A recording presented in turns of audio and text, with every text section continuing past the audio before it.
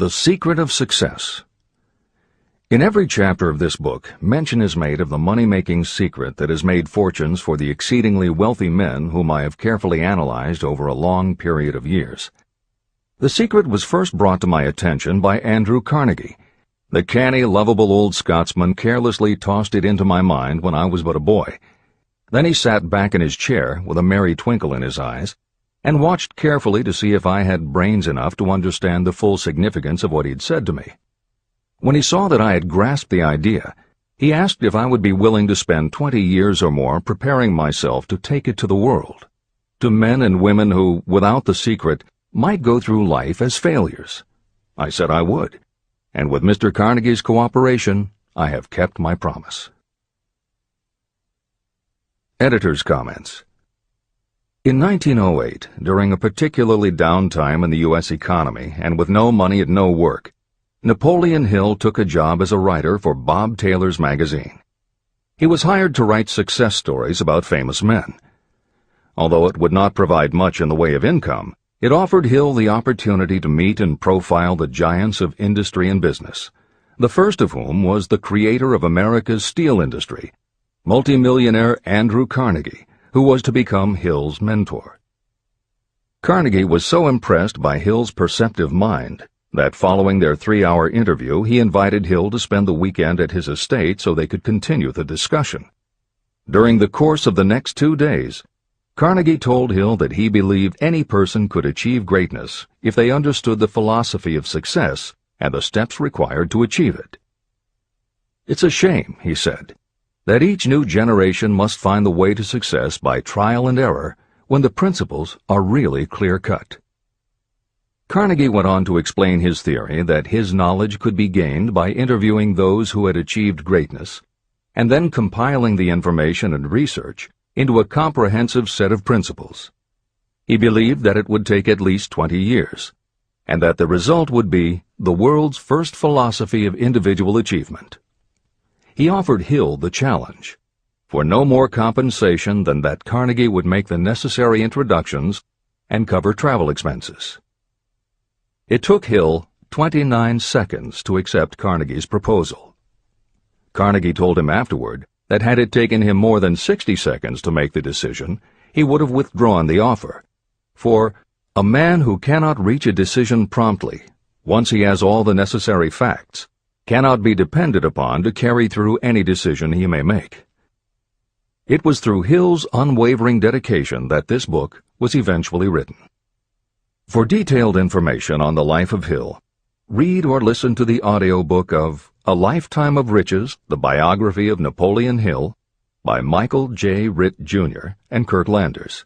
Michael Ritt worked as Hill's assistant for 10 years and was the first employee of the Napoleon Hill Foundation, where he served as executive director, secretary, and treasurer. The material in his book comes from his own personal knowledge of Hill, as well as from Hill's unpublished autobiography. That is the end of the editor's comment. This book, Think and Grow Rich, contains the Carnegie secret, a secret that has been tested by thousands, now millions of people in almost every walk of life. It was Mr. Carnegie's idea that the magic formula, which gave him a stupendous fortune, ought to be placed within reach of people who do not have the time to investigate how others had made their money. It was his hope that I might test and demonstrate the soundness of the formula through the experience of men and women in every calling. He believed the formula should be taught in all public schools and colleges. He said that if it were properly taught, it would revolutionize the entire educational system, and the time spent in school could be reduced to less than half. In Chapter 4, On Faith, you will read the astounding story of the organization of the giant United States Steel Corporation. It was conceived and carried out by one of the young men through whom Mr. Carnegie proved that his formula will work for all who are ready for it. This single application of the secret, by Charles M. Schwab, made him a huge fortune in both money and opportunity. Roughly speaking, this particular application of the formula was worth $600 million. These facts give you a fair idea of what reading this book may bring to you, provided you know what it is that you want. Editor's comment. According to one method of calculation, through inflation alone, it would take approximately $20 in 2001 to buy what $1 would have bought in 1901. However, to find the contemporary equivalent value of $600 million is not simply a matter of multiplying by the increase in the cost of living. Although there are other factors and variables in calculating buying power, even by conservative estimates, the $600 million would translate into at least $12 billion at the beginning of the 21st century. That's the end of the editor's comment. The secret was passed on to thousands of men and women who have used it for their personal benefit. Some have made fortunes with it. Others have used it successfully in creating harmony in their homes. A clergyman used it so effectively that it brought him an income of upwards of $75,000 a year, approximately $1.5 million in contemporary terms. Arthur Nash, a Cincinnati tailor, used his near-bankrupt business as a guinea pig on which to test the formula. The business came to life and made a fortune for its owners. The experiment was so unique that newspapers and magazines gave it millions of dollars worth of publicity. The secret was passed on to Stuart Austin Weir of Dallas, Texas. He was ready for it, so ready that he gave up his profession and studied law. Did he succeed? You'll read the answer in Chapter 6, Specialized Knowledge. While I was the advertising manager of the LaSalle Extension University, I had the privilege of seeing J.G. Chaplin, president of the university, use the formula so effectively that he made LaSalle one of the great extension schools of this country. The secret is mentioned no fewer than 100 times throughout this book. It has not been directly named, for it seems to work more successfully when it is merely left in sight, where those who are ready and searching for it may pick it up. That is why Andrew Carnegie passed it to me without giving me its specific name. If you are ready to put it to use, you will recognize this secret at least once in every chapter, but you will not find an explanation of how you will know if you are ready. That would deprive you of much of the benefit you will receive when you make the discovery in your own way. If you have ever been discouraged, if you have had difficulties that took the very soul out of you, if you have tried and failed, if you were ever handicapped by illness or physical affliction, the story of my own son's discovery and use of the Carnegie formula may prove to be the oasis in the desert of lost hope for which you have been searching. This secret was extensively used by President Woodrow Wilson during the World War, and by President Roosevelt during the Second World War. It was passed on to every soldier in the training received before going to the front. President Wilson told me it was a powerful factor in raising the funds needed for the war. A peculiar thing about this secret is that those who acquire and use it find themselves literally swept on to success. However, as is often pointed out in this book, there is no such thing as something for nothing. The secret cannot be had without paying a price, although the price is far less than its value. Another peculiarity is that the secret cannot be given away, and it cannot be purchased for money. Unless you are intentionally searching for the secret, you cannot have it at any price. That is because the secret comes in two parts, and in order for you to get it, one of those parts must already be in your possession. The secret will work for anyone who is ready for it. Education has nothing to do with it. Long before I was born, the secret had found its way into the possession of Thomas A. Edison, and he used it so intelligently that he became the world's leading inventor, although he had only 3 months of schooling. The secret was passed on to Edwin C. Barnes, a business associate of Mr. Edison's. He used it so effectively that he accumulated a great fortune and retired from active business while still a young man. You will find his story at the beginning of the next chapter. It should convince you that riches are not beyond your reach, and that no matter where you are in life, you can still be what you wish to be. Money, fame, recognition, and happiness can be had by you if you are ready and determined to have these blessings. How do I know these things? You should have the answer before you finish this book. You may find it in the very first chapter or on the last page. While I was doing the research that I had undertaken at Andrew Carnegie's request, I analyzed hundreds of well-known men. Many of them attributed the accumulation of their vast fortunes to the Carnegie secret. Among these men were Henry Ford. Founder of the Ford Automobile Company, Ford started with no money and little education, yet became one of the most successful self-made businessmen in American history. William Wrigley, Jr., a traveling salesman who found that his customers liked the chewing gum he gave away as a premium better than the goods he sold, so he started his own company. John Wanamaker. Known as the Merchant Prince, he created the world's first department store and was hailed for his innovations in marketing, customer service, and employee benefits. James J. Hill. Known as the Empire Builder, he built the transcontinental Great Northern Railway, encouraged homesteading in the West, then established shipping routes linking America to Asia. George S. Parker. A school teacher who grew tired of fixing his students' pens, he created a new design, founded the Parker Pen Company, and turned a simple idea into a fortune. E. M. Statler. The son of a poor pastor, he started as a bellboy and worked his way up until he was able to start his own chain of Statler hotels, famous for their luxury and service with a smile. Henry L. Doherty. Started at age 12 as an office boy for Columbia Gas, he went on to acquire 53 utilities companies and patented 140 innovations for natural gas and oil production. Cyrus H.K. Curtis. Starting with a small agricultural weekly, Curtis turned it into Ladies' Home Journal, created Saturday Evening Post, then assembled one of the largest newspaper empires. George Eastman. Inventor and founder of the Eastman Kodak Company, he created many of the innovations that popularized photography and transformed the motion picture industry. Charles M. Schwab. The right-hand man of Andrew Carnegie, he was president of Carnegie Steel Company, brokered the deal that formed U.S. Steel, and went on to found Bethlehem Steel. Theodore Roosevelt. 26th President of the United States from 1901 to 1909. John W. Davis.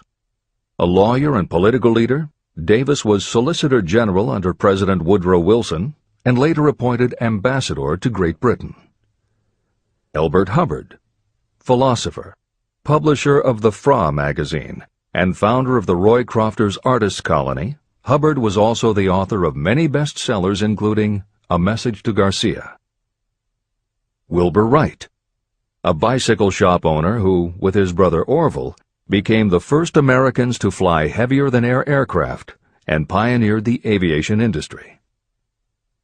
William Jennings Bryan. Newspaper publisher, presidential nominee, Secretary of State under President William McKinley, but perhaps best known as the lawyer who defended creationism at the Scopes monkey trial. Dr. David Starr Jordan. Educator, scientist, author of over 50 books, he was the nation's youngest university president at Indiana University and became the first president of Stanford University. J. Ogden Armour. Inherited his family's meatpacking business, turned it into a conglomerate with more than 3,000 products, was an owner of the Chicago Cubs, and a director of National City Bank and American International Corporation. Arthur Brisbane. A crusading journalist and syndicated columnist, Brisbane was sought after by every major news organization and was the most read and highest-paid editorial writer of his day. Dr. Frank Gonzalez. A Chicago preacher who delivered such a powerful sermon, Philip D. Armour gave him $1 million to start the Armour Institute of Technology, of which he became president. Daniel Willard. President of the B&O Railroad for more than 30 years, he was honored by having the city of Willard, Ohio, named for him. King Gillette. A traveling salesman and born tinkerer, Gillette was trying to shave on a moving train when he came up with the idea of the safety razor, which became the foundation of a corporate giant. Ralph A. Weeks. President of International Correspondence Schools, Weeks helped finance Napoleon Hill's Intra-Wall Institute, established to educate and rehabilitate prison inmates. Judge Daniel T. Wright, instructor at Georgetown Law School, where Napoleon Hill was studying when Bob Taylor's magazine gave him the assignment to write a profile of Andrew Carnegie. John D. Rockefeller. With $1,000 in savings plus another $1,000 borrowed from his father, he started a kerosene company which he grew into the giant Standard Oil and one of the world's greatest fortunes. Thomas A. Edison. Inventor and entrepreneur, he perfected the electric light bulb, the phonograph, the motion picture camera, and owned the rights to more than 1,000 patented inventions. Frank A. Vanderlip. A poor boy who became a journalist, social reformer, and self-made millionaire, he was president of the National City Bank, now Citibank, and Assistant Secretary of the Treasury. F. W. Woolworth. A clerk in a general store, he pioneered the idea of fixed-price selling and self-service and forever changed retail selling with a chain of Woolworth 5 and 10 cent stores. Colonel Robert A. Dollar. Starting with a small schooner bought to haul lumber down the West Coast, he built the Dollar Steamship Company, the largest fleet of luxury liners sailing under the U.S. flag. Edward A. Filene. Founder of the Boston-based stores, he devised revolutionary methods of distribution and merchandising and became famous for the first bargain basement department. Edwin C. Barnes. The only man Thomas Edison ever had as a partner, Barnes took Edison's failing dictaphone and sold it so successfully it became a fixture in offices and made him a multimillionaire. Arthur Nash. A Cincinnati tailor who used his bankrupt business as a guinea pig for the Carnegie Secret and was so successful the newspapers made him famous as Golden Rule Nash. Clarence Darrow. Famed as a lawyer, public speaker, and defender of the underdog, Darrow is best known as the lawyer who defended teaching the theory of evolution at the Scopes monkey trial. Woodrow Wilson. 28th President of the United States of America from 1913 to 1921. William Howard Taft. 27th President of the United States of America from 1909 to 1913. Luther Burbank. World-renowned horticulturalist who introduced over 800 varieties of new plants in his effort to improve the quality of plants and thereby increase the world's food supply. Edward W. Buck. Although he had only 6 years' schooling, by the age of 20 he was editor of Ladies' Home Journal, which he helped to build into the world's most widely circulated magazine. Frank A. Munsey. A telegraph operator who quit to launch Argosy magazine, then parlayed his fortune into a newspaper empire that included the Washington Times and the New York Herald. Elbert H. Gary. Chairman of U.S. Steel, at the time the largest corporation in the world, Gary spearheaded the construction of its first major project, the Gary Works Steel Plant, and the city of Gary, Indiana. Dr. Alexander Graham Bell. Best known as the inventor of the telephone, Bell also perfected recording devices, advances in aircraft, and was a co-founder of the National Geographic Society. John H. Patterson. President of National Cash Register, Patterson was known as an advertising visionary and a genius at motivating his sales force, which made NCR the leader in its field. Julius Rosenwald. A small manufacturer who foresaw the future of mail order, he bought 25% of Sears Roebuck & Company, and together with Richard Sears built it into an icon of American business. Stuart Austin Weir.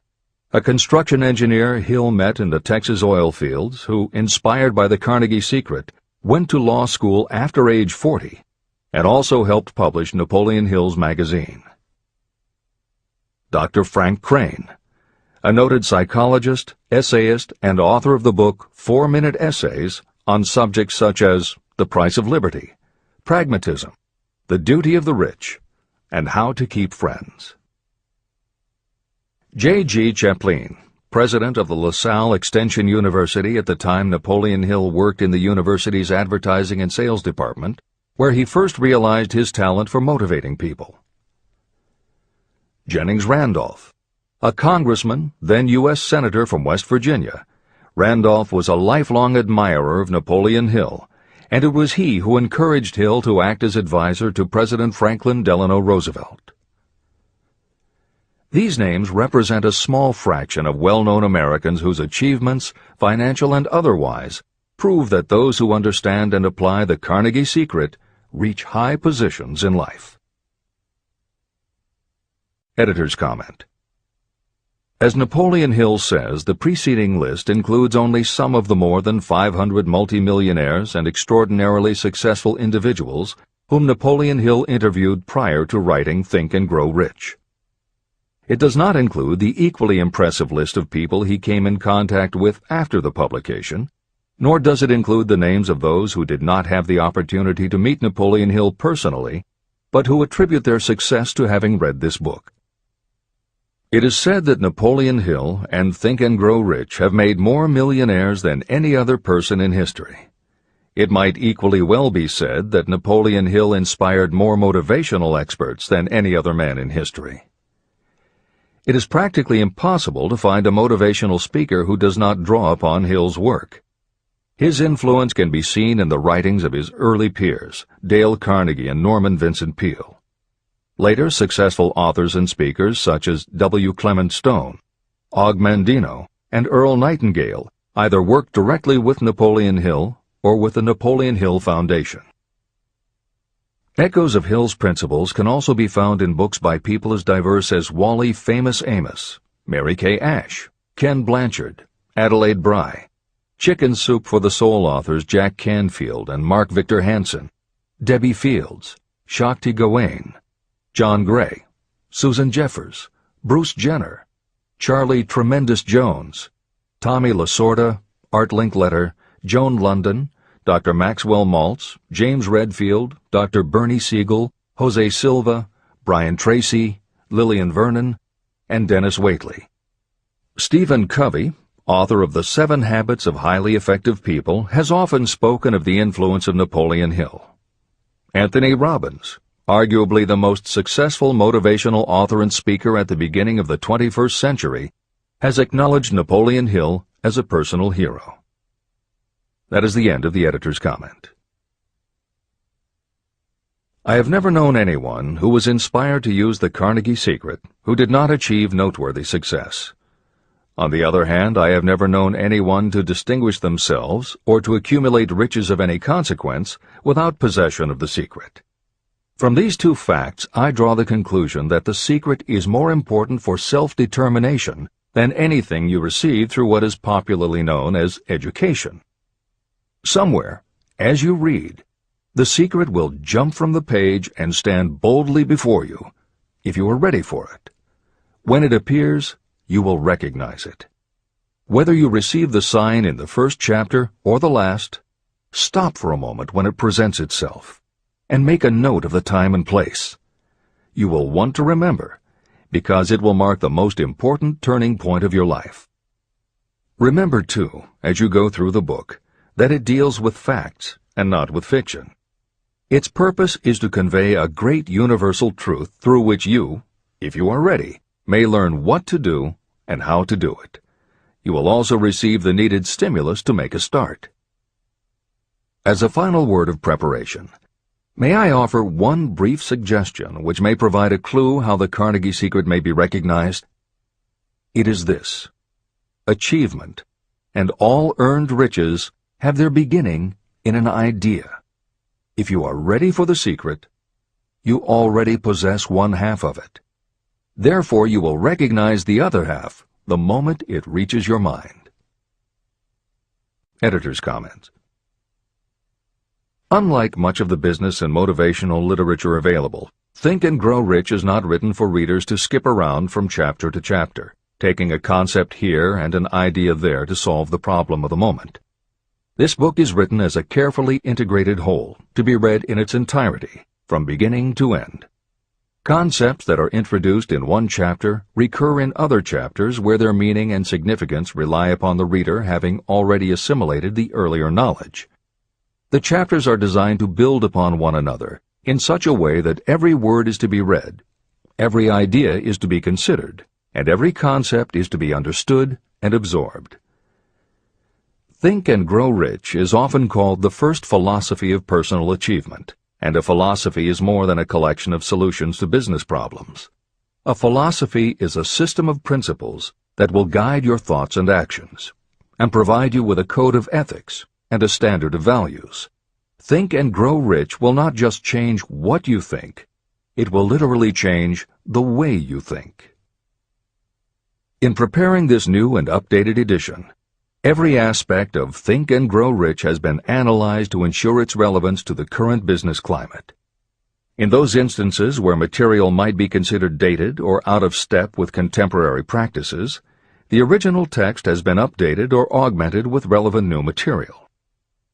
A hallmark of the original edition of Think and Grow Rich is that in every chapter Napoleon Hill cites real-life examples based on his own first-hand knowledge of America's most successful self-made multimillionaires.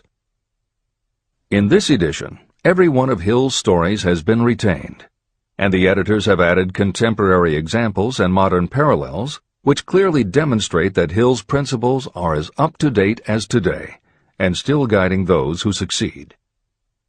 In addition to contemporary examples, where the editors felt it would be of interest to the reader, we have included marginal notes that provide relevant information about recent developments. Where applicable, we have also suggested books or other materials that complement various aspects of Napoleon Hill's philosophy. On a more technical note, the editors have approached the written text as we would that of a living author.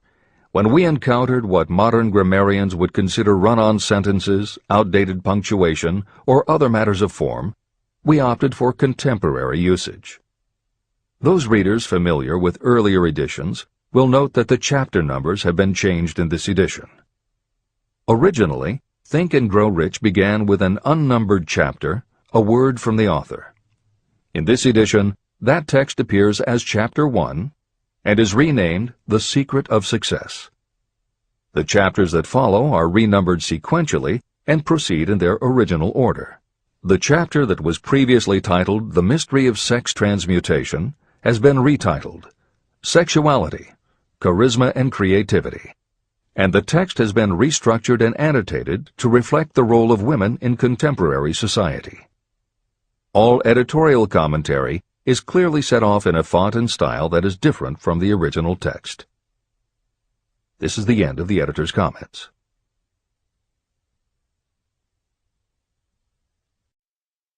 Both poverty and riches are the offspring of thought. Chapter 2. Thoughts are Things. The man who thought his way into partnership with Thomas A. Edison. Truly, thoughts are things, and powerful things, when they are mixed with definiteness of purpose, persistence, and a burning desire for their translation into riches or other material objects. Some years ago, Edwin C. Barnes discovered how true it is that you really can think and grow rich. His discovery did not come about at one sitting. It came little by little, beginning with a burning desire to become a business associate of the great Thomas Edison. One of the chief characteristics of Barnes' desire was that it was definite. He wanted to work with Edison, not for him. Pay close attention to the story of how he turned his desire into reality, and you'll have a better understanding of the principles that lead to riches. When this desire, or this thought, first flashed into his mind, he was in no position to act upon it. Two problems stood in his way. He did not know Mr. Edison, and he did not have enough money to buy a train ticket to West Orange, New Jersey, where the famed Edison Laboratory was located. These problems would have discouraged the majority of people from making any attempt to carry out the desire. But his was no ordinary desire. The Inventor and the Tramp. Edwin C. Barnes presented himself at Mr. Edison's laboratory and announced that he had come to go into business with the inventor.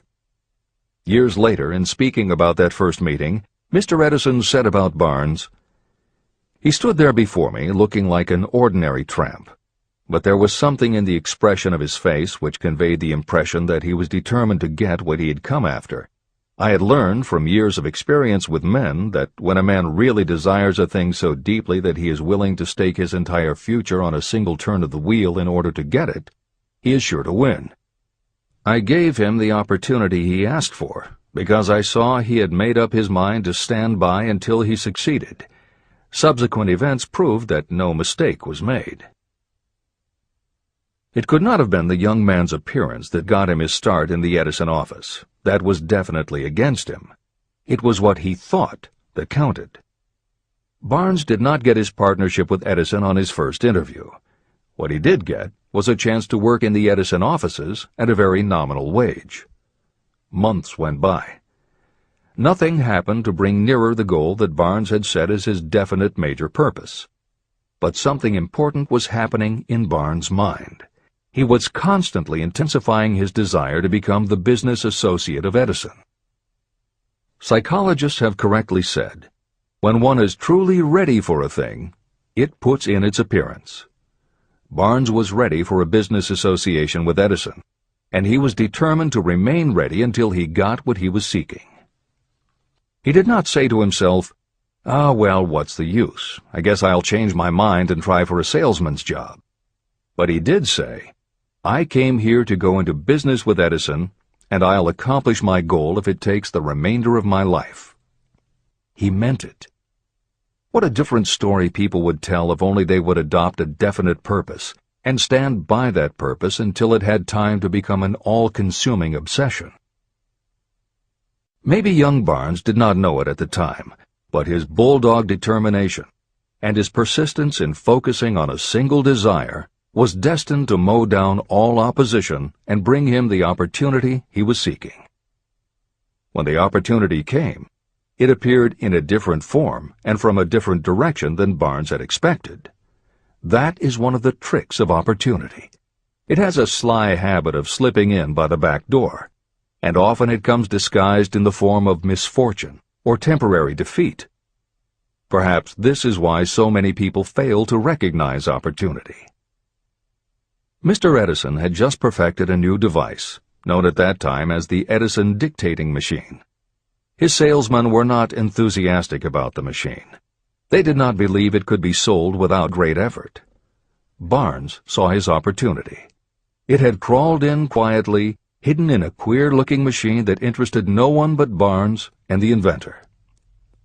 Barnes knew he could sell the Edison dictating machine, and he told Edison so. Edison decided to give him his chance. And Barnes did sell the machine. In fact, he sold it so successfully that Edison gave him a contract to distribute and market it all over the nation. Out of that business association, Barnes made himself rich in money, but he did something infinitely greater. He proved that you really can think and grow rich. How much actual cash that original desire of Barnes was worth to him, I have no way of knowing. Perhaps it brought him $2 or $3 million. Editor's comment. $3 million in the early years of the 20th century would be comparable to more than $50 million in terms of buying power at the beginning of the 21st century. This is the end of the editor's comment. But the amount becomes insignificant compared with the greater asset he acquired. The definite knowledge that an intangible impulse of thought can be transmuted into material rewards by the application of known principles. Barnes literally thought himself into a partnership with the great Edison. He thought himself into a fortune. He had nothing to start with except knowing what he wanted, and the determination to stand by that desire until he realized it. 3 feet from gold. One of the most common causes of failure is the habit of quitting when you're overtaken by temporary defeat. Every person is guilty of this mistake at one time or another. During the gold rush days, An uncle of my friend R.U. Darby was caught by gold fever, and he went west to Colorado to dig and grow rich. He had never heard that more gold has been mined from the thoughts of men than has ever been taken from the earth. He staked a claim and went to work with pick and shovel. After weeks of labor, he was rewarded by the discovery of the shining ore. He needed machinery to bring the ore to the surface. Quietly, he covered up the mine and returned to his home in Williamsburg, Maryland. He told his relatives and a few neighbors about the strike.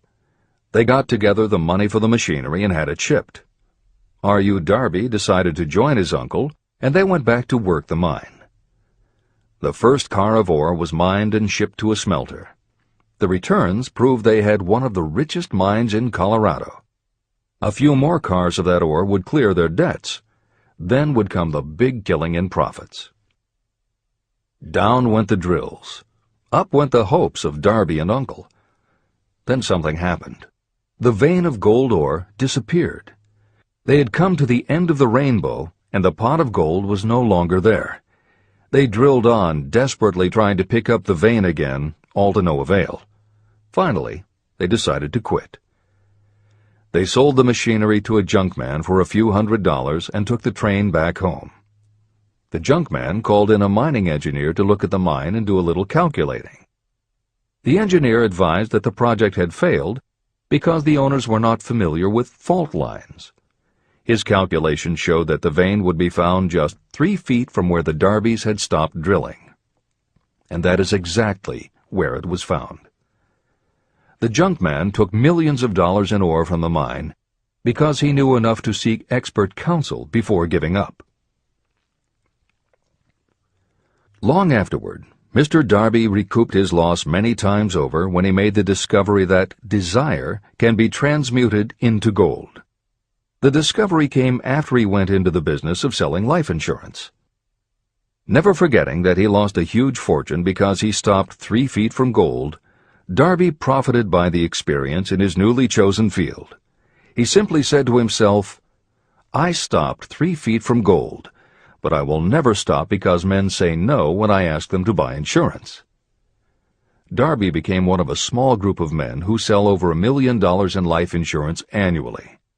He owed his stickability to the lesson he learned from his quitability in the gold mining business. Before success comes in anyone's life, that person is sure to meet with much temporary defeat, and perhaps some failure. When defeat overtakes a person, the easiest and most logical thing to do is to quit. That is exactly what the majority of people do. More than 500 of the most successful people this country has ever known told me their greatest success came just one step beyond the point at which defeat had overtaken them. Failure is a trickster with a keen sense of irony and cunning. It takes great delight in tripping you just when success is almost within reach. Editor's comments. Napoleon Hill's creed, "Every failure brings with it the seed of an equivalent success," was the inspiration for entrepreneur and motivational speaker Wayne Allen Root to write his book, The Joy of Failure. Published in the late 1990s, it not only tells Wayne's personal story of using his failures as stepping stones to success, he also recounts stories from other successful people, which prove that the rich and famous got to be that way only because of what they learned from their failures. People such as Jack Welch, the hugely successful CEO of General Electric, who early in his career failed dramatically when a plastics plant for which he was responsible blew up. Billionaire Charles Schwab was a failure at school and university, flunking basic English twice due to a learning disability, and then failed on Wall Street more than once before he thought of the idea that grew to make him very rich indeed. Sylvester Stallone, Bruce Willis, Oprah Winfrey, Bill Clinton, Stephen Jobs, Donald Trump, and a host of other equally well-known achievers all had to fail in order to learn the lessons that ultimately made them successes. Every one of them was a failure, but none of them was defeated. Charles F. Kettering, who patented more than 200 inventions including the automobile ignition, the spark plug, Freon for air conditioners and the automatic transmission, said, "From the time a person is 6 years old until he graduates from college, he has to take 3 or 4 examinations a year. If he flunks once, he is out."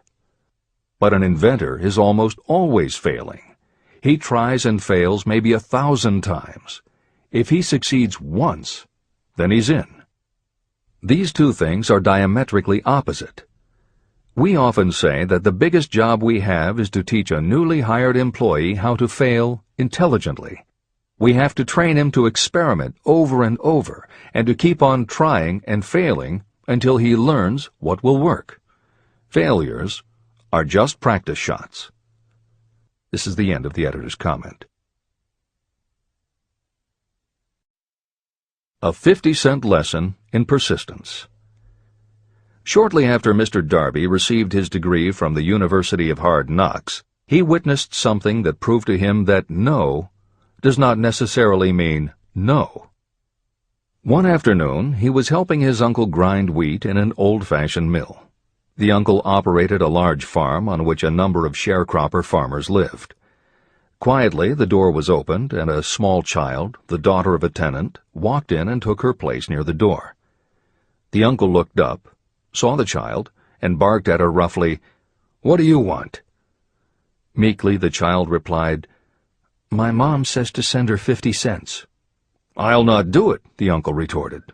"Now you run on home." But she did not move. The uncle went ahead with his work, not noticing that she did not leave. When he looked up again and saw her still standing there, he said, "I told you to go on home. Now go, or I'll take a switch to you." But she did not budge. The uncle dropped a sack of grain he was about to pour into the mill hopper and started toward the child. Darby held his breath. He knew his uncle had a fierce temper. When the uncle reached the spot where the child was standing, she quickly stepped forward one step, looked up into his eyes, and screamed at the top of her voice, "My mom's got to have that 50 cents!" The uncle stopped, looked at her for a minute, put his hand in his pocket, took out $50, and gave it to her. The child took the money and slowly backed toward the door, never taking her eyes off the man whom she had just conquered. After she had gone, the uncle sat down on a box and looked out the window into space for more than 10 minutes. He was pondering, with awe, over the whipping he had just taken. Mr. Darby, too, was doing some thinking. This was the first time in all his experience that he had seen a child deliberately master an adult. How did she do it? What happened to his uncle that caused him to lose his fierceness and become as docile as a lamb? What strange power did this child use that made her master of the situation? These questions flashed into Darby's mind, but he did not find the answer until years later, when he told me the story. Strangely, the story of this unusual experience was told to me in the old mill on the very spot where the uncle took his whipping. As we stood there in that musty old mill, Mr. Darby repeated the story and finished by asking, "What can you make of it? What strange power did that child use that so completely whipped my uncle?" The answer to his question will be found in the principles described in this book. The answer is full and complete. It contains enough details and instructions for you to understand and apply the same force that the little child accidentally stumbled upon. Keep your mind alert, and you will learn exactly what strange power came to the rescue of the child. You may catch a glimpse of the power in this chapter, or it may flash into your mind in some later chapter. If you stay alert to the possibility, somewhere you will find the idea that will quicken your receptive powers and place at your command this same irresistible power. It may come in the form of a single idea, or it may come as a complete plan or a purpose. It may even cause you to go back over your past experiences of failure or defeat, and in doing so, it may bring to the surface some lesson by which you can regain all that you lost through defeat. After I had explained to Mr. Darby the power unwittingly used by the little child, he mentally retraced his 30 years as a life insurance salesman. As he did so, it became clear to him that his success was due, in no small degree, to the lesson he had learned from the child. Mr. Darby pointed out, "Every time a prospect tried to bow me out without buying, I saw that child standing there in the old mill, her big eyes glaring in defiance, and I said to myself, I've got to make this sale. The better portion of all sales I have made were made after people had said no." He also recalled his mistake in having stopped only 3 feet from gold. "But," he said, "that experience was a blessing in disguise. It taught me to keep on keeping on, no matter how hard the going may be. A lesson I needed to learn before I could succeed in anything." Mr. Darby's experiences were commonplace and simple enough, yet they held the answer to his destiny in life. In fact, to him the experiences were as important as life itself, and he was able to profit from these 2 important experiences because he analyzed them and found the lesson they taught. But what if you don't see the events of your life as being experiences of such profound significance? And what about the young person who doesn't yet have even minor failures to analyze? Where and how will they learn the art of converting defeats into the stepping stones to opportunity? That is exactly why this book was written, to answer those questions. To convey my answer, I have constructed 13 principles. These principles work individually or together as catalysts. The specific answer that you are looking for may already be in your own mind. Reading these principles may be the catalyst that causes your answer to suddenly come to you as an idea, a plan, or a purpose. One sound idea is all you need to achieve success. These 13 principles contain the best and most practical ways and means of creating ideas. Success consciousness. Before I go any further in the description of these principles, you should know this. When riches begin to come, they come so quickly and in such great abundance that you will wonder where they've been hiding during all those lean years. This is an astounding statement, especially when you take into consideration the popular belief that riches come only to those who work hard and long. When you begin to think and grow rich, you will observe that riches begin with a state of mind, with definiteness of purpose, with little or no hard work. What you need to know now is how to acquire the state of mind that will attract riches. I spent 25 years researching the answer to that question, because I, too, wanted to know how wealthy men become that way. What you will learn is that as soon as you master the principles of this philosophy and begin to apply those principles, your financial status will begin to improve. Everything you touch will begin to transmute itself into an asset for your benefit. Impossible? Not at all. One of the main weaknesses the average person suffers is too much familiarity with the word impossible. We know all the rules that will not work. We know all the things that cannot be done.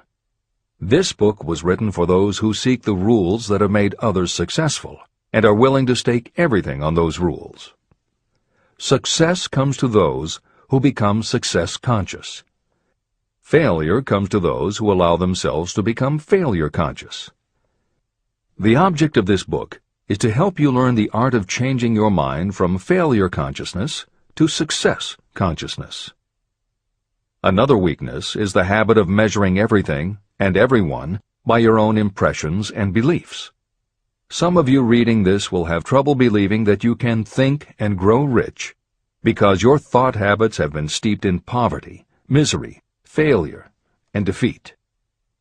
This kind of thinking reminds me of the story about the man who came from China to study at the University of Chicago.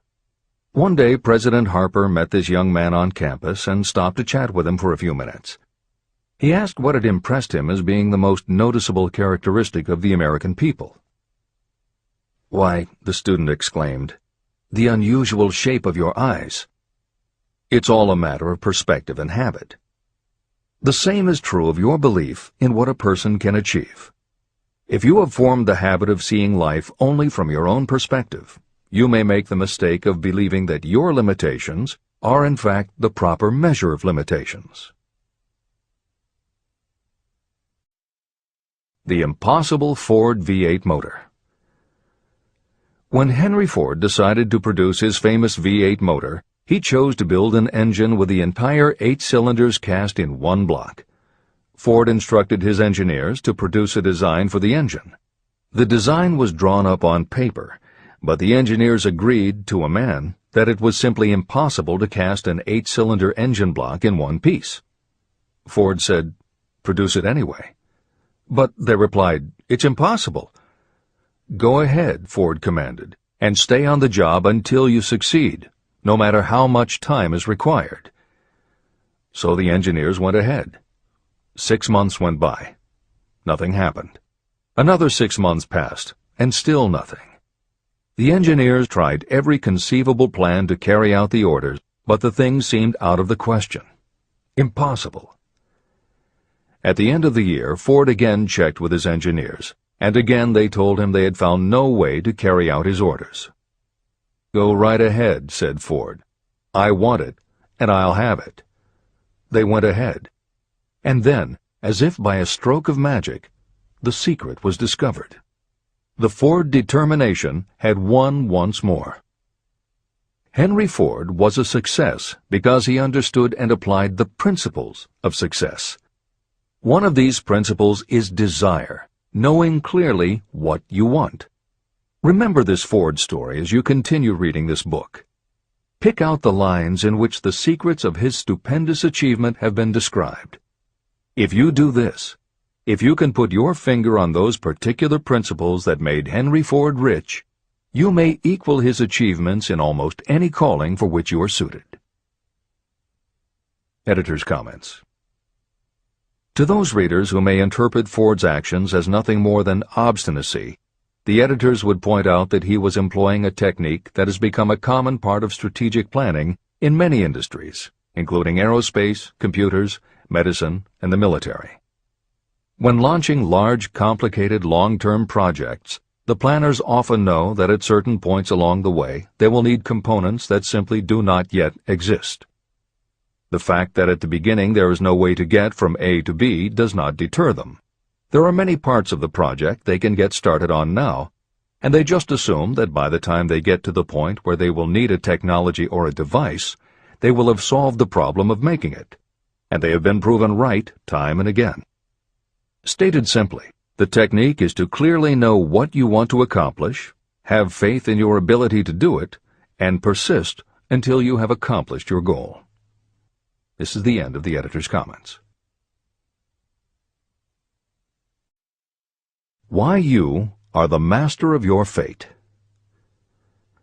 When the famed English poet William Henley wrote the prophetic lines, "I am the master of my fate, I am the captain of my soul," he should have informed us that the reason we are the masters of our fate, the captains of our souls, is that we have the power to control our thoughts. He should have told us that it is because in some way our brains become magnetized with the dominating thoughts that we hold in our minds. And it is as though our magnetized minds attract to us the forces, the people, and the circumstances of life that are in sync with our dominating thoughts. He should have told us that before we can accumulate riches in great abundance, we must magnetize our minds with intense desire for riches. That we must become money-conscious until the desire for money drives us to create definite plans for acquiring it. But, being a poet, Henley contented himself by stating a great truth in poetic form, leaving those who followed him to interpret the philosophical meaning of his lines. Little by little, the truth has unfolded itself, until I have come to know with certainty that the principles described in this book hold the secret of mastery over our economic fate. Principles that can change your destiny. We are now ready to examine the first of these principles, and as we do, I ask you to maintain a spirit of open-mindedness. Remember as you read that these principles are not my invention, nor are they the invention of any one person. These principles have worked for literally millions of people. You, too, can put them to work for you and your own enduring benefit. You will find it easy, not hard to do. Some years ago, I delivered the commencement address at Salem College in Salem, West Virginia. I emphasized with so much intensity the need to have a burning desire that one of the members of the graduating class became completely convinced and made it a cornerstone of his own philosophy. That young man became a congressman and an important factor in President Franklin D. Roosevelt's administration. He wrote me a letter in which he so clearly stated his opinion of the principle of desire outlined in the next chapter that I have chosen to publish his letter as an introduction to that chapter. It gives you an idea of the rewards to come. My dear Napoleon, my service as a member of Congress having given me an insight into the problems of men and women, I am writing to offer a suggestion which may become helpful to thousands of worthy people. In 1922, you delivered the commencement address at Salem College when I was a member of the graduating class. In that address, you planted in my mind an idea which has been responsible for the opportunity I now have to serve the people of my state, and will be responsible, in a very large measure, for whatever success I may have in the future. I recall, as though it were yesterday, the marvelous description you gave of the method by which Henry Ford, with but little schooling, without a dollar, with no influential friends, rose to great heights. I made up my mind then, even before you had finished your speech, that I would make a place for myself, no matter how many difficulties I had to surmount. Thousands of young people will finish their schooling this year and within the next few years. Every one of them will be seeking just such a message of practical encouragement as the one I received from you. They will want to know where to turn, what to do to get started in life. You can tell them, because you have helped to solve the problems of so many, many people. There are thousands of people in America today who would like to know how they can convert ideas into money. People who must start from scratch, without finances, and recoup their losses. If anyone can help them, you can. If you publish the book, I would like to own the first copy that comes from the press, personally autographed by you. With best wishes, believe me, cordially yours, Jennings Randolph. Since that time in 1922, I watched Jennings Randolph rise to become one of the nation's leading airline executives, a great inspirational speaker, and a United States Senator from West Virginia. 35 years after I made that speech, it was my pleasure to return to Salem College in 1957 and deliver the baccalaureate sermon. At that time, I received an honorary Doctor of Literature degree from Salem College. Editor's comments. As you begin the next chapter, the editors would like to reinforce the earlier statement that what you are reading is not just a collection of theories out of which you can cherry-pick what you like. The 13 principles of success were proven by the real-life experiences of the long list of famous successful people cited earlier by Napoleon Hill. His techniques are also practiced and endorsed by the contemporary experts and authors whom the editors mentioned, following Hill's list. More than 60 million people have purchased copies of the book that you are now holding in your hands. If this book has proven to be that successful, surely you owe it to yourself to give it every chance to work for you too. Read it. Don't question it. Do it. If you don't, if you think that you know better than Napoleon Hill, if you decide to pick and choose the parts that you will believe or follow, then, if you don't succeed, you will never know if your failure lies with this book or with you. This is the end of the editor's comments. Whatever the mind of man can conceive and believe, it can achieve. Chapter 3. Desire. The starting point of all achievement. The first step toward riches. When Edwin C. Barnes climbed down from the freight train in West Orange, New Jersey, he may have resembled a tramp, but his thoughts were those of a king. As he made his way from the railroad tracks to Thomas A. Edison's office, his mind was at work. He saw himself standing in Edison's presence. He heard himself asking Mr. Edison for an opportunity to carry out the one consuming obsession of his life, a burning desire to become the business associate of the great inventor. Barnes' desire was not a hope. It was not a wish. It was a pulsating desire which transcended everything else. It was definite. A few years later, Edwin C. Barnes again stood before Edison, in the same office where he first met the inventor. This time, his desire had been translated into reality. He was in business with Edison. The dominating dream of his life had become a reality.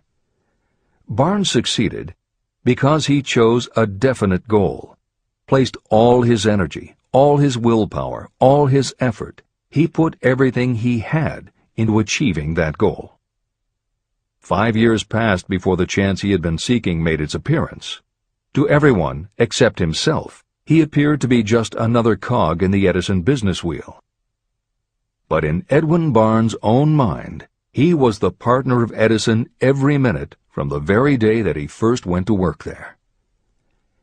It is a remarkable illustration of the power of a definite desire. Barnes won his goal because he wanted to be a business associate of Mr. Edison's more than he wanted anything else. He created a plan by which to attain that purpose, and he burned all bridges behind him. He stood by his desire until it became the dominating obsession of his life, and finally, a fact. When he went to West Orange, he did not say to himself, "I will try to induce Edison to give me a job of some sort." He said, "I will see Edison and put him on notice that I have come to go into business with him." He did not say, "I will keep my eyes open for another opportunity in case I fail to get what I want in the Edison organization." He said, "There is one thing in this world that I am determined to have, and that is a business association with Thomas A. Edison. I will burn all bridges behind me and stake my entire future on my ability to get what I want." He left himself no possible way of retreat. He had to win or perish.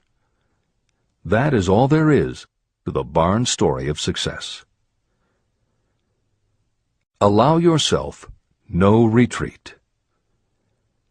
A long while ago, a great warrior faced a situation in which he had to make a decision that ensured his success on the battlefield.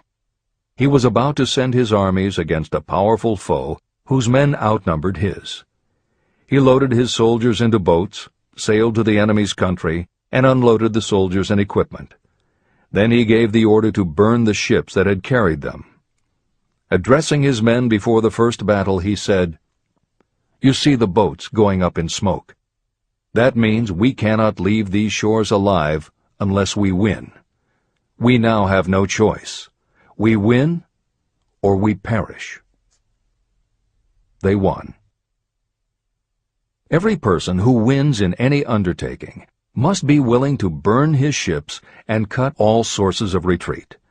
That is the only way you can be sure of maintaining the state of mind known as a burning desire to win.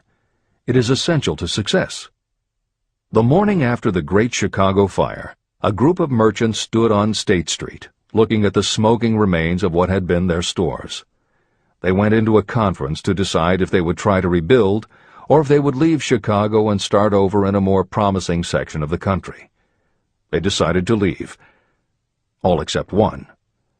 The merchant who decided to stay and rebuild pointed a finger at the remains of his store and said, "Gentlemen, on that very spot I will build the world's greatest store, no matter how many times it may burn down." That was in 1871. The store was built. It still stands there today. The Marshall Field's department store is a towering monument to the power of that state of mind known as a burning desire. The easy thing would have been for Marshall Field to do exactly what his fellow merchants did.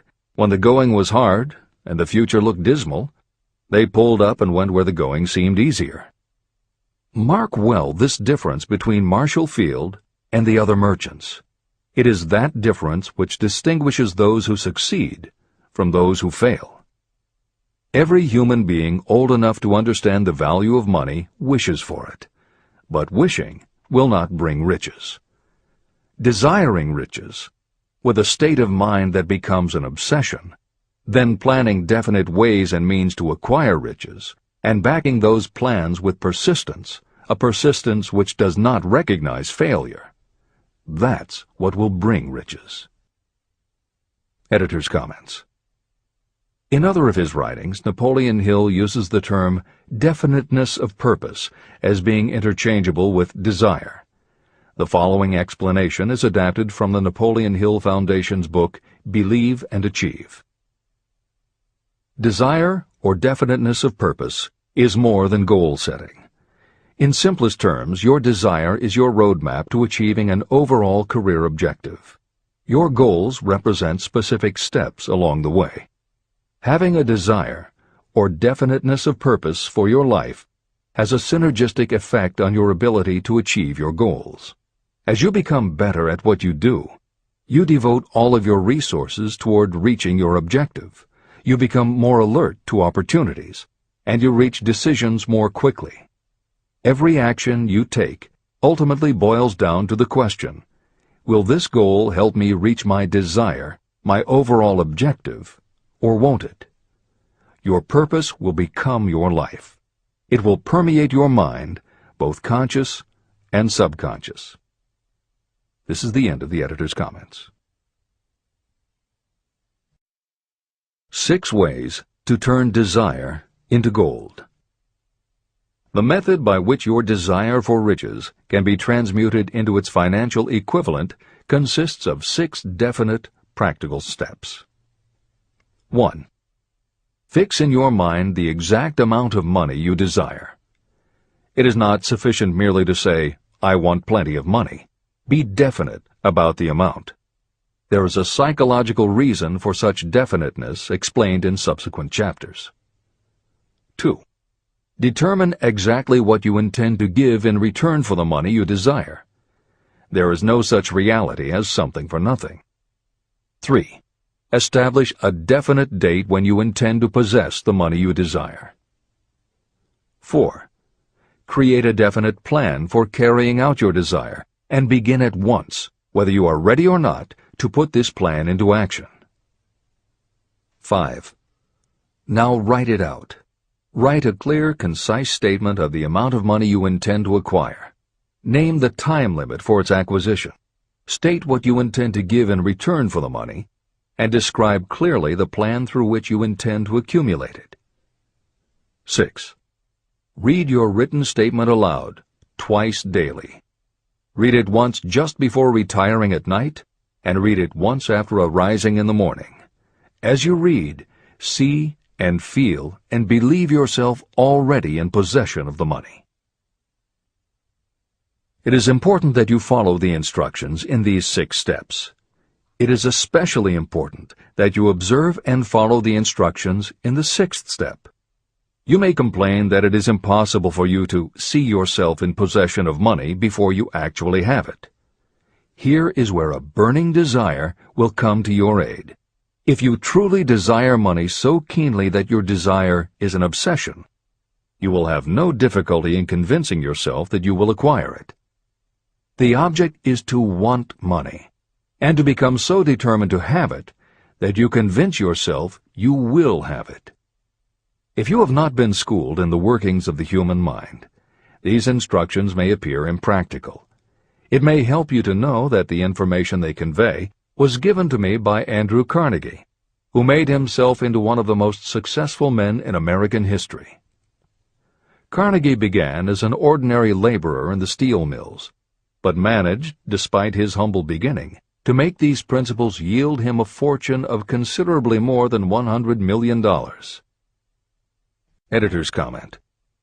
In today's terms, the value of Carnegie's fortune would be at least $20 billion and probably a good deal more. End of editor's comment. It may be of further help to know that the 6 steps were carefully scrutinized by the famed inventor and successful businessman, Thomas A. Edison. He gave his stamp of approval, saying they are not only the steps essential for the accumulation of money, but also for the attainment of any goal. Editor's comments. In the time since Napoleon Hill wrote these words, advances in our understanding of both the physiology of the brain and the psychology of the mind have yielded a much greater understanding of human motivation. Even so, the methods used by modern motivational experts are essentially the same techniques advised by Hill. Research studies confirm that there is sound psychological basis for doing as Hill advises. Be very specific when setting goals.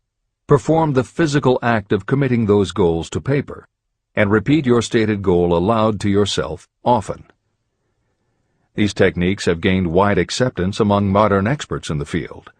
The psychological principle at work is similar to that which underlies autosuggestion and self-hypnosis, concepts that will be discussed in greater depth in Chapter 5, Autosuggestion, and in Chapter 13, The Subconscious Mind. Hill's instruction to see yourself as you will be when you have already achieved your objective is also a specific technique. Today it is commonly taught by motivational experts under the term creative visualization. In Chapter 4 on faith and in Chapter 5 on autosuggestion, Hill elaborates on his method. Before moving on, the editors would like to reinforce Hill's advice to follow his instructions to the letter. The editors know there is a tendency for the reader to assume that it is enough for them just to intellectually understand a concept. As you read Hill's 6 points, you probably found yourself thinking, sure, some people might need to write things down, but I'm not a kid, I get the idea. Or, okay, I understand that saying it out loud might help some less sophisticated people, but I already understand the point intellectually. If you feel that way, let us remind you that many of the most successful people whom you admire did not think they were too smart or too sophisticated to follow Hill's instructions. The editors would again point out that if Napoleon Hill believed the actual acts of writing and speaking your goals is important, and if psychologists and motivational experts agree, then you would be foolish not to follow this simple advice. Just do it. This is the end of the editor's comments. The steps call for no hard labor. They call for no sacrifice. To apply them does not call for a great amount of education. But the 6 steps do call for enough imagination to see and to understand that the accumulation of money cannot be left to chance or luck. You may as well know right here that you can never have riches in great quantity unless you can work yourself into a white heat of desire for money and actually believe you will possess it.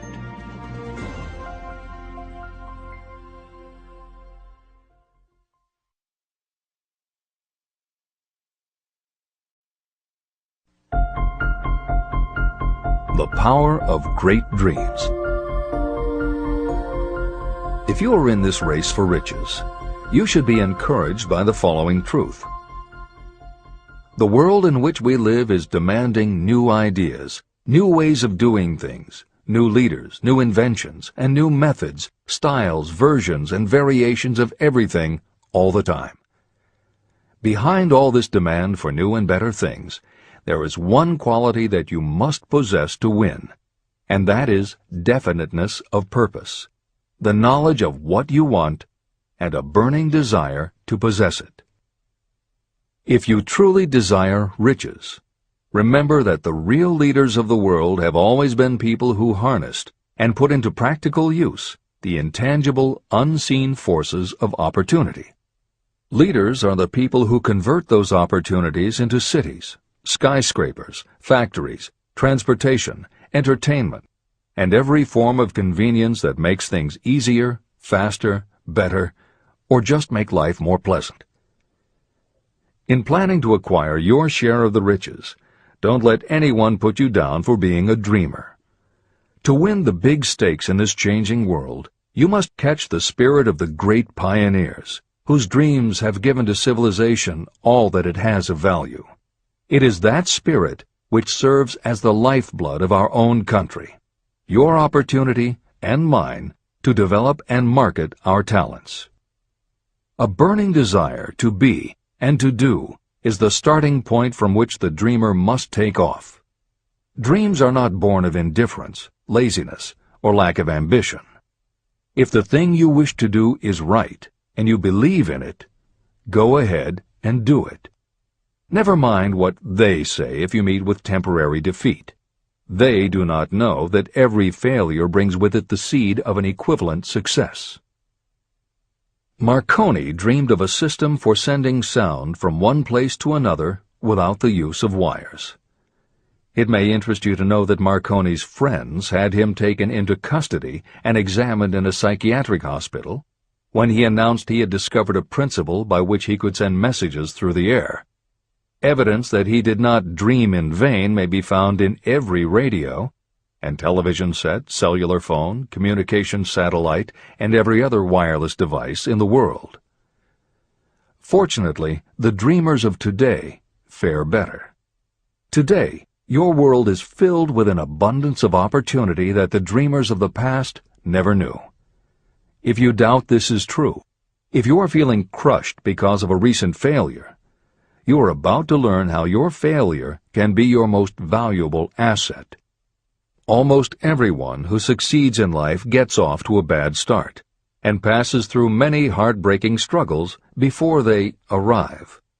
The turning point in the lives of those who succeed usually comes at the moment of some crisis through which they are introduced to their other selves. Editor's comments. Napoleon Hill's concept of the other self is mentioned elsewhere in Think and Grow Rich, but he does not comment on it extensively. The following elaboration is taken from his later writings. You've been thinking about your losses to the exclusion of everything else. The more you concentrate on them, the more you attract other losses. Stop thinking about them, and make up your mind that you are going to benefit from your experience. Whatever personal obstacles you face, you must start getting to know that side of your personality that knows no obstacles, that recognizes no defeats. Cultivate a friendship with the other you, so no matter what you're doing, you are allied with someone who shares your goals. All the philosophy and advice about persuading others will be much more useful to you if you practice it yourself. This is the end of the editor's comment. Sidney Porter discovered the genius that slept within his brain only after he had met with great misfortune. He was found guilty of embezzlement and confined to a prison cell in Columbus, Ohio, and it was there that he became acquainted with his other self.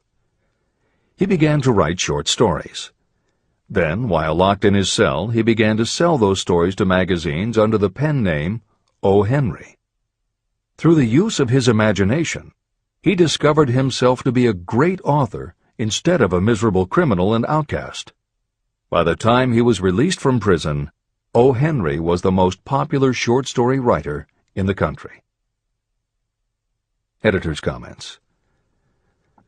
More recently, in another prison, another kind of writer met his other self, and country music gained one of its most talented songwriters and biggest stars.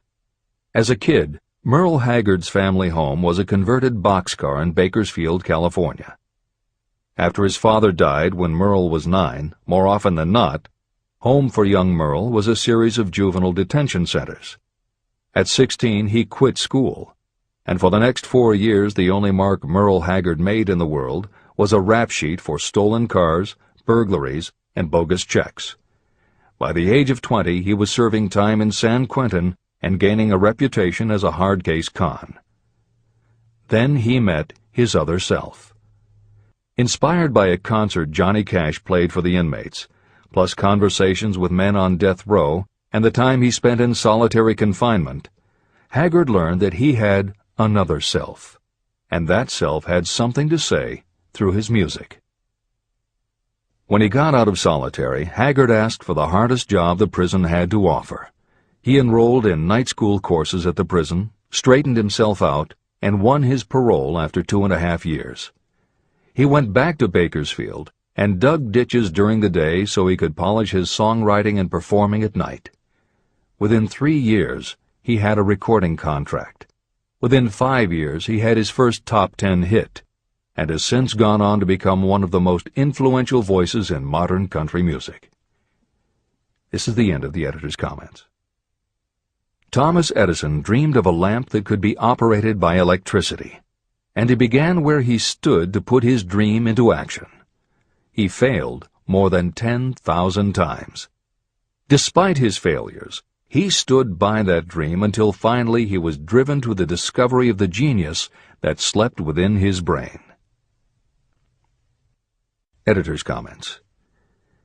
Dean Kamen got to know his other self very early in life.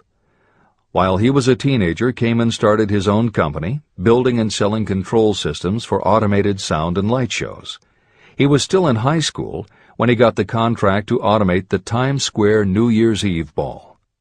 Though he went on to attend university, he never bothered to graduate because he was too busy working on something he called auto-syringe, the first wearable infusion pump for administering drug therapies.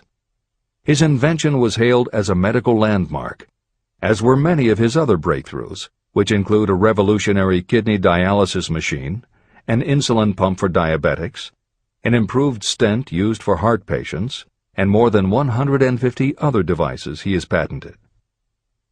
One day, seeing the difficulty a man in a wheelchair was having getting up a curb, Kamen set his mind to creating a device that would liberate people confined to wheelchairs. The result is the iBot, a revolutionary wheel device that uses computers and a system of stabilizing gyroscopes that imitate the working of the human body. It not only goes over curbs, but it will even go up and down stairs, travel over almost any kind of rough ground, and will allow the user to raise themselves eye to eye with a standing person.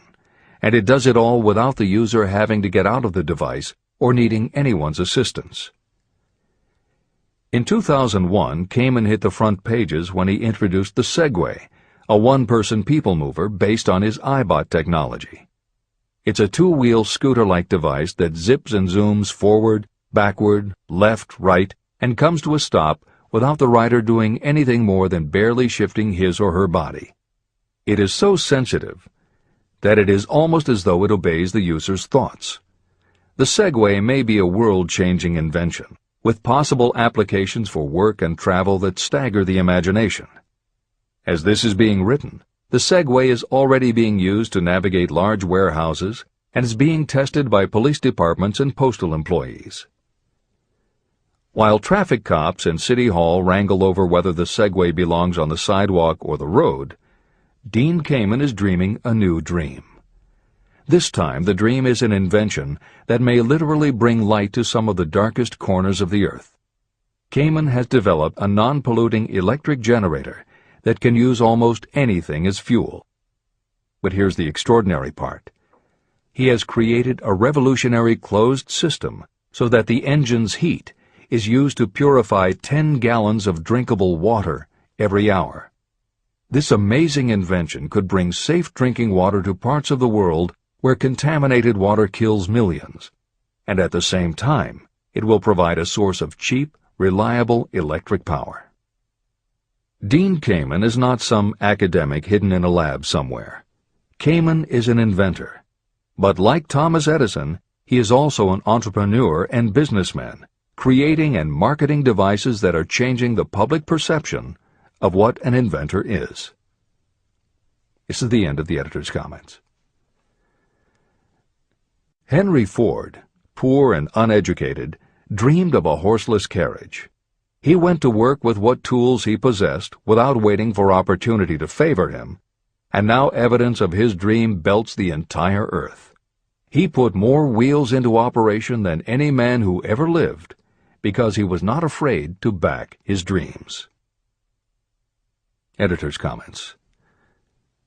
Stephen Jobs and Steve Wozniak, two university dropouts, dreamed of making and selling computers that the average person could use. Like Ford, working with the tools they possessed, they built the first Apple computer in the Jobs family garage. And like Ford, they weren't afraid to back their dreams. After showing their prototype to a local retailer, they got an order for 25 machines. Jobs sold his Volkswagen, and Woz sold his expensive Hewlett-Packard scientific calculator to raise $1,300 to start their new company. They took the money, convinced the local electronics suppliers to grant them a line of credit, and started production of the Apple I. They revolutionized the computer hardware and software industry. Released in 1976 and priced at $666, the Apple I earned them $774,000. 2 years later, they introduced the Apple II, which in the next 3 years earned $140 million. In 1980, Apple went public, and after the first day of trading, the company had a market value of $1.2 billion. Wozniak left the company in 1981, but Jobs pushed through the development of the Macintosh in 1984. In 1985, Jobs left too, but in 1998 he came back to Apple to revitalize the floundering company with the creation of the iMac computers, the animation company Pixar, the iPod, and iTunes. In presenting stories of contemporary successes, the editors have followed Hill's style of using real people to illustrate the principles of success. But Napoleon Hill was granted a rare privilege. Unlike anyone before or after, he had the opportunity to personally meet the most powerful and successful people and learn firsthand the dreams that inspired them, the obstacles that confronted them, and how they found the courage within themselves to overcome their failures. Hill met many of the inventors and the empire builders who laid the foundations of 20th century American industry while they were still news, not history. Then, for more than 25 years, he studied the habits and learned the secrets of the next generations who built on the foundations, forged new industries, devised new systems, and dreamed new dreams. It was only because Hill was given such unprecedented access over such a long period that he was able to compare, contrast, analyze, and then formulate a philosophy of achievement based on the real stories of real people who had used these techniques to create their success. Think and Grow Rich revolutionized self-help writing, and to this day is the standard against which all motivational literature is measured. Its success also helped create the market for the thousands of business biographies that tell in detail how the dreams were born, plans were made, frustrations were faced, and triumphs achieved in every sector of modern business. And because this wealth of information is now available with little more than the click of a mouse, you can read, hear, or watch today's greatest entrepreneurs and most successful CEOs confirming in their own words the basic truth behind every one of the principles Napoleon Hill explains in this book. The products or services they sell may be different, but the story of their success is the same. Dreams, followed by failures, followed by lessons learned, then success. For every Henry Ford, Thomas Edison, or O. Henry that Napoleon Hill cites to make a point, today there is a Steve Jobs, Dean Kamen, or Merle Haggard, proving that Hill's points are still valid. This is the end of the editor's comments. There is a difference between wishing for a thing and being ready to receive it. No one is ready for a thing until they believe they can acquire it. The state of mind must be belief, not mere hope or wish. Open-mindedness is essential for belief. Closed minds do not inspire faith, courage, and belief. Remember, no more effort is required to aim high in life, to demand abundance and prosperity, than is required to accept misery and poverty. A great poet has correctly stated this universal truth through these lines. I bargained with life for a penny, and life would pay no more. However, I begged at evening when I counted my scanty store. For life is a just employer. He gives you what you ask. But once you have set the wages, why, you must bear the task. I worked for a menial's hire, only to learn dismayed that any wage I had asked of life, life would have willingly paid. Desire outwits Mother Nature.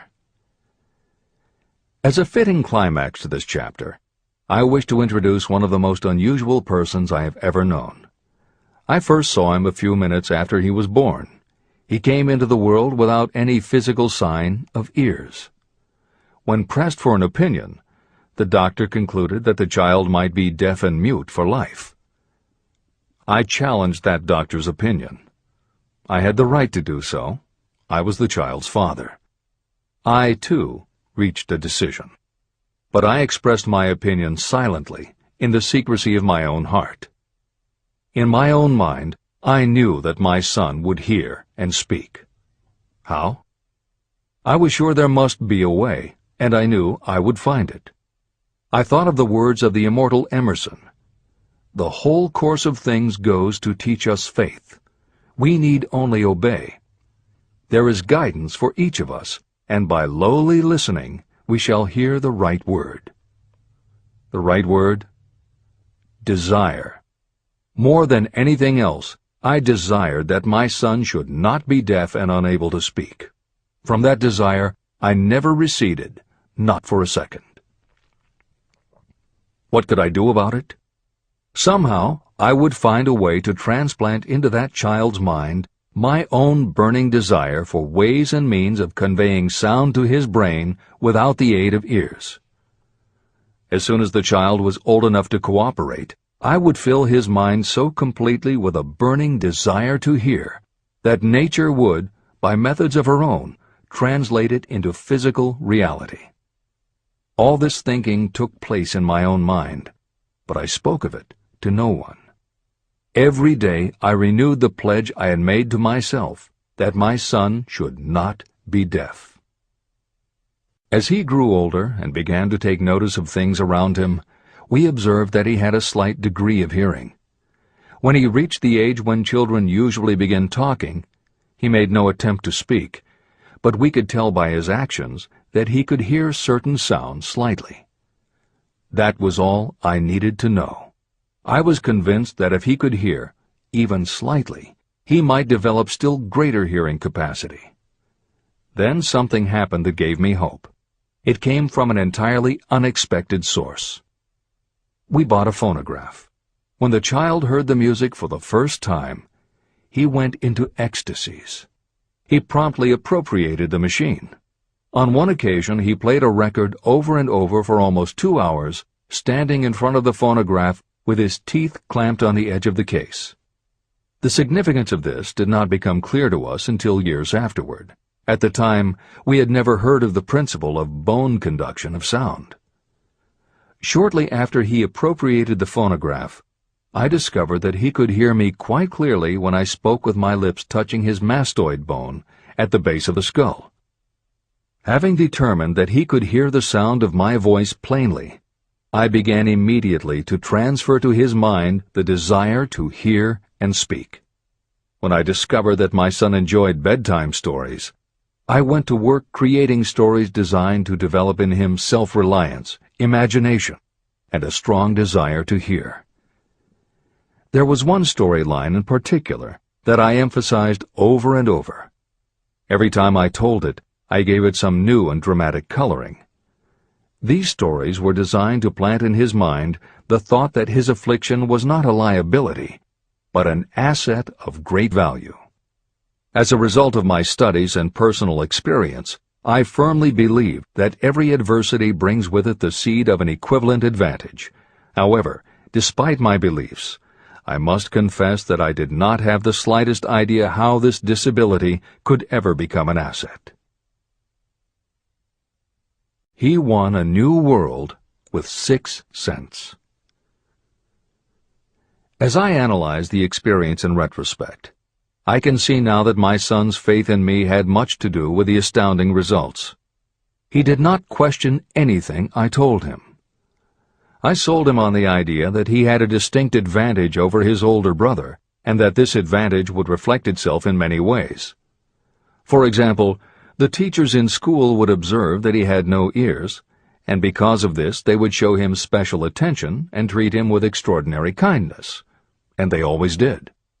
I also sold him on the idea that when he became old enough to sell newspapers, his older brother had already become a newspaper merchant, he would have a big advantage over his brother. My reasoning was that people would pay him extra money for his wares because they could see that he was a bright, industrious boy, despite the fact that he had no ears. When he was about 7, he showed the first evidence that my method of stimulating his mind was bearing fruit. For several months he begged for the privilege of selling newspapers, but his mother would not give the project her consent. Finally, he took matters in his own hands. One afternoon, when he was left at home with the staff, he climbed through the kitchen window, shinnied to the ground, and set out on his own. He borrowed 6 cents in capital from the neighborhood shoemaker and invested it in papers, which he sold out. He took his earnings, reinvested in more newspapers, and kept repeating until late in the evening. After balancing his accounts and paying back the 6 cents he had borrowed from his banker, he had a net profit of 42 cents. When we got home that night, we found him in bed asleep with the money tightly clenched in his hand. His mother opened his hand, removed the coins, and cried. Of all things! To me it seemed she was crying over her son's first victory. My reaction was the reverse. I laughed, for I knew that my endeavor to plant in my son's mind an attitude of faith in himself had been successful. His mother saw in his first business venture a little deaf boy who had gone out in the streets and risked his life to earn money. I saw a brave, ambitious, self-reliant little businessman whose stock in himself had been increased 100%. He had gone into business on his own initiative and had won. I was not only pleased, I was impressed. He had clearly demonstrated the first signs of a resourcefulness that would go with him all through life. The little deaf boy went through grade school, high school, and college without being able to hear his teachers, except when they shouted loudly at close range. He did not go to a school for the deaf, and we did not use sign language. We were determined that he should live like any other boy who could hear and speak. We stood by that decision, although it cost us many heated debates with school officials.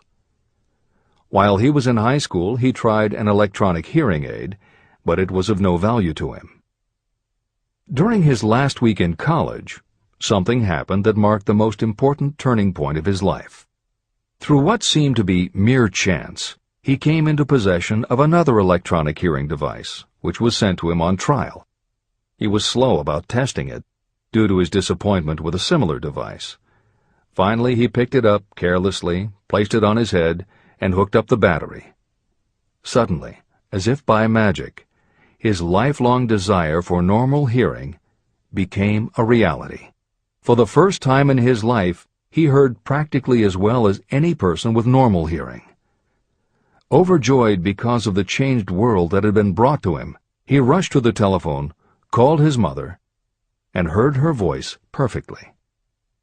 The next day, for the first time in his life, he plainly heard the voices of his professors in class. For the first time in his life, he could converse freely with other people without them having to speak loudly. Truly, he had come into possession of a changed world. His desire was finally paying dividends. But the victory was not yet complete. He still had to find a definite and practical way to convert his disability into an equivalent asset. Thought that works miracles. Intoxicated with the joy of his newly discovered world of sound, he wrote a letter to the manufacturer of the hearing aid, enthusiastically describing his experience. Something in his letter prompted the company to invite him to New York. He was escorted through the factory, and while talking with the chief engineer, telling him about his changed world, a hunch, an idea, or an inspiration, call it what you wish, flashed into his mind. It was this impulse of thought that converted his disability into an asset destined to pay dividends in both money and happiness to thousands for all time to come. The sum and substance of that impulse was this. It occurred to him that he might be of help to the millions of people who go through life without the benefit of hearing devices, if he could find a way to tell them the story of his changed world. For an entire month, he carried out intensive research, during which he analyzed the entire marketing system of the manufacturer of the hearing device. Then he created a plan for reaching out to other hearing-impaired people all over the world, to share with them his newly discovered changed world. When this was done, he put in writing a 2-year plan based upon his findings. When he presented the plan to the company, he was instantly given a position for the purpose of carrying out his ambition. Little did he dream when he went to work that he was destined to bring hope and practical relief to thousands of people who, without his help, would have been limited forever by deafness. There's no doubt in my mind that Blair would have been deaf and unable to speak all his life if his mother and I had not managed to shape his mind as we did. When I planted in his mind the desire to hear and talk and live as other people, there went with that impulse some strange influence that caused nature to become bridge builder and span the gulf of silence between his brain and the outer world. Truly, a burning desire has devious ways of transmuting itself into its physical equivalent. Blair desired normal hearing. Now he has it. He was born with a condition that in those days might easily have sent a person with a less defined desire to the street with a bundle of pencils and a tin cup. The little white lie I planted in his mind when he was a child, by leading him to believe his impaired hearing would become a great asset, has justified itself. I am convinced it is a fact that there is nothing, right or wrong, that belief plus burning desire cannot make real. These qualities are free to everyone. Editor's comments. As Napoleon Hill was finishing this chapter on desire, it was reported that the famed opera singer Madame Schumann-Heink had died. A passage in her obituary struck Hill as being so appropriate to the subject of this chapter that he was moved to comment as follows. End of editor's comment. One short paragraph in the newspaper story about the famed opera singer Madame Schumann-Heink gives the clue to this unusual woman's stupendous success.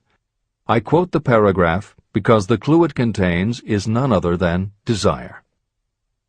Early in her career, Madame Schumann-Heink visited the director of the Vienna Court Opera to have him test her voice. But he did not test it.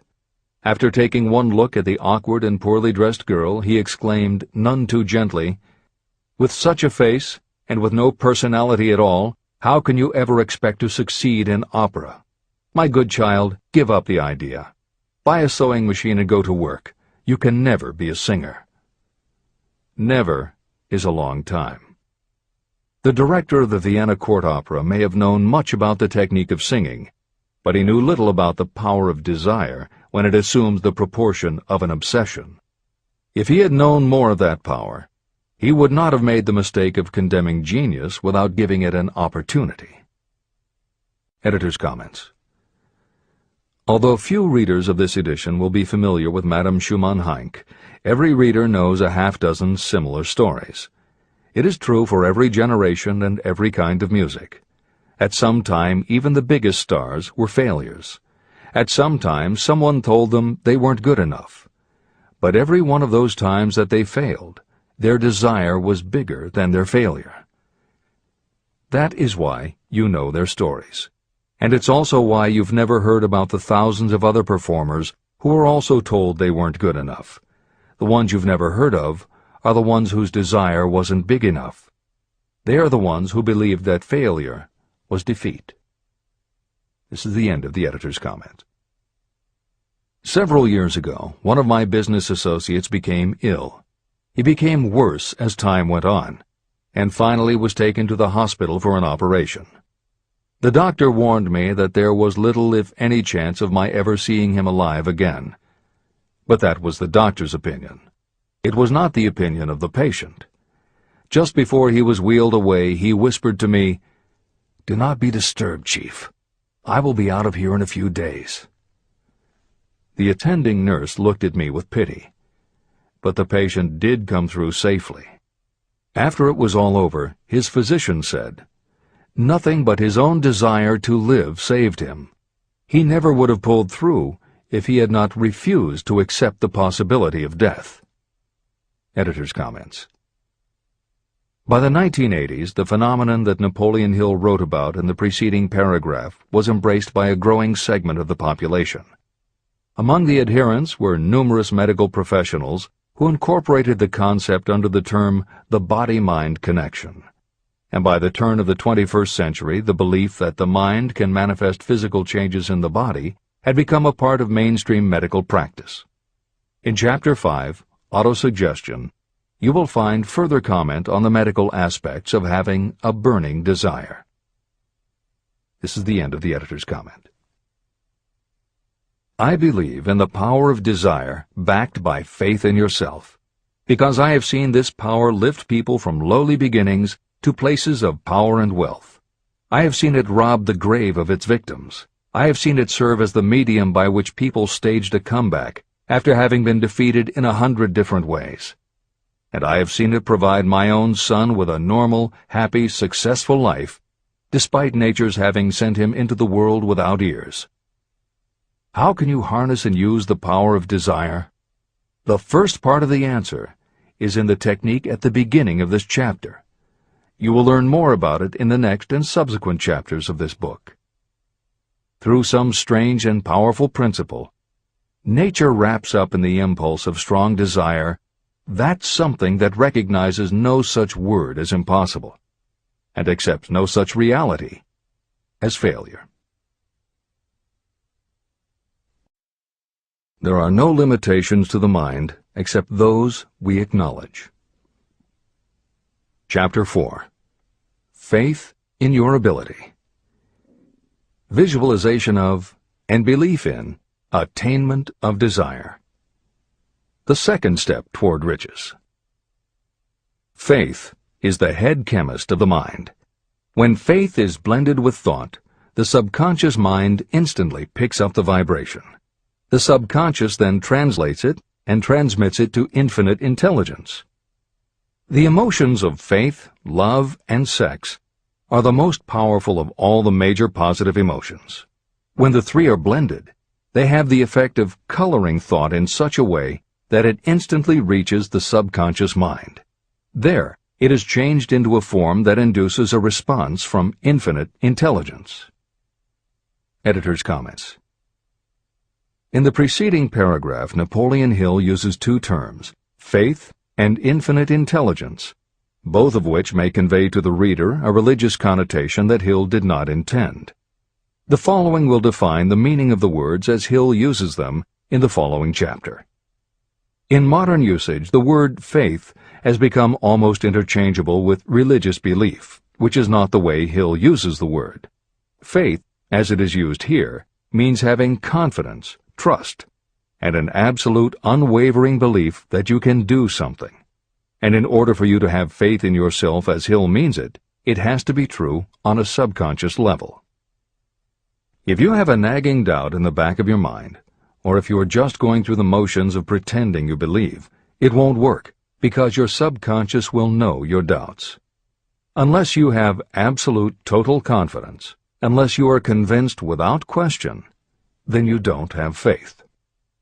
Hill uses the term infinite intelligence to identify that part of the human mind and thinking process that produces hunches, flashes of insight, and leaps of logic. Hill's concept has similarities to what psychologist Carl Jung called the collective unconscious. And on another level, it is very close to what contemporary psychologists refer to as working in the flow state, or being in the zone. Infinite intelligence is discussed in greater depth in later chapters. Hill also uses another term, the subconscious mind, that should be commented on before the reader proceeds with this chapter. Although there are differing schools of thought, in general modern psychology developed from the pioneering work of Sigmund Freud and Carl Jung. Each believed that the human mind operates on both a conscious and an unconscious level, but they differed on the role the subconscious plays and the way it influences attitude and action. Through his own research and studies, Napoleon Hill developed a theory of the conscious and subconscious that is closest to the Jungian view. The following briefly describes the basis of Hill's view. The conscious mind.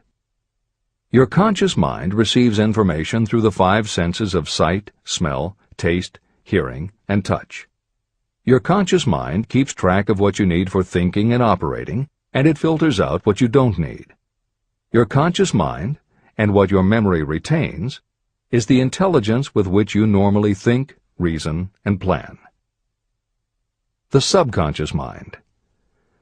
Your subconscious has access to all the same information your conscious mind receives, but it doesn't reason the way your conscious mind does. It takes everything literally. It doesn't make value judgments. It does not filter, and it does not forget. You cannot command your conscious mind to reach out and dip into your subconscious mind. However, under certain circumstances, all those forgotten facts and ideas that are always there in your subconscious can, if they are firmly rooted, influence your conscious attitudes and actions. This is the end of the editor's comments. How to develop faith.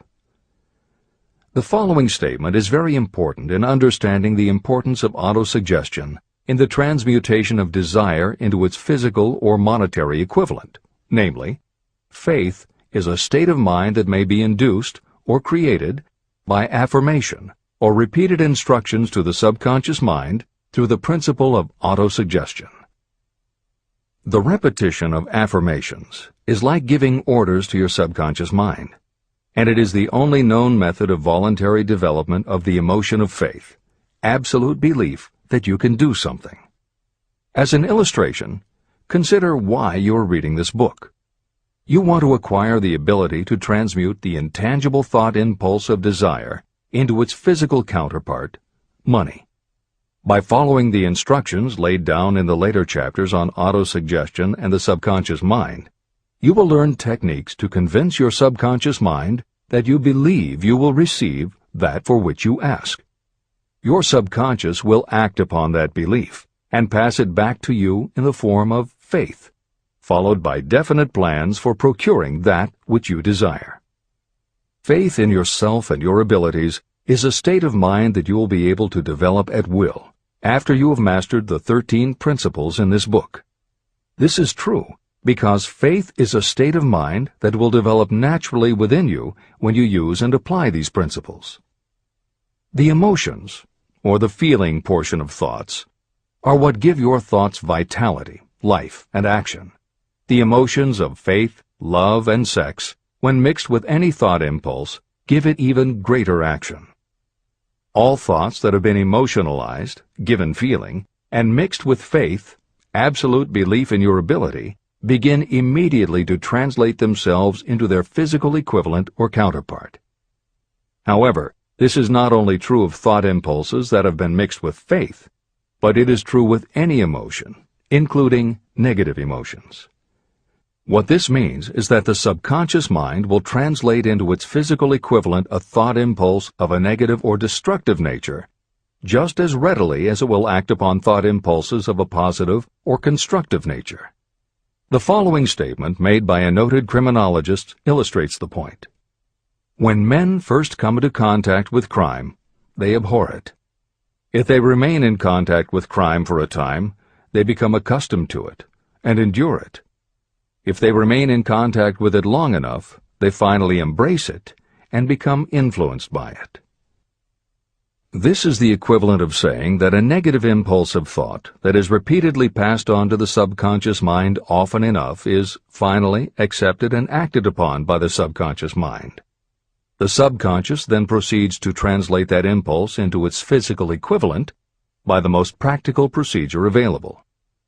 This also accounts for the strange phenomenon that so many millions of people experience, referred to as bad luck.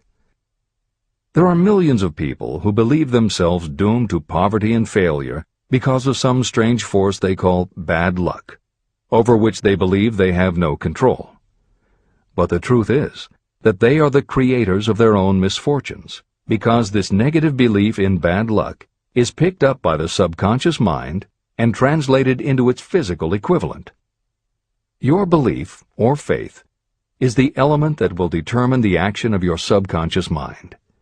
Once again, let me stress that you will benefit by passing on to your subconscious mind any desire that you wish translated into its physical or monetary equivalent in a state of expectancy or belief that the transmutation will actually take place.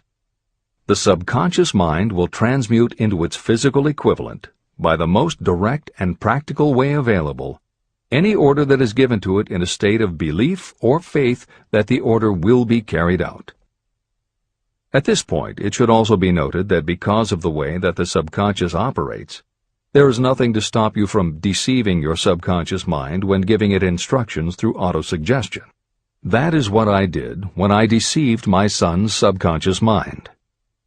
To make this deception more realistic, when you call upon your subconscious mind, you must conduct yourself just as you would if you were already in possession of the material thing that you are demanding. Editor's comments. It is an axiom of contemporary motivation theory that the subconscious mind cannot distinguish between what is real and what is vividly imagined. One of the most frequently cited studies supporting this concept was done with a group of basketball players.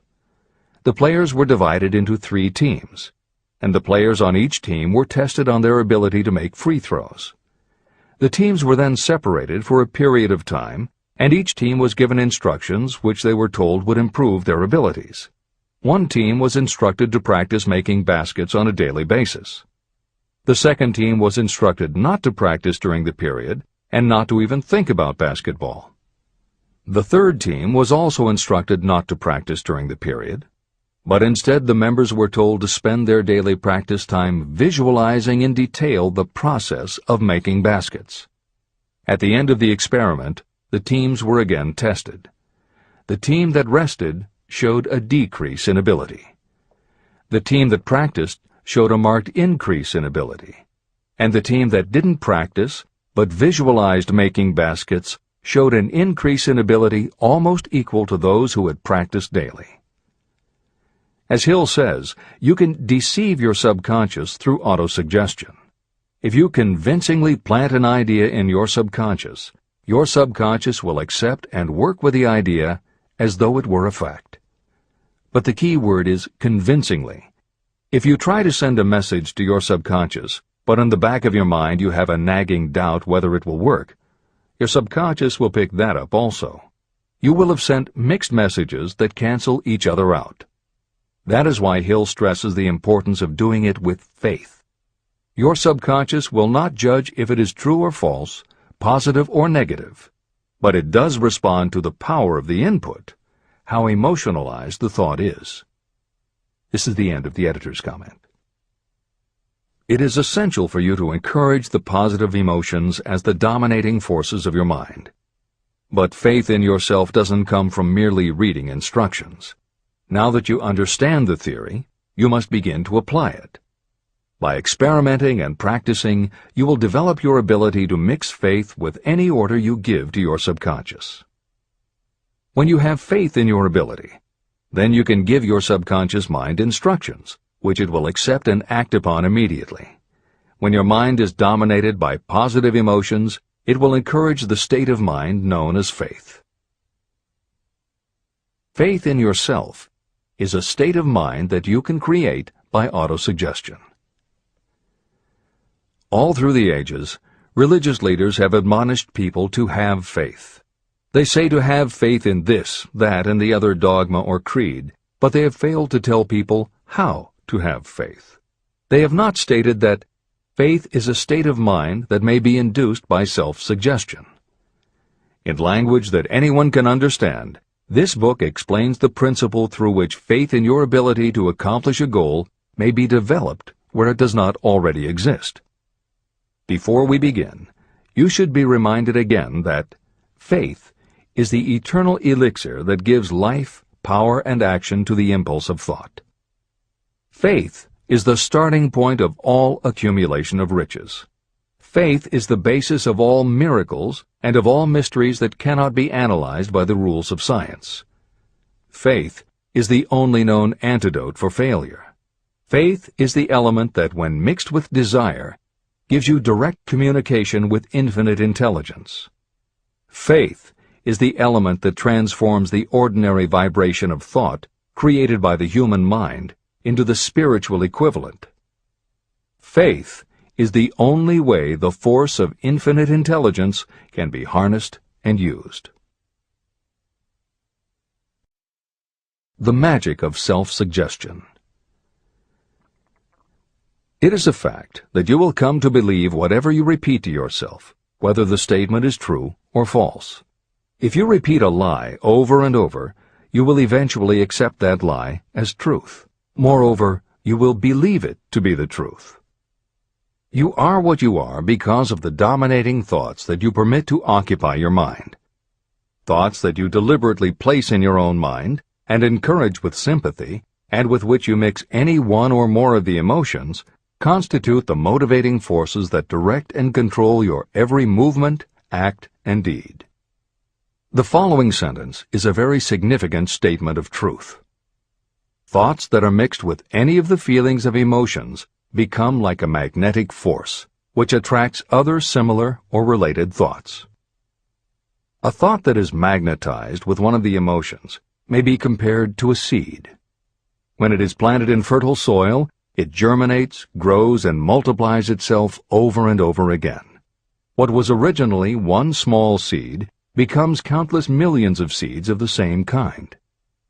The human mind is constantly attracting vibrations that are in sync with whatever dominates the mind. Any thought, idea, plan, or purpose that you hold in your mind attracts a host of its relatives. Add these relatives to its own force, and it grows until it becomes the prime motivator of the person in whose mind it has been housed. Now, let us go back to the starting point.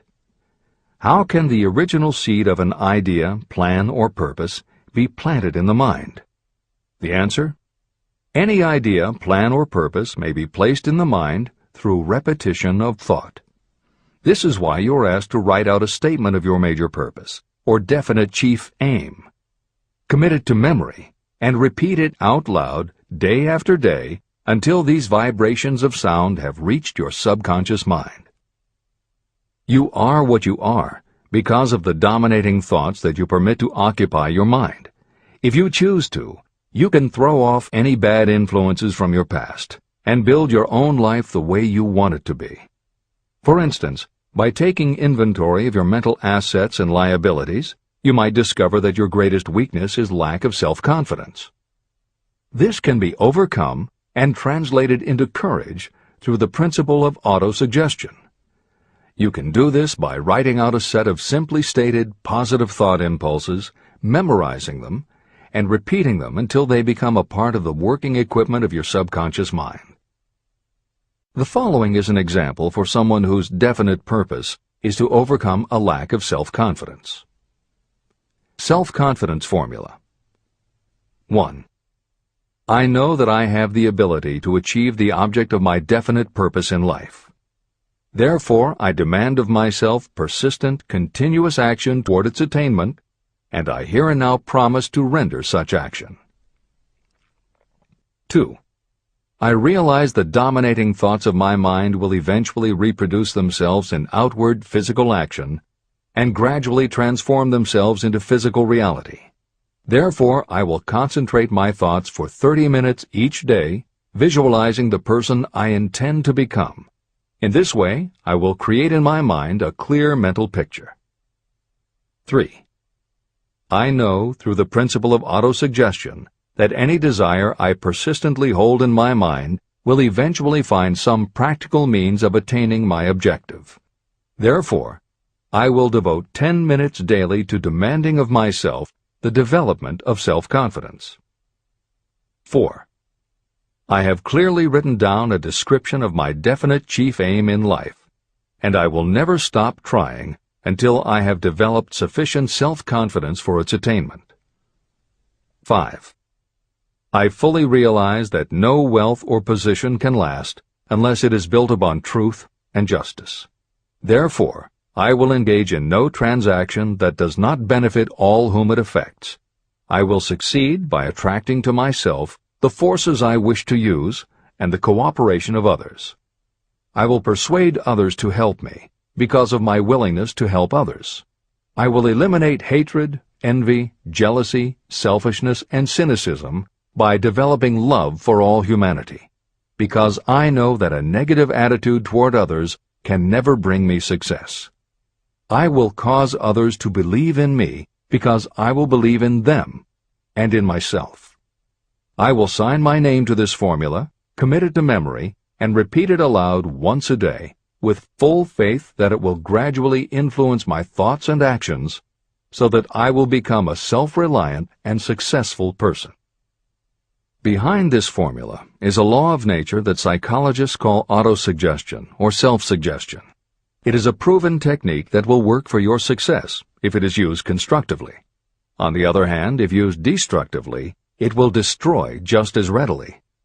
In this statement may be found a very significant truth, namely that those who go down in defeat and end their lives in poverty, misery, and distress do so because of negative application of the principle of autosuggestion. All impulses of thought have a tendency to clothe themselves in their physical equivalent. The disaster of negative thinking.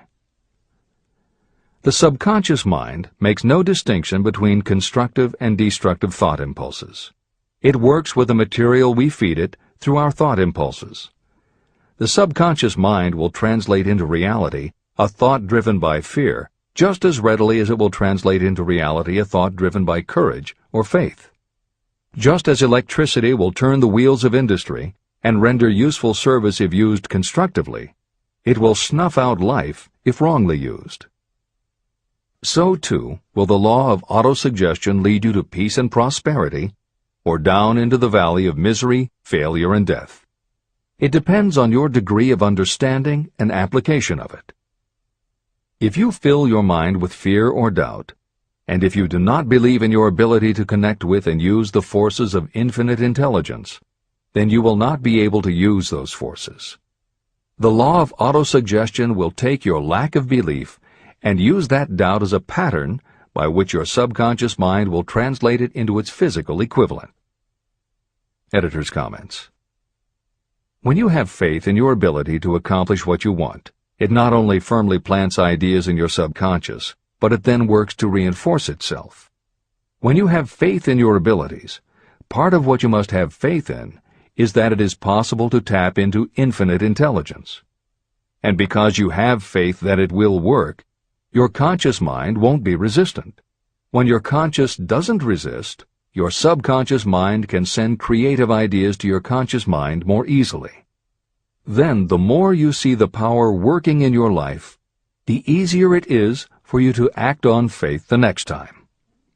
Will it work for you? You will never know unless you relax your resistance and just have faith that it will. This is the end of the editor's comment. Like the wind that carries one ship east and another west, the law of autosuggestion will lift you up or pull you down according to the way you set your sails of thought. The law of autosuggestion, through which any person may rise to altitudes of achievement that stagger the imagination, is well described in the following verse. Observe the words that have been emphasized, and you will catch the deep meaning that the poet had in mind. If you think you are beaten, you are. If you think you dare not, you don't. If you like to win, but you think you can't, it is almost certain you won't. If you think you'll lose, you're lost. For out in the world we find, success begins with a fellow's will. It's all in the state of mind. If you think you are outclassed, you are. You've got to think high to rise. You've got to be sure of yourself before you can ever win a prize. Life's battles don't always go to the stronger or faster man, but soon or late the man who wins is the man who thinks he can. Editor's comments. As noted at the beginning of this chapter, the way in which Napoleon Hill uses the word faith is meant to have no religious connotation. However, it would be impossible for Hill to write this chapter without acknowledging the power of religious faith.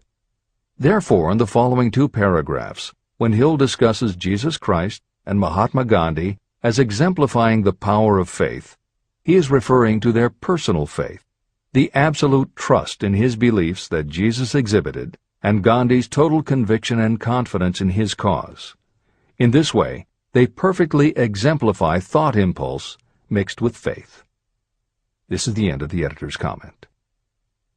If you wish evidence of the power of faith, study the achievements of men and women who have employed it. At the head of the list comes the Nazarene. The basis of Christianity is faith, no matter how many people may have perverted or misinterpreted the meaning of this great force.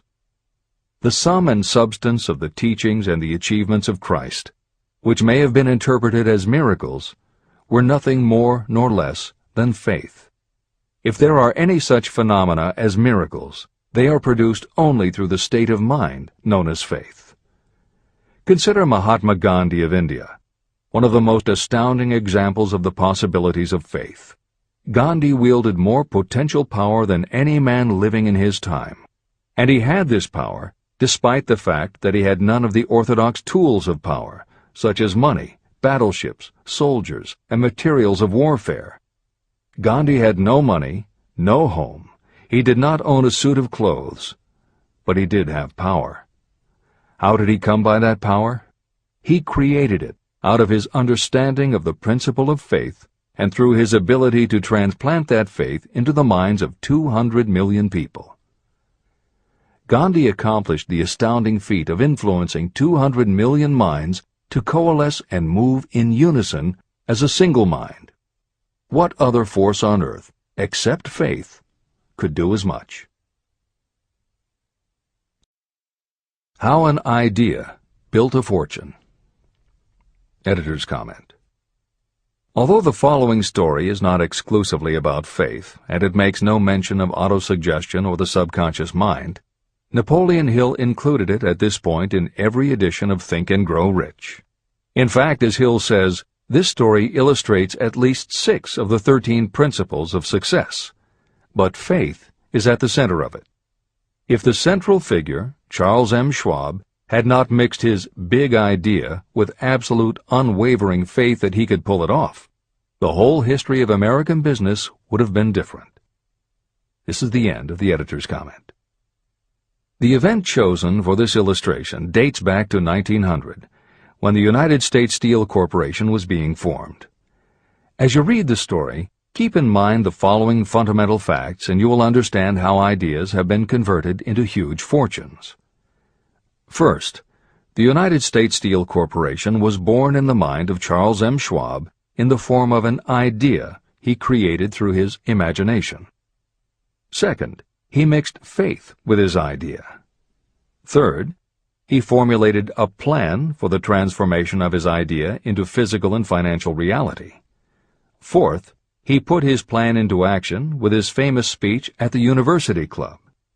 Fifth, he applied and followed through on his plan with persistence and backed it with firm decision until it had been fully carried out. Sixth, he prepared the way for success by a burning desire for success. If you are one of those who have often wondered how great fortunes are accumulated, this story of the creation of the United States Steel Corporation will be enlightening. If you have any doubt that a person can think and grow rich, this story should dispel that doubt.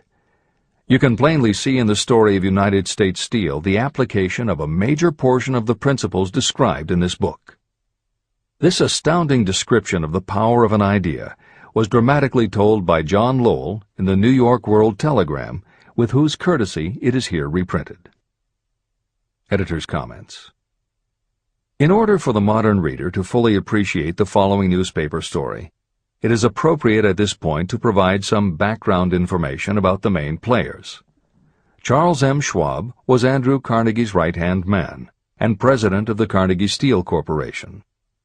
Andrew Carnegie was a wealthy and powerful steel baron whose company controlled 25% of the iron and steel production in America. J.P. Morgan was a wealthy and powerful Wall Street banker whose company had arranged the financing for many of the major industrial companies in America at the beginning of the 20th century. All the reader needs to know about the other men mentioned in the story is that at the beginning of the 20th century, finance, business, and industry were dominated by a few hundred men, most of whom had amassed great fortunes through some connection with the railroads that had opened the country. These people were well known to readers of the New York World Telegram because of their financial influence. And that sets the stage for the following newspaper article, which is not only a fascinating story about the power of faith in an idea, but also a wonderful example of the irreverent writing style that was used by many newspaper journalists of the day. This is the end of the editor's comment. A pretty after-dinner speech for $1 billion. When on the evening of December 12, 1900, some 80 of the nation's financial nobility gathered in the banquet hall of the University Club on Fifth Avenue to do honor to a young man from out of the West, not half a dozen of the guests realized they were to witness the most significant episode in American industrial history. J. Edward Simmons and Charles Stewart Smith, their hearts full of gratitude for the lavish hospitality bestowed on them by Charles M. Schwab during a recent visit to Pittsburgh, had arranged the dinner to introduce the 38-year-old steel man to Eastern banking society. But they didn't expect him to stampede the convention. They warned him, in fact, that the bosoms within New York's stuffed shirts would not be responsive to oratory, and that if he didn't want to bore the Stillmans and Harrimans and Vanderbilts, he had better limit himself to 15 or 20 minutes of polite vaporings and let it go at that.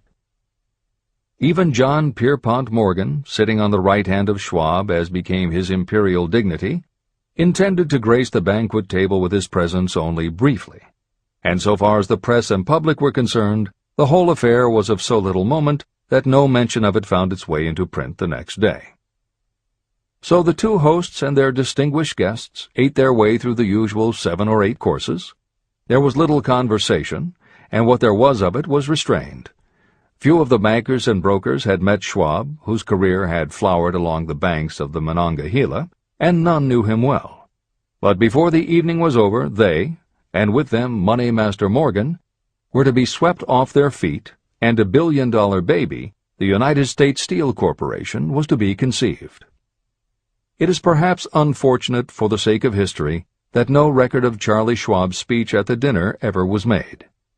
It is probable, however, that it was a homely speech, somewhat ungrammatical, for the niceties of language never bothered Schwab, full of epigram and threaded with wit. But aside from that, it had a galvanic force and effect upon the 5 billions of estimated capital that was represented by the diners.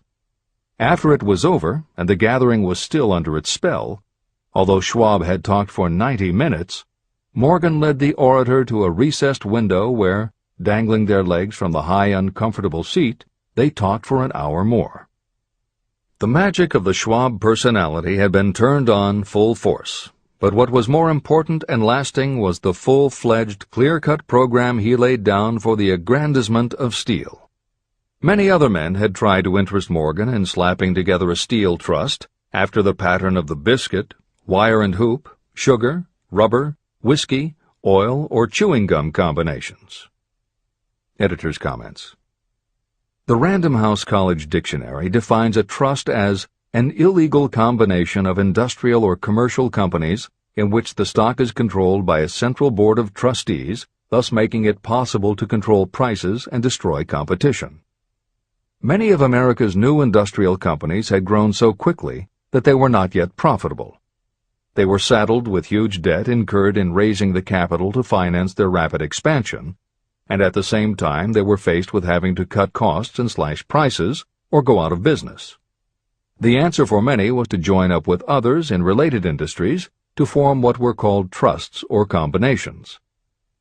Although trusts were illegal since the passage of the Sherman Antitrust Act in 1890, companies still tried to find ways to monopolize their industries, and if their efforts weren't technically trusts, they were something very close. The one thing the large company owners who assembled these trusts needed was cash to buy up the many smaller companies they would have to own in order to effectively dominate an industry. J.P. Morgan was the banker who financed many such takeovers. This is the end of the editor's comment. John W. Gates, the gambler, had urged it, but Morgan distrusted him. The Moore boys, Bill and Jim, Chicago stock jobbers who had glued together a match trust and a cracker corporation, had urged it and failed, Elbert H. Gerry, the sanctimonious country lawyer, wanted to foster it, but he wasn't big enough to be impressive. Until Schwab's eloquence took J.P. Morgan to the heights from which he could visualize the solid results of the most daring financial undertaking ever conceived, the project was regarded as a delirious dream of easy-money crackpots. The financial magnetism that began a generation ago to attract thousands of small and sometimes inefficiently managed companies into large and competition-crushing combinations had become operative in the steel world through the devices of that jovial business pirate, John W. Gates. Gates already had formed the American Steel and Wire Company out of a chain of small concerns, and together with Morgan had created the Federal Steel Company. But by the side of Andrew Carnegie's gigantic vertical trust, a trust owned and operated by 53 partners, those other combinations were picayune. They might combine to their heart's content, but the whole lot of them couldn't make a dent in the Carnegie organization, and Morgan knew it. The eccentric old Scot knew it, too.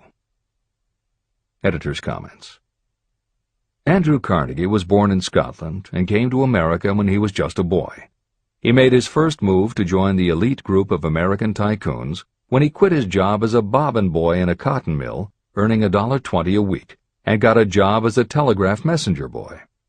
He soon taught himself to operate a telegraph key, which got him hired as personal telegrapher and secretary to the head of the Pennsylvania Railroad. It wasn't long before he'd worked his way up the ranks to superintendent of the Pittsburgh division, which in turn put him in a position to become an early investor in the Pullman Company, which became the leading manufacturer of railway cars. Carnegie's investment in Pullman and some successful real estate ventures gave him the capital to go into business for himself.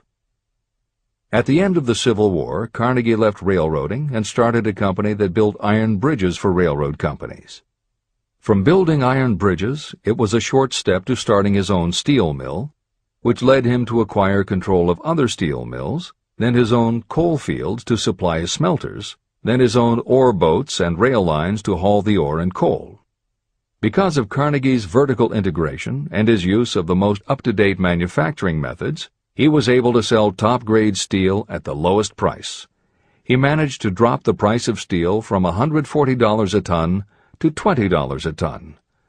By 1899, the Carnegie Steel Company controlled about 25% of the iron and steel production in America. The smaller steel manufacturers couldn't compete with Carnegie, so they went to J.P. Morgan for help. He arranged for the financing, and a wide-ranging alliance was put together of companies that were in the business of manufacturing products made from steel. Part of the deal was that they would not buy steel from Carnegie. Andrew Carnegie was not about to be put out of business by a collection of small companies. He announced that he would buy or build his own manufacturing companies to produce finished goods made of steel. This is the end of the editor's comments, and the New York World Telegram story continues. From the magnificent heights of Skibo Castle he had viewed, first with amusement and then with resentment, the attempts of Morgan's smaller companies to cut into his business. When the attempts became too bold, Carnegie's temper was translated into anger and retaliation. He decided to duplicate every mill owned by his rivals. Hitherto, he hadn't been interested in wire, pipe, hoops, or sheet. Instead, he was content to sell such companies the raw steel and let them work it into whatever shape they wanted. Now, with Schwab as his chief and able lieutenant, he planned to drive his enemies to the wall. So it was that in the speech of Charles M. Schwab, Morgan saw the answer to his problem of combination. A trust without Carnegie, giant of them all, would be no trust at all, a plum pudding, as one writer said, without the plums. Schwab's speech on the night of December 12, 1900, undoubtedly carried the inference, though not the pledge, that the vast Carnegie enterprise could be brought under the Morgan tent. He talked of the world future for steel, of reorganization for efficiency, of specialization, of the scrapping of unsuccessful mills and concentration of effort on the flourishing properties, of economies in the ore traffic, of economies in overhead and administrative departments, of capturing foreign markets. More than that, he told the buccaneers among them wherein lay the errors of their customary piracy. Their purposes, he inferred, had been to create monopolies, raise prices, and pay themselves fat dividends out of privilege. Schwab condemned the system in his heartiest manner. The short-sightedness of such a policy, he told his hearers, lay in the fact that it restricted the market in an era when everything cried for expansion. By cheapening the cost of steel, he argued, an ever-expanding market would be created. More uses for steel would be devised, and a goodly portion of the world trade could be captured. Actually, though he did not know it, Schwab was an apostle of modern mass production. Editor's comments. For J.P. Morgan, all of Schwab's talk about economies of scale and expanding markets meant only one thing. Until that night, it was assumed that Andrew Carnegie would continue building his own manufacturing companies to compete with the steel trusts that Morgan had helped put together.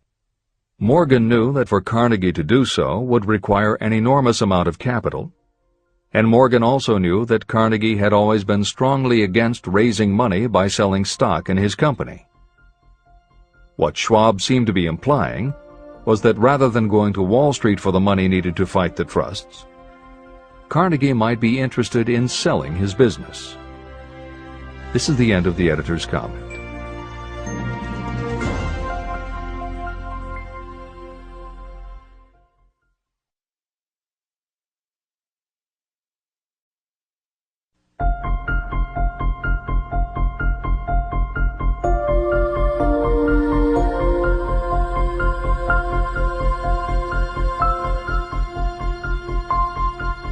New York World Telegram story continues.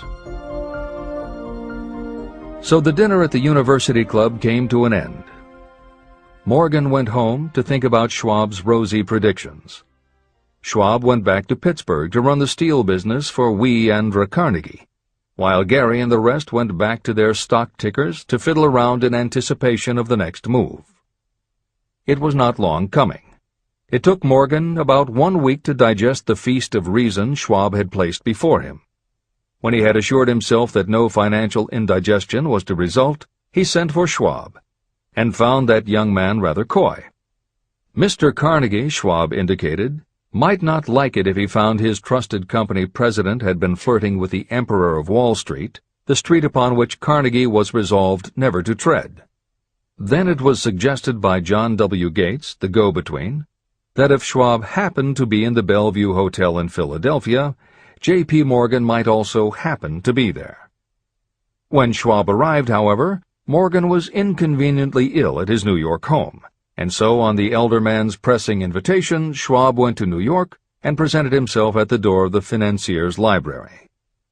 Now, certain economic historians have professed the belief that from the beginning to the end of the drama, the stage was set by Andrew Carnegie, that the dinner to Schwab, the famous speech, the Sunday night conference between Schwab and the Money King, were events arranged by the canny Scot.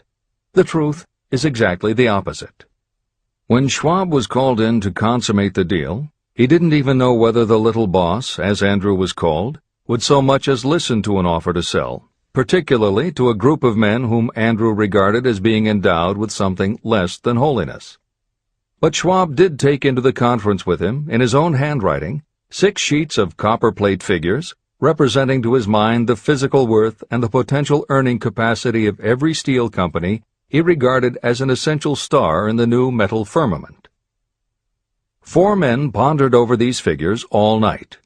The chief, of course, was Morgan, steadfast in his belief in the divine right of money. With him was his aristocratic partner, Robert Bacon, a scholar and a gentleman.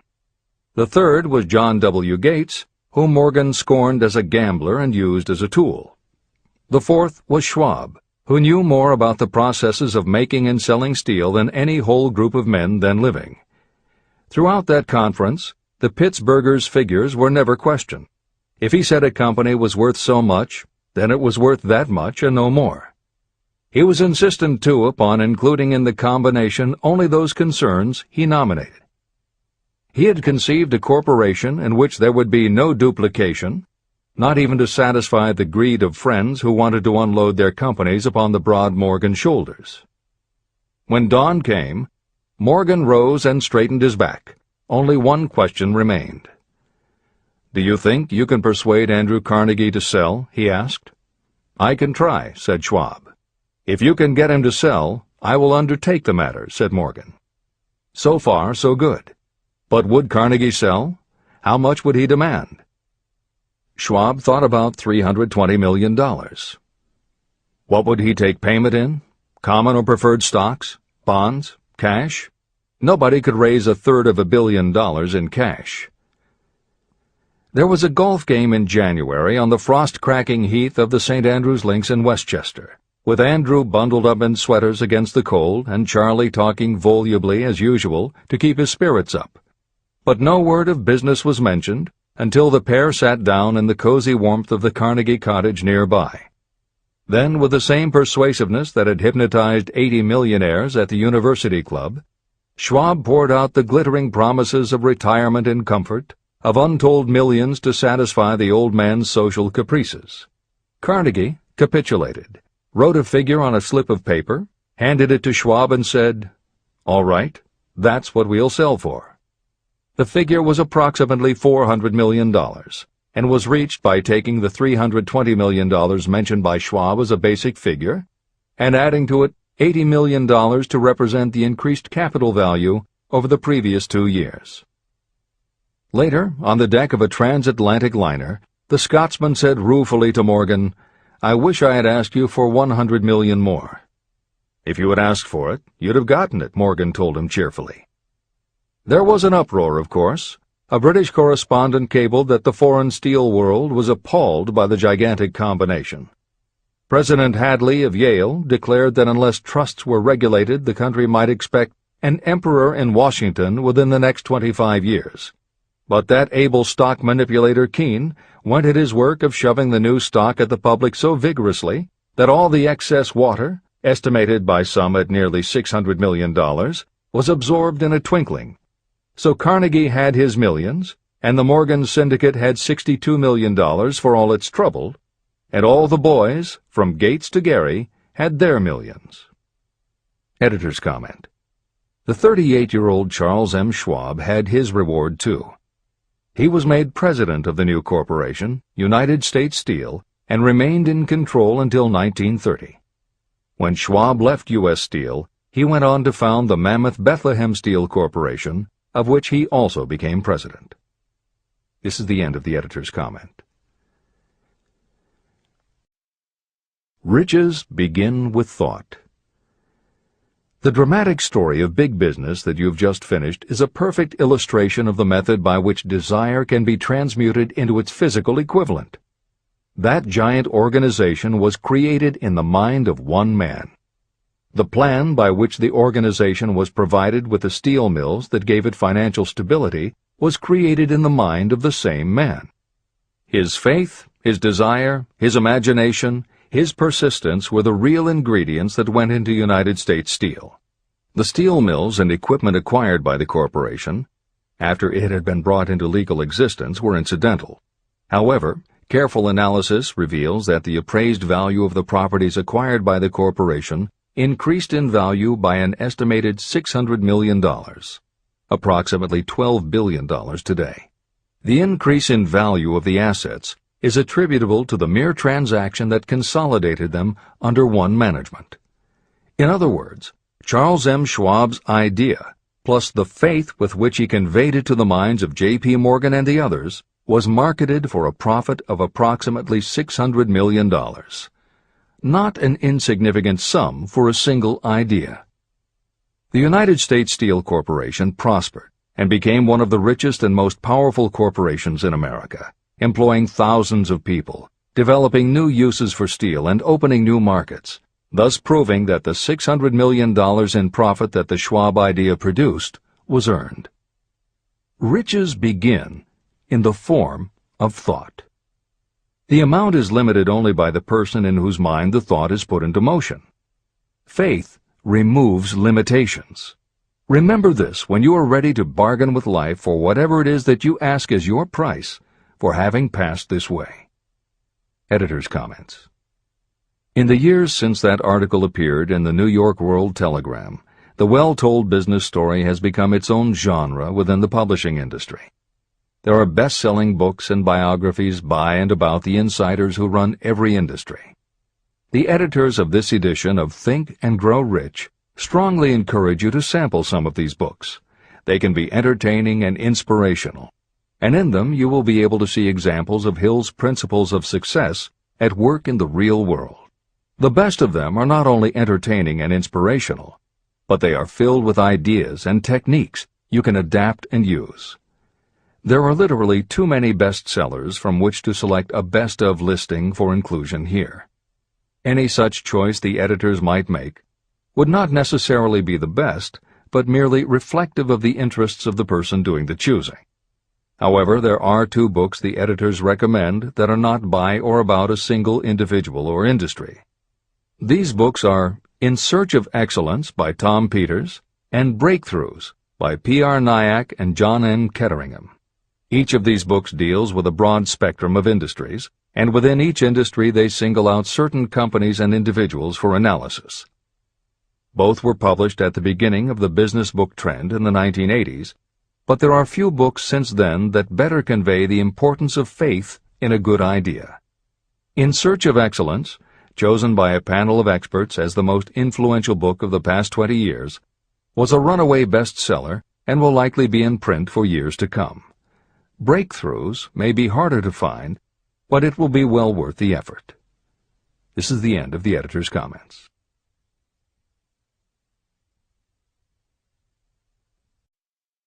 A quitter never wins, and a winner never quits. Chapter 5. Autosuggestion. The medium for influencing the subconscious mind. The third step toward riches. Autosuggestion is a term that applies to all suggestions and all self-administered stimuli that reach your mind through the 5 senses. Stated in another way, autosuggestion is self-suggestion.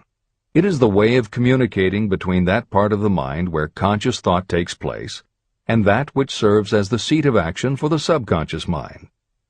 Through the dominating thoughts that you permit to remain in your conscious mind, it doesn't matter whether these thoughts are negative or positive, the principle of autosuggestion reaches the subconscious mind and influences it with these thoughts.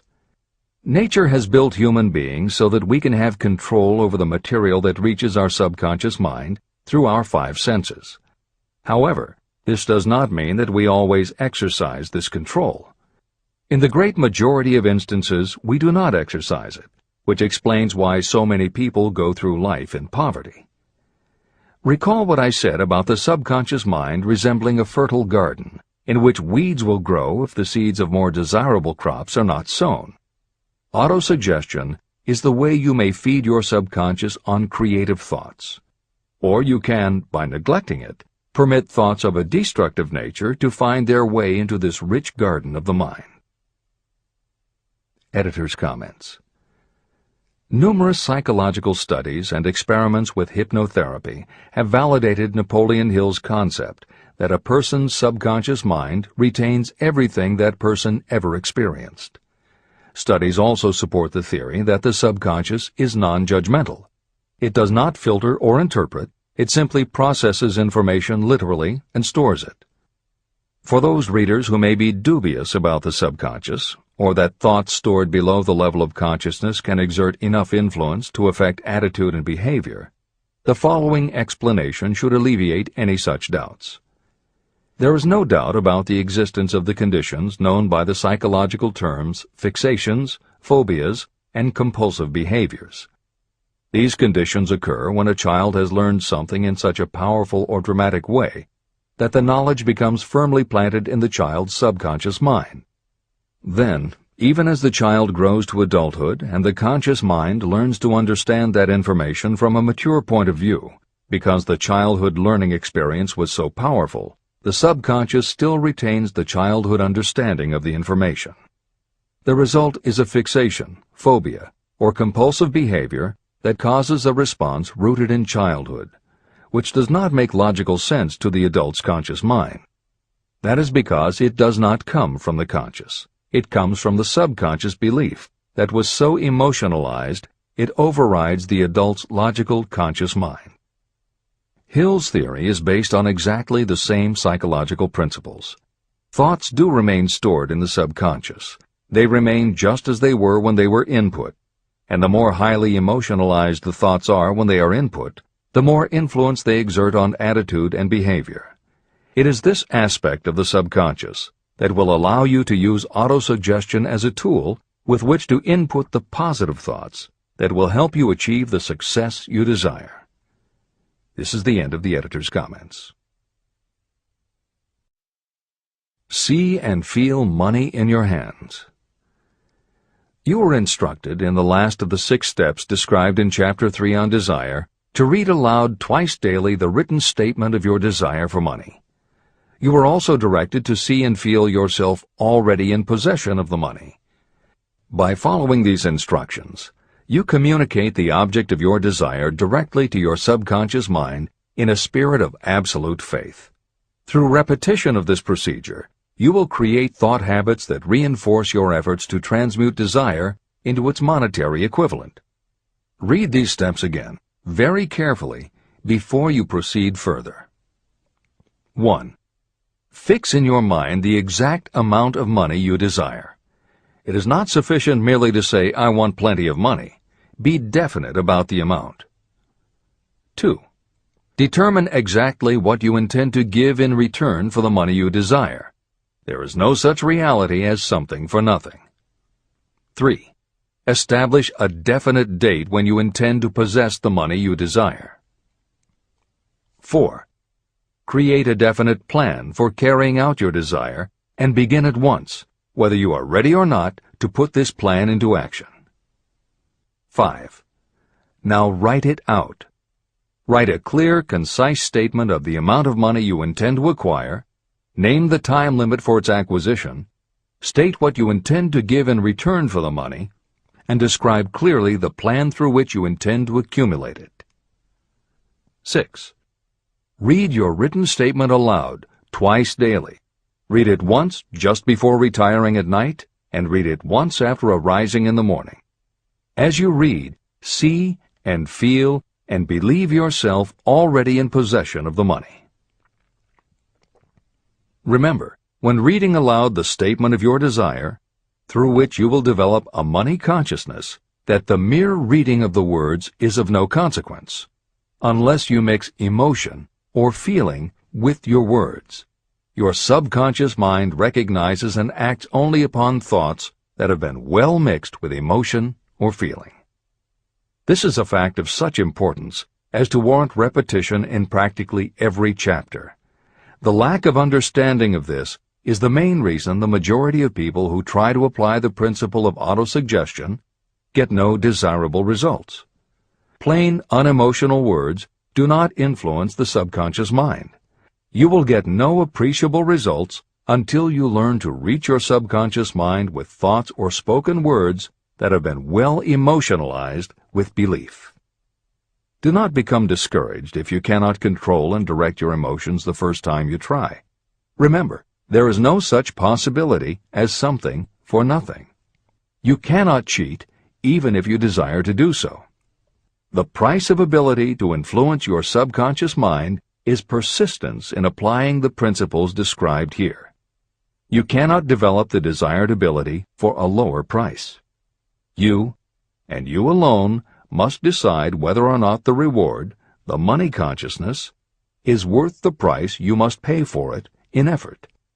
Your ability to use the principle of autosuggestion will depend very largely upon your capacity to concentrate on a given desire until that desire becomes a burning obsession. How to strengthen your powers of concentration. When you begin to carry out the instructions in the 6 steps, it will be necessary for you to make use of the principle of concentration. Following are suggestions for the effective use of concentration. When you begin the first of the 6 steps, which instructs you to fix in your own mind the exact amount of money you desire, close your eyes and hold your thoughts on that amount of money until you can actually see the physical appearance of the money. Do this at least once each day. As you go through these exercises, follow the instructions given in Chapter 4 on faith and see yourself actually in possession of the money. Here is a most significant fact. The subconscious mind takes any orders given to it in a spirit of absolute faith and acts upon those orders.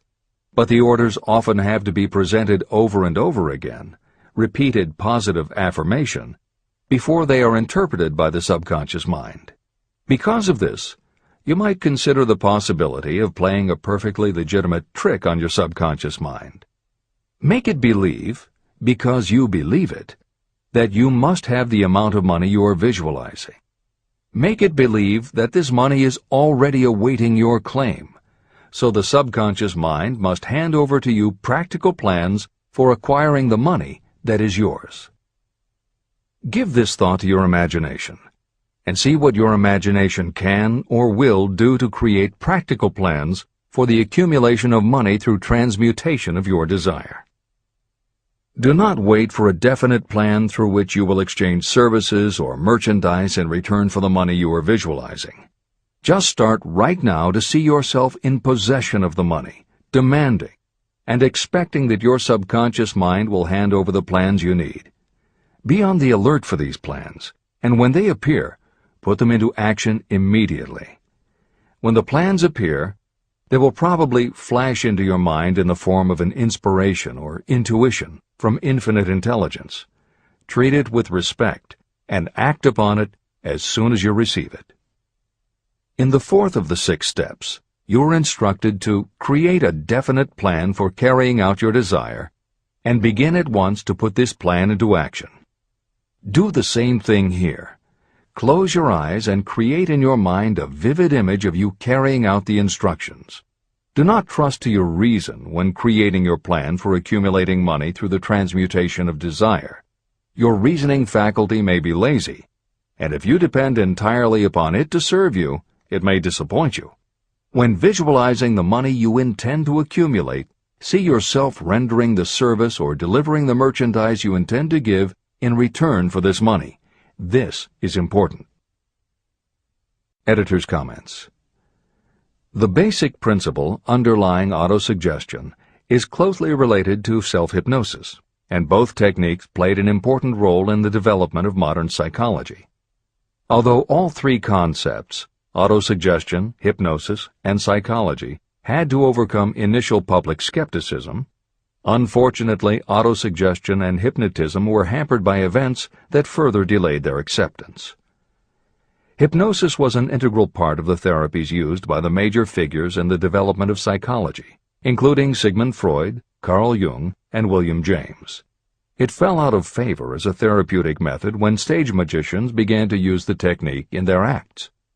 People found it difficult to give serious consideration to a method that was being used in theaters and nightclubs to make members of the audience do ridiculous things for comic effect.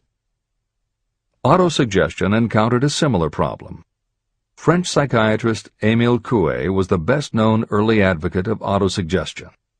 A contemporary of Sigmund Freud, Coué operated a clinic that treated patients diagnosed with psychosomatic ailments, individuals who have convinced themselves they are ill and even show symptoms but do not actually have a disease. Coué treated his patients with an autosuggestion technique that involved the repetition of statements he termed positive affirmations.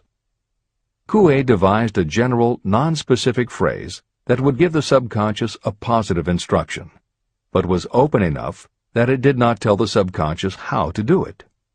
The positive affirmation was, "Every day, in every way, I am getting better and better." And he instructed his patients to repeat the phrase several times a day.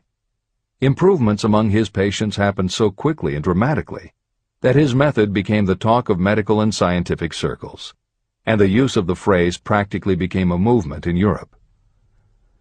Word of the success Coué was having with his method spread to America, and he was soon booked to do a lecture tour.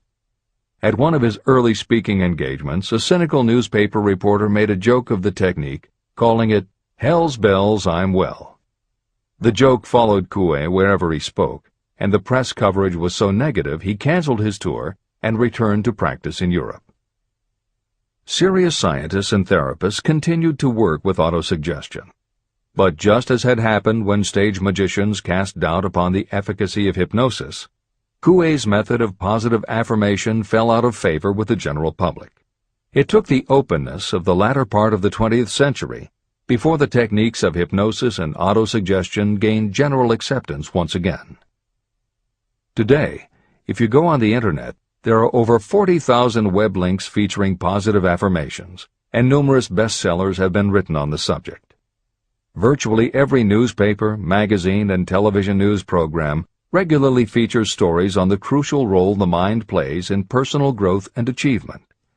Techniques based on autosuggestion have fostered countless best-selling books, audiobooks, and video programs. And every week thousands of people attend seminars, lectures, and retreats to be inspired by motivational speakers or spiritual leaders, and to learn techniques that will help them achieve success, almost all of which are based on the basic principles Napoleon Hill advocates in this book. When Hill instructs the reader to close your eyes and hold your thoughts on that amount of money until you can actually see the physical appearance of the money, he is in fact describing the autosuggestion technique most widely taught by contemporary motivational experts. Today it is called creative visualization, and it is regularly used by some of the most successful trainers of Olympic athletes and professional sports teams. It is used by NASA in training astronauts, and medical professionals use it in a variety of ways, including teaching it to patients who need to elevate their autoimmune system. Using visualization effectively is much more than simply daydreaming about something you would like to have or a goal you would like to achieve. Visualization is a specific technique that involves the use of imagination, creativity, vivid imagery, and affirmations, all focused on creating something you wish to manifest in reality. Napoleon Hill identified the practice of visualization and wrote about it as early as 1928 in his first bestseller, Law of Success. Since then, many other psychologists, medical professionals, motivational speakers, and authors have developed systems based on the same principles. Dr. Maxwell Maltz, a noted plastic surgeon, found that often it was as important for his patients to change their inner perception of themselves as it was to change their outer appearance. Dr. Maltz's landmark bestseller, Psycho-Cybernetics, draws heavily on visualization as a way to increase self-esteem and improve a wide range of abilities. The Silva method, which is another variation on visualization, has been taught to millions of people by certified Silva trainers who hold seminars throughout the country. Jose Silva's best-selling book, The Silva Mind Control Method, has also sold many millions of copies. In 1978, 50 years after Napoleon Hill wrote about visualization in Law of Success, Shakti Gawain published the phenomenal bestseller Creative Visualization, and Adelaide Bry published Visualization, Directing the Movies of Your Mind. At about the same time, Dr. O. Carl Simonton, an oncologist, concluded that cancer patients who used visualizations in conjunction with chemotherapy treatments had a marked improvement over those who didn't.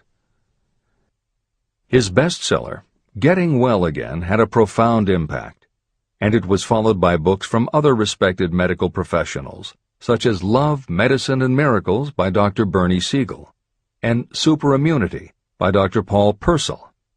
Other bestsellers by Dr. John Sarno, Dr. Deepak Chopra, and Dr. Andrew Weil have made what once was referred to as alternative medicine now part of mainstream medical practice.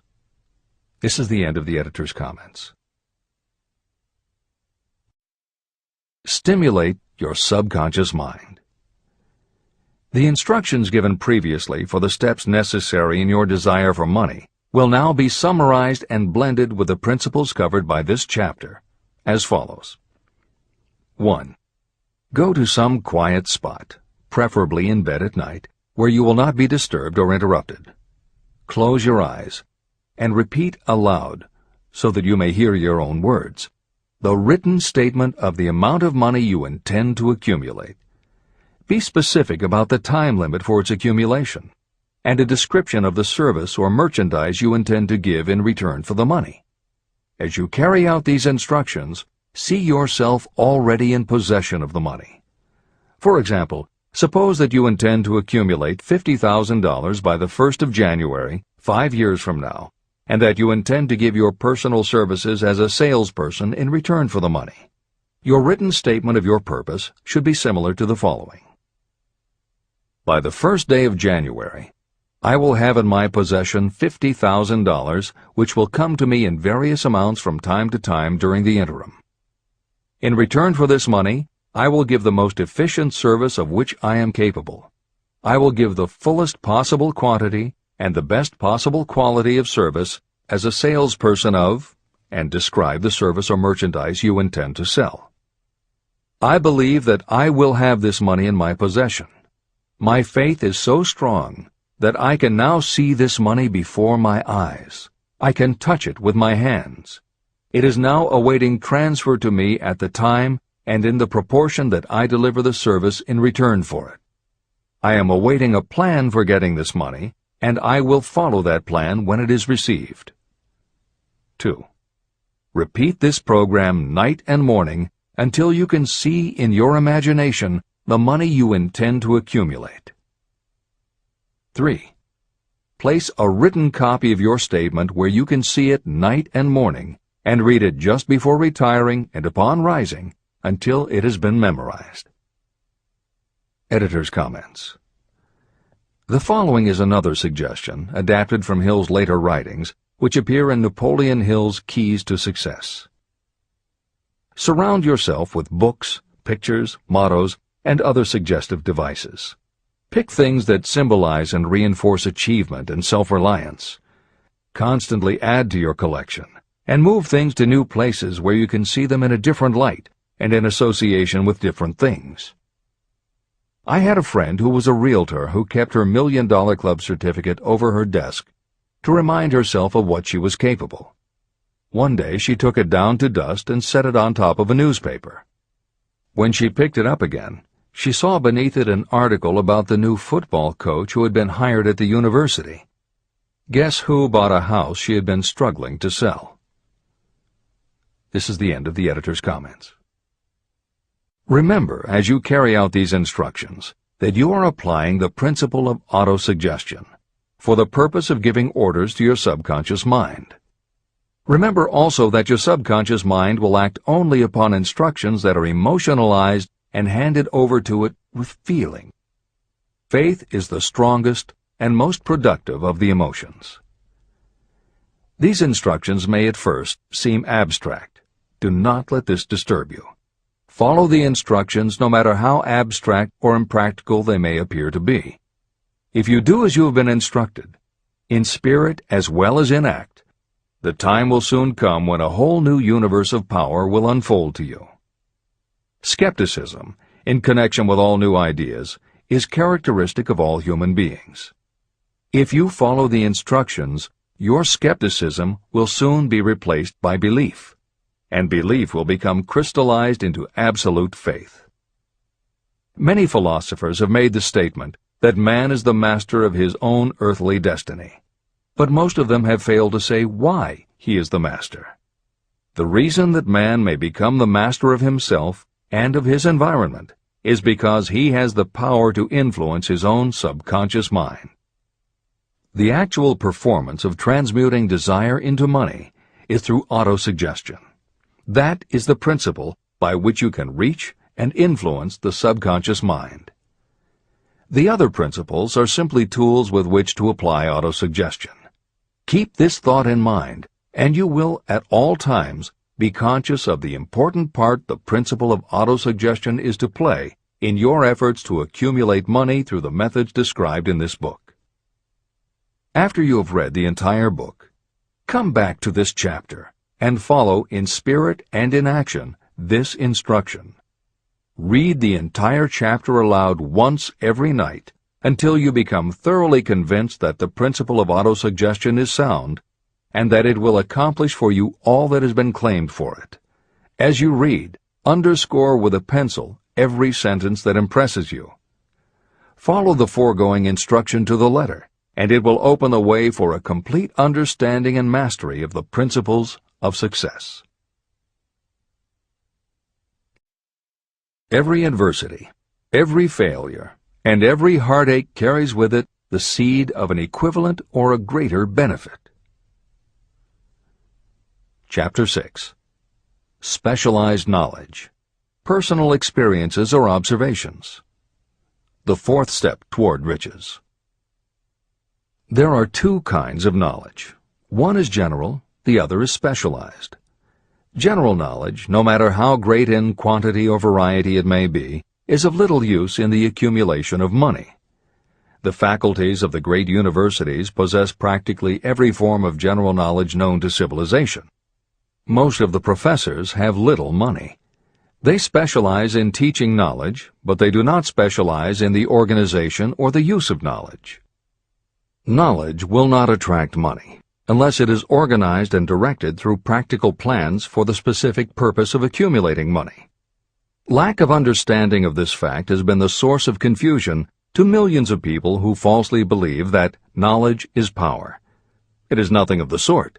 Knowledge is only potential power. It becomes power only when and if it is organized into definite plans of action and directed to a definite end. The missing link in all systems of education is that educational institutions fail to teach their students how to organize and use the knowledge after they have acquired it. Many people made the mistake of assuming that because Henry Ford had little schooling, he was not a man of education. Those who made this mistake did not understand the real meaning of the word educate. That word is derived from the Latin word educo, meaning to educe, to draw out, or to develop from within. An educated person is not necessarily one who has an abundance of general or specialized knowledge. An educated person is one who has so developed the faculties of their mind that he or she may acquire anything they want or its equivalent without violating the rights of others. During the World War, a Chicago newspaper published editorials in which, among other statements, Henry Ford was called an ignorant pacifist. Mr. Ford objected to the statements and sued the paper for libeling him. When the suit was tried in the courts, the attorneys for the paper called Mr. Ford to the witness stand for the purpose of proving to the jury that he was ignorant. They asked Mr. Ford a great variety of questions. All of them intended to prove that while he might possess considerable specialized knowledge about manufacturing automobiles, he was in the main ignorant. Mr. Ford was asked such questions as, who was Benedict Arnold, and how many soldiers did the British send over to America to put down the rebellion of 1776? In answer to the last question, Mr. Ford replied, I do not know the exact number of soldiers the British sent over, but I have heard that it was a considerably larger number than ever went back. Finally, Mr. Ford became tired of this line of questioning. In reply to a particularly offensive question, he leaned over, pointed his finger at the lawyer who had asked the question, and said, If I should really want to answer the foolish question you have just asked, or any of the other questions you have been asking me, let me remind you that I have a row of electric push buttons on my desk, and by pushing the right button I can summon to my aid men who can answer any question I desire to ask concerning the business to which I am devoting most of my efforts. Now, will you kindly tell me why I should clutter up my mind with general knowledge for the purpose of being able to answer questions when I have men around me who can supply any knowledge I require? That answer floored the lawyer. Every person in the courtroom realized it was the answer not of an ignorant man, but of a man of education.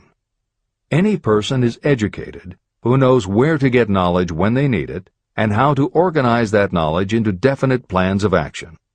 Through the assistance of his mastermind group, Henry Ford had at his command all the specialized knowledge he needed to become one of the wealthiest men in America.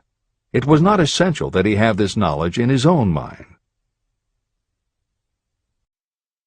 You can get all the knowledge you need. Before you can transmute your desire into money, you will require specialized knowledge of the service, merchandise, or profession that you intend to offer in return for fortune. Perhaps you may need much more specialized knowledge than you have the ability or the inclination to acquire. If this is true, you may bridge your weakness through the aid of your mastermind group. The mastermind is defined as coordination of knowledge and effort in a spirit of harmony between two or more people for the attainment of a definite purpose. The larger meaning of the mastermind group is explained in greater detail in later chapters. Editor's comments. After reading Hill's definition of the mastermind, many people may assume that he is describing teamwork. That would not be correct. The following explanation is adapted from the Napoleon Hill Foundation's book, Believe and Achieve. Teamwork can be achieved by any group, even one whose members have disparate interests, because all it requires is cooperation. In teamwork, people might simply be cooperating because they like the leader or out of a sense of duty. Some team members will give 100% to any team that pays them enough, but they have little concern about the objective. And sometimes there is good teamwork because different members have different agendas. A board of directors may disagree, even be unfriendly, and still run a business successfully. Musical groups are made up of notoriously self-centered people who work as a team if it will help them get ahead. Masterminds, on the other hand, are formed of individuals who have the same agenda, a deep sense of mission, and commitment to the same goal. Masterminds represent the highest order of thinking by a group of knowledgeable people, each contributing their absolute best according to their abilities, expertise, and background. If you have ever been a part of a meeting when everything just clicked and ideas built upon other ideas, with each member contributing until out of the group activity came the best possible idea or solution, that was a mastermind at work. Napoleon Hill believed that you must make the mastermind experience a regular part of your life if you really want to succeed. How to select the right people for your mastermind will be discussed further in Chapter 11, The Power of the Mastermind. This is the end of the editor's comment. The accumulation of great fortunes calls for power, and power is acquired through highly organized and intelligently directed specialized knowledge. That knowledge does not, necessarily, have to be in the possession of the person who accumulates the fortune. This should give hope and encouragement to those who want to accumulate a fortune, but don't have the necessary education to supply such specialized knowledge. People sometimes go through life suffering from inferiority complexes because they are not people of education. The person who can organize and direct a mastermind group of people who possess the knowledge needed is just as much a person of education as any other individual in the group. Thomas A. Edison had only 3 months of schooling during his entire life, but he did not lack education. Neither did he die poor. Henry Ford had less than a 6th grade schooling, but he managed to do pretty well by himself financially. Albert Einstein was working as a clerk in a patent office when he began to develop his world-altering scientific theories. Editor's comments. Had Einstein been born today, he might have been diagnosed in his early years as having attention deficit disorder. As a child, he was slow to learn to talk. As a student, he showed little promise and was expelled from at least one school. But what Einstein could do was to focus his concentration on a goal of his choice. His famous theories were the result of thought experiments that took place inside his mind. It is said that the breakthrough which led him to the theory of relativity came not from specialized knowledge of physics or mathematics, but from his ability to imagine what would happen if he were riding on a beam of starlight through space. This is the end of the editor's comments. Specialized knowledge is among the most plentiful and the cheapest forms of service that may be had. If you doubt this, consult the payroll of any university. It pays to know how to purchase knowledge, and it pays to know where to look. First of all, decide the sort of specialized knowledge you require and the purpose for which it is needed. To a large extent, your major purpose in life, the goal toward which you are working, will help determine what knowledge you need. Your next move requires that you have accurate information concerning dependable sources of knowledge. The more important of these are your own experience and education. Experience and education available through cooperation of others, Mastermind Alliance, colleges and universities, public libraries, and even easier, the Internet, special training courses, through night schools and home study courses in particular. As knowledge is acquired, it must be organized and put into use for a definite purpose through practical plans.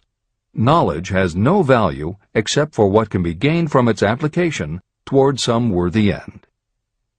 Successful people never stop acquiring specialized knowledge related to their major purpose, business, or profession. Those who are not successful usually make the mistake of believing that the knowledge-acquiring period ends when you finish school. The truth is that schools do little more than teach you how to acquire practical knowledge. Editor's comments. At this point in the original edition of Think and Grow Rich, Napoleon Hill included a newspaper story about education and job opportunities. Although the contemporary job market has changed considerably, the author of the article, Robert Moore, Director of Placements at Columbia University, made some comments that are perfectly aligned with the philosophy of Think and Grow Rich and are still holding true today. One such comment was, "The man who has been active on the campus, whose personality is such that he gets along with all kinds of people, and who has done an adequate job with his studies, has a most decided edge over the strictly academic student." One of the largest industrial companies, the leader in its field, in writing to Mr. Moore concerning prospective seniors at the college said, "We emphasize qualities of character, intelligence, and personality far more than specific educational background." Although few would argue that education is valuable, as Moore implies above and as Hill noted earlier about Edison, Ford, and Einstein, academic accomplishment has never been a sure indicator of success. The October 27, 2003 issue of Time magazine made a similar point in their cover story about the changes being made in the SAT exam. Although the article's primary focus is on the efforts to make the SAT less biased, it also notes that recent research indicates that neither the SAT nor IQ tests have proven to be very reliable predictors of future real-world achievement. In his best-selling book, Emotional Intelligence, author Daniel Goleman has created a persuasive argument that the way in which a person handles themselves and their relationships, which he calls emotional intelligence, or EI, is a much better indicator than IQ in predicting whether a person will be successful in life. In his later books, Working with Emotional Intelligence and Primal Leadership, Goleman applies his theory to the workplace, focusing on emotional intelligence leadership techniques and comparing corporate managers' EI with their IQ to analyze which has the greatest positive effect on the financial bottom line. Daniel Goleman's theories have caused some significant changes within educational circles and among management theorists, but their greatest impact has been on individuals who have gone through life intimidated because they believe they aren't smart enough. For them, Goleman's books offer convincing evidence that although they may not have conventional education, their natural abilities and interpersonal skills can be far more important in achieving success. This is the end of the editor's comments. One of the most reliable and practical sources of knowledge available to those who need specialized schooling are night schools, extension courses, and seminars. The correspondence schools give specialized training anywhere the U.S. mails go, or via the Internet. One advantage of home study training is the flexibility of the study program, which permits you to study during spare time. Another advantage of home study training, if the school is carefully chosen, is that most courses offer some method of personal consultation, which can be of priceless value to those needing specialized knowledge. No matter where you live, you can share the benefits. A lesson from a collection agency. Anything acquired without effort and without cost is generally unappreciated and often discredited. Perhaps this is why we get so little from our marvelous opportunity in public schools. The self-discipline you will learn from a program of specialized study can make up for the wasted opportunity when knowledge was available without cost. Being asked to pay, whether you make good grades or poor, has the effect of causing you to follow through with the course when you would otherwise drop it. I learned this from experience when I enrolled for a home study course in advertising. After completing 8 or 10 lessons, I stopped studying. But the school did not stop sending me bills. In fact, they insisted upon payment, whether I kept up my studies or not. I decided that if I had to pay for the course, which I had legally obligated myself to do, I should complete the lessons and get my money's worth. Correspondence schools are well-organized businesses. At the time, I felt that their collection system was somewhat too well organized, but I learned later in life that it was a valuable part of my education. The truth is that their collection department constituted the very finest sort of training on decision-making, promptness, and the habit of finishing what you begin. The collection system that forced me to finish the course turned out to be worth much in the form of money earned. The road to specialized knowledge. We have in this country what is said to be the greatest public school system in the world. One of the strange things about human beings is that they value only that which has a price.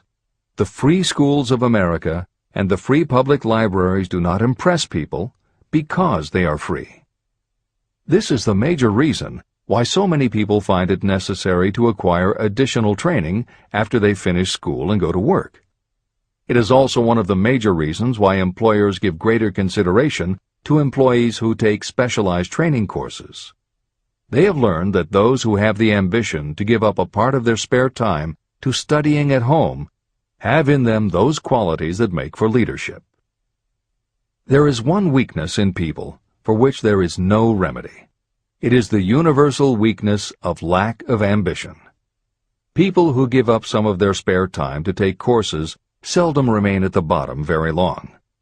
By taking such courses, they open the way for the upward climb, remove many obstacles from their path, and attract the interest of those who have the power to help them. The home study method of training is especially suited to people who have already started working.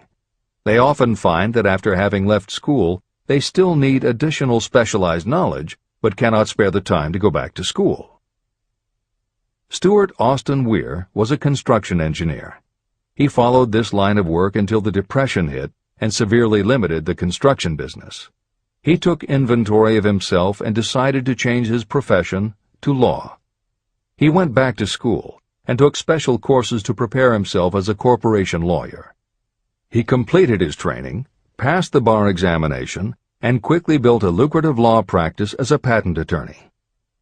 Just to keep the record straight, and to anticipate the excuses of those who will say, "I couldn't go to school because I have a family to support," or "I'm too old," I will add that Mr. Weir was past 40 and married when he went back to school. Moreover, by carefully selecting highly specialized courses, Mr. Weir completed in 2 years the work that it takes the majority of law students 4 years to do. It pays to know how to purchase knowledge. A simple idea that paid off. Here's another specific example about a salesman in a grocery store who found himself suddenly unemployed. Having had some bookkeeping experience, he took a special course in accounting, familiarized himself with all the latest bookkeeping and office equipment, and went into business for himself. Starting with a grocer for whom he had formerly worked, he made contracts with more than 100 small merchants to keep their books at a very nominal monthly fee. His idea was so practical that he soon found it necessary to set up a portable accounting office in a light delivery truck. He now has a fleet of these bookkeeping offices on wheels. He employs a large staff of assistants who provide small merchants with accounting services equal to the best that money can buy at very nominal cost. Specialized knowledge plus imagination were the ingredients that went into this unique and successful business. Last year, the owner of that business paid income taxes of almost 10 times as much as was paid by the grocery store that fired him. Editor's comments. It would be impossible to write a contemporary book about success without including the story of Bill Gates.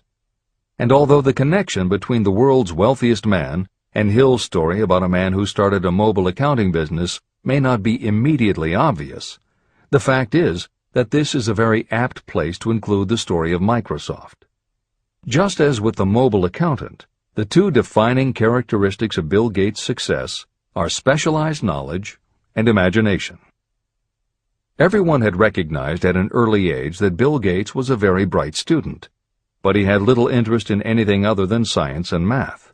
And when the mothers group at his school arranged for the students to learn about computing, that became his passion. By the time he was 13, he taught himself computer programming, and throughout high school and his years at university, his life revolved around computer clubs and odd jobs working for companies that had something to do with computers. Although at various times he toyed with the idea of a career in science or law, it is probably fair to say that while he was still in school, Bill Gates knew, in general terms, what his burning desire in life would be. He paid little attention to general knowledge, but devoted himself to assembling the specialized knowledge he would need to achieve his definite major purpose. Gates' burning desire heated up the day his friend and fellow computer club member Paul Allen bought a copy of the January 1975 issue of Popular Electronics. On the cover was a picture of an inexpensive desktop computer, the Altair 8800, which could be built from a kit. Gates and Allen knew in their gut that there were other students just like them who would love to get their hands on one of these things. At the time, it took a lot of imagination to foresee the impact computers might have on the average person. And even though they didn't own an Altair, they decided they could write a computer program for it. That took even more imagination. They contacted Ed Roberts, the founder of the company that made the Altair, and pitched their idea. Roberts told them he was getting offers from all over, and his policy was that whoever wrote it first would get the job. For the next 2 months, they tore apart the manual, gleaning the specialized knowledge they would need to write the program. They were the first to deliver a workable operating system, and Roberts bought it from them for $3,000 plus a royalty on sales. With their vision of the future burning in their imaginations, Gates and Allen used the advance and their royalties to launch a company that would be in the business of writing computer programs. They named their new company Microsoft and called old friends from their high school computer club to staff it. Bill Gates was 19, and Paul Allen was only a few years older. They and about 9 of their friends started writing programs for Apple Computer, Commodore, and anyone else who would contract with the company for their services. For the next 5 years, Bill Gates and Paul Allen had their share of imaginative ideas, but mostly they concentrated on learning the specialized knowledge needed to run and grow a successful business. Then in 1980, IBM, which had finally decided to get into the small computer business, needed help getting up to speed. They approached Microsoft to write an operating system for the new computer venture. Once again, specialized knowledge and imagination were the qualities that guided Bill Gates. In their imagination, Gates and Allen could see an even bigger future than before, and through specialized knowledge of what computers were capable of, they knew the role they could play in that future. They then made 2 business moves that are the foundation of the Microsoft success. First, because IBM had such a tight schedule, Gates went to a computer programmer, Tim Patterson, and bought from him a rudimentary but already developed operating system. Gates then set to work modifying the system, and he renamed it MS-DOS, for Microsoft Disk Operating System. The other move that was crucial to their success was the negotiation with IBM. They started from the position that they would not sell an operating system to IBM. What they would do was license the system to IBM in exchange for a royalty on every copy sold with an IBM computer. And it would not be an exclusive license, which meant that Microsoft could also license the system to other computer companies. If you were to continue to track the history of Microsoft, you would find those same qualities: a burning desire, an idea, specialized knowledge, and imagination behind each move Bill Gates made and continues to make, just as they were behind the success of the man who started the mobile accounting business. This is the end of the editor's comments. The beginning of the successful mobile accounting business was an idea. I know this is true because I was the one who gave him that idea. Now I'd like to pass on the story of another idea. and it was my accountant friend who indirectly suggested this one to me. When I first proposed the accounting idea to him, he said, "I like the idea, but I would not know how to turn it into cash." In other words, he did not know how to market his bookkeeping knowledge after he had acquired it. So, with the aid of a young woman copywriter, a very attractive presentation was prepared describing the advantages of the new system of bookkeeping. The brochure told the story of this new business so effectively that its owner soon had more accounts than he could handle.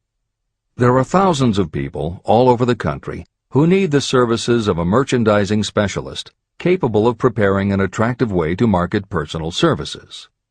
This idea was born of the necessity to solve a specific problem. But it did not stop by serving merely one person. The woman who created the presentation has a keen imagination. She saw in her newly born brainchild the making of a new profession to serve thousands of people who need practical guidance in marketing personal services. Spurred to action by the success of her first prepared plan to market personal services, this woman turned to solving a similar problem for her son. He had just finished college, but had been totally unable to find a market for his services. The plan she created for him was the best example of merchandising personal services I have ever seen. When the presentation had been completed, it contained nearly 50 pages of beautifully typed, properly organized information. It told the story of her son's natural abilities, schooling, personal experiences, and a great variety of other information. The book also contained a complete description of the position her son desired, together with a marvelous word picture of the exact plan he would use in filling his position. The preparation of the presentation required several weeks of her time, during which she sent her son to the public library almost daily to get specific data needed to sell his services to best advantage. She also sent him to all the competitors of his prospective employer, where he gathered information concerning their business methods. This was of great value in the formation of the plan he intended to use in filling the position he sought. When the plan was finished, it contained more than half a dozen very fine suggestions that would benefit the prospective employer. You don't have to start at the bottom. You may be inclined to ask, why go to all this trouble to secure a job? The answer is, doing a thing well is never trouble. The plan prepared by this woman for her son helped him get the job at the first interview and at a salary fixed by himself. Moreover, and this too is important, the position did not require the young man to start at the bottom. He began as a junior executive at an executive salary. Why go to all this trouble? Well, for one thing, this young man's planned presentation saved him no less than 10 years of working his way up. The idea of starting at the bottom and working your way up may appear to be sound, but the major objection to it is this. Too many of those who begin at the bottom never manage to lift their heads high enough to be seen by those who count. And the outlook from the bottom is not very bright or encouraging. It has a tendency to kill off ambition. You get into a rut, and you accept your fate because you form the habit of daily routine.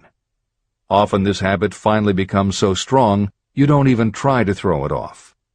And that is another reason why it pays to start 1 or 2 steps above the bottom. By so doing, you will form the habit of looking around, of observing how others get ahead, of seeing opportunity, and of embracing it without hesitation. A splendid example of what I mean is Dan Halpin. During his college days, he was manager of the famous 1930 championship Notre Dame football team, when it was under the direction of the late Knute Rockne. Halpin finished college at a very unfavorable time. The Depression had made jobs scarce. So after a fling at investment banking and motion pictures, he took the first job with a potential future he could find. It was selling electrical hearing aids on a commission basis. Anyone could start in that sort of job, and Halpin knew it, but it was enough to open the door of opportunity to him. For almost 2 years he worked at the job, but it didn't satisfy him. He would never have risen above that job if he had not done something about his dissatisfaction. He aimed first at the job of assistant sales manager of the company, and he got the job. That single step upward placed him high enough above the crowd for him to see still greater opportunity. Also, it placed him where opportunity could see him. In his new position, he did so well selling hearing aids that A.M. Andrews, chairman of the board of the Dictograph Products Company, a competitor of the company for which Halpin worked, asked to meet with him. Mr. Andrews wanted to know something about that man Dan Halpin, who was taking big sales away from the long-established Dictograph Company. When the interview was over, Halpin was the new sales manager in charge of the Acousticon division of Dictograph. Then, to test young Halpin's mettle, Mr. Andrews went away to Florida for 3 months, leaving him to sink or swim in his new job. He did not sink. Knute Rockne's spirit of all the world loves a winner and has no time for a loser inspired him to put so much into his job that he was elected vice president of the company. Vice president was a job that most would be proud to earn through 10 years of loyal effort, but Halpin turned the trick in little more than 6 months. One of the major points I'm trying to emphasize through this entire philosophy is that we rise to high positions or remain at the bottom because of conditions we can control, but only if we desire to control them. I am also trying to emphasize another point, that both success and failure are largely the results of habit. I have not the slightest doubt that Dan Halpin's close association with the greatest football coach America ever knew planted in his mind the same kind of desire to excel that made the Notre Dame football team world famous. Truly, there's something to the idea that hero worship is helpful, provided you worship a winner. My belief in the theory that business associations are vital factors, both in failure and in success, was clearly demonstrated when my son Blair was negotiating with Dan Halpin for a position. Mr. Halpin offered him a beginning salary of about 1/2 what he could have gotten from a rival company. I brought parental pressure to bear, and encouraged Blair to accept the job with Mr. Halpin. I believe that close association with people who refuse to compromise with circumstances is an asset that can never be measured in terms of money. The bottom is a monotonous, dreary, unprofitable place for any person. That is why I have taken the time to describe how lowly beginnings can be overcome by proper planning. Make your ideas pay off through specialized knowledge. The woman who prepared the personal service sales plan for her son now receives requests from all parts of the country, from others who want to market their personal services for more money. But don't think that all her plan consists of is clever salesmanship to help her clients get more money for the same services they formerly sold for less. She looks after the interests of the purchaser as well as the seller of personal services. She prepares her plans so that the employers receive full value for the additional money they pay. If you have the imagination and seek a more profitable outlet for your personal services, this suggestion may be the stimulus for which you have been searching. The idea could earn you an income far greater than that of the average doctor, lawyer, or engineer whose education required several years in college. Editor's comments. Mary Kay Ash was literally researching and writing down specialized knowledge when the idea for a new business was born in her imagination. Mary Kay had quit her job as a very successful sales manager in the gift business because she had become discouraged by seeing the men she had trained earning more and being promoted ahead of her. She decided to write an advice book for career women, but as she assembled the knowledge women would need to get ahead, she realized she was writing a business plan for the kind of business she would like to run. She took her life savings of $5,000, went out and found a skincare cream she liked, acquired the rights to it, and began to contact her friends and friends of friends to see if they would like to be beauty consultants for her new company. But what she was offering wasn't just a chance to sell skincare products. It was a very imaginative combination of philosophy and opportunity that gave women the chance to achieve both personal satisfaction and financial success. The company showed a modest profit in its first year, and continued to grow each year until, by the beginning of the 21st century, There are over 1 million independent beauty consultants in 30 countries with wholesale sales of more than $1.5 billion. 3 times Mary Kay Cosmetics was named as one of the 100 best companies to work for in America, and Lifetime Television Network named Mary Kay the businesswoman of the century. She became one of the most in-demand motivational speakers and the best-selling author of 3 books. Neil Balter also started his company based on specialized knowledge and imagination. He got his specialized knowledge from his job as a carpenter's apprentice. His imagination came into play the day he was hired by a customer who wanted to clear up a messy closet by having shelves installed. Now that kind of job must have been offered to thousands of carpenters, but not one of them had the imagination to see in it what Neil Balter saw.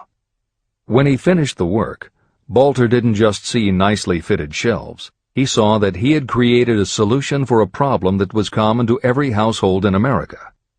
He took the money he earned from the job and started his own business, California Closet Company, which specialized in shelves and fittings designed to attractively organize closet space for maximum efficiency. But Balter's imagination didn't stop once he had his own business up and running. Now he could imagine an even bigger operation. So he went out to find new specialized knowledge about operating and franchising a business. Neil Balter had licensed more than 100 California closet franchises when Williams-Sonoma offered to buy the company for $12 million. Lillian Vernon's specialized knowledge was in an area that many women had, but they didn't have the imagination she had. To quote from her autobiography, An Eye for Winners, handbags. I knew about those. Why not sell them? And belts to match. Didn't every teenage girl strolling along the street anywhere in the United States sport a handbag and belt? And my handbags would offer something special. Each one would be personalized with initials. I knew with absolute certainty that teenagers would go for items that made them feel unique. She believed enough in her idea that she spent $495 to take a small ad in 17 magazine. The ad brought in $32,000 in orders. That was when Lillian Vernon started to gather other specialized knowledge about renting space, manufacturing products, warehousing, and shipping, all of which she'd need to grow her idea of bags and belts into a direct response business featuring a whole array of distinctively monogrammed items. Within a few years, she needed more specialized knowledge about product photography, layout, printing, and direct mail, as she imagined having her own catalog. She started by mailing a 16-page black-and-white catalog to 125,000 customers who had bought products from her in the past.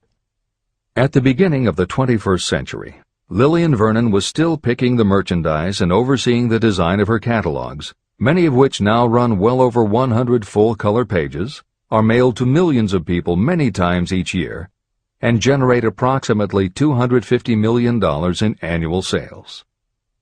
There is another story about gathering specialized knowledge that is so good we will use it to conclude this editorial comment. It actually comes from the Napoleon Hill archives, and although he did not include it in Think and Grow Rich, he often used it as an example in his lectures and seminars. There was a young man who started out working for the railroad in 1893. As a machinist at 5 cents an hour. He was always taking courses and learning what he could about steam engines, and by 1905 he had worked his way up through the ranks until he was superintendent of motive power for Chicago Great Western in Olwine, Iowa. Then he did something that must have made his friends think he had taken leave of his senses. He was attending the Chicago Automobile Show when a red and white locomobile caught his attention.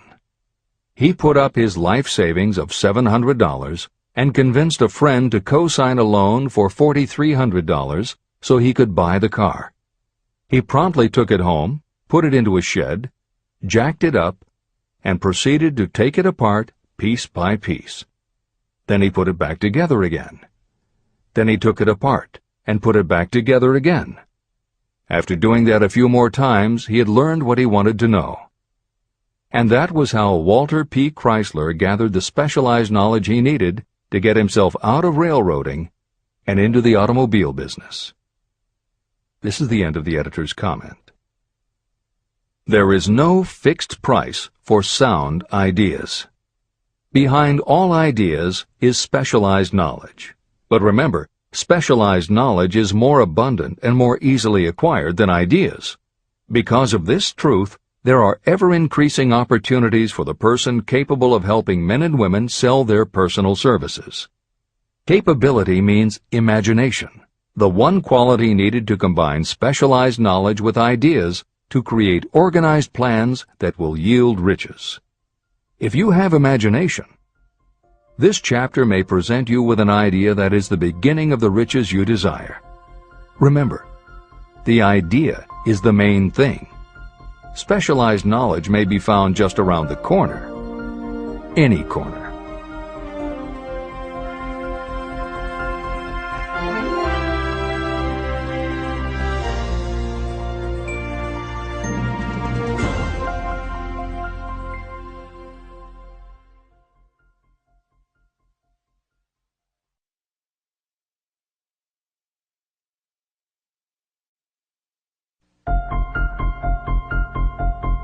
Happiness is found in doing, not merely in possessing. Chapter 7. Imagination, the workshop of the mind. The fifth step toward riches. The imagination is literally the workshop where all plans are created. It is where the impulse, the desire, is given shape, form, and action through the aid of the imaginative faculty of the mind. It has been said that we can create anything that we can imagine.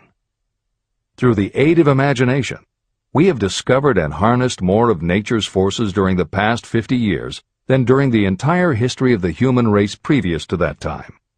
And even with all we have accomplished, we have come nowhere near the limit of what we are capable. Our only limitation, within reason, lies in the development and use of our imagination. The human imagination offers so much possibility, it is as though we have merely discovered that we have an imagination, and have just started to use it in a very elementary way. Two forms of imagination. The imaginative faculty functions in two forms. One is known as synthetic imagination, and the other as creative imagination. Editor's comments. In modern usage, the word synthetic has taken on a negative connotation, implying that something is artificial, not the real thing. Today the word synthesized, which is defined as something made up from component parts, would better describe what Hill had in mind, and has been substituted here accordingly. This is the end of the editor's comment. Synthesized imagination. Through this faculty, you arrange old concepts, ideas, or plans into new combinations. Synthesized imagination does not create anything. It merely works with the material of experience, education, and observation with which it is fed.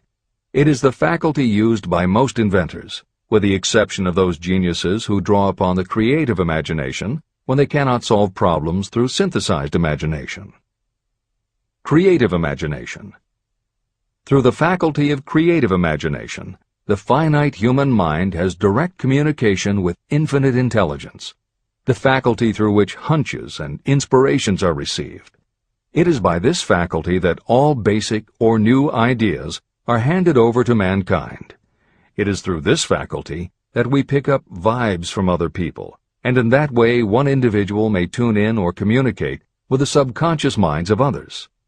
This concept is explained in greater detail later.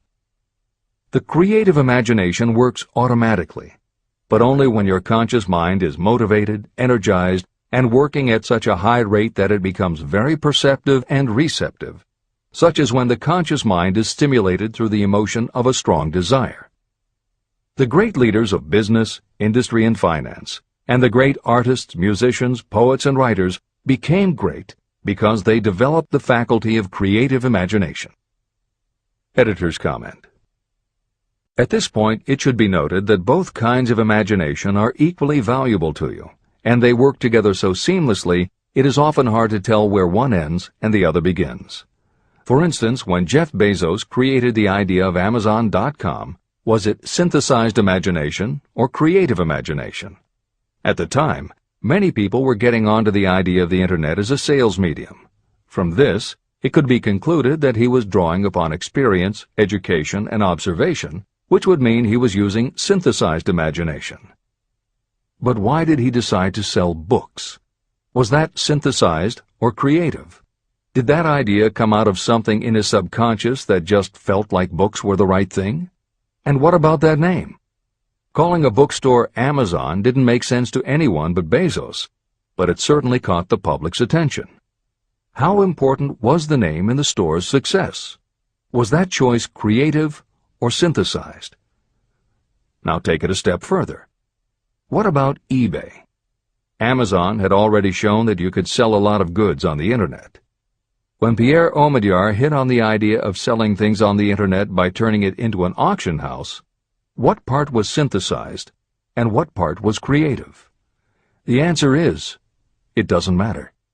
Whether you are consciously assembling the parts of a plan, or if subconsciously the pieces fall into place and suddenly hit you in a flash of inspiration, all that matters is that you are putting your imagination to work. And the more you use it, the better both the synthesized and the creative will work for you. This is the end of the editor's comment. Desire is a thought, an impulse. It is nebulous and ephemeral. It is abstract and of no value until it has been transformed into its physical counterpart. While the synthesized imagination is the one that will be used most frequently in the process of transforming desire into money, there will be circumstances and situations that demand the use of the creative imagination as well. Both the synthesized and the creative imagination become more alert and receptive with use. And though your imaginative faculty may have become weak through lack of use, you can revive it. Just as any muscle or organ of the body develops the more it is used, your imagination also becomes more receptive in direct response to the amount that you use it. Use your synthesized imagination. First, let us focus attention on the development of the synthesized imagination. This is the faculty that you will use more often in converting desire into money. Transformation of the intangible impulse of desire into the tangible reality of money calls for the use of a plan or plans. To make plans, you must use your imagination. Mainly, this will require you to use your synthesized imagination as you draw upon your experience, your education, and your observations. Editor's comment. The following is adapted from Hill's later writing and appears in Napoleon Hill's Keys to Success. An excellent example of synthesized imagination is Edison's invention of the light bulb. He began with one recognized fact that other people had discovered. A wire could be heated by electricity until it produced light. The problem was that the intense heat quickly burned the wire out, and the light never lasted more than a few minutes. Edison failed more than 10,000 times in his attempt to control this heat. When he found the method, it was by applying another common fact that had simply eluded everyone else. He realized that charcoal is produced by setting wood on fire, covering it with soil, and allowing the fires to smolder. The soil permits only enough air to reach the fire to keep it burning without blazing, and that way the wood isn't burned up. When Edison recognized this fact, his imagination immediately associated it with the idea of heating the wire. He placed the wire inside a bottle, pumped out most of the air, and produced the first incandescent light. It burned for 8.5 hours. Everything that Edison used to make the electric light was widely known, but the way he synthesized the knowledge changed the world and made him a very wealthy man. W. Clement Stone called the process the R2A2 formula. Recognize and relate, assimilate and apply. If you do that with everything you see, hear, think, and experience, it will give you a new way of looking at familiar things. If you do that, you can achieve what others believe is impossible.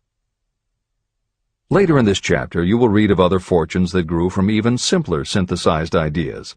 And these stories should lead you to conclude that the combination of ideas is nothing that you couldn't have thought of yourself. That alone should start your own imagination synthesizing ideas. However, Even though these stories will inspire you, and you will be anxious to get started, this is not yet the point for you to start making plans. Here, and throughout Think and Grow Rich, Napoleon Hill reminds the reader that this book is meant to be read all the way through before beginning to put the philosophy into practice.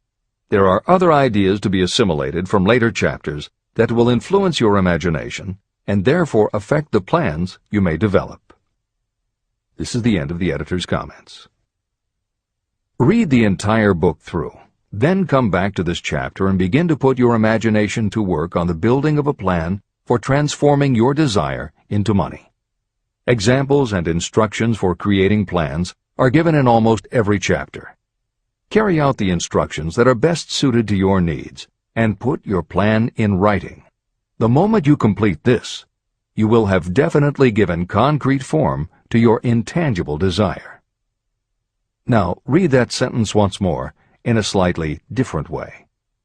The moment I put my plan in writing, I will have definitely given concrete form to my desire. Now read it aloud and realize what you are telling yourself. Desire is only a thought. Through synthesized imagination, your experience, education, and observations will give it shape, form, and action. From the moment you follow those instructions and write out your desire and your plan, you will have actually taken the first of a series of steps that will enable you to convert the thought into its physical counterpart. Editor's comments. Synthesized imagination plays a role in every phase of a business plan. In fact, some of the most successful companies actually get started from synthesized imagination. When an entrepreneur, drawing upon his or her education, experience, and observations, takes an idea from one source and gives it a new application. That is exactly what happened with Ruth Handler. She and her husband, along with another partner, had started a small manufacturing company which had evolved into toy manufacturing. The success of their business depended on coming up with new toy ideas. Watching her young daughter at play, Ruth Handler noticed that she was fascinated with cutout books that featured teenage girl or career women paper dolls that she could cut out clothes for. She also knew that little girls loved to play dress-up in grown-up clothes. These ideas, drawn from Ruth Handler's education, experience, and observations, synthesized themselves in her imagination and came together as a new idea. Ruth Handler announced that they should make a lifelike teenage girl doll. Not a paper doll, but a real three-dimensional grown-up doll with a woman's figure, and they could also make grown-up clothes to fit it, so that girls could play dress-up with the doll. In honor of the source of inspiration, Ruth Handler named the new doll after her daughter, Barbie.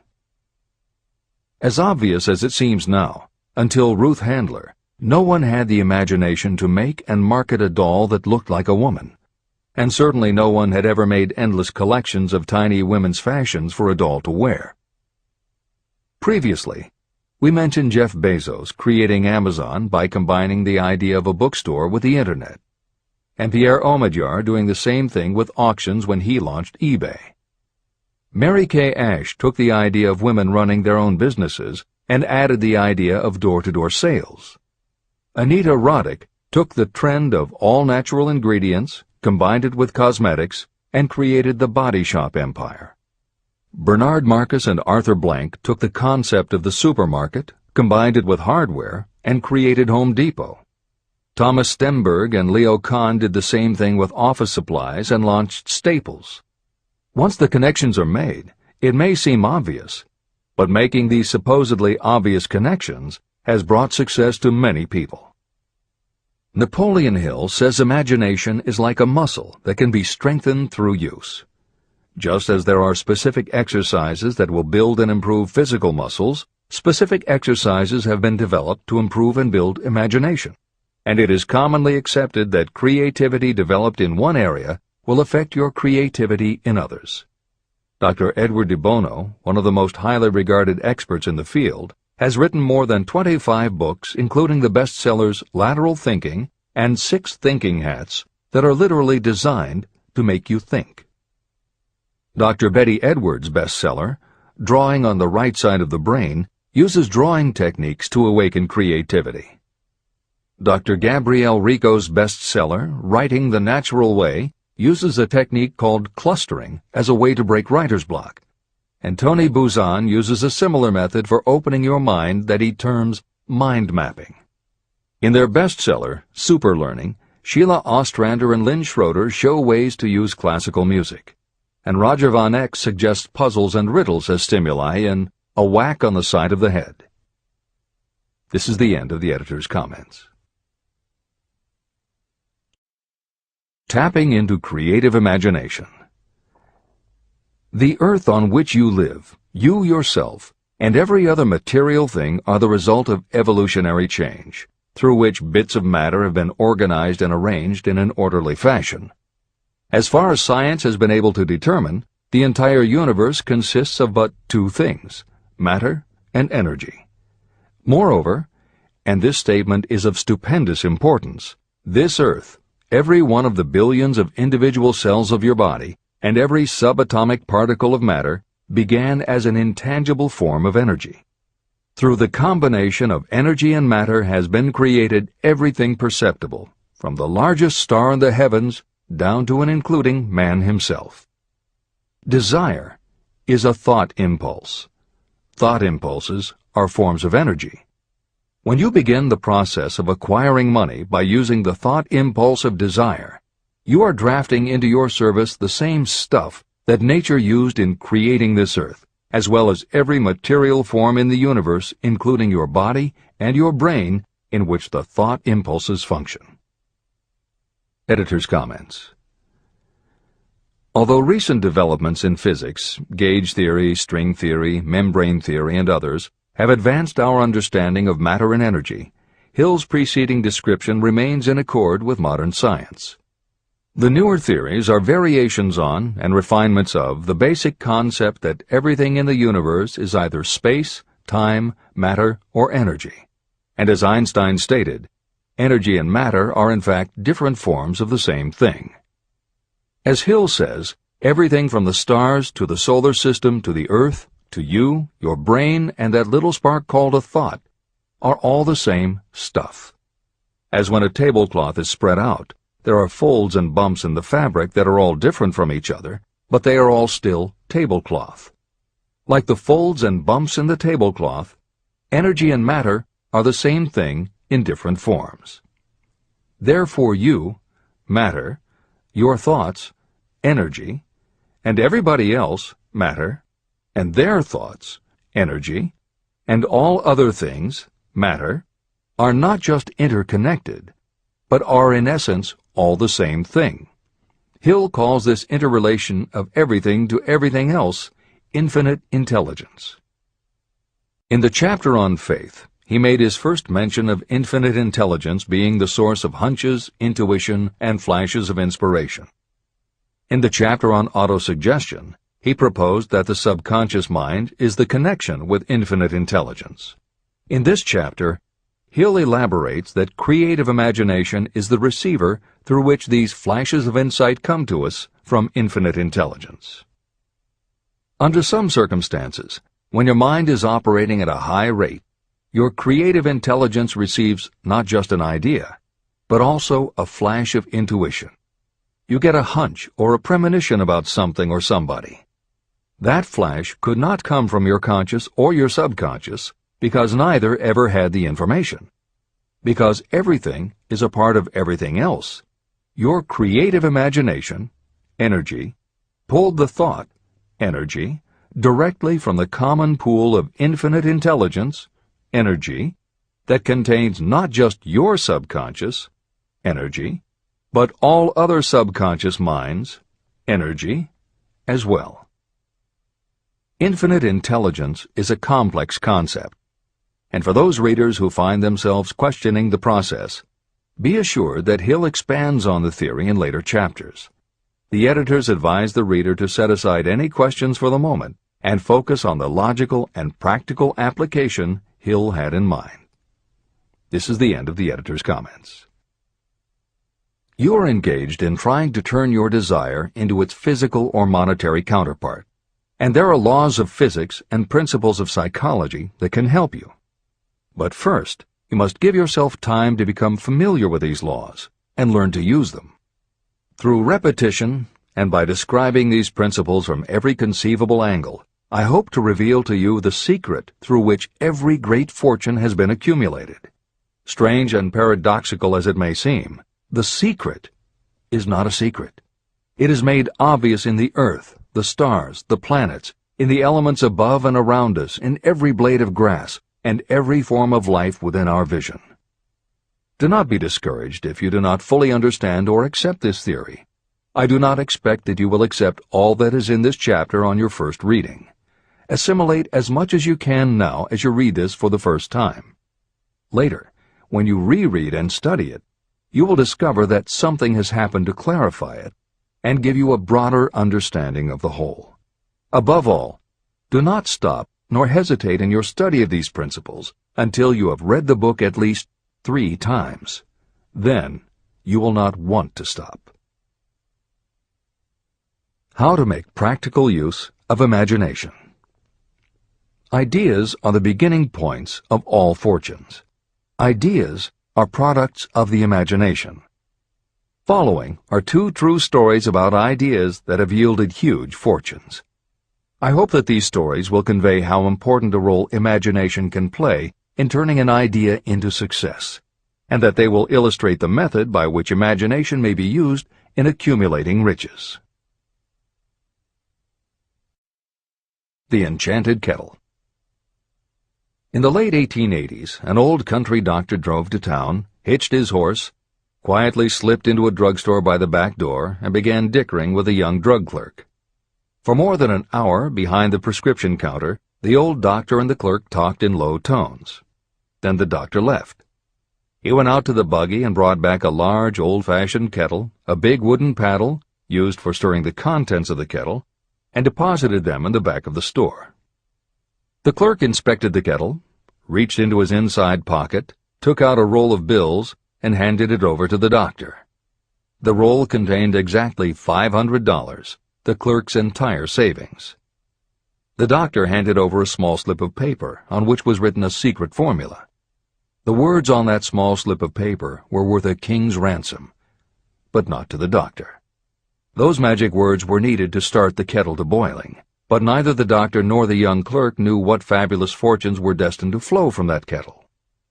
The old doctor was glad to sell the outfit for $500.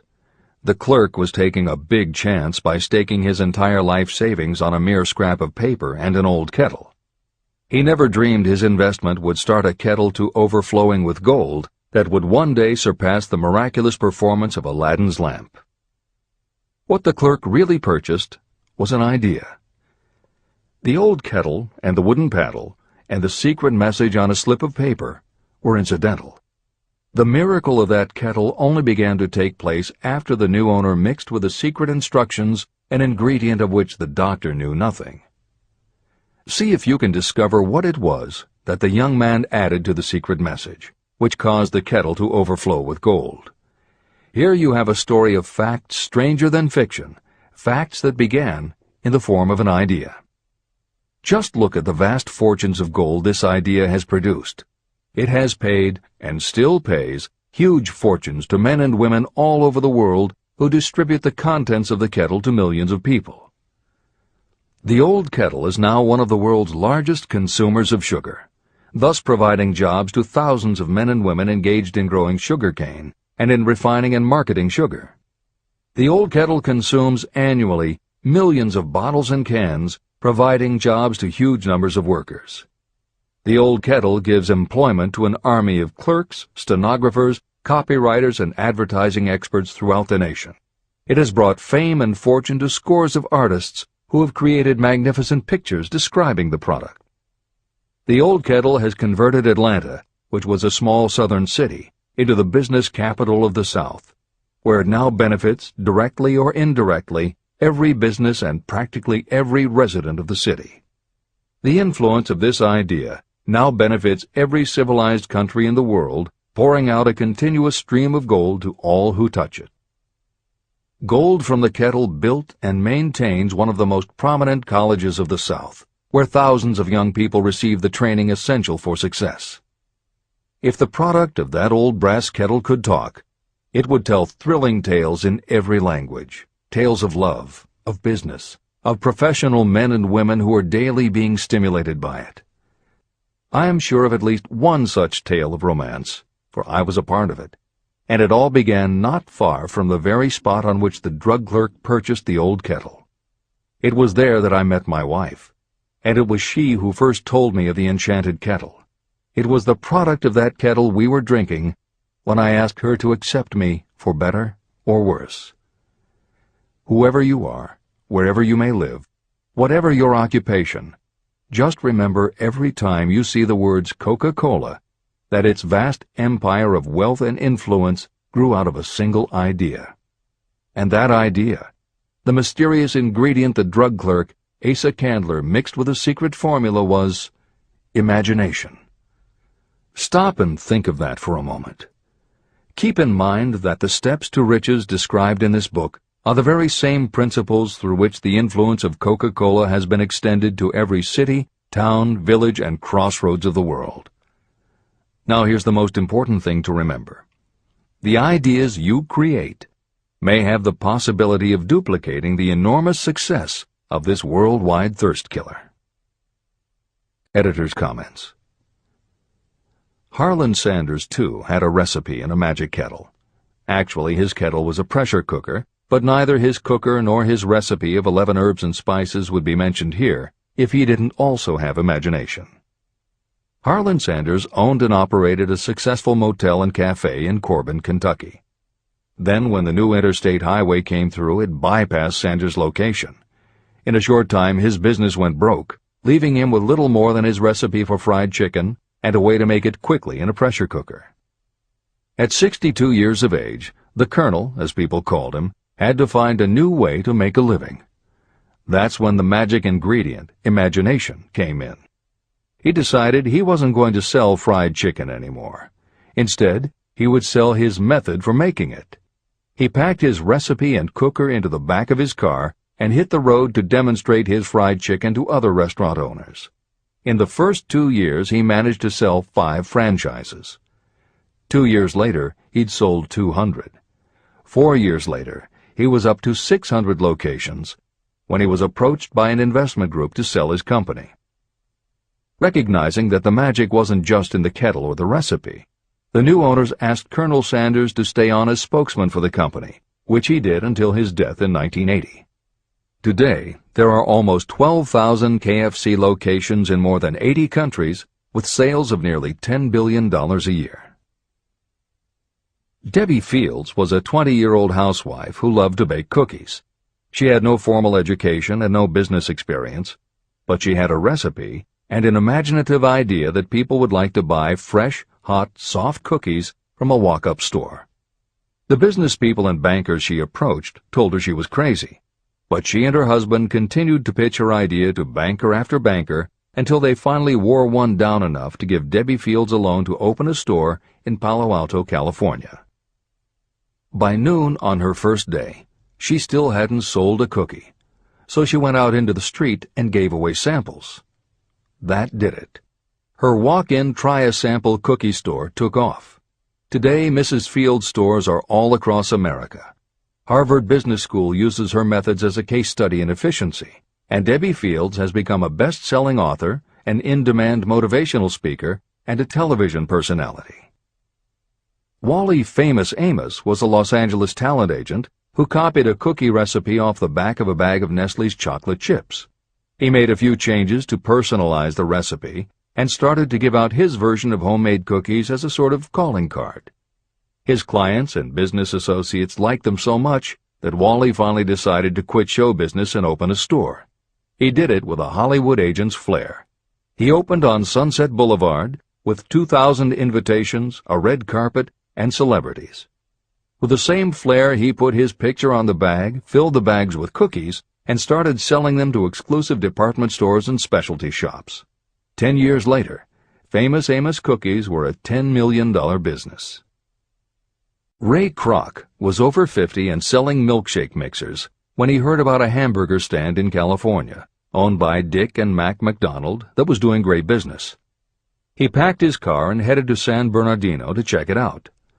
What he saw was a sit-down restaurant that had a limited menu featuring a good hamburger recipe, and they were serving them faster than any place he'd ever seen. Figuring that if there were more places like this, he could sell them a lot of milkshake mixers, Kroc pitched the McDonald brothers on the idea of opening some more McDonald's. They were interested, but they didn't know who they could get to open the new restaurants. This time, it was a recipe and a magic griddle, but it still needed the extra ingredient, imagination. On the spot, Ray Kroc offered to go into business with them and open the restaurants himself. According to the signs on the golden arches, Ray Kroc's imagination paid off in billions of hamburgers sold. In 1982, Howard Schultz went to work as the director of marketing for a small coffee importer wholesaler called Starbucks, which had only one location in Seattle's Pike Place market. While he was on a trip to Italy, Schultz got the idea that the coffee bar culture he saw in Milan could be transposed to the downtown Seattle scene. He convinced the company to try it. His coffeehouse idea was such a success that Schultz went out and raised the money to buy the company. 5 years after he joined Starbucks, he was CEO of a company that had 17 locations. 15 years later, Schultz's coffeehouse culture was on every corner of America, and there were more than 7,000 Starbucks worldwide. As a final example of imagination, we offer Paul Newman's salad dressing. Now, it would seem that it doesn't take much imagination for a big celebrity to put his name on a product, and that's what Newman thought too. But when he and his partner, A.E. Hotchner, pitched their salad dressing idea to companies that specialize in marketing foods, nobody was interested unless they would personally put up about $1 million for the first year's operations. According to Newman and Hotchner's book, Shameless Exploitation, they found out that almost all celebrity products in the food business have been disastrous failures, and now nobody would touch them. So when it came to marketing salad dressing, even Paul Newman's big name wasn't the magic they needed. And unless they were willing to put up a ridiculous amount, money wasn't the magic either. The magic would have to be in the imaginative way that they would convince the right people to help them, and in having the perseverance to stick with it until they succeeded. And just like most everyone with an idea, they were told they were crazy to try it. They were turned down by bottling companies that wouldn't do small runs, and they were rejected by distributors who wouldn't take a chance on another celebrity product. In the end, it was one supermarket owner, Stu Leonard, who helped hook them up with the right suppliers.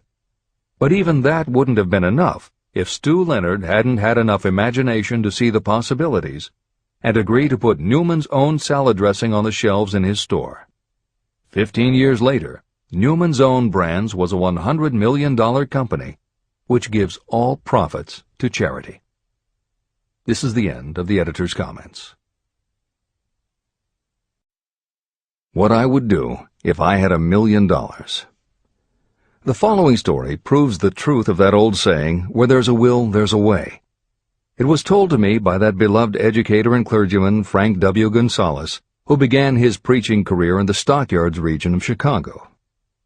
While Dr. Gonzalez was going through college, he observed many defects in our educational system, defects that he believed he could correct if he were the head of a college.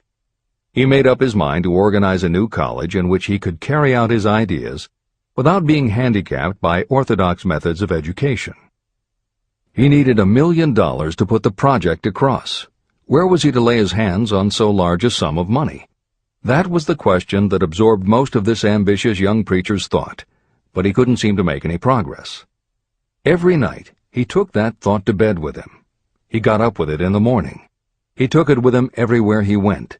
He turned it over and over in his mind until it became a consuming obsession with him. Being a philosopher as well as a preacher, Dr. Gonzalez recognized, as do all who succeed in life, that definiteness of purpose is the starting point from which one must begin. He recognized, too, that definiteness of purpose takes on life and power when backed by a burning desire to translate that purpose into its material equivalent. He knew all these great truths, yet he did not know where or how to lay his hands on $1 million. The normal thing would have been to give up and quit, saying, well, my idea's a good one, but I can't do anything with it because I can't raise the $1 million. That is exactly what the majority of people would have said, but it is not what Dr. Gonzalez said.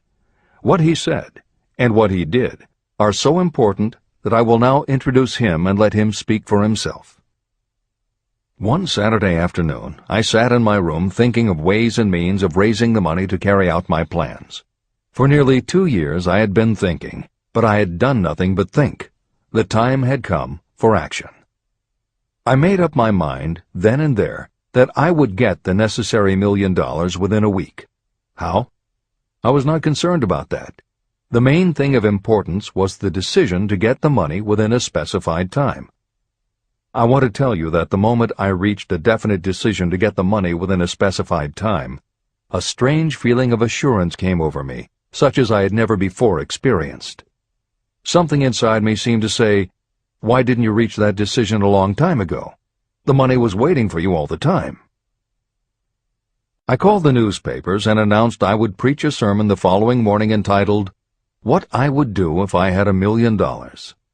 I went to work on the sermon immediately, but I must tell you frankly that the task was not difficult because I had been preparing that sermon for almost 2 years. Long before midnight, I had finished writing the sermon. I went to bed and slept with a feeling of confidence, for I could see myself already in possession of the $1 million.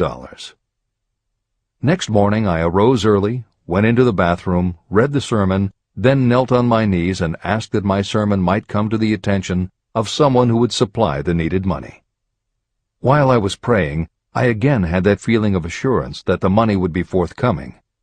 In my excitement, I walked out without my sermon and did not discover the oversight until I was in my pulpit and about ready to begin delivering it. It was too late to go back for my notes, and what a blessing that I couldn't go back. Instead, my own subconscious mind yielded the material I needed. When I arose to begin my sermon, I closed my eyes and spoke with all my heart and soul of my dreams. I not only talked to my audience, but I fancy I talked also to God. I told what I would do with $1 million if that amount were placed in my hands. I described the plan I had in mind for organizing a great educational institution, where young people would learn to do practical things and at the same time develop their minds. When I had finished and sat down, a man slowly arose from his seat, about 3 rows from the rear, and made his way toward the pulpit. I wondered what he was going to do. He came into the pulpit, extended his hand, and said, "Reverend, I liked your sermon. I believe you can do everything you said you would if you had $1 million. To prove that I believe in you and your sermon, if you will come to my office tomorrow morning, I will give you the $1 million. My name is Philip D. Armour." Young Gonzalez went to Mr. Armour's office, and the $1 million was presented to him. With that money he founded the Armour Institute of Technology, now known as Illinois Institute of Technology. The $1 million that launched the Armour Institute came as the result of an idea. Behind the idea was a desire that young Gonzalez had been nursing in his mind for almost 2 years. Observe this important fact. He got the money within 36 hours after he reached a definite decision in his own mind to get it and decided upon a definite plan for getting it. There was nothing new or unique about young Gonzalez vaguely thinking about $1 million and weakly hoping for it. Others have had similar thoughts. But there was something very unique and different about the decision he reached on that memorable Saturday, when he put vagueness into the background and definitely said, "I will get that money within a week." The principle through which Dr. Gonzalez got his $1 million is still alive. It is available to you. This universal law is as workable today as it was when the young preacher made use of it so successfully. Editor's comments. The Armour Institute of Technology opened in 1893, offering courses in engineering, chemistry, architecture, and library science, and in 1940 became the Illinois Institute of Technology when the Armour Institute merged with the Lewis Institute, a Chicago college that had opened in 1895 and offered liberal arts as well as science and engineering courses. In 1949, the Institute of Design, founded in 1937, also merged with IIT, followed in 1969 by the Chicago-Kent College of Law and the Stewart School of Business, and in 1986 by the Midwest College of Engineering. Today there are several campuses in downtown Chicago. IIT has been called the alma mater of accomplishments. This is the end of the editor's comment. How to transmute ideas into cash. Asa Candler and Dr. Frank Gunsaulus had one characteristic in common. Both knew the astounding truth that ideas can be transmuted into cash through the power of definite purpose plus definite plans. If you are one of those who believe that hard work and honesty alone will bring riches, you can forget it. It is not true. Riches, when they come in huge quantities, are never the result of hard work alone. Riches come, if they come at all, in response to definite demands based upon the application of definite principles, and not by chance or luck.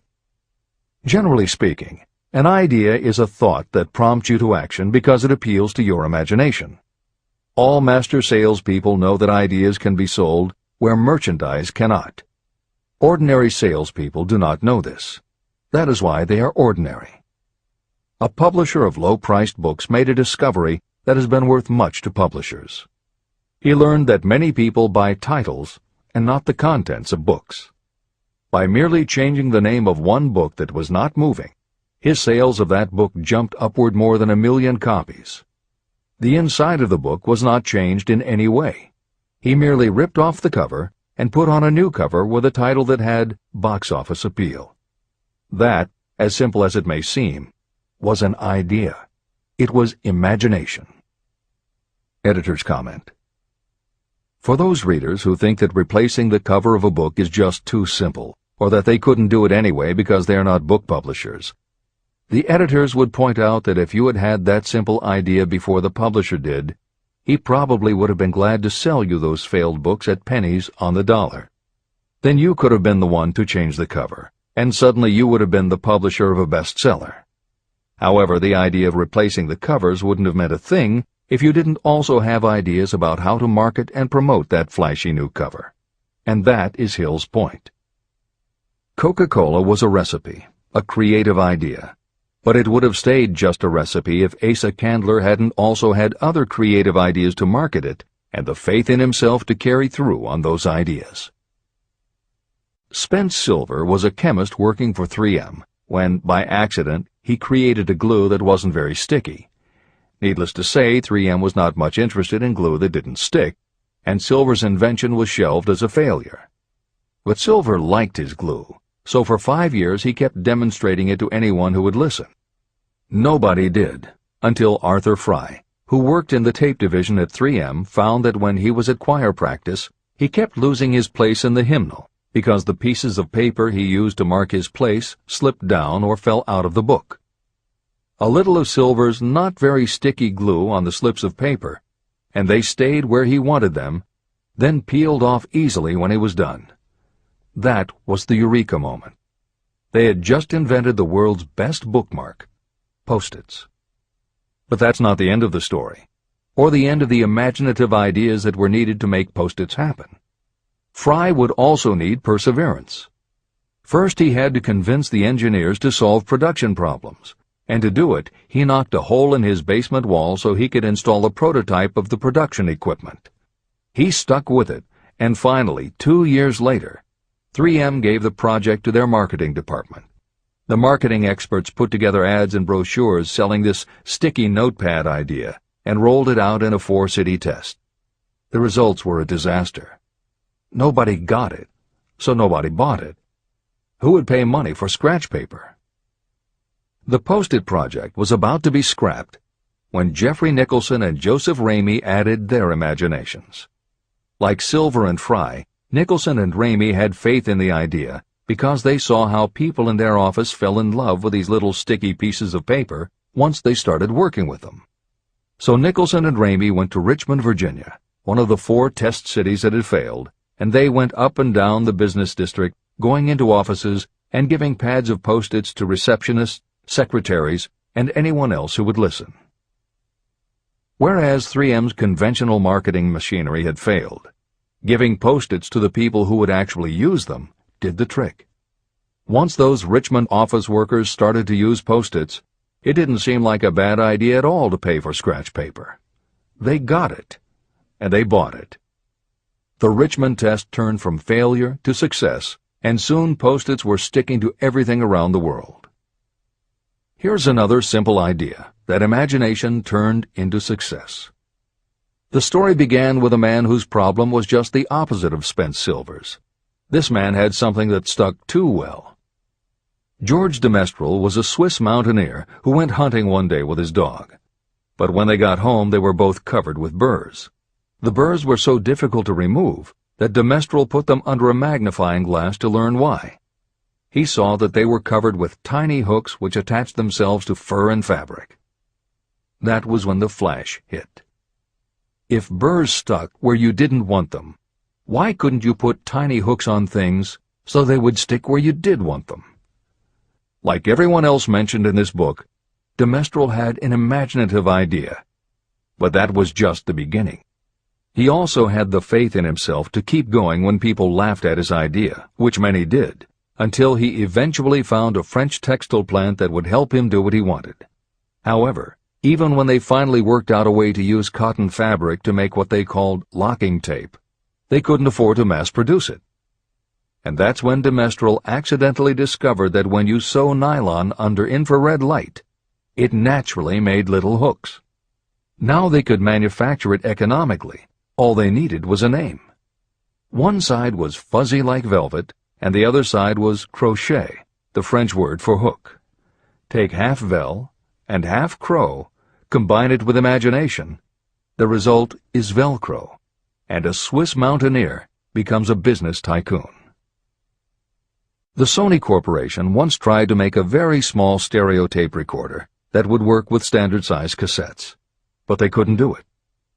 They could make a small playback machine, but at the time the electronics needed to also make it a recording machine just couldn't be made small enough. They concluded that the design was a failure.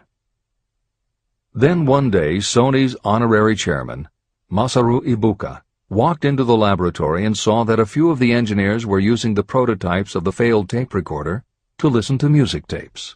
They didn't seem to care that it couldn't record. They just liked to be able to walk around listening to their favorite music. Then came the imaginative idea that made all the difference. Ibuka remembered that another division was working on lightweight headphones. That was the flash. Ibuka's imagination made the connection that the rest of the engineers had not. In Ibuka's view, they hadn't made a failed recorder. They had created a successful private stereo listener. They added the headphones, named it the Walkman, and it revolutionized both the music business and the electronics industry.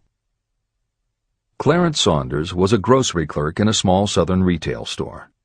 One day he was standing with a tray in his hands waiting his turn in a cafeteria. He had never earned more than $20 a week before then, and no one had ever noticed anything about him that indicated unusual ability, but something took place in his mind as he stood in the line of waiting people that put his imagination to work. That was when he came up with the idea that this same self-serve concept would also work at the grocery store. Clarence Saunders took the idea to his boss. Naturally, his boss told him he was crazy. So Clarence Saunders quit his job, went out and did what he needed to do to raise the money, and opened the first self-serve grocery store. He called it Piggly Wiggly, and Clarence Saunders, the $20-a-week grocery clerk, rapidly became the multi-million-dollar chain store groceryman of America.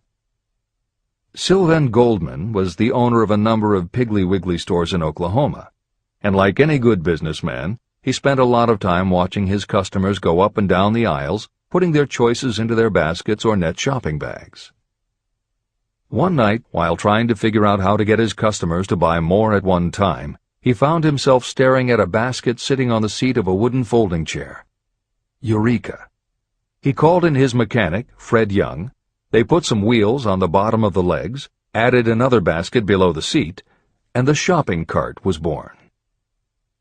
As this edition is being readied for publication, there are about 35 million shopping carts in America, and approximately 1.25 million new carts are sold each year.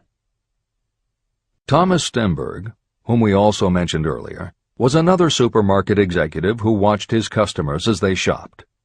By this time, shopping carts were well established in supermarkets, and it was because his customers were pushing shopping carts up and down the aisles that he got his flash of inspiration.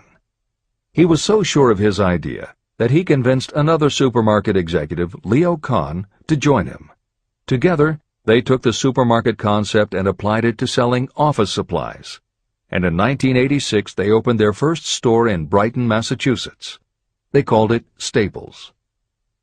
In 1989 they took the company public, and 10 years later there were more than 1,000 Staples stores with revenues exceeding $7 billion. We'll end this commentary with another set of connected stories, which make the point that sometimes the most imaginative part of marketing is in the timing. If you were to go shopping in the late 1800s, it usually meant bartering with a merchant who would then have to get the goods from storage shelves kept behind the counter. In the 1870s, fixed pricing was just starting to be used by storekeepers. Merchants were trying the idea by setting out a table of merchandise that was all priced the same, usually 5 cents. Frank Winfield Woolworth was a clerk in a general store, and he convinced the store owner to let him try the 5-cent table idea. Although it worked, the owner wasn't impressed. So Woolworth borrowed $350 from his boss, and in 1879 opened his first 5-cent store in Utica, New York. It was an entire store full of goods where everything cost a nickel. A year later, he had 4 stores, and the 4th one, in Lancaster, Pennsylvania, was the first that he named F.W. Woolworth's 5 and 10 cent store. 20 years later, he had 238 stores. By the time of his death in 1919, there were over 1,000 F.W. Woolworth locations. He had established the first nationwide chain of general merchandise stores, and he had built the tallest building in New York City as his headquarters. The Woolworth Company stayed true to the original idea and didn't carry any merchandise that cost more than a dime until 1932, when the top price was raised to 20 cents. But as times changed, the fixed price was dropped, the merchandise became more varied, and the company kept growing until it had over 8,000 stores worldwide, selling everything from notions to appliances and furniture. Then in the 1960s and 1970s, something started to happen. The mood of America was changing, but the Woolworth stores weren't.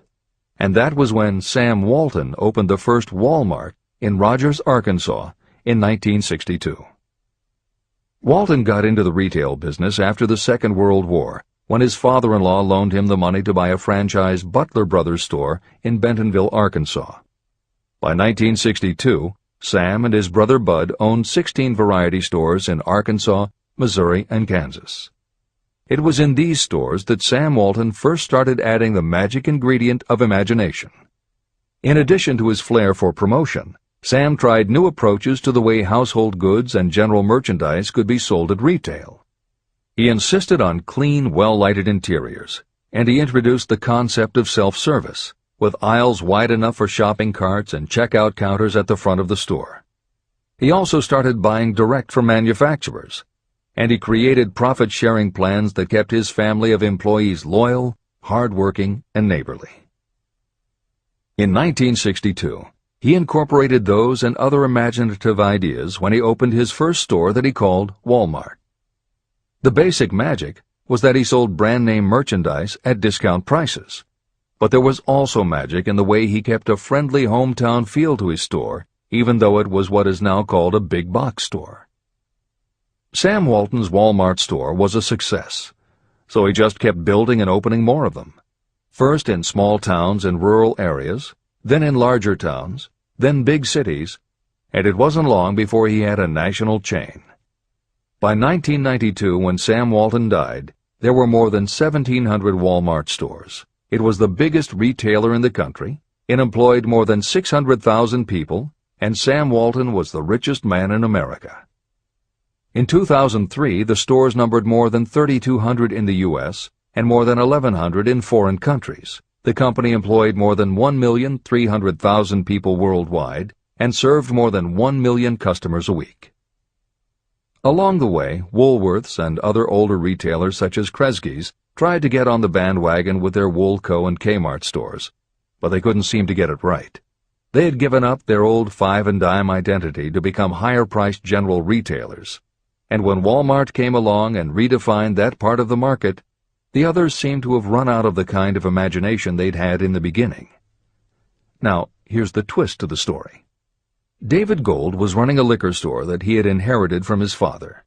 He noticed that whenever he put out a display of goods priced at 98 cents or $1, the goods would sell okay, but if his sign said 99 cents, the goods sold out in no time.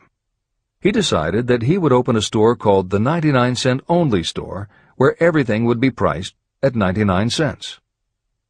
Sound familiar?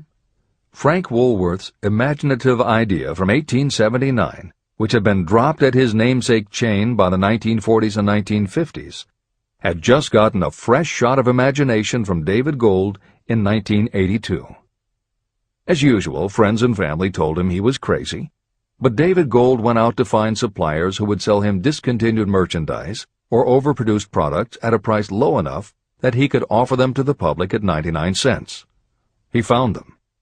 And they even had brand-name products of everything from hardware to pantyhose, cleaning products, motor oil, kitchenware, cosmetics, electronics, toys, canned goods, frozen foods, cookies, fresh fruit, even gourmet foods. More than 5,000 items that he could sell for 99 cents and still make a profit. David Gold opened his first well-lighted, brightly colored green and fuchsia wide-aisle store in Inglewood, California in 1982. By 2003, he had 142 stores in California, Nevada, and Arizona, and he was listed on the Forbes 400 as having earned a personal fortune estimated at more than $650 million. As Napoleon Hill wrote elsewhere about the creation of Piggly Wiggly, where in this story do you see the slightest indication of something that you could not duplicate? The plan, which made millions of dollars for its originator, was a very simple idea that anyone could have adopted, yet considerable imagination was required to put the idea to work in a practical sort of way. The more simple and easily adapted an idea is, the greater is its value, as no one is looking for ideas that are involved with great detail or are in any way complicated. This is the end of the editor's comments. There is no standard price on ideas. The creator of ideas sets his or her own price, and if they are smart, they get it. The story of practically every great fortune starts with the day when a creator of ideas and a seller of ideas got together and worked in harmony. Carnegie surrounded himself with men who could do what he could not do, men who created ideas and men who put ideas into operation, and that was what made him and the others fabulously rich. Millions of people go through life hoping for favorable breaks. Perhaps a favorable break can get you an opportunity, but the safest plan is not to depend upon luck. It was a favorable break that gave me the biggest opportunity of my life, but more than 20 years of determined effort had to be devoted to that opportunity before it became an asset. The break consisted of my good fortune in meeting and gaining the cooperation of Andrew Carnegie. On that occasion, Carnegie planted in my mind the idea of organizing the principles of achievement into a philosophy of success. Millions of people have profited by the discoveries made in the years of research, and fortunes have been accumulated through the application of the philosophy. The beginning was simple. It was an idea that anyone might have developed. The favorable break came through Carnegie. But what about the determination, definiteness of purpose, and the desire to attain the goal, and the persistent effort of all those years of research? It was no ordinary desire that survived disappointment, discouragement, temporary defeat, criticism, and the constant reminding that I was wasting my time. It was a burning desire, an obsession. When the idea was first planted in my mind by Mr. Carnegie, it was coaxed, nursed, and enticed to remain alive. Gradually, the idea became a giant under its own power, and it coaxed, nursed, and drove me. Ideas are like that. First you give life and action and guidance to ideas. Then they take on a power of their own and sweep aside all opposition. Ideas are intangible forces. but they have more power than the physical brains that give birth to them. They have the power to live on after the brain that creates them has returned to dust. Tell the world what you intend to do, but first, show it. Chapter 8. Organized Planning. The crystallization of desire into action. The sixth step toward riches. You have learned that everything we create or acquire begins in the form of desire. Desire is taken on the first lap of its journey from the abstract to the concrete in the workshop of the imagination, where plans for its transition are created and organized. In Chapter 3, Desire, you were instructed to take 6 practical steps to begin translating your desire for money into its monetary equivalent. One of the steps you must take is the formation of a definite, practical plan or plans through which this transformation may be made. Following are the basic instructions for making practical plans. Ally yourself with a group of as many people as you may need for the creation and carrying out of your plan or plans for the accumulation of money, making use of the mastermind principle. Compliance with this instruction is absolutely essential. Do not neglect it. Editor's comment: the Mastermind Alliance is built of 2 or more minds working actively together in perfect harmony toward a common goal. This concept was introduced in Chapter 6, Specialized Knowledge, and is described in more detail in Chapter 11, The Power of the Mastermind. This is the end of the editor's comment. Before forming your Mastermind Alliance, decide what advantages and benefits you may offer the individual members of your group in return for their cooperation. No one will work indefinitely without some form of compensation. No intelligent person should request or expect another to work without adequate compensation, although this may not always be in the form of money. Arrange to meet with the members of your mastermind group at least twice a week, and more often if possible, until you have jointly perfected the necessary plan or plans for the accumulation of money. Maintain perfect harmony between yourself and every member of your mastermind group. If you fail to carry out this instruction to the letter, you may expect to meet with failure. The mastermind principle cannot work where perfect harmony does not prevail. Keep in mind these facts. You are engaged in an undertaking of major importance to you. To be sure of success, you must have plans that are faultless. You must have the advantage of the experience, education, native ability, and imagination of other minds. This is the way it has been done by every person who has accumulated a great fortune. No individual has sufficient experience, education, natural ability, and knowledge to ensure the accumulation of a great fortune without the cooperation of other people. Every plan you adopt for making money should be the joint creation of yourself and every other member of your mastermind group. You may originate your own plans, either in whole or in part, but see that those plans are checked and approved by the members of your Mastermind Alliance. If your first plan fails, try another. If the first plan that you adopt does not work successfully, replace it with a new plan. If this new plan fails to work, replace it with still another, and so on, until you find a plan that does work. Right here is the point at which the majority of people meet with failure, because of their lack of persistence in creating new plans to take the place of those that fail. The most intelligent person living cannot succeed in accumulating money, or in any other undertaking, without plans that are practical and workable. Just keep this fact in mind, and remember when your plans fail that temporary defeat is not permanent failure. It may only mean that your plans have not been sound. Build other plans. Start all over again. Temporary defeat should mean only one thing: the certain knowledge that there is something wrong with your plan. Millions of people go through life in misery and poverty because they lack a sound plan through which to accumulate a fortune. Your achievement can only be as good as the plans you make. You are never whipped until you quit in your own mind. James J. Hill, who was the greatest railroad builder of them all, met with temporary defeat when he first tried to raise the capital needed to build the Great Northern Railroad from the east to the west. But he turned defeat into victory through new plans. Henry Ford met with temporary defeat not only at the beginning of his automobile career, but even after he had gone a long way toward the top. But he, too, created new plans and went marching on to financial victory. We see people who have accumulated great fortunes, but we often recognize only their triumph, and we overlook the temporary defeats that they had to surmount before arriving. No follower of this philosophy can reasonably expect to accumulate a fortune without experiencing temporary defeat. When defeat comes, accept it as a signal that your plans are not sound.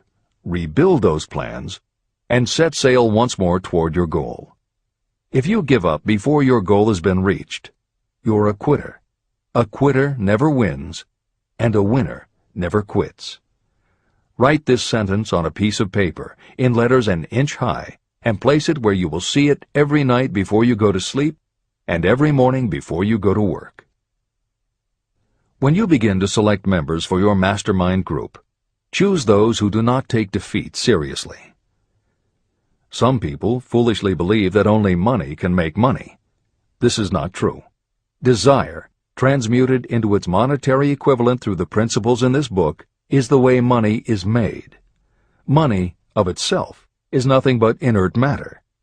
It cannot move, think, or talk, but it can hear when someone who desires it calls it to come. Intelligent planning is essential for success in any undertaking designed to accumulate riches. Following are detailed instructions to those who must begin the accumulation of riches by selling personal services. It should encourage you to know that practically all the great fortunes began either from selling personal services or from the sale of ideas. When you think about it, what else except ideas and personal services can you give in return for riches if you don't have products or property? Leaders and followers. Broadly speaking, there are two types of people in the world. One type is known as leaders and the other as followers. Decide at the outset whether you intend to become a leader in your chosen calling or remain a follower. The difference in compensation is vast. The follower cannot expect to make as much as a leader, although some followers make the mistake of thinking they should. It is no disgrace to be a follower. On the other hand, it is no credit to remain a follower. Most great leaders began as followers. They became great leaders because they were intelligent followers. With few exceptions, the person who cannot follow a leader intelligently cannot become an efficient leader. The person who can follow a leader most efficiently is usually the person who develops into leadership most rapidly. An intelligent follower has many advantages, including the opportunity to acquire knowledge from the leader. The major attributes of leadership. The following are important factors of leadership. 1. Unwavering courage based upon knowledge of yourself and your occupation. No follower wishes to be dominated by a leader who lacks self-confidence and courage. Certainly no intelligent follower will be dominated by such a leader for very long. 2. Self-control. The person who cannot control himself can never control others. Self-control sets a strong example for your followers, which the more intelligent followers will emulate. 3. A keen sense of justice. Without a sense of fairness and justice, no leader can command and retain the respect of their followers. 4. Definiteness of decision. Those who waver in decisions show that they are not sure of themselves and therefore cannot lead others successfully. 5. Definiteness of plans. Successful leaders must plan their work and work their plans. Leaders who move by guesswork, without practical definite plans, are like a ship without a rudder. Sooner or later, they will land on the rocks. 6. The habit of doing more than paid for. One of the penalties of leadership is the necessity of the leaders to willingly do more than they require of their followers. 7. A pleasing personality. Leadership calls for respect. Followers will not respect a leader who does not grade high on all of the factors of a pleasing personality. 8. Sympathy and understanding. Successful leaders must be in sympathy with their followers. Moreover, they must understand them and their problems. 9. Mastery of detail. Successful leadership calls for mastery of the details of the leader's position.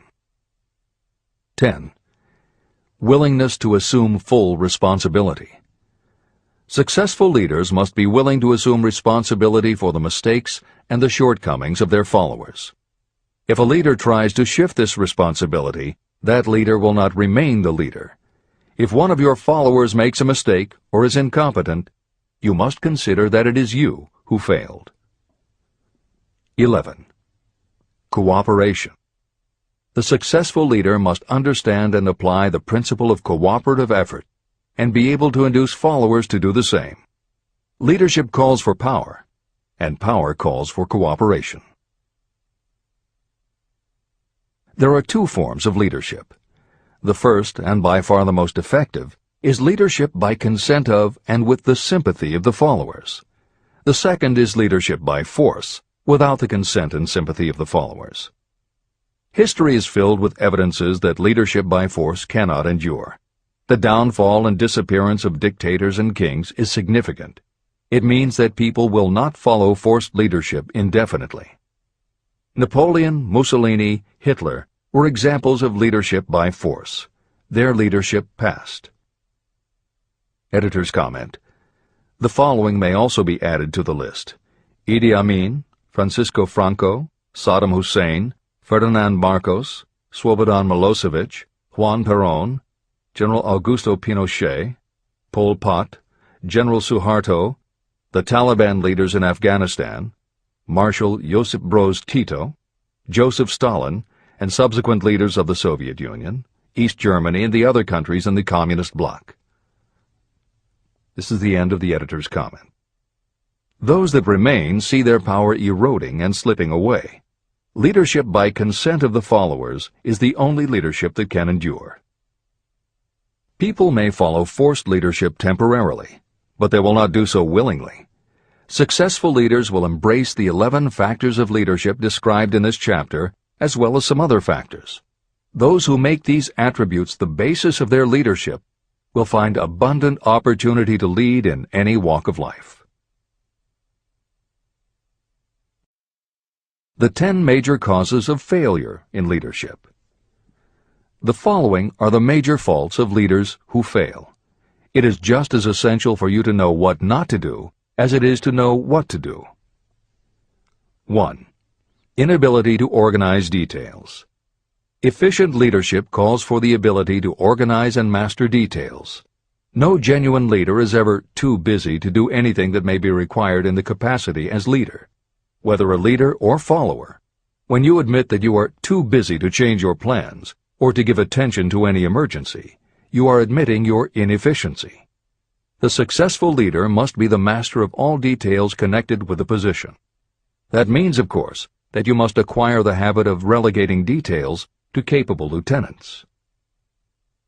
2. Unwillingness to render humble service. Truly great leaders are willing, when occasion demands, to perform any sort of labor that they would ask another to perform. The greatest among ye shall be the servant of all is a truth that all able leaders observe and respect. 3. Expectation of pay for what they know, instead of what they do with what they know. The world does not pay you for what you know. It pays you for what you do, or what you induce others to do. 4. Fear of competition from followers. Leaders who fear that one of their followers may take their position are practically sure to realize that fear sooner or later. Able leaders train understudies to whom they may delegate any of the details of their position. Only in this way can leaders multiply themselves and be at many places and give attention to many things at one time. It is an eternal truth that leaders receive more pay for their ability to get others to perform than they could possibly earn by their own efforts. An efficient leader may, through knowledge of the job and a magnetic personality, greatly increase the efficiency of others and get them to render more service and better service than they could render without the leader's guidance. 5. Lack of imagination. Without imagination, the leader is incapable of meeting emergencies or of creating plans by which to guide followers efficiently. 6. Selfishness. Leaders who claim all the honor for the work of their followers are sure to be met by resentment. The really great leader claims none of the honors. Great leaders are content to see the honors, when there are any, go to their followers, because the great leaders know that most people will work harder for commendation and recognition than they will for money alone. 7. Intemperance. Followers do not respect an intemperate leader. Moreover, intemperance in any form destroys the endurance and the vitality of those who indulge in it. 8. Disloyalty. Perhaps this should have come at the head of the list. Leaders who are not loyal to their duty, and to those both above and below them, cannot maintain their leadership for long. Disloyalty marks you as being less than the dust of the earth, and it will bring the contempt it deserves. Lack of loyalty is one of the major causes of failure in every walk of life. 9. Emphasis of the authority of leadership. The efficient leader leads by encouraging, and not by trying to instill fear in the hearts of those who follow. Leaders who try to impress their followers with their authority come within the category of leadership through force. If you are a real leader, you will have no need to advertise that fact. It is apparent in your conduct, by your sympathy, understanding, fairness, and a demonstration that you know your job. 10. Emphasis of title. Competent leaders require no title to give them the respect of their followers. Leaders who make too much of their titles generally have little else to emphasize. The doors to the office of the real leader are open to all and free from formality or ostentation. These are among the most common causes of failure in leadership. Any one of these faults is sufficient to cause failure. Study the list carefully if you aspire to leadership, and make sure that you are free of these faults. Editor's comment. Warren Bennis, a professor who teaches management and organization, said, "A manager is someone who does things right. A leader is someone who does the right thing." Admiral Grace Hopper was the ranking female Navy officer when she was interviewed for 60 Minutes. She said, "You manage things. You lead people." This is the end of the editor's comment.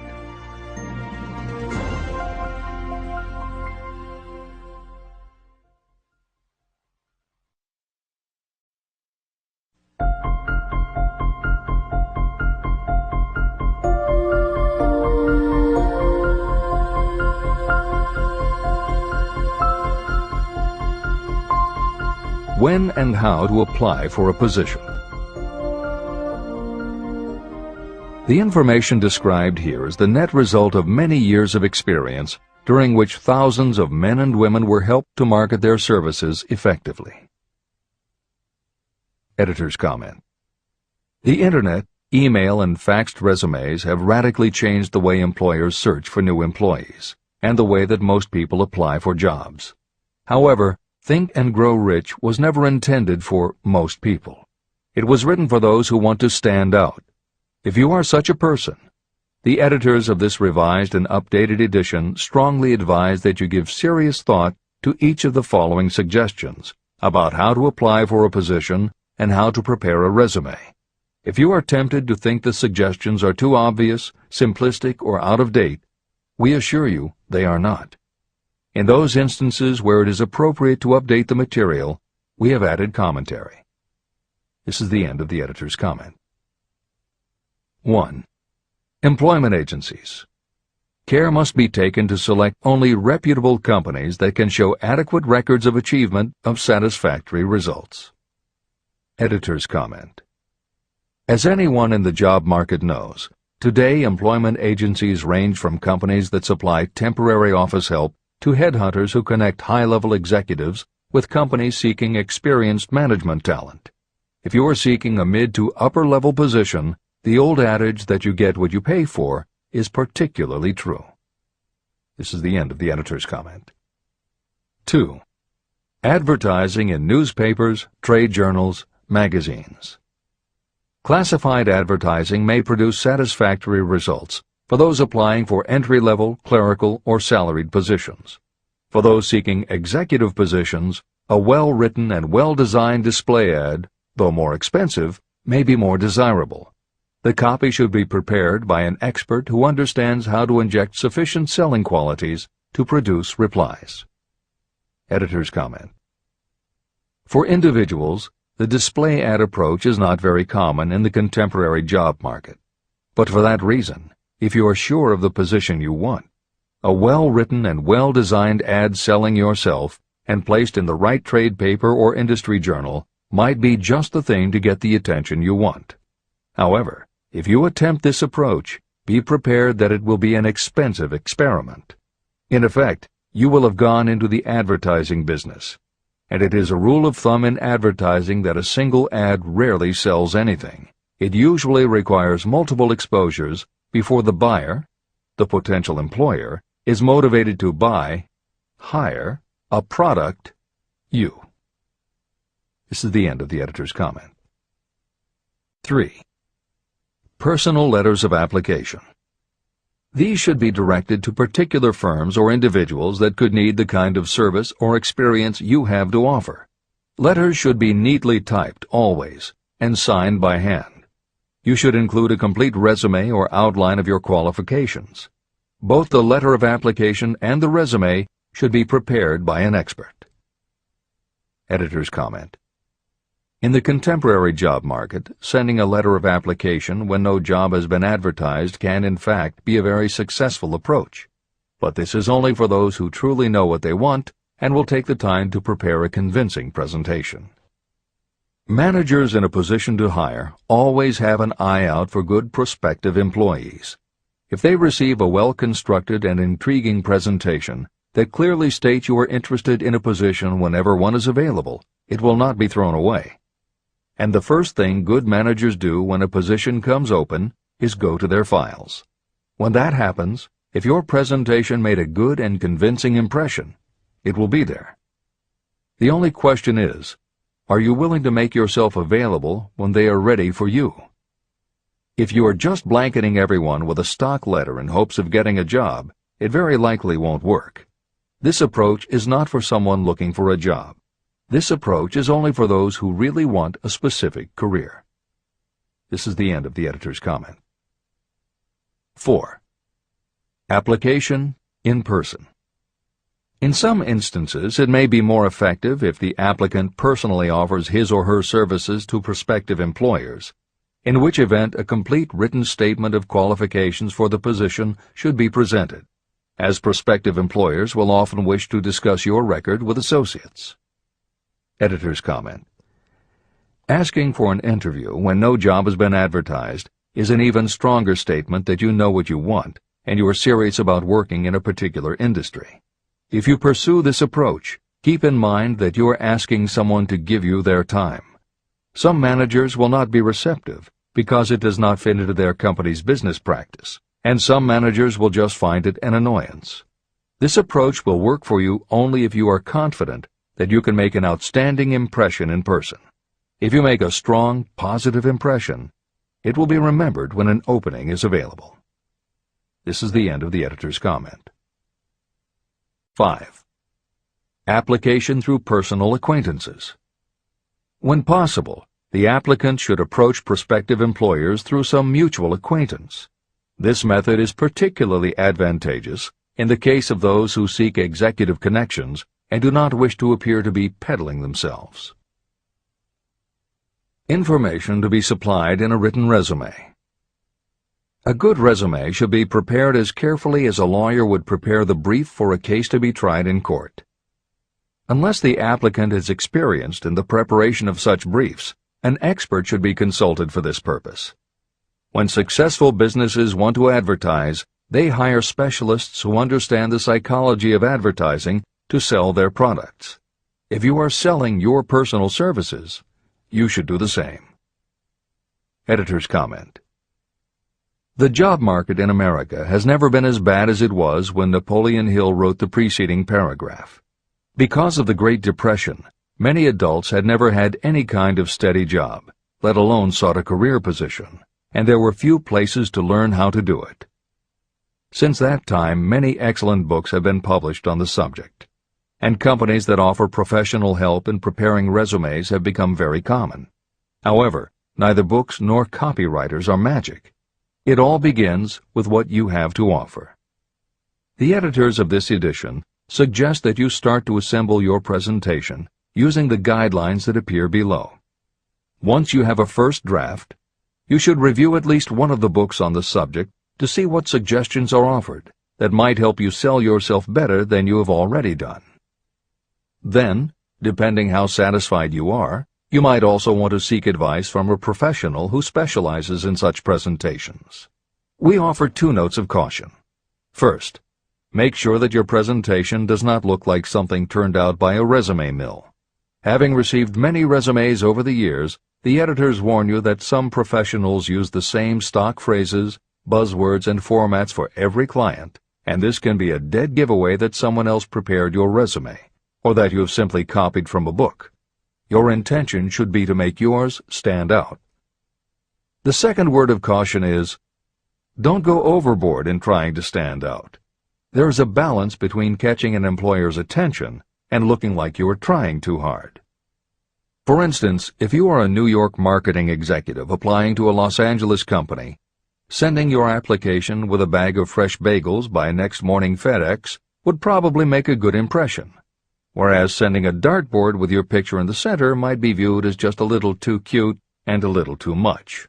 Clever is good, but professional is a must. Never be so clever that you don't look professional. Following are a set of guidelines for preparing your resume. Because part of your search for a position will involve responding to ads for job openings, and because it has become common to respond by faxing applications and resumes, Napoleon Hill's guidelines should be used to prepare 2 separate presentations. As Hill suggests below, you should prepare an elaborate presentation to be used when mailed or presented in person. But you should also prepare a second, shorter version that is designed specifically to be faxed.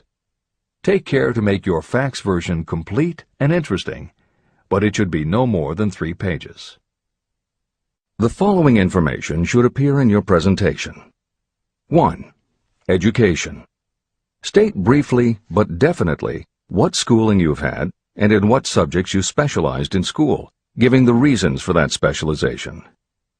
Editor's comments. Never exaggerate. This is very serious advice, and it applies not only to education, but also the next 2 categories, experience and references. Smart employers will check in all 3 areas. Labor laws have become so demanding that employers filling responsible positions are very cautious about whom they hire in the first place.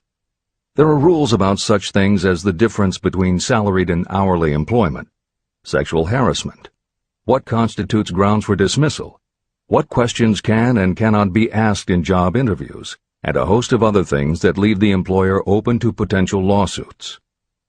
Consequently, smart employers, the kind you want to work for, will check your education, experience, and references. Also, bear in mind, you are providing information that will follow you for the rest of your career. If you keep up with the news, you know that in recent times even executives headed for the top have been dismissed. Military men have resigned in disgrace. Politicians have been removed from office, and professors have been forced to resign, all because someone looked into their background and found that they had exaggerated their qualifications. This is the end of the editor's comments. 2. Experience. If you have had experience in connection with positions similar to the one you seek, describe it fully. Give the names and addresses of former employers. Be sure to clearly point out any special experience you may have had that would equip you to fill the position you seek. 3. References. Practically every business firm wants to know as much as possible about the background of prospective employees who seek positions of responsibility. Attach copies of letters from former employers, from teachers under whom you studied, and from prominent people whose judgment may be relied upon. 4. Photograph of yourself. Include a recent professional photograph of yourself as a part of your presentation. Editor's comment. In the contemporary job market, this is not a common practice at all. However, from personal experience, the editors of this edition know it can be advantageous. We have received only one such job application, but unquestionably it was the photograph that prompted us to ask the applicant to come in for an interview. If you are confident that your appearance makes a good, professional impression, you may want to consider this unusual approach. There is the danger that you may be seen as vain or self-centered, but it could also be the thing that gives you an edge. This is the end of the editor's comment. 5. Apply for a specific position. Never apply for just a job. That indicates you lack specialized qualifications. 6. State your qualifications for the particular position for which you apply. Give full details why you believe you are qualified for the particular position you seek. This is the most important detail of your application. It will determine, more than anything else, what consideration you receive. 7. Offer to go to work on probation. This may appear to be a radical suggestion, but experience has proved that it seldom fails to win at least a trial. If you are sure of your qualifications, a trial is all you need. Incidentally, such an offer indicates that you have confidence in your ability to fill the position you seek. It is most convincing. Make it clear that your offer is based on your confidence in your ability to fill the position, your confidence in your prospective employer's decision to employ you after the trial period, and your determination to have the position. Editor's comments.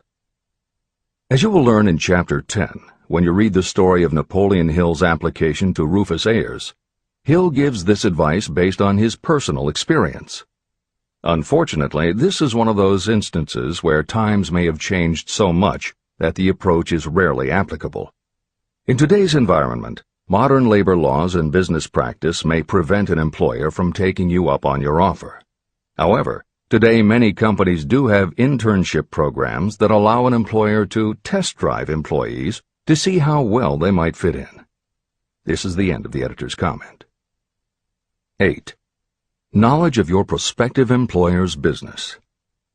Before applying for a position, do sufficient research to familiarize yourself thoroughly with that business and indicate the knowledge you have acquired in this field.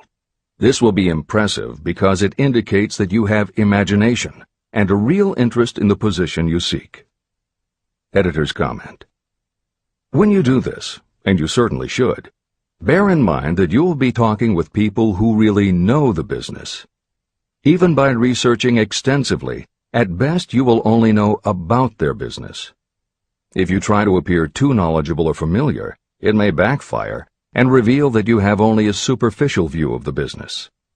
Unless you are already working in the particular industry and have insights based on experience, do not be presumptuous.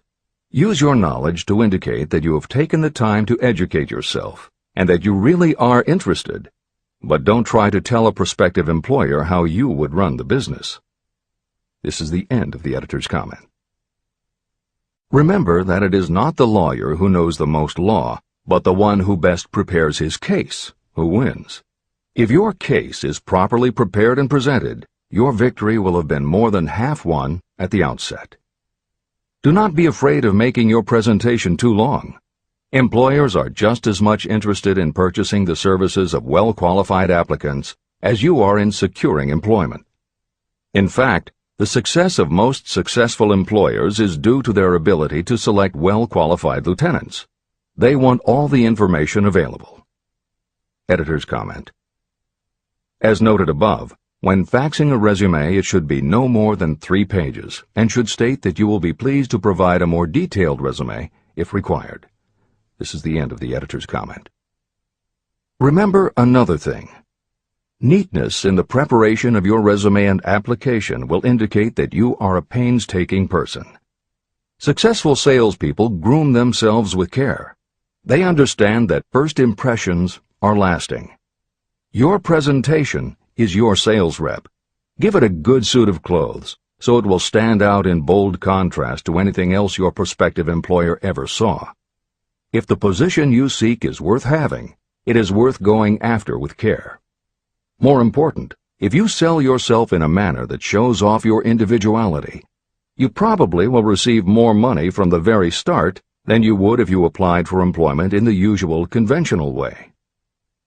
When your resume package has been completed, you should prepare individual and personalized copies for each company or person to whom it will be presented. This personal touch is sure to command attention. Have it neatly typed, proofread, printed, and properly bound on the finest paper you can obtain. Your photograph should be mounted and included on one of the pages. Prepare a separate binding with the proper company name inserted if it is to be shown to more than one company. If you seek employment through an employment agency, have the agent use copies of your presentation in marketing your services. This will help to gain preference for you, both with the agent and the prospective employers. I've helped to prepare presentations for clients that were so striking and out of the ordinary that they resulted in the employment of the applicant without a personal interview. If you want similar results, follow the instructions to the letter, improving upon them however your imagination suggests. Editor's comments. Today, every office supply store offers a wide variety of paper stock, folders, binders, and presentation materials that can be put together in a way that is both unique and professional looking. With all of those possibilities available, if you simply present standard sheets of paper stapled in the corner, the response will very likely be standard too. If you apply a little creativity, you should have no trouble preparing a presentation that is tailored to the company to which you are applying, appropriate for the position you seek, and reflective of your personality and style. This is the end of the editor's comments. How to get the exact position you desire. Everyone enjoys doing the kind of work for which he or she is best suited. An artist loves to work with paints, a craftsman with his or her hands, a writer loves to write. Those with less definite talents have their preferences for certain fields of business and industry. If America does anything well, it offers a full range of occupations. 1. Decide exactly what kind of a job you want. If the job doesn't already exist, perhaps you can create it. 2. Choose the company or individual for whom you wish to work. 3. Study your prospective employer as to policies, personnel, and chances for advancement. 4.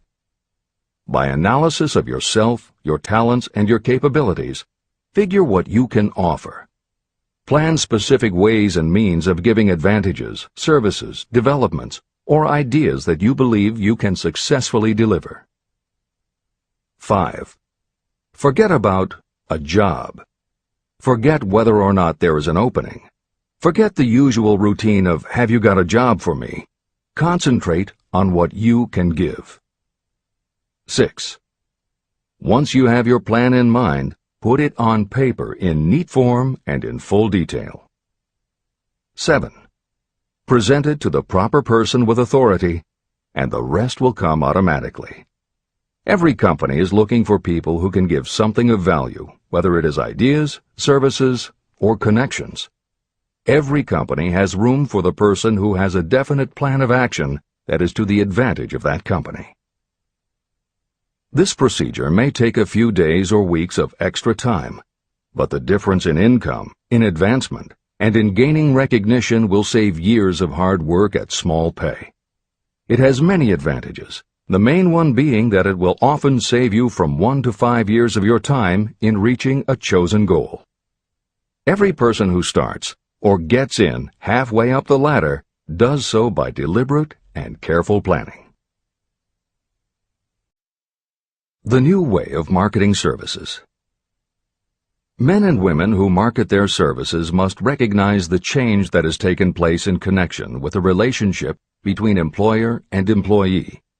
The future relationship should be more in the nature of a partnership, consisting of the employer, the employee, and the public they serve. In the past, employers and employees have bartered among themselves, not considering that in reality they were bargaining at the expense of the third party, the public they served. Both the employer and the employee should consider themselves as fellow employees whose business it will be to serve the public efficiently. Editor's comment. In the preceding paragraph, Napoleon Hill once again demonstrates his foresight into the future direction of American business. As you will recognize in the following section, the point he makes by citing the coal and gas companies would at a later time be equally applicable to the telephone monopolies, and later still to computer software and internet companies, and to cable television suppliers when competitors started to offer satellite TV. This snapshot of how and why business has changed should provide you with a blueprint for the attitude you must adopt and the way you must conduct yourself if you are going to attain the success you're seeking. This is the end of the editor's comment. During the Depression, I spent several months in the anthracite coal region of Pennsylvania, studying conditions that all but destroyed the coal industry. The coal operators and the unions drove hard bargains in negotiating their labor contracts. The cost of the bargaining was passed on to the customer by adding to the price of the coal. However, in the end, they discovered their actions had worked against them. What their delays and high prices had actually accomplished was to open the market to their competitors. Inadvertently, they had built up a wonderful business for the manufacturers of oil-burning stoves and furnaces, as well as for the producers of oil. A similar experience happened to the gas companies. We can all remember the time when the gas meter reader pounded on the door hard enough to break the panels. When the door was opened, he pushed his way in uninvited with a scowl on his face that plainly said, "What the hell did you keep me waiting for?" All that has undergone a change. The meter man now conducts himself as a gentleman who is delighted to be at your service, sir. Before the gas companies learned that their scowling meter men were offending customers, their competitors, the polite salesmen of oil burners, came along and did a land office business. These illustrations are mentioned here to show that we are where we are and what we are because of our own conduct. If there is a principle of cause and effect that controls business, finance, and transportation, this same principle controls individuals and determines their economic status. Courtesy and service are the watchwords of merchandising today, and they apply to the person who is marketing personal services even more directly than to the employer. In the final analysis, you are employed by the customer. If you fail to serve well, both you and your employer will pay for it by the loss of the privilege of serving. What is your QQS rating? In the preceding, the causes of success in marketing services effectively and permanently have been clearly described. Unless those causes are studied, analyzed, understood, and applied, no one can market services effectively and permanently. Every man or woman must be their own sales force of their personal services. The quality and the quantity of service rendered, and the spirit in which it is rendered, determine the price and the duration of employment. To market your personal services effectively, which means a permanent market at a satisfactory price under pleasant conditions, you must adopt and follow the QQS formula. QQS means that quality plus quantity plus the proper spirit of cooperation equals perfect salesmanship of service. Remember the QQS formula, but do more. Apply it as a habit. Analyze the formula to make sure you understand exactly what it means. Quality of service means the performance of every detail in connection with your position in the most efficient manner possible, with the object of greater efficiency always in mind. Quantity of service means the habit of rendering all the service of which you are capable at all times, with the purpose of increasing the amount of service rendered as you develop greater skill through practice and experience. Emphasis is again placed on the word habit. Spirit of service means the habit of agreeable, harmonious conduct, which will induce cooperation from associates and fellow employees. Adequate quality and adequate quantity of service is not sufficient to maintain a permanent market for your services. The spirit in which you deliver service is a strong determining factor in connection with both the price you receive and the duration of your employment. Andrew Carnegie stressed this point in his description of the factors that lead to success in the marketing of personal services. He emphasized again and again the necessity for harmonious conduct. He stressed the fact that he would not retain any man, no matter how great a quantity or how efficient the quality of his work, unless he worked in a spirit of harmony. Mr. Carnegie insisted upon his people working with each other in an agreeable manner. To prove that he placed a high value on this quality, he helped many who met his standards to become very wealthy. Those who did not conform had to make room for others who did. The importance of a pleasing personality has been stressed because it is so important in rendering service in the proper spirit. If you have a personality that pleases, and you render service in a spirit of harmony, these assets often make up for what you may lack in both the quality and the quantity of service you render. Nothing, however, can be successfully substituted for pleasing conduct. The capital value of your services. The person whose income is derived entirely from the sale of personal services is a merchant, just like the person who sells hard goods, and such a person is subject to exactly the same rules of conduct as the merchant who sells merchandise. I emphasize this because many people who live by the sale of personal services make the mistake of considering themselves free from the rules of conduct and the responsibilities attached to those who are engaged in marketing commodities. The day of the go-getter has been supplanted by the go-giver.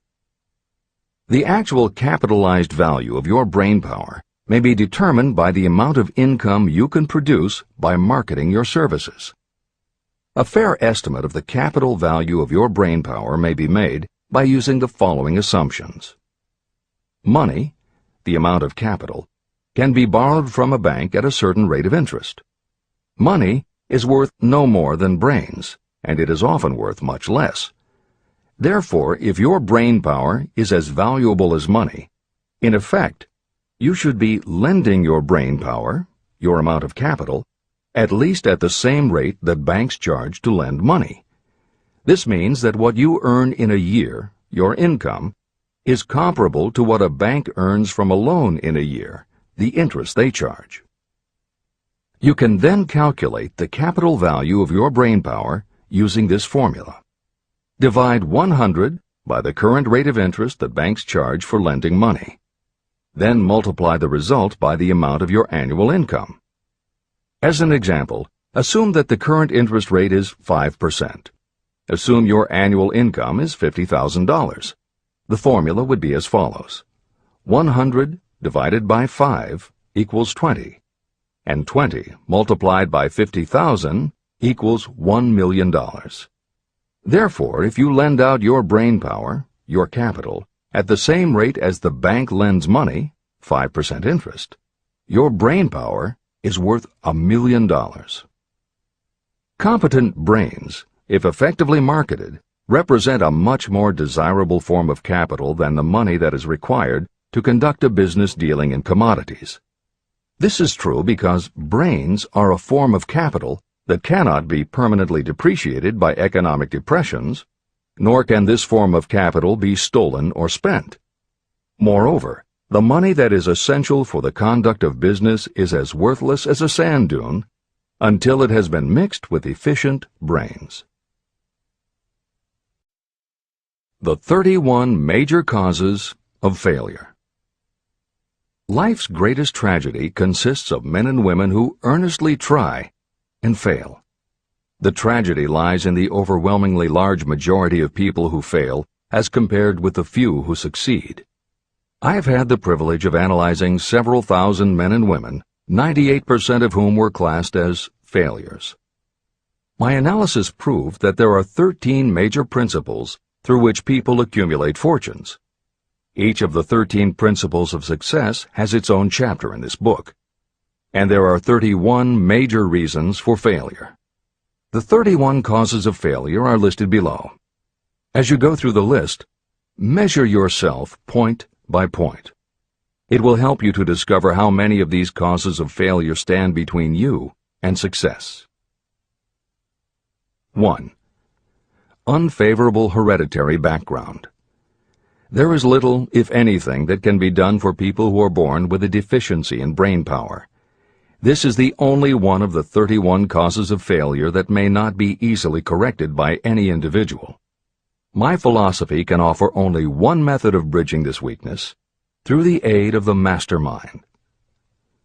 2. Lack of a well-defined purpose in life. There is no hope of success for the person who does not have a central purpose or definite goal at which to aim. 98 out of every 100 of those whom I have analyzed had no such aim. Perhaps this was the major cause of their failure. 3. Lack of ambition to aim above mediocrity.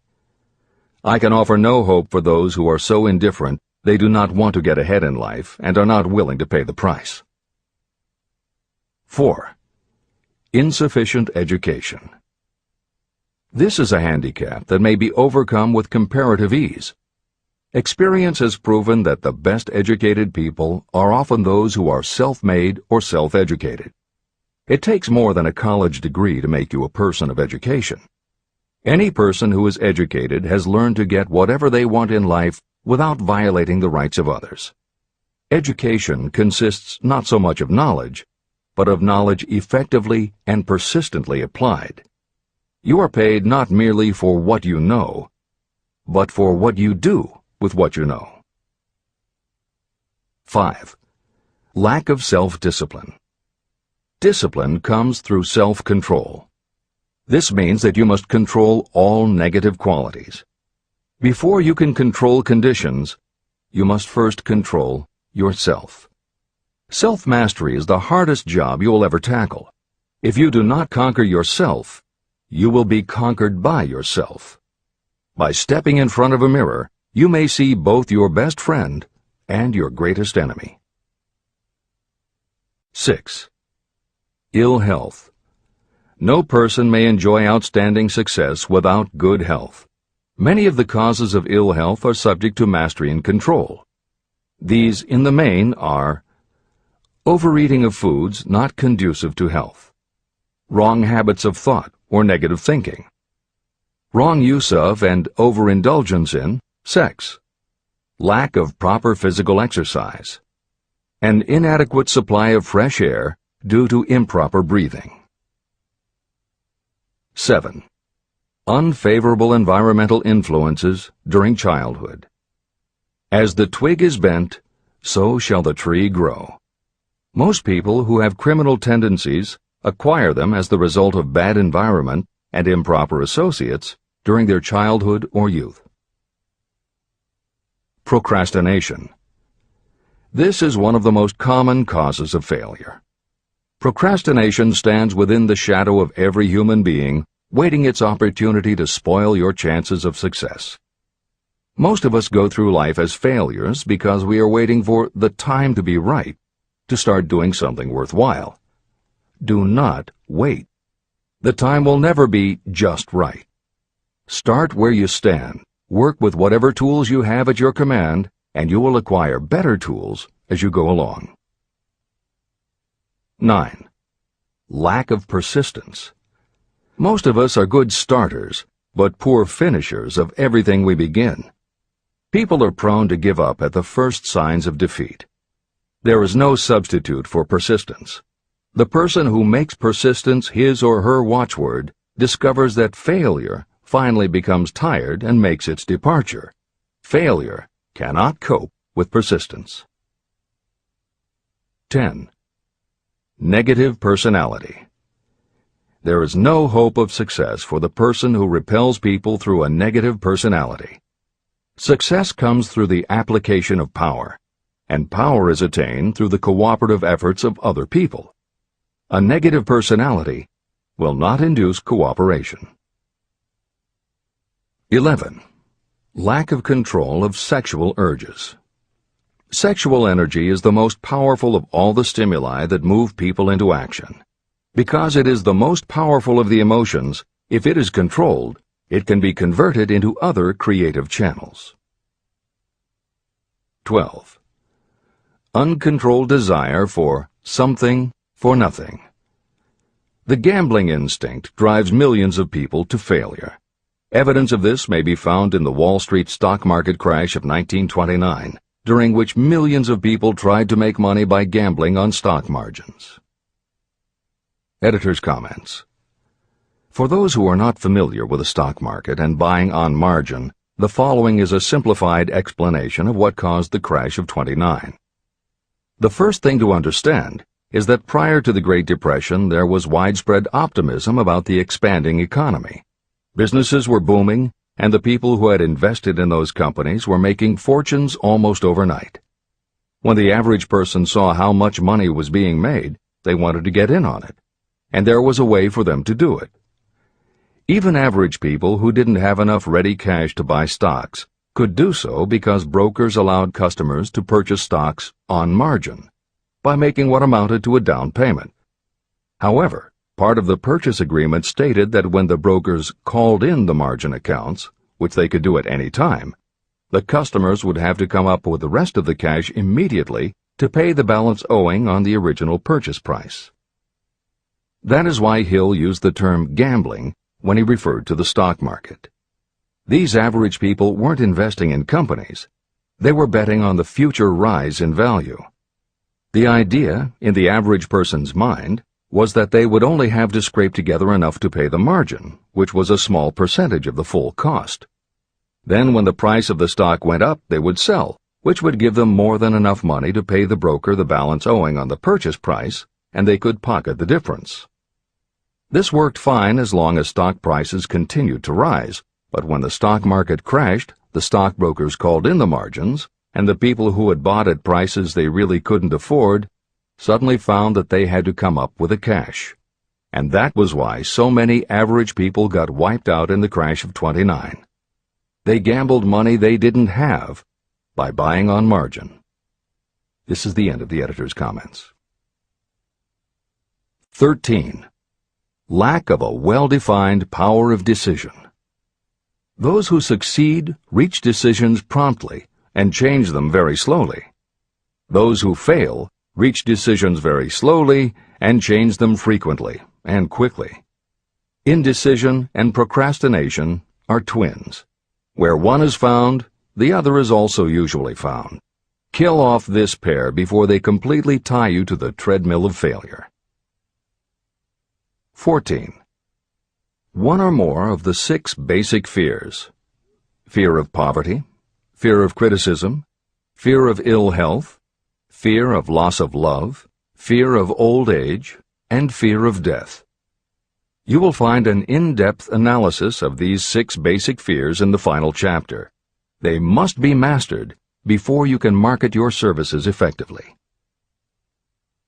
15. Wrong selection of a mate in marriage. This is a most common cause of failure. The relationship of marriage brings people intimately into contact. Unless this relationship is harmonious, failure is likely to follow. Moreover, it will be a form of failure that destroys ambition. 16. Overcaution. The person who takes no chances generally has to take whatever is left when others are through choosing. Overcaution is as bad as undercaution. Both are extremes to be guarded against. Life itself is filled with the element of chance. 17. Wrong selection of associates in business. This is one of the most common causes of failure in business. In marketing personal services, you should use great care to select an employer who will be an inspiration and who is intelligent and successful. We emulate those with whom we associate most closely. Pick an employer who is worth emulating. 18. Superstition and prejudice. Superstition is a form of fear. It is also a sign of ignorance. Successful people keep open minds and are afraid of nothing.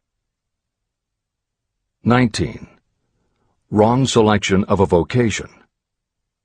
You cannot have outstanding success in work that you do not like. The most essential step in the marketing of personal services is that of selecting an occupation into which you can throw yourself wholeheartedly. Although money or circumstances may require you to do something you don't like for a time, no one can stop you from developing plans to make your goal in life a reality. Editor's comments. Most contemporary experts agree with Napoleon Hill's statement that finding the work you love is of key importance in achieving success that is truly rewarding. This concept coincides so well with modern attitudes that it has inspired a number of books, including Feel the Fear and Do It Anyway by Susan Jeffers, Wishcraft by Barbara Sher, and Do What You Love, The Money Will Follow by Marcia Sinitar. All three books became bestsellers by expanding upon that single concept. This is the end of the editor's comments. 20. Lack of concentration of effort. The jack of all trades seldom is good at any. Concentrate all of your efforts on one definite chief aim. 21. The habit of indiscriminate spending. You cannot succeed if you are eternally in fear of poverty. Form the habit of systematic saving by putting aside a definite percentage of your income. Money in the bank gives you a very safe foundation of courage when bargaining for the sale of personal services. Without money, you must take what you are offered and be glad to get it. 22. Lack of enthusiasm. Without enthusiasm, you cannot be convincing. Moreover, enthusiasm is contagious, and the person who has it under control is generally welcome in any group of people. 23. Intolerance. The person with a closed mind on any subject seldom gets ahead. Intolerance means that you have stopped acquiring knowledge. The most damaging forms of intolerance are those connected with religious, racial, and political differences of opinion. 24. Intemperance. The most damaging forms of intemperance are connected with overeating, alcohol, drugs, and sexual activities. Overindulgence in any of these can be fatal to success. 25. Inability to cooperate with others. More people lose their positions and their big opportunities in life because of this fault than for all other reasons combined. It is a fault that no well-informed business person or leader will tolerate. 26. Possession of power that was not acquired through self-effort. Sons and daughters of wealthy parents, and others who inherit money that they did not earn. Power in the hands of one who did not acquire it gradually is often fatal to success. Quick riches are more dangerous than poverty. 27. Intentional dishonesty. There is no substitute for honesty. You may be temporarily dishonest because of circumstances over which you have no control without permanent damage, but there is no hope for you if you are dishonest by choice. Sooner or later, your deeds will catch up with you, and you will pay by loss of reputation and perhaps even loss of liberty. 28. Egotism and vanity. These qualities serve as red lights that warn others to keep away. They are fatal to success. 29. Guessing instead of thinking. Most people are too indifferent or lazy to acquire facts with which to think accurately. They prefer to act on opinions created by guesswork or snap judgments. 30.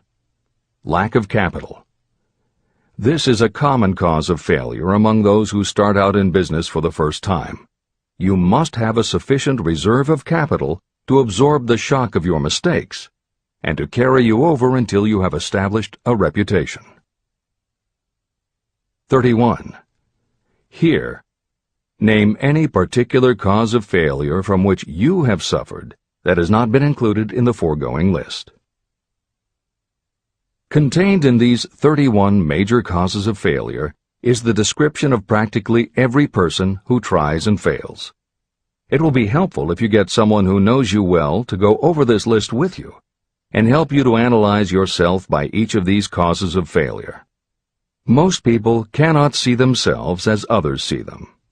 You may be one who cannot. Do you know your own worth?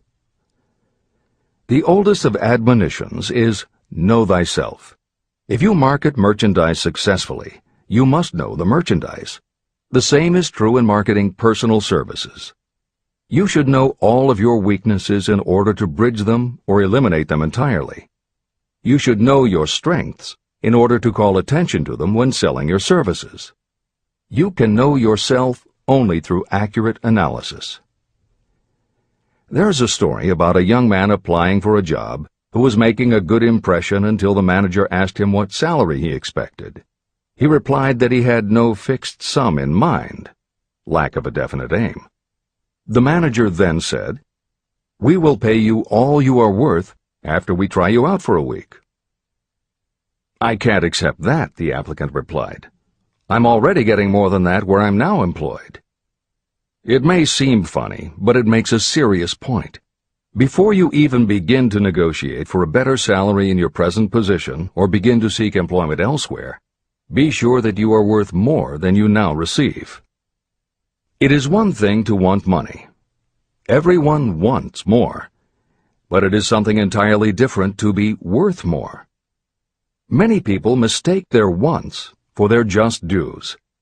Your financial wants have nothing whatever to do with your worth.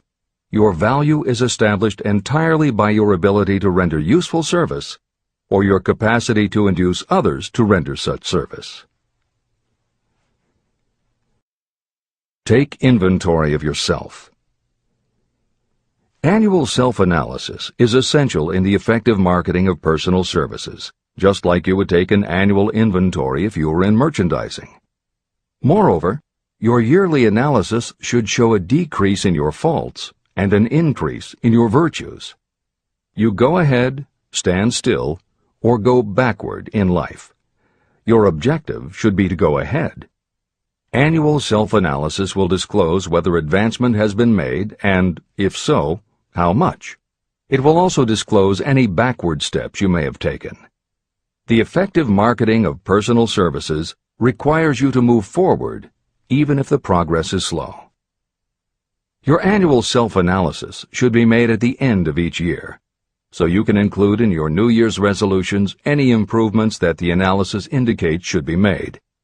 Take this inventory by asking yourself the following questions, and by checking your answers with the aid of someone who will not permit you to deceive yourself. Self-analysis questionnaire. 1. Have I attained the goal that I established as my objective for this year? You should work with a definite yearly objective to be attained as a part of your major life objective. 2. Have I delivered service of the best possible quality of which I was capable, or could I have improved any part of this service? 3. Have I delivered service in the greatest possible quantity of which I was capable? 4. Has the spirit of my conduct been harmonious and cooperative at all times? 5. Have I permitted the habit of procrastination to decrease my efficiency, and if so, to what extent? 6. Have I improved my personality, and if so, in what ways? 7. Have I been persistent in following my plans through to completion? 8. Have I reached decisions promptly and definitely on all occasions? 9. Have I permitted any of the 6 basic fears to decrease my efficiency? 10. Have I been either overcautious or undercautious? 11. Has my relationship with my associates in work been pleasant or unpleasant? If it has been unpleasant, has the fault been partly or wholly mine? 12. Have I dissipated any of my energy through lack of concentration of effort? 13. Have I been open-minded and tolerant in connection with all subjects? 14. In what ways have I improved my ability to render service? 15. Have I been intemperate in any of my personal habits? 16. Have I expressed, either openly or secretly, any form of egotism? 17. Has my conduct toward my associates been such that they respect me? 18. Have my opinions and decisions been based upon guesswork or accuracy of analysis and thought? 19. Have I followed the habit of budgeting my time, my expenses, and my income, and have I been conservative in these budgets? 20. How much time have I devoted to unprofitable effort which I might have used to better advantage? 21. How may I rebudget my time and change my habits so I will be more efficient during the coming year? 22. Have I been guilty of any conduct that was not approved by my own conscience? 23. In what ways have I rendered more service and better service than I was paid to render? 24. Have I been unfair to anyone, and if so, in what way? 25. If I had been the purchaser of my own services for the year, would I be satisfied with my purchase? 26. Am I in the right vocation, and if not, why not? 27. Has the purchaser of my services been satisfied with the service I have rendered, and if not, why not? 28. What is my present rating on the fundamental principles of success? Make this rating fairly and frankly, and have it checked by someone who is courageous enough to do it accurately. After you have finished reading through to the end of this book at least once, and you are sure you have assimilated the information in this chapter, you will be ready to create a practical plan for marketing your personal services. In this chapter, you should have found adequate descriptions of every principle essential in planning the sale of personal services. These include the major attributes of leadership, the most common causes of failure in leadership, a description of the fields of opportunity for leadership, the main causes of failure in all walks of life, and the important questions that should be used in self-analysis. This extensive and detailed presentation has been included because it will be needed by you if you are going to earn your riches by marketing your personal services. Those who have lost their fortunes and those who are just beginning to earn money have nothing but personal services to offer in return for riches. Therefore, it is essential that you have real, practical information that you'll need to market your services to best advantage. Complete assimilation and understanding of the information will help you to market your services, and it will help you to become more analytical and capable of judging people. The information will be priceless to you if you work in an executive position where you select employees. Where and how to find opportunities to accumulate riches. Now that we have analyzed the principles by which riches may be accumulated, you naturally ask, where can I find the opportunities to apply these principles? Very well. Let us take inventory and see what the United States of America offers the person seeking riches. To begin with, remember that we live in a country where every law-abiding citizen enjoys freedom of thought and freedom of deed unequaled anywhere in the world. Most of us have never taken inventory of the advantages of this freedom. We have never compared our unlimited freedom with a curtailed freedom in other countries. Here we have freedom of thought, freedom in the choice and enjoyment of education, freedom in religion, freedom in politics, freedom in the choice of a business, profession, or occupation, freedom to accumulate and own all the property we can accumulate, freedom to choose our place of residence, freedom in marriage, freedom through equal opportunity to all races, freedom of travel from one state to another, freedom in our choice of foods, and freedom to aim for any station in life for which we have prepared ourselves, even for the presidency of the United States. We have other forms of freedom, but this list gives an overview of the most important freedoms that offer you the opportunity to think and grow rich. The United States is the only country guaranteeing to every citizen, whether native-born or naturalized, so broad and varied a list of freedoms. Next, let us recount some of the blessings that our widespread freedom has placed within our hands. Take the average American family of average income and sum up the benefits available to every member of the family in this land of opportunity and plenty. Food. Next to freedom of thought and deed comes food, clothing, and shelter, the three basic necessities of life. Because of our universal freedom, the average American family has available at its door the choicest selection of food to be found anywhere in the world, and at prices within its financial range. Shelter.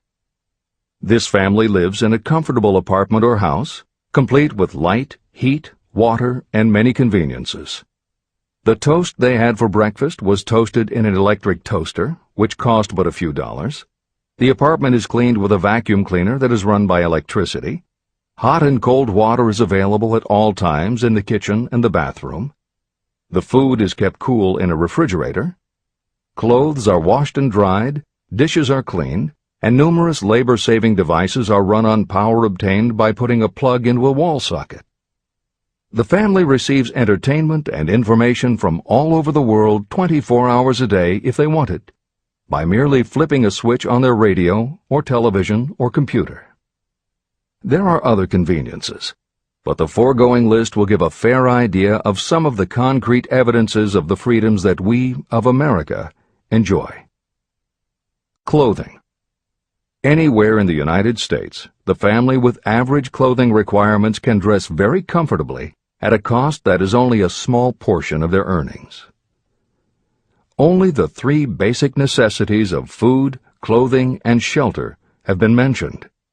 The average American also has other options and advantages that are available in return for reasonable effort. The average American has security of property rights not found in any other country in the world. We can place any surplus money in a bank with the assurance that our government will protect it and make good to us if the bank fails. If an American citizen wants to travel from one state to another, he or she needs no passport and no one's permission. You may go when you please, and you may travel by car, train, bus, airplane, ship, or any other method that you can afford.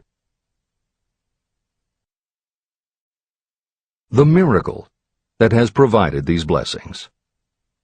We often hear politicians proclaiming the freedom of America when they solicit votes, but they seldom take the time or trouble to analyze the source of this freedom.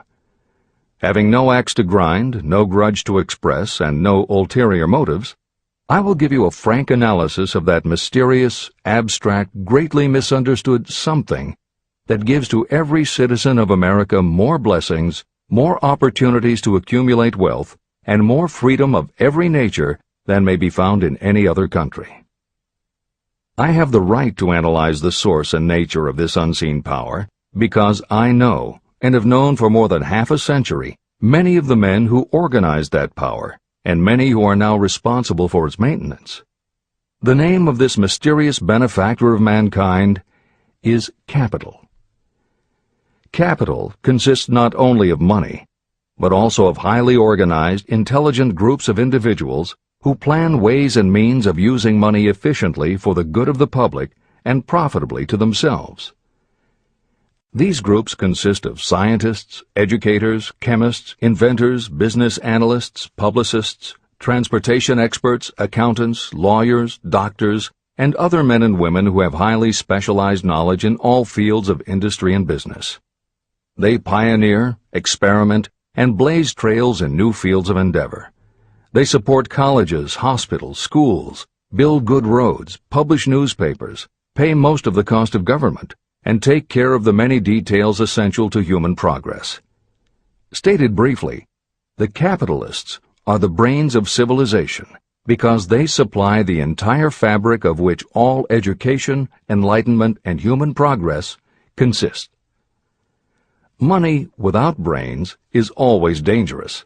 Properly used, it is the most important essential of civilization. To give you an idea of how important organized capital is, try to imagine that it is your job to provide and prepare a simple family breakfast, but you have to do it without the aid of capital. To supply the tea, you would have to make a trip to China or India. Unless you are an excellent swimmer, you would become rather tired before making the round trip. Then, too, another problem would confront you. What would you use for money, even if you had the physical endurance to swim the ocean? To supply sugar, you would have to take another swim to the Caribbean islands, or a long walk to the sugar beet section of Utah. But even then you might come back without the sugar, because organized effort and money are necessary to produce sugar, to say nothing of what is required to refine, transport, and deliver it to the breakfast table anywhere in the United States. Eggs you could obtain easily enough from nearby farms, but you might have a very long walk to Florida or California and back before you could serve grapefruit juice. You would have another long walk to Kansas or one of the other wheat-growing states when you went after wheat bread. Dry cereal would have to be omitted from the menu because it would not be available except through the labor of a trained group of workers and suitable machinery, all of which call for capital. After resting, you could take off for another little swim down to South America, where you would pick up a couple of bananas. On your return, you could take a short walk to the nearest farm having a dairy and pick up some butter and cream. Then your family would be ready to sit down and enjoy breakfast. Seems absurd, doesn't it? Well, the procedure described would be the only possible way these simple items of food could be delivered if we had no capitalistic system. The capital cornerstone of our lives. The sum of money required for the building and maintenance of the planes, trucks, trains, and cargo ships used in the delivery of that simple breakfast is so huge that it staggers imagination. It runs into billions of dollars. Not to mention the armies of trained employees required to run all those planes, trucks, ships, and trains. But transportation is only a part of the requirements of modern civilization in capitalistic America. Before there can be anything to haul, something must be grown from the ground, or manufactured and prepared for market. This calls for more billions of dollars for equipment, machinery, packaging, marketing, and to pay the wages of millions of men and women. Transportation systems do not spring up from the earth and function automatically. They come in response to the call of civilization.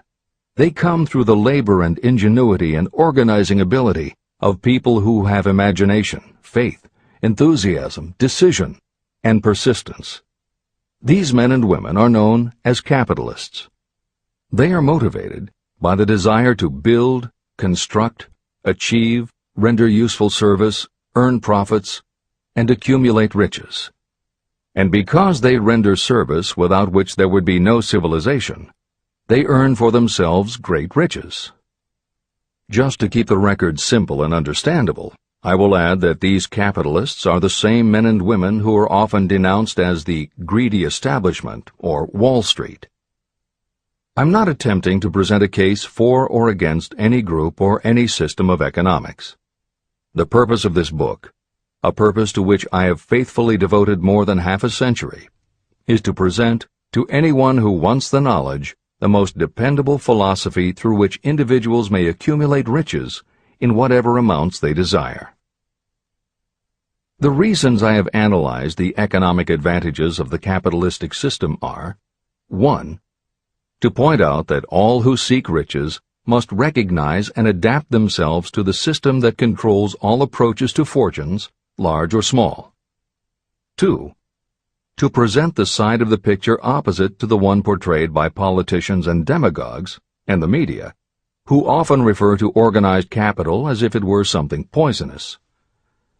This is a capitalistic country. It was developed through the use of capital. We who claim the right to partake of the blessings of freedom and opportunity, we who seek to accumulate riches here, should know that neither riches nor opportunity would be available to us if organized capital had not provided these benefits. There is only one dependable method of accumulating and legally holding riches, and that is by rendering useful service. No system has ever been created by which anyone can legally acquire riches through mere force of numbers, or without giving in return an equivalent value of one form or another. Your opportunities in the midst of riches. America provides all the freedom and all the opportunity to accumulate riches that any honest person may require. When you go hunting for game, you select hunting grounds where game is plentiful. When you are seeking riches, the same rule naturally applies. If it is riches you are seeking, do not overlook the possibilities of a country whose citizens are so rich that women alone spend billions of dollars each year for cosmetics and other beauty products. Do not be in too big a hurry to get away from a country whose men willingly, even eagerly, hand over more billions of dollars annually for football, basketball, baseball, and all the related products that go with these and other sporting events. Only a few of the luxuries and non-essentials have been mentioned, but remember that the business of producing and marketing these few products gives regular employment to many millions of men and women, who receive for their services many millions of dollars monthly, and spend it freely for both the luxuries and the necessities. Especially, remember that behind all this exchange of merchandise and personal services is an abundance of opportunity to accumulate riches. Here our American freedom comes to your aid. There is nothing to stop you or anyone from engaging in any portion of the effort necessary to carry on these businesses. If you have superior talent, training, experience, you may accumulate riches in large amounts. Those not so fortunate may accumulate smaller amounts. Anyone may earn a living in return for a very nominal amount of labor. So there you are. Opportunity has spread its wares before you. Step up to the front, select what you want, create your plan, put the plan into action, and follow through with persistence. Capitalistic America will do the rest. You can depend on this much. Capitalistic America ensures every person the opportunity to render useful service and to collect riches in proportion to the value of the service. The system denies no one this right, but it does not and cannot promise something for nothing. The system itself is irrevocably controlled by the law of economics, which neither recognizes nor tolerates for long getting without giving.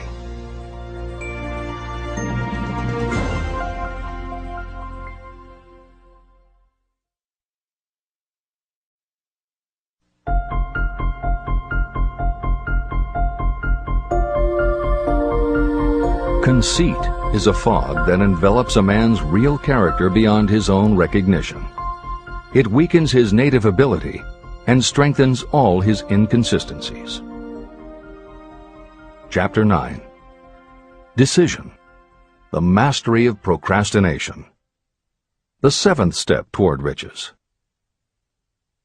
Analysis of over 25,000 men and women who had experienced failure reveals that lack of decision was near the head of the list of the 31 major causes of failure. Procrastination, the opposite of decision, is a common enemy which practically every person must conquer. You will have an opportunity to test your capacity to reach quick and definite decisions when you finish reading this book and begin to put the principles into action. My analysis of several hundred people who had accumulated fortunes well beyond the $1 million mark disclosed the fact that every one of them had the habit of reaching decisions promptly and of changing these decisions slowly. People who fail to accumulate money, without exception, have the habit of reaching decisions, if at all, very slowly, and of changing these decisions quickly and often. One of Henry Ford's most outstanding qualities was his habit of reaching decisions quickly and definitely and changing them slowly. This quality was so pronounced in Mr. Ford that it gave him the reputation of being obstinate. It was this quality that prompted Mr. Ford to continue to manufacture his famous Model T, the world's ugliest car, when all of his advisors and many of the purchasers of the car were urging him to change it. Perhaps Mr. Ford delayed too long in making the change, but the other side of the story is that Mr. Ford's firmness of decision yielded a huge fortune before the change in model became necessary. Some say that Mr. Ford's definiteness of decision was just obstinacy, but even this quality is preferable to slowness in reaching decisions and quickness in changing them. Editor's comments. Henry Ford's consistency extended also to the color of the Model T, 15 million of which in 19 years of production from 1908 to 1927 were made only in black and with little change in the design. Shortly after its introduction, Napoleon Hill met with Ford to talk about the principles of success. According to Hill, in Michael Ritt's biography of Napoleon Hill, A Lifetime of Riches, Henry Ford was cold, indifferent, unenthusiastic, and spoke only when forced to, unless he was talking about his car. Early on, few people other than Carnegie could foresee the success Ford would achieve, which Hill later attributed to Ford's self-control and concentrated effort. At Hill's first meeting with him in 1911, Ford was interested only in talking about the Model T. After Ford took him for a spin around the factory, Hill bought one for $680. This is the end of the editor's comments.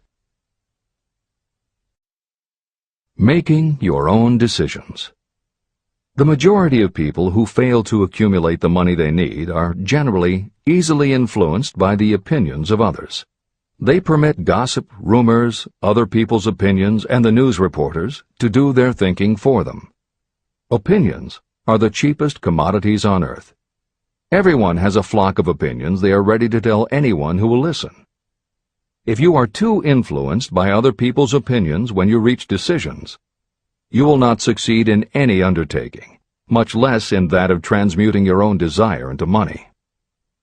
If you are influenced by the opinions of others, you will have no desire of your own. Keep your own counsel. Rely on yourself to reach your own decisions when you begin to put these principles into practice, and follow through on your decisions. Take no one into your confidence except the members of your mastermind group, and be very sure that you choose for your group only those who will be in complete sympathy and harmony with your purpose. Close friends and relatives, while not meaning to do so, often handicap one through opinions. And for some reason, even friends often seem to think that ridiculing you and your plans is funny. Thousands of men and women carry inferiority complexes with them all through life because some well-meaning but ignorant person destroyed their confidence through opinions or ridicule. You have a brain and mind of your own. Use it, and reach your own decisions. If you need facts or information from others to help you reach decisions, acquire the facts or information you need quietly, without disclosing your purpose. It is characteristic of people who have a smattering of knowledge to try to give the impression that they know more than they do.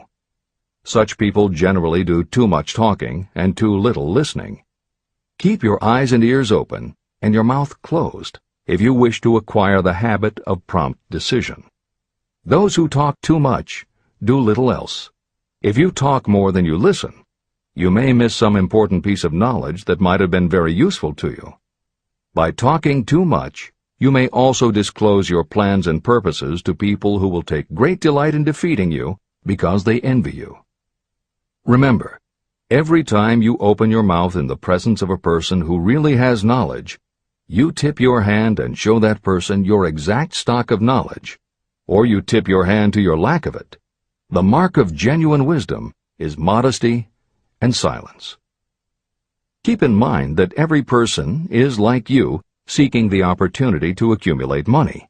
If you talk about your plans too freely, you may be surprised when you learn that some other person has beat you to it by using the plans you bragged about. Let one of your first decisions be to keep a closed mouth and open ears and eyes. As a reminder to yourself, copy the following epigram in large letters and place it where you will see it daily. Tell the world what you intend to do, but first, show it.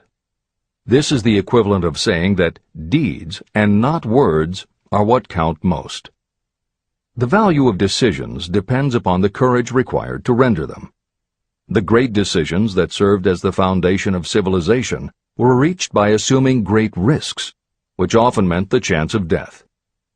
Lincoln's decision to issue his famous Proclamation of Emancipation, which gave freedom to African Americans, was rendered with full understanding that his act would turn thousands of friends and political supporters against him. When the rulers of Athens gave Socrates the choice of disclaiming his teachings or being sentenced to death, Socrates' decision to drink the cup of poison, rather than compromise in his personal belief, was a decision of courage. It turned time ahead 1,000 years and gave to people then unborn the right to freedom of thought and of speech. 56. Who risked the gallows? The greatest decision of all time, as far as any American citizen is concerned, was reached in Philadelphia on July 4, 1776, when 56 men signed their names to a document that they well knew would bring freedom to all Americans, or leave every one of the 56 hanging from a gallows. You have heard of this famous document, the Declaration of Independence. But have you taken from it the great lesson in personal achievement it so plainly taught? We all remember the date of this momentous decision, but few of us realize what courage that decision required. We remember our history as it was taught. We remember dates and the names of the men who fought. We remember Valley Forge and Yorktown. We remember George Washington and Lord Cornwallis. But we know little of the real forces behind these names, dates, and places. We know even less of that intangible power that ensured freedom long before Washington's armies reached Yorktown. It is nothing short of tragedy that the writers of history have missed entirely even the slightest reference to the irresistible power that gave birth and freedom to the nation destined to set up new standards of independence for all the peoples of the earth. I say it is a tragedy because it is the same power that must be used by every individual who overcomes the difficulties of life and forces life to pay the price asked. Let us briefly review the events that gave birth to this power. The story begins with an incident in Boston on March 5, 1770. British soldiers were patrolling the streets, openly threatening the citizens by their presence. The colonists resented armed men marching in their midst. They began to express their resentment openly, hurling stones as well as epithets at the marching soldiers, until the commanding officer gave orders. Fix bayonets, charge. The battle was on. It resulted in the death and injury of many.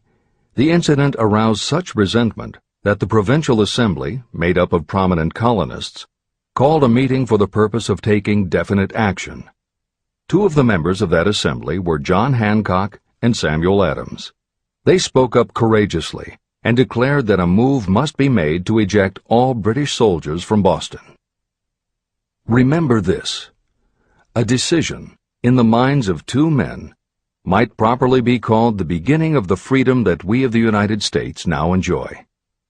Remember, too, that the decision of these two men called for faith and courage because it was dangerous. Before the assembly adjourned, Samuel Adams was appointed to call on Hutchinson, the governor of the province, and demand the withdrawal of the British troops.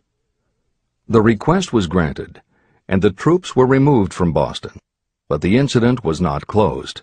It had caused a situation that was destined to change the entire trend of civilization. Richard Henry Lee became an important factor in this story, because he and Samuel Adams corresponded frequently, sharing freely their fears and their hopes concerning the welfare of the people of their provinces. From this practice, Adams conceived the idea that a mutual exchange of letters between the 13 colonies might help to bring about the coordination of efforts so badly needed in connection with the solution of their problems. In March of 1772, 2 years after the clash with the soldiers in Boston, Adams presented this idea to the Assembly. He made a motion that a correspondence committee be established among the colonies, with definitely appointed correspondents in each colony, for the purpose of friendly cooperation for the betterment of the colonies of British America. It was the beginning of the organization of the far-flung power destined to give freedom to you and to me. A mastermind group had already been organized. It consisted of Adams, Lee, and Hancock. The Committee of Correspondence was organized. The citizens of the colonies had been waging disorganized warfare against the British soldiers through incidents similar to the Boston riot, but nothing of benefit had been accomplished. Their individual grievances had not been consolidated under one mastermind.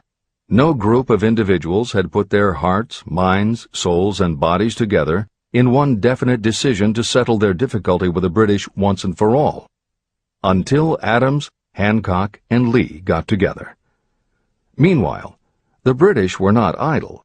They, too, were doing some planning and masterminding, and they had the advantage of having behind them money and organized soldiery. A decision that changed history. The Crown appointed Gage to supplant Hutchinson as the governor of Massachusetts. One of the new governor's first acts was to send a messenger to call on Samuel Adams for the purpose of endeavoring to stop his opposition by fear. You will best understand the spirit of what happened from this quotation of the conversation between Colonel Fenton, the messenger sent by Gage, and Adams. Colonel Fenton: I have been authorized by Governor Gage to assure you, Mr. Adams, that the governor has been empowered to confer upon you such benefits as would be satisfactory, an obvious endeavor to win Adams by promise of bribing him, upon the condition that you engage to cease in your opposition to the measures of the government. It is the governor's advice to you, sir, not to incur the further displeasure of His Majesty. Your conduct has been such as makes you liable to penalties of an act of Henry VIII, by which persons can be sent to England for trial for treason or misprision of treason at the discretion of a governor of a province. But by changing your political course, you will not only receive great personal advantages, but you will make your peace with the king. Samuel Adams had the choice of two decisions.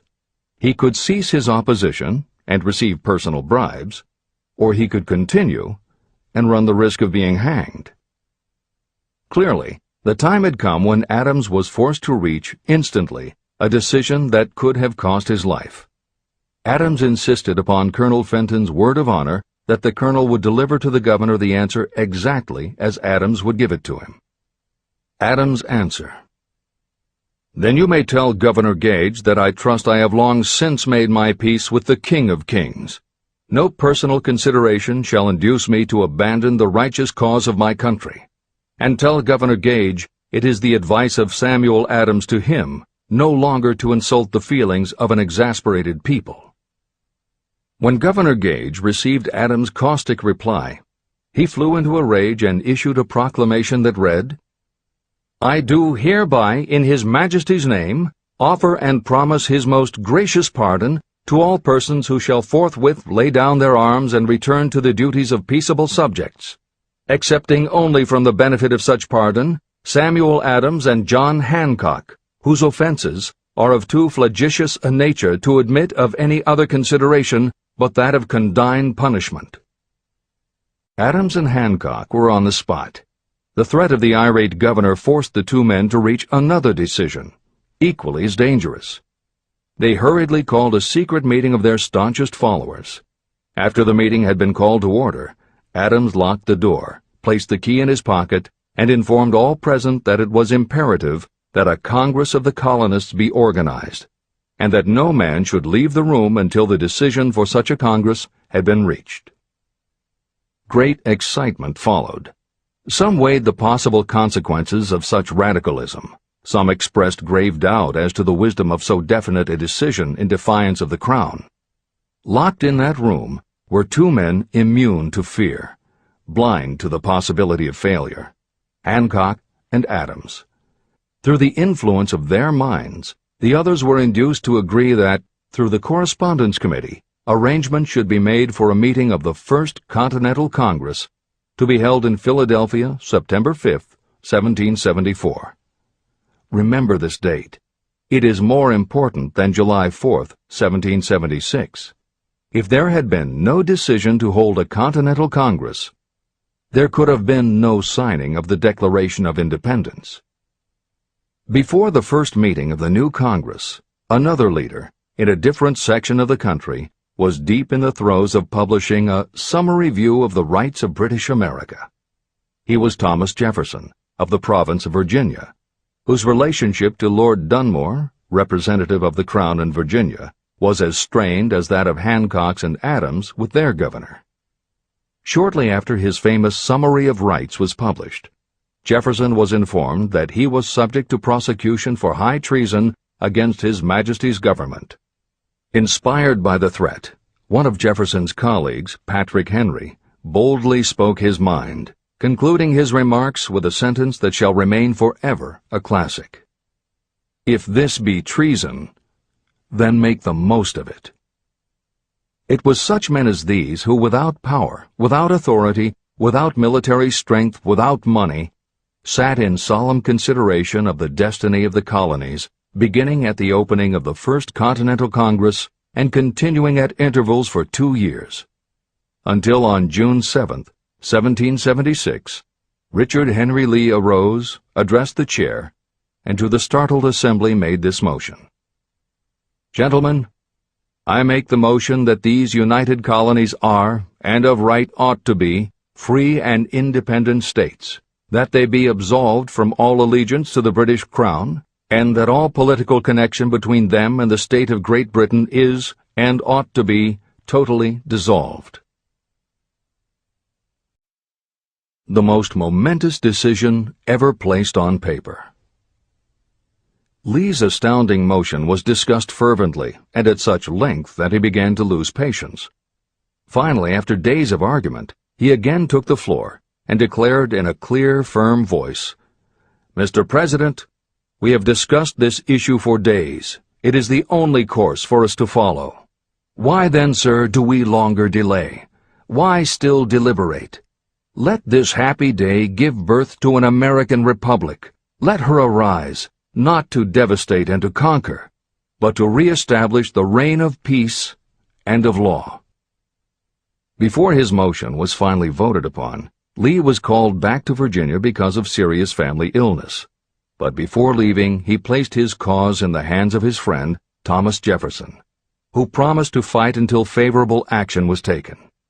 Shortly thereafter, the President of the Congress, Hancock, appointed Jefferson as chairman of a committee to draw up a Declaration of Independence. Long and hard the committee labored on a document that would mean, when accepted by the Congress, that every man who signed it would be signing his own death warrant should the colonies lose in the fight with Great Britain that was sure to follow. The document was drawn, and on June 28th, the original draft was read before the Congress. For several days it was discussed, altered, and made ready. On July 4th, 1776, Thomas Jefferson stood before the Assembly and fearlessly read the most momentous decision ever placed on paper. When in the course of human events it becomes necessary for one people to dissolve the political bands which have connected them with another, and to assume among the powers of the earth the separate and equal station to which the laws of nature and of nature's God entitled them, a decent respect to the opinions of mankind requires that they should declare the causes which impel them to the separation. When Jefferson finished, the document was voted upon, accepted, and signed by the 56 men, every one staking his own life upon his decision to write his name. By that decision came into existence a nation destined to bring to mankind forever the privilege of making decisions. Analyze the events that led to the Declaration of Independence, and be convinced that this nation, which now holds a position of commanding respect and power among all nations of the world, was born of a decision created by a mastermind consisting of 56 men. Note well the fact that it was their decision that ensured the success of Washington's armies, because the spirit of that decision was in the heart of every soldier who fought with him, and served as a spiritual power which recognizes no such thing as failure. Note also, with great personal benefit, that the power that gave this nation its freedom is the same power that must be used by every individual who becomes self-determining. This power is made up of the principles described in this book. It will not be difficult to detect, in the story of the Declaration of Independence, at least 6 of these principles: desire, decision, faith, persistence, the mastermind, and organized planning. Know what you want, and you will generally get it.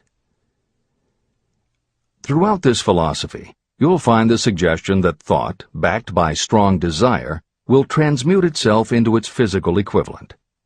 The story of the founding of America and the story of the organization of the United States Steel Corporation are perfect examples of the method by which thought makes this astounding transformation. In your search for the secret of the method, do not look for a miracle, because you will not find it. You will find only the eternal laws of nature. These laws are available to every person who has the faith and the courage to use them. They may be used to bring freedom to a nation or to accumulate riches. Those who reach decisions promptly and definitely know what they want and generally get it. The leaders in every walk of life decide quickly and firmly. That is the major reason why they are leaders. The world has a habit of making room for the people whose words and actions show that they know where they are going. Indecision is a habit that usually begins when a person is young. It becomes more and more of a habit as the youth goes through grade school, high school, and even through college without definiteness of purpose. The habit of indecision goes with the student into the occupation he or she chooses. Generally, a young person just out of school seeks any job that can be found. Young people take the first job they can find because they have fallen into the habit of indecision. The vast majority of people working today are in the positions they hold because they lack the definiteness of decision to plan a definite position and the knowledge of how to choose an employer. Definiteness of decision always requires courage, sometimes very great courage. The 56 men who signed the Declaration of Independence staked their lives on the decision to affix their signatures to that document. The person who reaches a definite decision to go after a specific job and make life pay the price he or she asks does not stake his or her life on that decision. They stake their economic freedom. Financial independence, riches, and desirable business positions are not within reach of the person who neglects or refuses to expect, plan, and demand these things. The person who desires riches in the same spirit that Samuel Adams desired freedom for the colonies is sure to accumulate wealth. No man achieves great success who is unwilling to make personal sacrifices. Chapter 10. Persistence. The sustained effort necessary to induce faith. The 8th step toward riches. Persistence is an essential factor in the procedure of transmuting desire into its monetary equivalent. The basis of persistence is the power of will. Willpower and desire, when properly combined, make an irresistible pair. Those who accumulate great fortunes are sometimes called cold-blooded or ruthless. Frequently, it is simply because their critics simply don't understand that what they have is a strong desire, backed up by willpower, which they mix with persistence. It is the combination that ensures the attainment of their objectives. The majority of people are ready to throw their aims and purposes overboard and give up at the first sign of opposition or misfortune. A few carry on despite all opposition until they attain their goal. There may be no heroic connotation to the word persistence, But persistence does for your character what carbon does to iron. It hardens it to steel. The building of a fortune will involve the application of the entire 13 factors of this philosophy. These principles must be understood, and they must be applied with persistence by all who accumulate money. Your test of persistence. If you are reading this book with the intention of seriously applying the knowledge, the first test of your persistence will come when you begin to follow the 6 steps described in the 3rd chapter. Desire. Unless you are one of the few people who already have a definite goal and a definite plan for its attainment, you may read the instructions, but you will never actually apply them in your daily life. Lack of persistence is one of the major causes of failure. Moreover, my experience with thousands of people has proved that lack of persistence is a weakness common to the majority of people. However, it is a weakness that may be overcome by effort. The ease with which lack of persistence may be conquered will depend entirely upon the intensity of your desire. The starting point of all achievement is desire. Keep this constantly in mind. Weak desires bring weak results, just as a small amount of fire makes a small amount of heat. If you are lacking in persistence, this weakness may be remedied by building a stronger fire under your desires. Continue reading through to the end of this book. Then go back to Chapter 3 and start immediately to carry out the instructions for using the 6 steps. The eagerness with which you follow these instructions will indicate clearly how much or how little you really desire to accumulate money. If you find that you are indifferent, you may be sure that you have not yet acquired the money consciousness that you must possess before you can be sure of accumulating a fortune. Fortunes gravitate to those whose minds have been prepared to attract them, just as surely as water gravitates to the ocean. If you are weak in persistence, focus on the instructions in Chapter 11, Power of the Mastermind. Surround yourself with a mastermind group, and through the cooperation of the members of this group, you can develop persistence.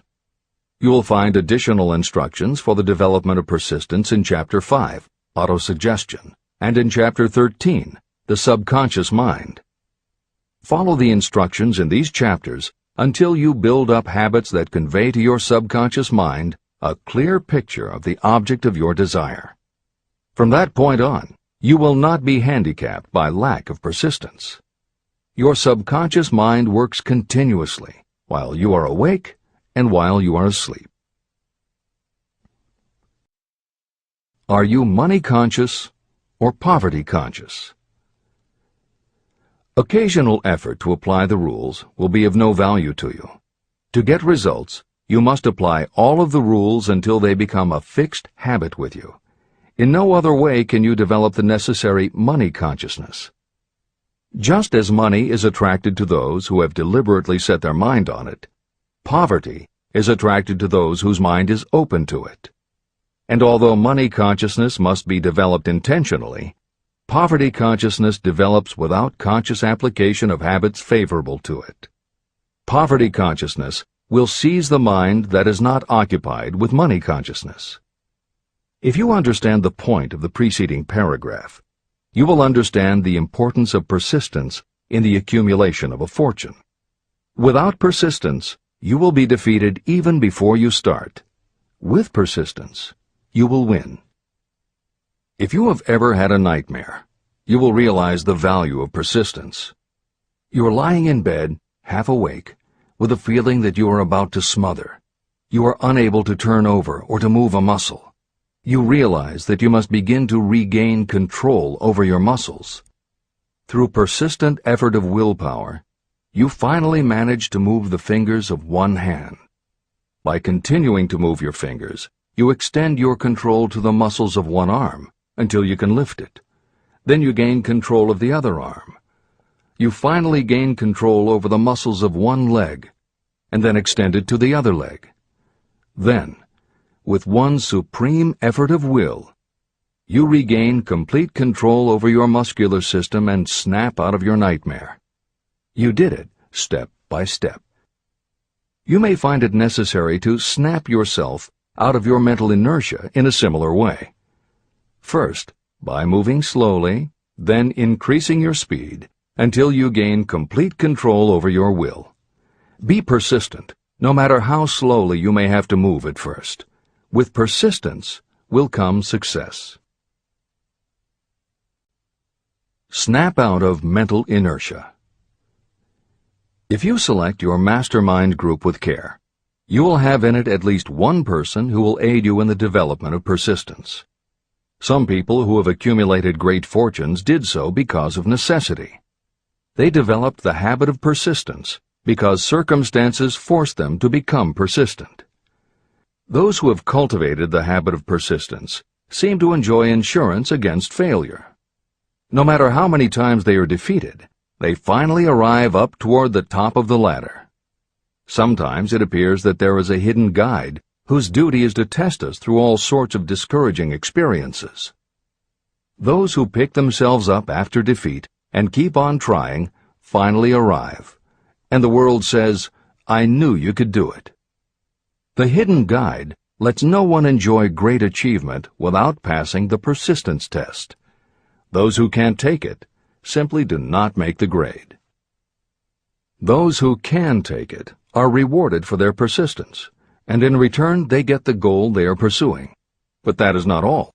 They receive something infinitely more important than material compensation: the knowledge that every failure brings with it the seed of an equivalent advantage. Persist past your failures. The people who learn from experience the importance of persistence will not accept defeat as being anything more than temporary. They are the ones whose desires are so persistently applied that defeat is finally changed into victory. We see that an overwhelmingly large number of people go down in defeat, never to rise again. We also see the few who take the punishment of defeat as an urge to greater effort. But what we do not see, what most of us never suspect of existing, is the silent but irresistible power that comes to the rescue of those who fight on in the face of discouragement. If we speak of this power at all, we call it persistence and let it go at that. One thing is sure: if you do not have persistence, you will not achieve noteworthy success in any calling.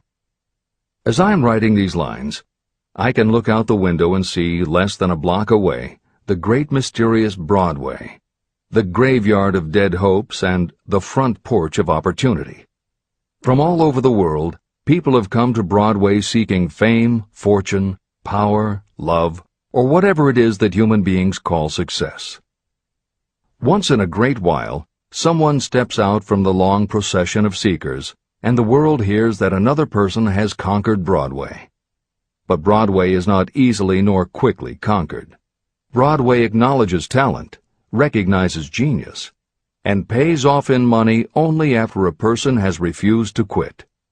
The secret is always inseparably attached to one word: persistence.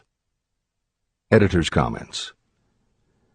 Today we think of making it on Broadway in terms of the theater, but here Napoleon Hill uses Broadway as a metaphor for the New York arts, publishing, and entertainment industries in general. In the original edition of Think and Grow Rich, Hill used this introduction to tell of Fannie Hurst, one of the best-selling authors of the day, who pounded the streets of New York for 4 years and received 36 rejection slips from one publisher alone before her persistence paid off and she finally got published. Although Napoleon Hill chose Fannie Hurst to illustrate his point about overcoming poverty and adversity, he knew all about both from personal experience. Hill's own story is one of very humble beginnings and devastating failures that would have defeated most people. It was only through his extraordinary persistence that the original edition of the book you hold in your hands was published.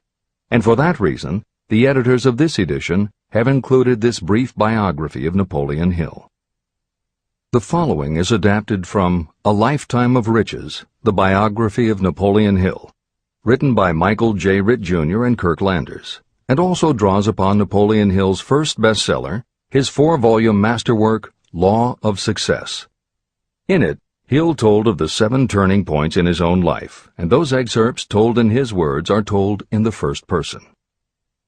Born into poverty in the backwoods of Virginia, young Nap, as he was called, was the local gun-toting troublemaker.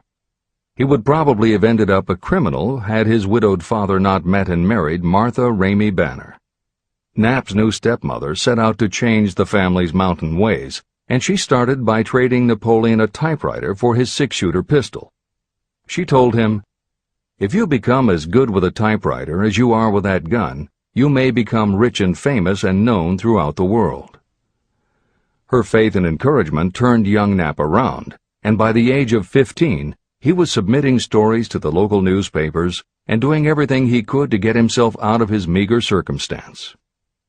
After completing high school and 1 year at a business college, he wrote an audacious letter to Rufus Ayers, one of the most powerful men in the coal industry. Hill wrote to apply for a job, but he said that he didn't want a salary. In fact, he said he would pay Ayers. Hill proposed that Ayers could charge him whatever he wanted on a monthly basis, but if at the end of 3 months Hill had proved his worth, he then would expect Ayers to pay him a salary of the same monthly amount. Ayers admired Hill's style and hired him, with pay. First turning point. After finishing a course at a business college, I took a job as stenographer and bookkeeper. As a result of having practiced the habit of performing more work and better work than that for which I was paid, I advanced rapidly until I was assuming responsibilities and receiving a salary far out of proportion to my age. Hill also proved to be so trustworthy and honest that Ayers promoted him to replace the manager, making this 19-year-old the youngest manager of a mine and in charge of 350 men.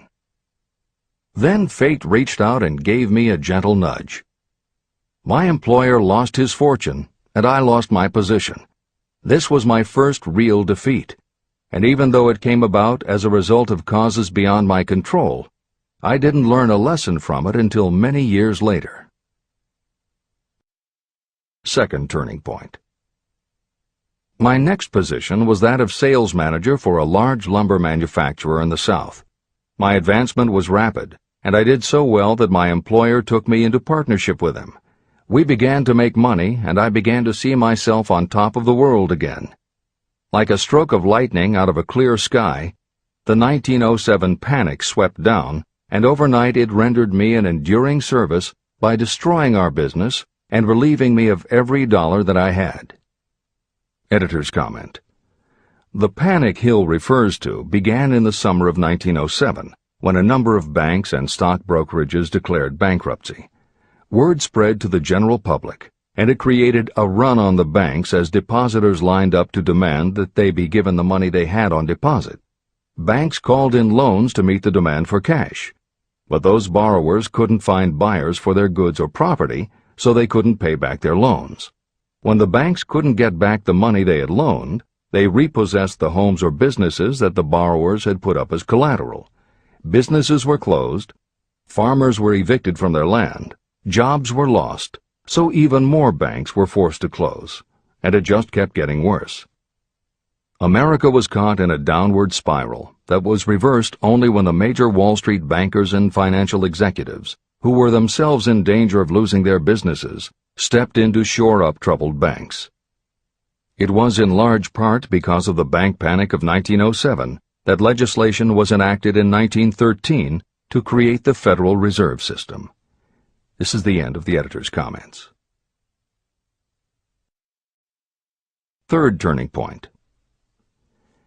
This was my first serious defeat.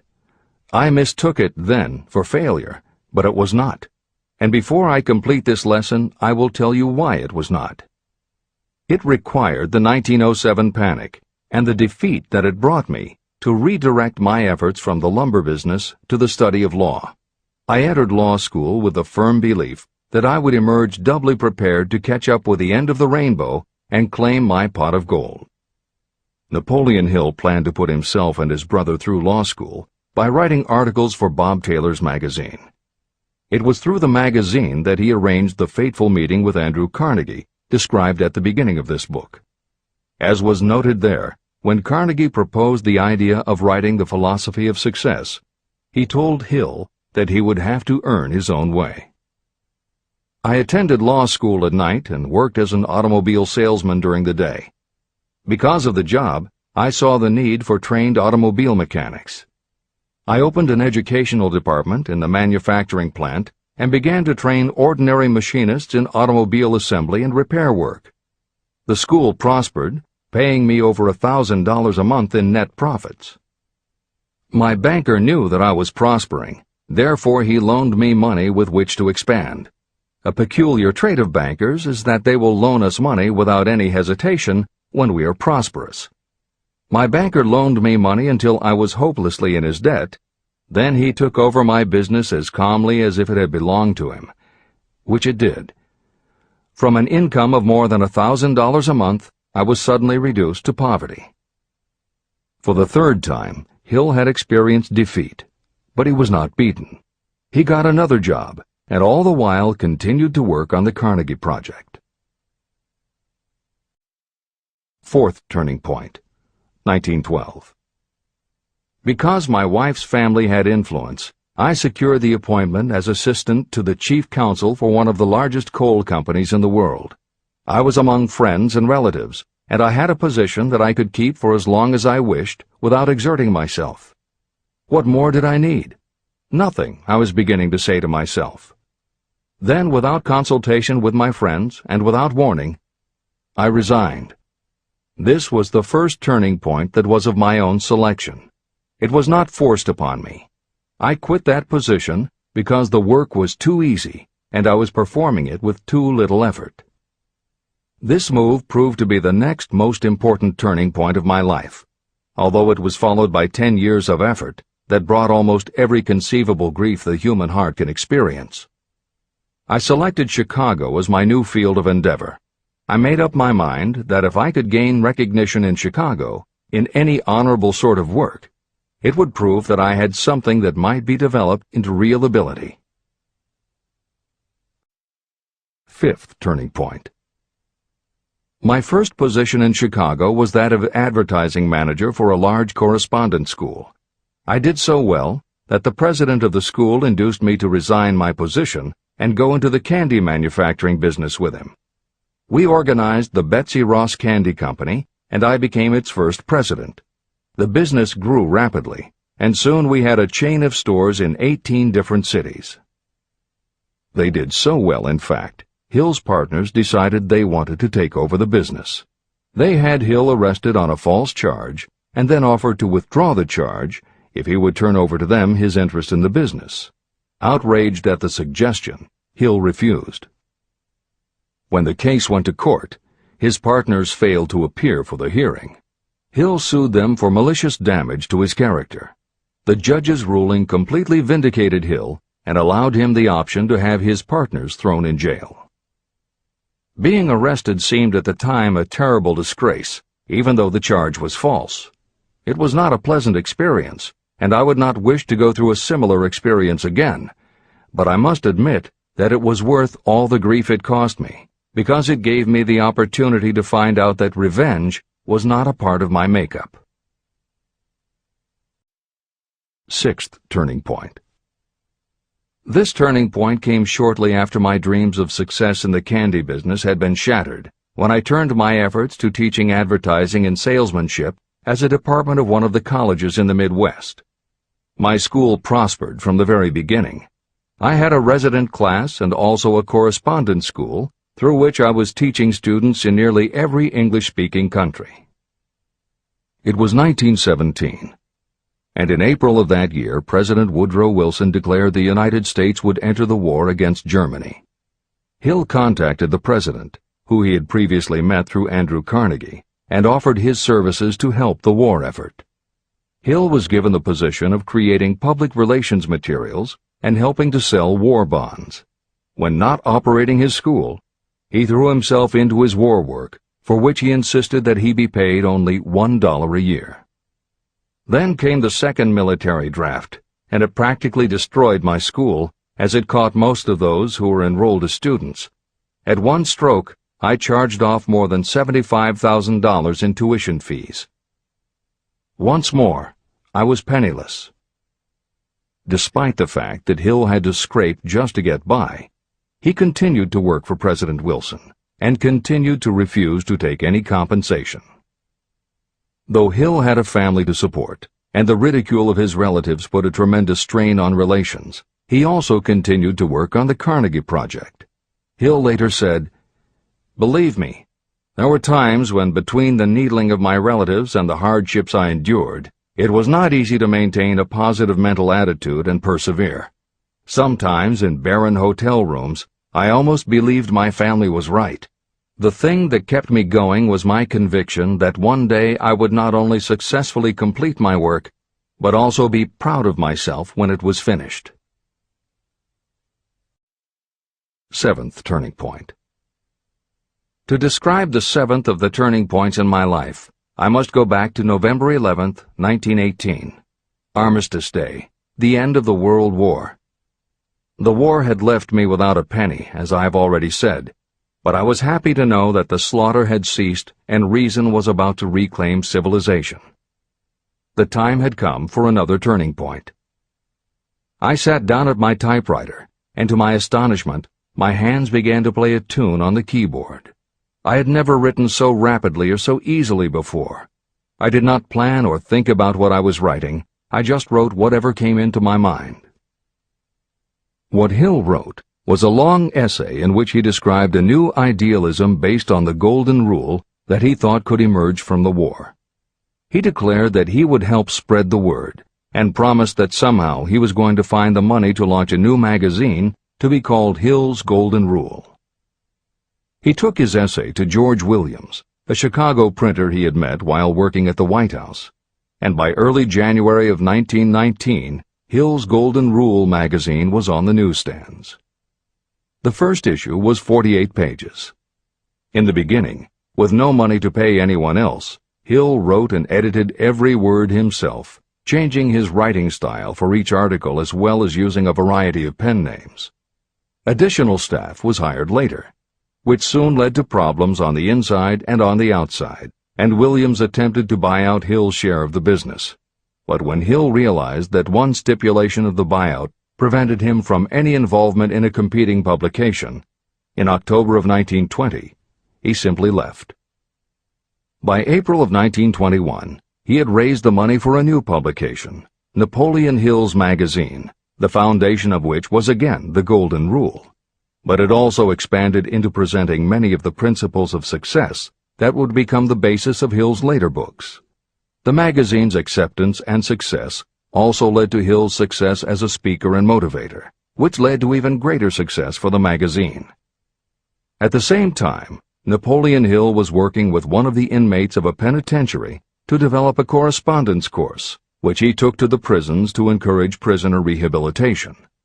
Most everything Hill did during this time was successful, and the success of the prison program was significant. But the greed of two members of the board of directors, one of whom was the prison chaplain, eventually led in 1923 to the demise of not only the educational rehabilitation programs, but also the magazine and numerous other successful offshoot ventures. The bleak irony, as Michael Ritt notes in A Lifetime of Riches, was that few enterprises in the 1920s could have been more idealistic or humanitarian in concept. Yet in seeking to stir goodness in men's souls, these enterprises had stirred mean-spirited men to a bloodlust that destroyed everything. Without his magazine, Hill went back to teaching and lecturing, which led to an introduction to a crusading newspaper publisher, Don Mellett, who offered to help Hill publish the results of his work on the Carnegie Project. At this same time, Mellett learned that Prohibition gangsters were selling narcotics and bootleg liquor to school children in Canton, and members of the local police force were being bribed to do nothing about it. Mellett was outraged and wrote an expose in his Canton Daily News while Hill contacted the governor to implement a state investigation of the corrupt police department.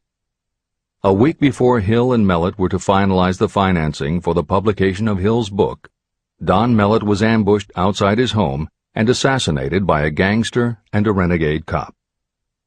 They tried to kill Hill, too, but through pure luck he escaped and fled to the Smoky Mountains, where he remained holed up in a backwoods shack for most of a year. Destitute and in fear for his life, he lapsed into a state of deep depression. Then, in one extraordinary night of self-analysis, he willed himself out of his depression and resolved to finish the challenge Carnegie had posed almost 20 years earlier. Hill went to Philadelphia, convinced a publisher to put up the money, then worked night and day for almost 4 months to finish the manuscript. In March of 1928, Hill published the results of his efforts, a multi-volume masterwork entitled Law of Success. No one had ever seen anything like it. It was a phenomenon, a runaway bestseller. A little over a year later, while Hill was finally enjoying the fruits of his long labors, the stock market crash of '29 hit. The bottom fell out of everything, including the market for books. Though he never gave up on his vision, like the rest of America, Hill struggled through the Depression. He lectured, he wrote, and he taught in every way he could, but it was very hard to preach personal achievement to a country that had lost faith in itself. Napoleon Hill made it his personal mission to turn the tide by creating a variety of self-help programs, but it became disappointingly apparent that it was going to take more than one man to do it. When Franklin Delano Roosevelt was elected president, he reached out to Hill. Though Napoleon Hill was an avowed capitalist, he believed enough in the ultimate goal of FDR's policies that he committed himself to helping the new administration. Throughout the Depression years, he became a close confidant of the president's, helping to guide Roosevelt in his efforts to revitalize America. It is said that it was Hill who gave FDR the famous line, "We have nothing to fear but fear itself." And though Hill was dead broke, just as he had done for President Wilson, he refused to accept more than $1 a year for his efforts. In 1937, as America was finally beginning to see glimmerings of hope that the Great Depression might end, Hill convinced his publisher that America now needed a book to help shake off the mental and emotional stigma of those terrible times. He was right. They released Think and Grow Rich to such resounding success that it sold well over 1 million copies even before the Depression ended. At this writing, it has sold more than 60 million copies worldwide, and to this day it still sells more than 1 million copies a year in its various editions. Take your own persistence inventory. Persistence is a state of mind, therefore, it can be cultivated. Like all states of mind, persistence is based upon definite causes, among them these. Definiteness of purpose. Knowing what you want is the first and most important step toward the development of persistence. A strong motive will force you to surmount difficulties. Desire. It is comparatively easy to acquire and maintain persistence in pursuing the object of intense desire. Self-reliance. Belief in your ability to carry out a plan encourages you to follow the plan through with persistence. Self-reliance can be developed through the principle described in Chapter 5, Autosuggestion. Definiteness of plans. Organized plans, even ones that may be weak or impractical, encourage persistence. Accurate knowledge. Knowing that your plans are sound, based upon experience or observation, encourages persistence. Guessing, instead of knowing, destroys persistence. Cooperation. Sympathy, understanding, and cooperation with others tend to develop persistence. Willpower. The habit of concentrating your thoughts on making plans to attain your definite purpose leads to persistence. Habit. Persistence is the direct result of habit. The mind absorbs and becomes a part of the daily experiences upon which it feeds. Fear, the worst of all enemies, can be overcome by forcing yourself to perform and repeat acts of courage. Everyone who has seen active service in war knows this. Take inventory of yourself and determine what you are lacking in this essential quality of persistence. Measure yourself point by point and see how many of the previous 8 factors of persistence you lack. The analysis may lead to discoveries that will give you a new understanding of yourself and what you need to get ahead. The following is a list of the real enemies that stand between you and achievement. These are not only the symptoms indicating weakness of persistence, but also the deeply seated subconscious causes of this weakness. Study the list carefully, and face yourself squarely if you really wish to know who you are and what you are capable of doing. These are the weaknesses that must be mastered by anyone who really wants to accumulate riches. 1. Failure to recognize and to define clearly exactly what you want. 2. Procrastination, with or without cause, usually backed up with a long list of alibis and excuses. 3. Lack of interest in acquiring specialized knowledge. 4. Indecision, and the habit of passing the buck instead of facing issues squarely, also backed by alibis and excuses. 5. The habit of relying upon excuses instead of making definite plans to solve your problems. 6. Self-satisfaction. There is little remedy for this, and no hope for those who suffer from it. 7. Indifference, usually reflected in your readiness to compromise rather than meet opposition and fight it. 8. The habit of blaming others for your mistakes and accepting circumstances as being unavoidable. 9. Weakness of desire because you neglected to choose motives that will push you to take action. 10. Willingness to quit at the first sign of defeat, based upon one or more of the 6 basic fears. 11. Lack of organized plans that you have written out so they can be analyzed. 12. The habit of neglecting to act on ideas or to grasp opportunity when it presents itself. 13. Wishing instead of willing. 14. The habit of compromising with poverty instead of aiming at riches. A general lack of ambition to be, to do, or to own. 15. Searching for all the shortcuts to riches, trying to get without giving a fair equivalent, usually reflected in the habit of gambling or trying to drive unfair bargains. 16. Fear of criticism, resulting in failure to create plans and put them into action because of what other people might think, do, or say. This is one of your most dangerous enemies because it often exists in your subconscious mind and you may not even know it is there. See the 6 basic fears in the last chapter. If you fear criticism. Following is an examination of the symptoms of the fear of criticism. The majority of people permit relatives, friends, and the public at large to influence them so that they cannot live their own lives because they fear criticism. Many people make mistakes in marriage but stay married, then go through life miserable and unhappy because they fear criticism. Anyone who has submitted to this form of fear knows the irreparable damage it does by destroying one's ambition and the desire to achieve.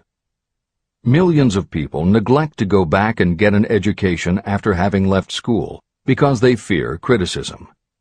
Countless numbers of men and women permit relatives to wreck their lives in the name of family duty because they fear criticism. Duty does not require you to submit to the destruction of your personal ambitions and the right to live your own life in your own way. People refuse to take chances in business because they fear the criticism that may follow if they fail. The fear of criticism in such cases is stronger than the desire for success. Too many people refuse to set high goals for themselves because they fear the criticism of relatives and friends who may say, "Don't aim so high, people will think you're crazy." When Andrew Carnegie suggested that I devote 20 years to the organization of a philosophy of individual achievement, my first impulse was fear of what people might say. His suggestion was far greater than anything I had ever conceived for myself. My first instinct was to create excuses, all of them traceable to the fear of criticism. Something inside of me said, "You can't do it. The job is too big and requires too much time. What will your relatives think of you? How will you earn a living?"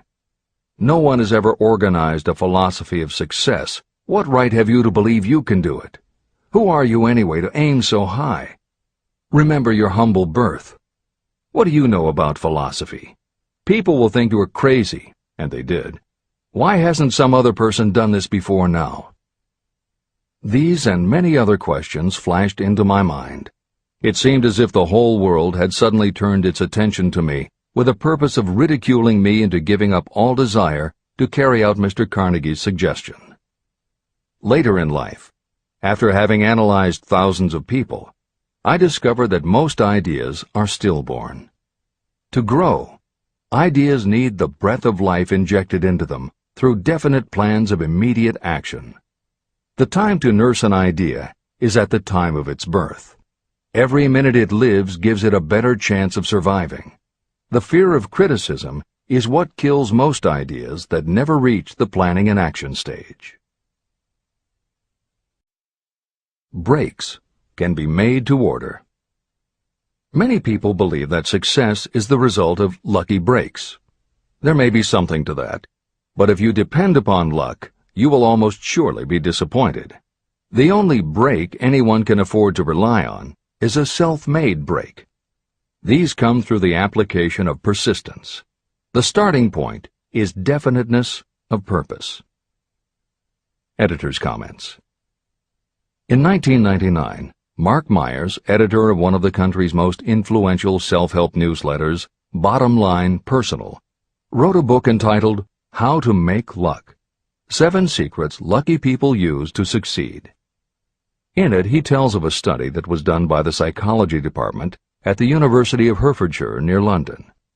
They assembled a group of people, half of whom either thought themselves lucky or were considered to be lucky by others. The other half of the group believed they were unlucky. They were all brought to campus to watch a computerized random coin toss. Each person watched as a cartoon elf came on screen and flipped a coin. Each was asked to call heads or tails. The results of the experiment proved that the unlucky group guessed right approximately the same number of times as the lucky group. In follow-up interviews, the researchers concluded that the only difference between so-called lucky and unlucky people was that the lucky people tended to remember the good things that had happened in their lives, and those that thought they were unlucky tended to dwell on the bad things. The scientific fact is that luck, in terms of calling a coin toss, spinning a wheel, or turning a card, is completely random, and there's nothing we can do about it. All we can control is what we say and do. Everything else that happens to us depends upon the actions of others and the random world in which we live. Then why do some people seem to be so lucky and get all the lucky breaks? Myers says it is because, unlike luck, lucky breaks are something you can control, and lucky people, whether they know it or not, have taken specific steps to make their good luck. You can influence lucky breaks in 2 ways. You have to intentionally put yourself in luck's way, and you must make people want to help you because they believe that you deserve their help. Once you have let the world know you are ready for a break, luck is largely a matter of being introduced to opportunities by people who open doors for us. Myers calls these people gatekeepers. Gatekeepers offer help not only out of goodwill, but also because they hope you will help them in return when you are in a position to do so. People who are lucky make it a point to impress their gatekeepers so that they will be the first to come to mind when opportunities arise. Your gatekeepers must believe that you deserve a break, and that it is worth it to them to give you one. One of the best ways to do that is simply to behave and act lucky. If you act like a loser, people think you are a loser. If you perceive yourself as lucky, it will be easier for others to see you that way. And if you are believed to be a lucky person, your chances of receiving lucky opportunities will increase, partly because others hope some of your luck will rub off on them. This is the biggest secret lucky people know. They know that when they seem lucky, more people want to help them. There are people waiting to make a difference in your life if you show them you are willing to make an effort and that you are enthusiastic. Mark Meyer's book is devoted to explaining ways to do that. As Hill says, the only lucky break anyone can afford to rely upon is a self-made break. These come through the application of persistence. The starting point is definiteness of purpose. This is the end of the editor's comments. If you stop the first 100 people you meet on the street and ask them what they want most in life, 98 of them would not be able to tell you. If you press them for an answer, some will say security, many will say money, a few will say happiness, and others will say fame and power. Some might tell you they want social recognition, ease in living, the ability to sing, dance, or write. But none of them will be able to give you the slightest indication of a plan by which they hope to attain these vaguely expressed wishes. Riches do not respond to wishes. They respond only to definite plans backed by definite desires through constant persistence. How to develop persistence. There are 4 simple steps that lead to the habit of persistence. They call for no great amount of intelligence, no particular amount of education, and little time or effort. These necessary steps are: 1. A definite purpose, backed by a burning desire for its fulfillment. 2. A definite plan, expressed in continuous action. 3. A mind closed tightly against all negative and discouraging influences, including negative suggestions of relatives, friends, and acquaintances. 4. A friendly alliance with one or more persons who will encourage you to follow through with both plan and purpose. These 4 steps are essential for success in all walks of life. An important purpose of the 13 principles of this philosophy is to enable you to take those 4 steps as a matter of habit.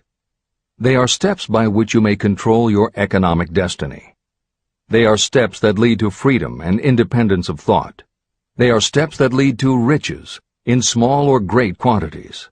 They are steps that lead the way to power, fame, and worldly recognition. They are 4 steps that guarantee favorable breaks. They are steps that convert dreams into physical realities. They are steps that lead also to the mastery of fear, discouragement, indifference. There is a magnificent reward for anyone who learns to take these 4 steps. It is the privilege of writing your own ticket and of making life yield whatever price is asked. How to master difficulties. What mystical power gives people of persistence the capacity to master difficulties? Does the quality of persistence set up in your mind some form of spiritual, mental, or chemical activity that gives you access to supernatural forces? Does infinite intelligence throw itself on the side of the person who still fights on when the whole world seems to be against them? These and many other similar questions were in my mind as I watched Henry Ford start from scratch and build an industrial empire with little more than persistence. Or Thomas A. Edison, who, with less than 3 months of schooling, became the world's leading inventor. He turned his persistence into sound recording and playback machines, motion picture cameras and projectors, and the incandescent light, to say nothing of 100 other useful inventions. I had the opportunity to analyze both Mr. Edison and Mr. Ford up close and personal, year by year, over a long period of time. So I speak from actual knowledge when I say that I found no quality except persistence in either of them that even remotely suggested the major source of their stupendous achievements. If you make an impartial study of the prophets, philosophers, and religious leaders of the past, you will come to the inevitable conclusion that persistence, concentration of effort, and definiteness of purpose were the major sources of their achievements. Consider, for example, the fascinating story of Muhammad. Analyze his life. Compare him with men of achievement in this modern age of industry and finance, and observe how they all have one outstanding trait in common: persistence. If you want to understand more about the power of persistence and how it works, I strongly suggest that you read a biography of Muhammad. Editor's comments.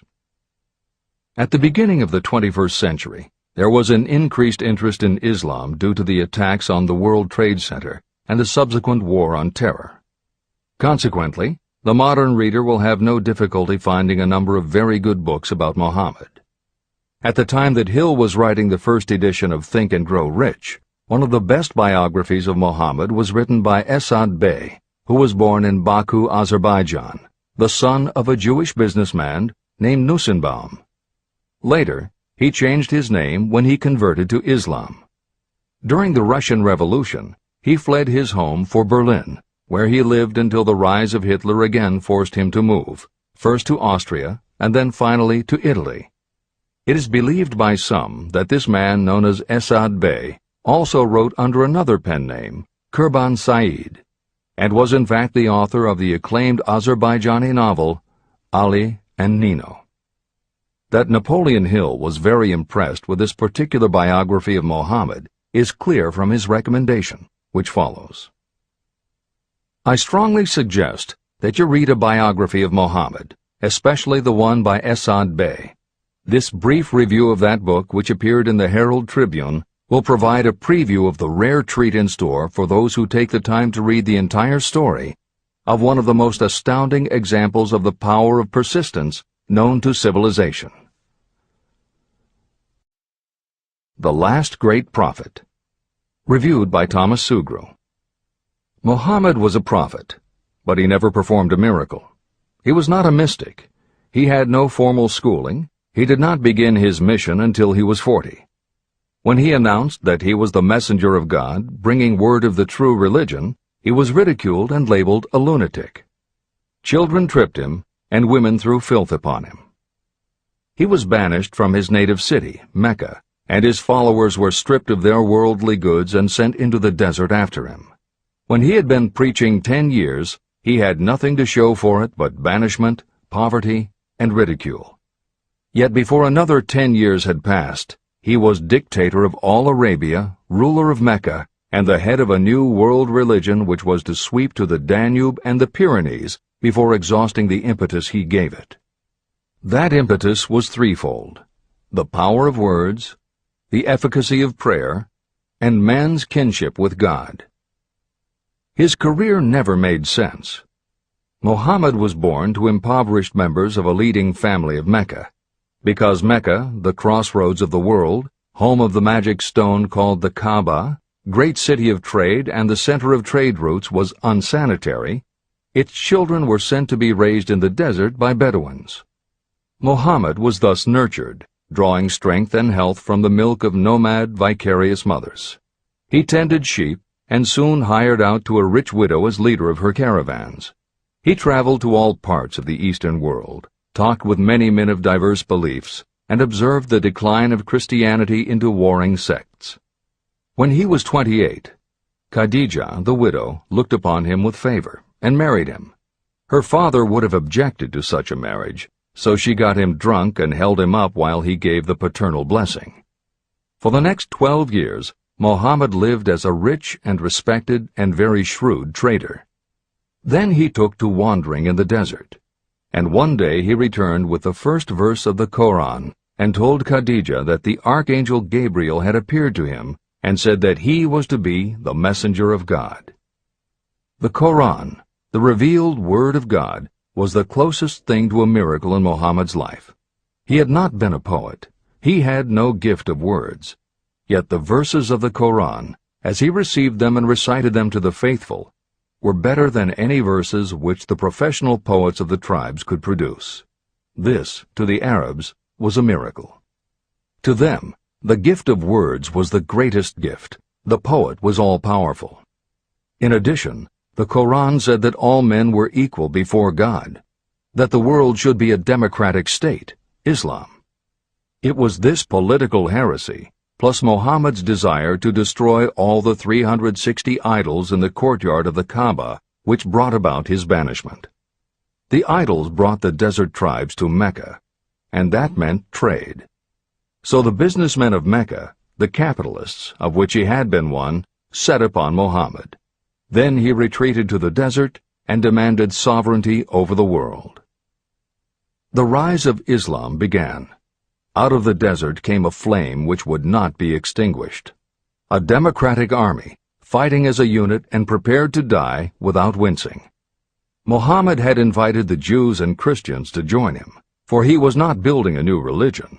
He was calling all who believed in one God to join in a single faith. If the Jews and Christians had accepted his invitation, Islam would have conquered the world. They didn't. They would not even accept Muhammad's innovation of humane warfare.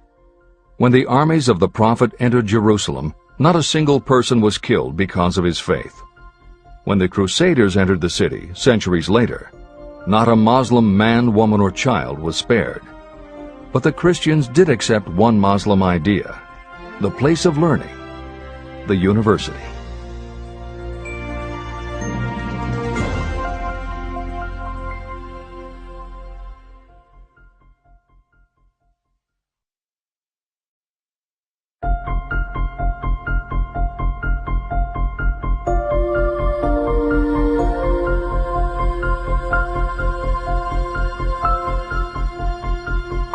The ladder of success is never crowded at the top.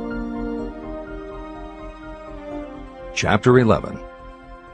Power of the Mastermind, the Driving Force. The ninth step toward riches. Power is essential for success in the accumulation of money. Plans are useless without sufficient power to turn them into action. This chapter will describe the method by which an individual may attain and apply power. Power may be defined as organized and intelligently directed knowledge. Power, as the term is used here, refers to organized effort, sufficient to enable an individual to transmute desire into its monetary equivalent. Organized effort is produced through the coordination of effort of two or more people who work toward a definite end in a spirit of harmony. Power is required to accumulate money. Power is necessary to keep the money after it has been accumulated. How can power be acquired? If power is organized knowledge, let us examine the sources of knowledge. Infinite intelligence. This source of knowledge may be accessed with the aid of creative imagination through the subconscious mind, as described in the previous chapters on faith, autosuggestion, and imagination, and as will be elaborated on in Chapter 13, the subconscious mind, and Chapter 14, the brain. Accumulated experience. The accumulated experience of humanity may be found in any well-equipped public library. An important part of this accumulated experience is taught in public schools and colleges, where it has been classified and organized. Editor's comment. The computer revolution and the Internet have had a profound effect upon the quantity of information available and on the ease of access and ability to organize that information. This is the end of the editor's comment. Experiment and research. In the field of science, and in practically every other walk of life, people are gathering, classifying, and organizing new facts daily. This is the source to which you must turn when knowledge is not available through accumulated experience. Here, too, the creative imagination must often be used. Editor's comment. Today, because of the computer revolution and the Internet, publishing and dissemination of information happens so quickly that there is almost no lag time between experiment or research and the integration of those results into available knowledge. This is the end of the editor's comment. Knowledge may be acquired from any of the foregoing sources. It may be converted into power by organizing it into definite plans and by putting those plans into action. If you examine the three sources of knowledge, you will see how difficult it would be if you had to depend upon just your own efforts to assemble all the knowledge you need and turn it into definite plans of action. If your plans are big and comprehensive, generally you will have to get others to cooperate with you if you are going to organize your knowledge so that you can turn your plans into power. Gaining power through the mastermind.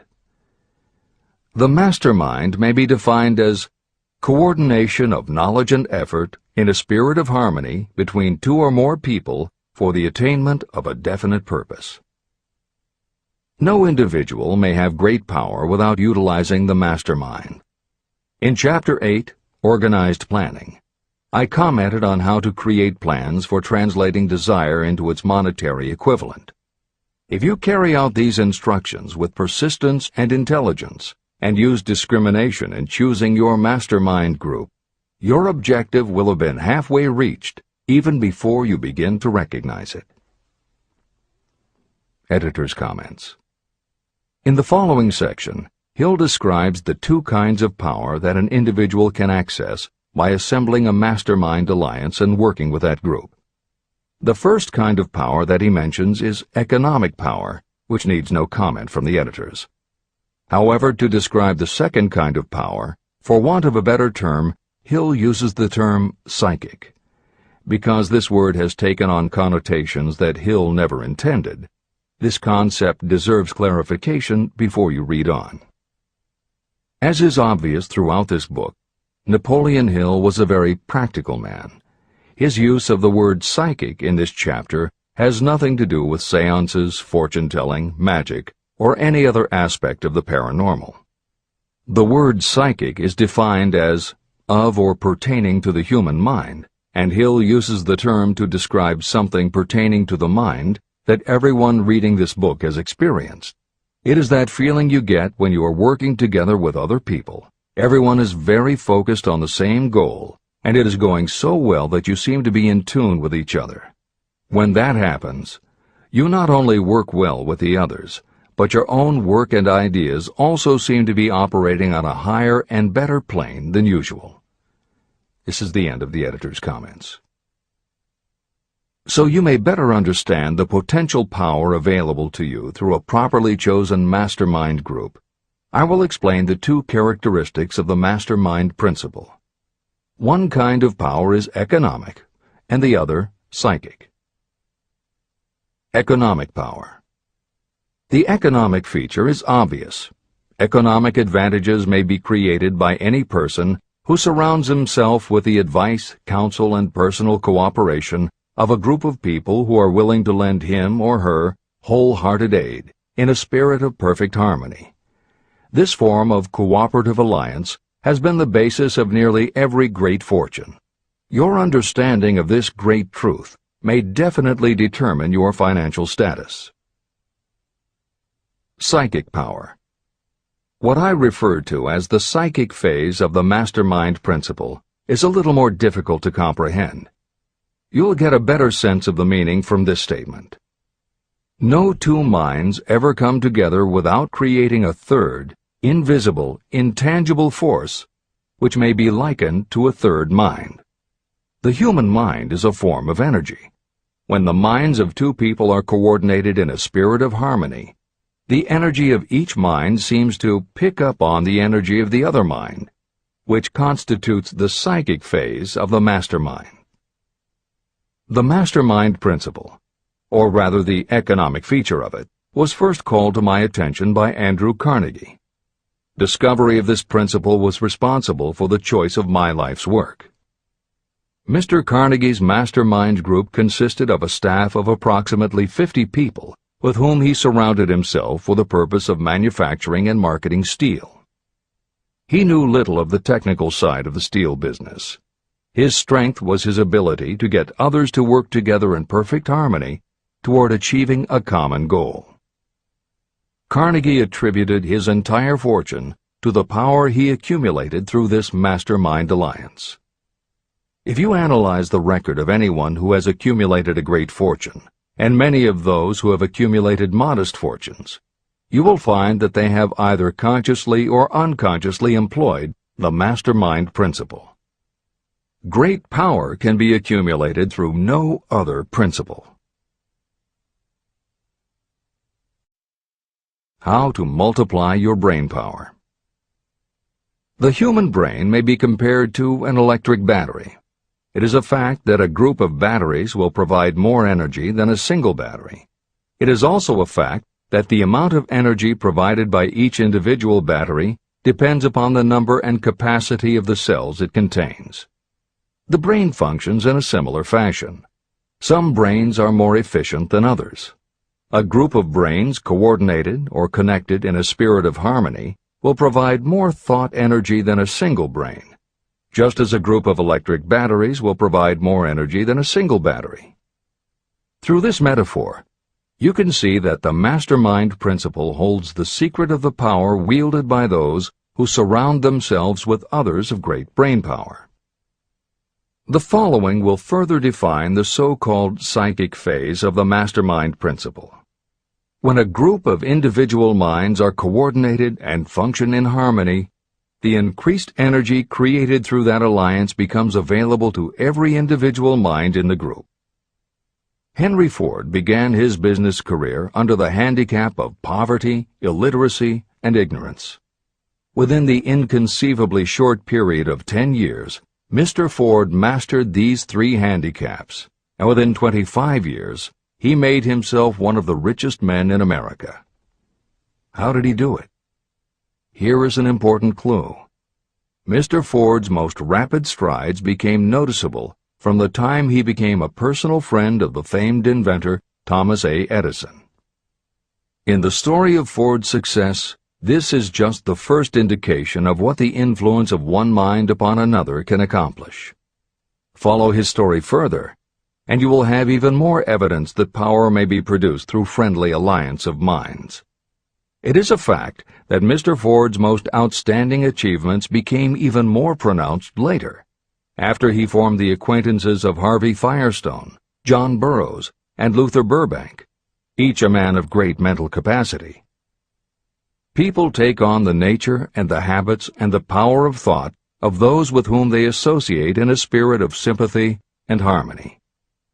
Through his association with Edison, Burbank, Burroughs, and Firestone, Mr. Ford added to his own brain power the intelligence, experience, knowledge, and spiritual forces of these 4 men. Henry Ford used the mastermind principle in exactly the way it is described in this book. This principle is available to you. I have already mentioned Mahatma Gandhi. Let me review the method by which he attained his stupendous power. It may be explained in a few words. He came by power through inducing over 200 million people to coordinate with mind and body in a spirit of harmony for a definite purpose. In brief, Gandhi accomplished a miracle. For it is a miracle when 200 million people can be induced, not forced, to cooperate in a spirit of harmony. If you doubt that this is a miracle, try to get even 2 people to cooperate in a spirit of harmony for any length of time. Every person who manages a business knows how difficult it is to get employees to work together in a spirit even remotely resembling harmony. Editor's comments. The first step in putting together your mastermind alliance is to clearly know your desire. Your desire will tell you what you need. It could be a small group, just 2 or 3 people, as was the case with Stephen Jobs and Steve Wozniak when they formed Apple, Bill Gates and Paul Allen launching Microsoft, or Steven Spielberg, Jeffrey Katzenberg, and David Geffen creating DreamWorks SKG. Or it could be a large group, such as the Mastermind Alliance of 30 regional directors of Century 21 Real Estate, which founder Arthur Bartlett firmly believes was essential to the company's success. Napoleon Hill suggests that in most cases it should be a dozen people or less, and generally the smaller the better. Choosing the people means finding those who not only share your vision, but who will also share their ideas, information, and contacts with you. They will let you use the full strength of their experience, training, and knowledge as if it were your own, and they will do it in a spirit of perfect harmony. The question that immediately comes to every reader's mind is, where do I find people who will help me to that degree? Napoleon Hill cannot answer that question for you, but he does tell you what to look for. Where you look is up to you. And if you really do have the desire to succeed, you will start looking and you won't give up until you find the right people. Napoleon Hill's description of the mastermind that appears below is augmented with additional material from articles and speeches he wrote after the publication of Think and Grow Rich. These were compiled for publication by Hill's friend, mentor, and business associate, W. Clement Stone, and appear in two books, Napoleon Hill's Keys to Success and Believe and Achieve. This is the end of the editor's comments. Finding your mastermind members. Ally yourself with a group of as many people as you may need in order to assemble a mastermind that will assist you in creating and carrying out your plan or plans for the accumulation of money. Compliance with this instruction is absolutely essential. Choose to associate with people who share common values, goals, and interests, yet who each have a strong desire to contribute to the overall effort. Trial and error will be part of the process, but there are two qualities to keep foremost in your mind. The first is ability to do the job. Do not select people for your alliance merely because you know them and like them. Such people are valuable to you because they improve the quality of your life, but they are not necessarily suited to a mastermind alliance. Your best friend may not be the most knowledgeable marketing professional, but perhaps he or she can introduce you to someone who is. The second quality is the ability to work in a spirit of harmony with others. There must be a complete meeting of minds without any reservations. Personal ambition must be subordinate to the achievement of the purpose of the alliance. This includes your own. You must also insist upon confidentiality. Some people can give away an idea simply because they love to talk. You don't need them in your group. Attune yourself to every member of the group. Try to imagine how you would react in a given situation if you were in his or her shoes. Pay attention to body language. Sometimes facial expressions and movements say far more about what a person feels than the words that come out of his or her mouth. Be sensitive to what is not being said. Sometimes what is left out is far more important than what is included. Don't try to force the group along too quickly. Allow for those who want to test ideas by playing devil's advocate. Compensating your mastermind. Before forming your mastermind alliance, decide what advantages and benefits you may offer the individual members of your group in return for their cooperation.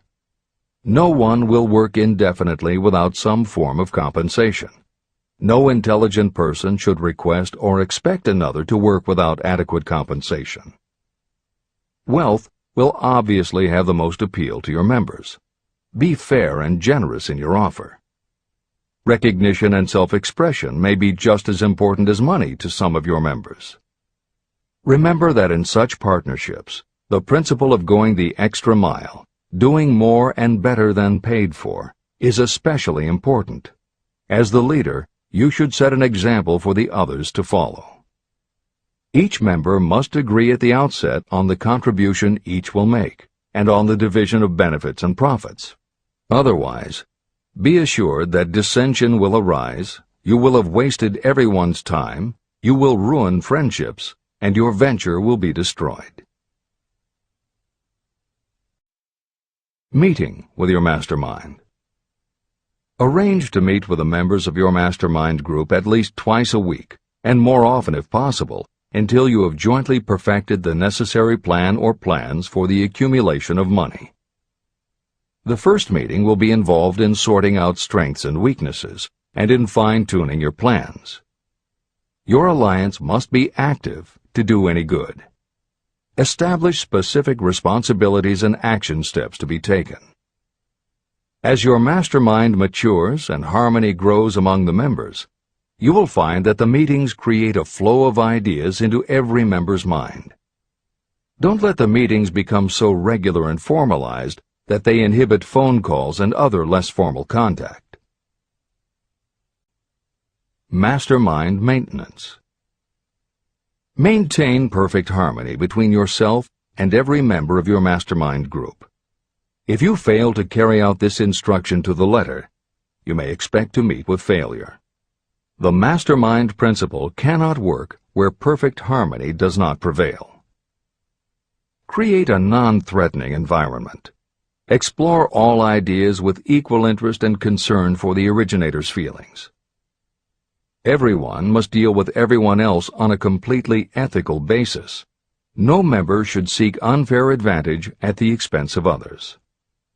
As the leader, you must inspire confidence in your members by your dedication to your desire, which is the object of the group. The members must know with certainty that you are reliable, trustworthy, and loyal. When you are finally ready to present the results of your efforts to investors, buyers, or the public, you may face your greatest leadership challenge in maintaining the harmony of your mastermind. The group's efforts will now be judged by outsiders, and facing judgment takes courage and persistence. The courage of separate individuals is nothing compared with that of a united team. The more you are able to maintain harmony, the greater the power, and the greater the power, the more resistance you can overcome. Marriage and the mastermind. A mastermind alliance with the person you love most deeply is of untold importance.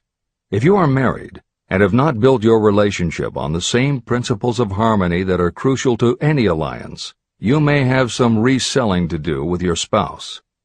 Set aside time each day to talk about what you want to achieve and how you are going about it. Rely on your definiteness of purpose to build your persuasive abilities, to convince your partner of the benefits of the work you are doing. It is very unlikely that your work will not affect your husband or wife in some significant way, and you absolutely must not drag your partner unwillingly into any adventure. Build your mastermind alliance into your marriage from the start, and it will steady and support you through the darkest moments. In fact, your whole family should be incorporated into your alliance. Lack of harmony at home can easily spill over elsewhere. A united family is a great team. The mastermind and infinite intelligence. The list of sources from which you can get power is headed by infinite intelligence. When two or more people coordinate in a spirit of harmony and work toward a definite objective, they place themselves in position to absorb power directly from that great universal storehouse that I refer to as infinite intelligence. This is the greatest of all sources of power. It is the source to which geniuses and great leaders turn, whether they may be conscious of the fact or not. In Chapter 13, The Subconscious Mind, and Chapter 14, The Brain, the methods for accessing infinite intelligence will be described in greater detail. This is not a course on religion. Neither the principle of infinite intelligence nor any other principle in this book should be interpreted as interfering with, endorsing, or rejecting any person's religious beliefs. This book is confined exclusively to instructing the reader how to transmute the definite purpose of desire for money into its monetary equivalent. Read, and really think about what you are reading. Soon the entire subject will unfold, and you will see it in perspective. At this point, you are only seeing the detail of the individual chapters. Editor's comments. This chapter would not be complete without commenting on a mastermind that came into being almost 15 years after the first publication of Think and Grow Rich. Napoleon Hill's own mastermind alliance with multimillionaire businessman and philanthropist W. Clement Stone. On May 2, 1951, at the age of 67, Napoleon Hill and his wife Annie Lou agreed it was time for Napoleon to think about retiring. They decided to begin by cutting back on his speaking engagements after he completed the lectures that were already on his calendar, including one he was scheduled to give a few weeks later in Chicago. Unbeknownst to them, at that event W. Clement Stone had prearranged to sit at the head table next to Napoleon Hill. Like Hill, Stone had been born into poverty. At the age of 6, he started selling newspapers to help pay the rent, and by 13, he owned his own stand. By 16, he was selling insurance, and by 20 he'd managed to scrape together $100, which he used to start his own insurance agency. Stone was a consummate salesman and motivator, and his company was growing very nicely. Then in 1938 he read Think and Grow Rich, and was so inspired by it that he bought a copy for every one of his employees, and continued to do so for each new person who joined his company. Over the years, this amounted to thousands of copies. When Stone was introduced to Hill, he told him about all the copies he had purchased of Think and Grow Rich, and said that he firmly believed it was Hill's book that had transformed his sales force and turned his company from modest to extraordinary success. Napoleon Hill and W. Clement Stone found that they were in such complete accord that by the end of their first meeting, Hill had decided to postpone his retirement and join with Stone in a venture dedicated to creating a better world for this and future generations. Within a year, they launched Napoleon Hill Associates. They published new books by Hill, including How to Raise Your Own Salary and The Master Key to Riches. They reissued Hill's earlier bestsellers, and they co-authored a new bestseller, Success Through a Positive Mental Attitude. They also launched Success Unlimited magazine, created PMA Science of Success home study courses, made television programs, radio shows, a documentary film entitled A New Sound in Paris, which showed the amazing changes that happened when the entire town of Paris, Missouri, adopted the Napoleon Hill philosophy. And they both crisscrossed America speaking, teaching, giving interviews, and spreading the philosophy to as many people as possible. In addition to his work with Napoleon Hill Associates, Hill also consulted to W. Clement Stone's company, Combined Insurance Company of America. Hill designed and implemented a new training program for the sales force, which was so successful he astounded the business world by helping Stone grow his company from $30 million in assets to $100 million in less than 10 years. When W. Clement Stone passed away in 2002, his company, now known as Aon Corporation, had revenues of $2 billion a year. W. Clement Stone had personally given more than $275 million to various charitable and philanthropic organizations. There has perhaps never been a greater example of coordination of knowledge and effort in a spirit of harmony between two or more people for the attainment of a definite purpose. The sheer volume of work and scope of influence achieved in a 10-year period by Napoleon Hill and W. Clement Stone leaves little question as to the power and importance of a mastermind alliance. This is the end of the editor's comments. The power of positive emotions. Money is shy and elusive. It must be wooed and won by methods not unlike those used by a determined lover. And the power you use in the wooing of money is not greatly different from what you use to attract the one you love. It is the power of positive emotion. That power, when successfully used in the pursuit of money, must be mixed with faith. It must be mixed with desire. It must be mixed with persistence. It must be applied through a plan, and that plan must be set into action. When money comes in large quantities, it flows to the one who accumulates it as easily as water flows downhill. There exists a great unseen stream of power, which may be compared to a river that flows in two directions.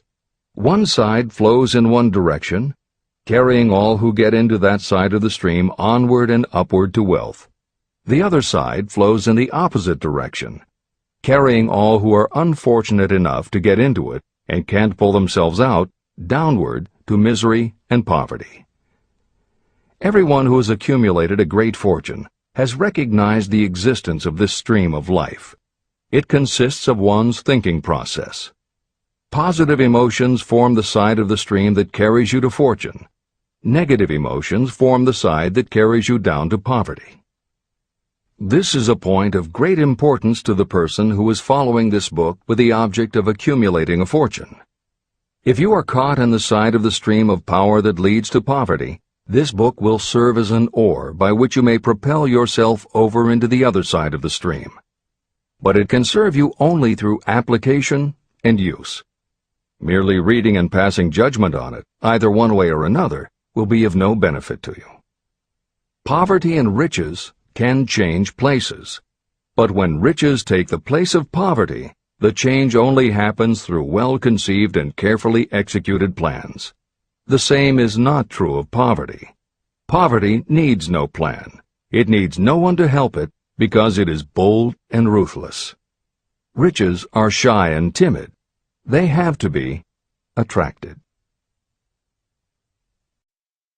More gold has been mined from the thoughts of men than has ever been taken from the earth. Chapter 12. Sexuality, Charisma, and Creativity. The 10th step toward riches. Editor's comments. What motivates human beings is the subject of continuing scientific research and philosophical debate. There is general agreement that the prime motivators are the basic human needs for food and water, shelter and clothing, and safety. Beyond these basic life-sustaining needs, however, there are other factors that motivate people to action. It is the definition of the other factors and their order of importance that continues to be open to interpretation. Perhaps the most widely known theory is psychologist Abraham Maslow's hierarchy of human needs, which lists 8 levels of motivational forces, starting with the basic physiological and safety needs, then ascends through belonging and love, esteem, understanding, aesthetics, self-actualization, and transcendence. Other psychologists and sociologists have defined and arranged the categories differently, but in almost all cases there is agreement that after the primary life-sustaining needs are met, sex and love are the next most important motivating forces. Napoleon Hill also compiled a hierarchy of what he referred to as mind stimuli. Like Maslow and other researchers, Hill identified sex and love as the most powerful non-life-sustaining factors in human motivation, but his focus was not on sex and love as they pertain to procreation. Hill was intrigued by the theory that if sex and love are such powerful forces in driving humans to action, there might be a correlation to outstanding achievement or material success. And if such a relationship exists, can the motivating force be intentionally channeled to this purpose? In the original edition of the following chapter, Hill used terms such as sex emotion and sex energy in his analysis of these motivating forces as they relate to attitude and personality. In this context, the use of the word sex was not meant to have the physical connotation that it often has today. Today these concepts would be conveyed by words such as sexuality, passion, or charisma. In this edition, where appropriate, the editors have opted for the modern usage of these and similar terms. This is the end of the editor's comments. Charisma. The world is ruled, and the destiny of civilization is established by the human emotions. People are influenced more by feelings than by reason. Your creativity is set into action entirely by emotions, and not by cold reason. The human mind responds to stimuli, through which it may be keyed up in such a way that it takes on characteristics such as enthusiasm, creative imagination, and intense desire. The stimuli to which the mind responds most freely are 1. The desire for sexual expression, 2. Love, 3. A burning desire for fame, power, or financial gain, money, 4. Music, 5. Close friendship and/or admiration. 6. A mastermind alliance based upon the harmony of 2 or more people who ally themselves for advancement. 7. Mutual suffering, such as that experienced by people who are persecuted. 8. Autosuggestion. 9. Fear. 10. Alcohol and drugs. The desire for sexual expression comes at the head of the list of stimuli that step up the mind and start the wheels of physical action. The emotions associated with a human sexual drive bring into being a state of mind. When motivated by this desire, people often show courage, willpower, persistence, imagination, and creative ability that they don't normally have. So strong and impelling is the desire for sexual expression that people freely run the risk of life and reputation because of it. A river may be dammed and its water controlled for a time, but eventually it will force an outlet. The same is true of the emotions related to sexual expression. It may be submerged and controlled for a time, but its very nature causes it to be ever-seeking means of expression. The desire for sexual expression is inborn and natural. The desire cannot and should not be submerged or eliminated, but it can be given other outlets that enrich the body, mind, and spirit. When harnessed and redirected, this motivating force has been used as a powerful creative force in literature, art, and other pursuits, including the accumulation of riches. A teacher who has trained more than 30,000 salespeople came to the conclusion that individuals who are most confident sexually are the most efficient salespeople. The explanation is that the factor of personality known as personal magnetism is a manifestation of sexual energy. Editor's comments. There have been numerous psychological and sociological studies about the relationship between sexuality and success that tend to support Hill's observation. Because physical characteristics are the most quantifiable aspects of sexuality, most research studies focus on gender, attractiveness, body size, and age, and they measure indicators such as first impressions, expectation of performance, perception of performance, and social interaction. These studies generally conclude that when comparing individuals of equal competence, for men, the perception is that taller men will do better than short, a full head of hair will outperform balding, handsome or virile will beat out plain or older. For women, the results are comparable. The perception is that attractive performs better than plain, slim or shapely scores higher than overweight, younger is expected to be superior to older. These observations about physical sexuality may seem obvious, but they lead to a conclusion that is very significant. Obviously, not all people who succeed are tall and virile or attractive and shapely. It is also a fact that the success of those who are short, balding, plump, or plain isn't always due to superior skill or luck. Clearly, there is another kind of attractiveness that often supersedes physical appeal. This other kind of attractiveness is connected to human sexuality, but it is not what would usually be referred to as sexy. People who have this quality are often said to have chemistry, personality, charm, or appeal. Hill called this kind of attraction personal magnetism. Today, the more common term is charisma. This is the end of the editor's comments. When employing salespeople, a good sales manager looks for personal magnetism or charisma as the first requirement.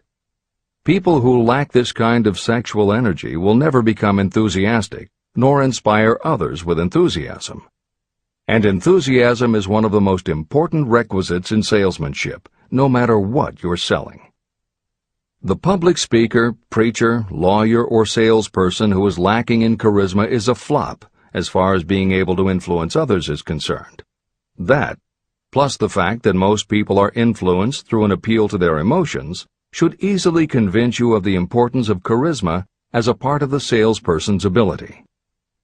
Master salespeople attain mastery in selling because they either consciously or unconsciously transmute charisma, sexual energy, into sales enthusiasm. That statement explains the actual, practical meaning of sexual transmutation. The meaning of the word transmute is, in simple language, the changing or transferring of one element or form of energy into another. The transmutation of sexual energy means switching the mind from thoughts of physical expression to thoughts of some other nature. Salespeople who know how to turn on charisma have acquired the art of sexual transmutation, whether they know it or not. The majority of salespeople who transmute their sexual energy do so without being aware of what they are doing or how they are doing it. You can cultivate and develop this quality in your dealings with others. Through cultivation and understanding, this vital motivating force may be drawn upon and used to great advantage in relationships between people. This energy may be communicated to others in the following ways. The handshake. The touch of the hand indicates instantly the presence of charisma or the lack of it. The tone of voice. Charisma, or sexual energy, is the factor with which the voice may be colored or made musical and charming. Posture and carriage of the body. People with charisma move briskly and with grace and ease. The vibrations of thought. People with charisma project sexuality through their personality in a way that influences those around them.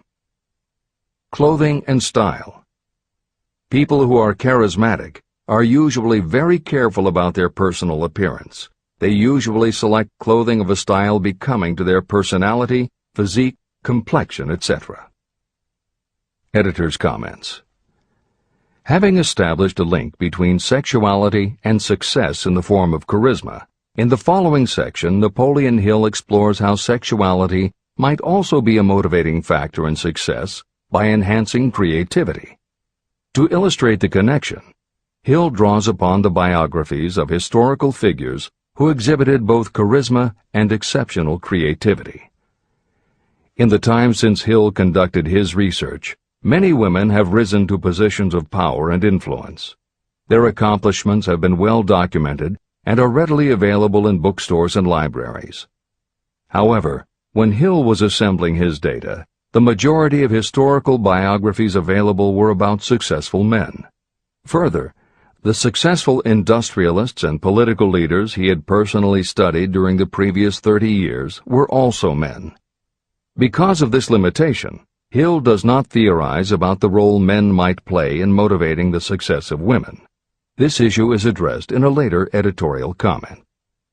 This is the end of the editor's comments. Creativity.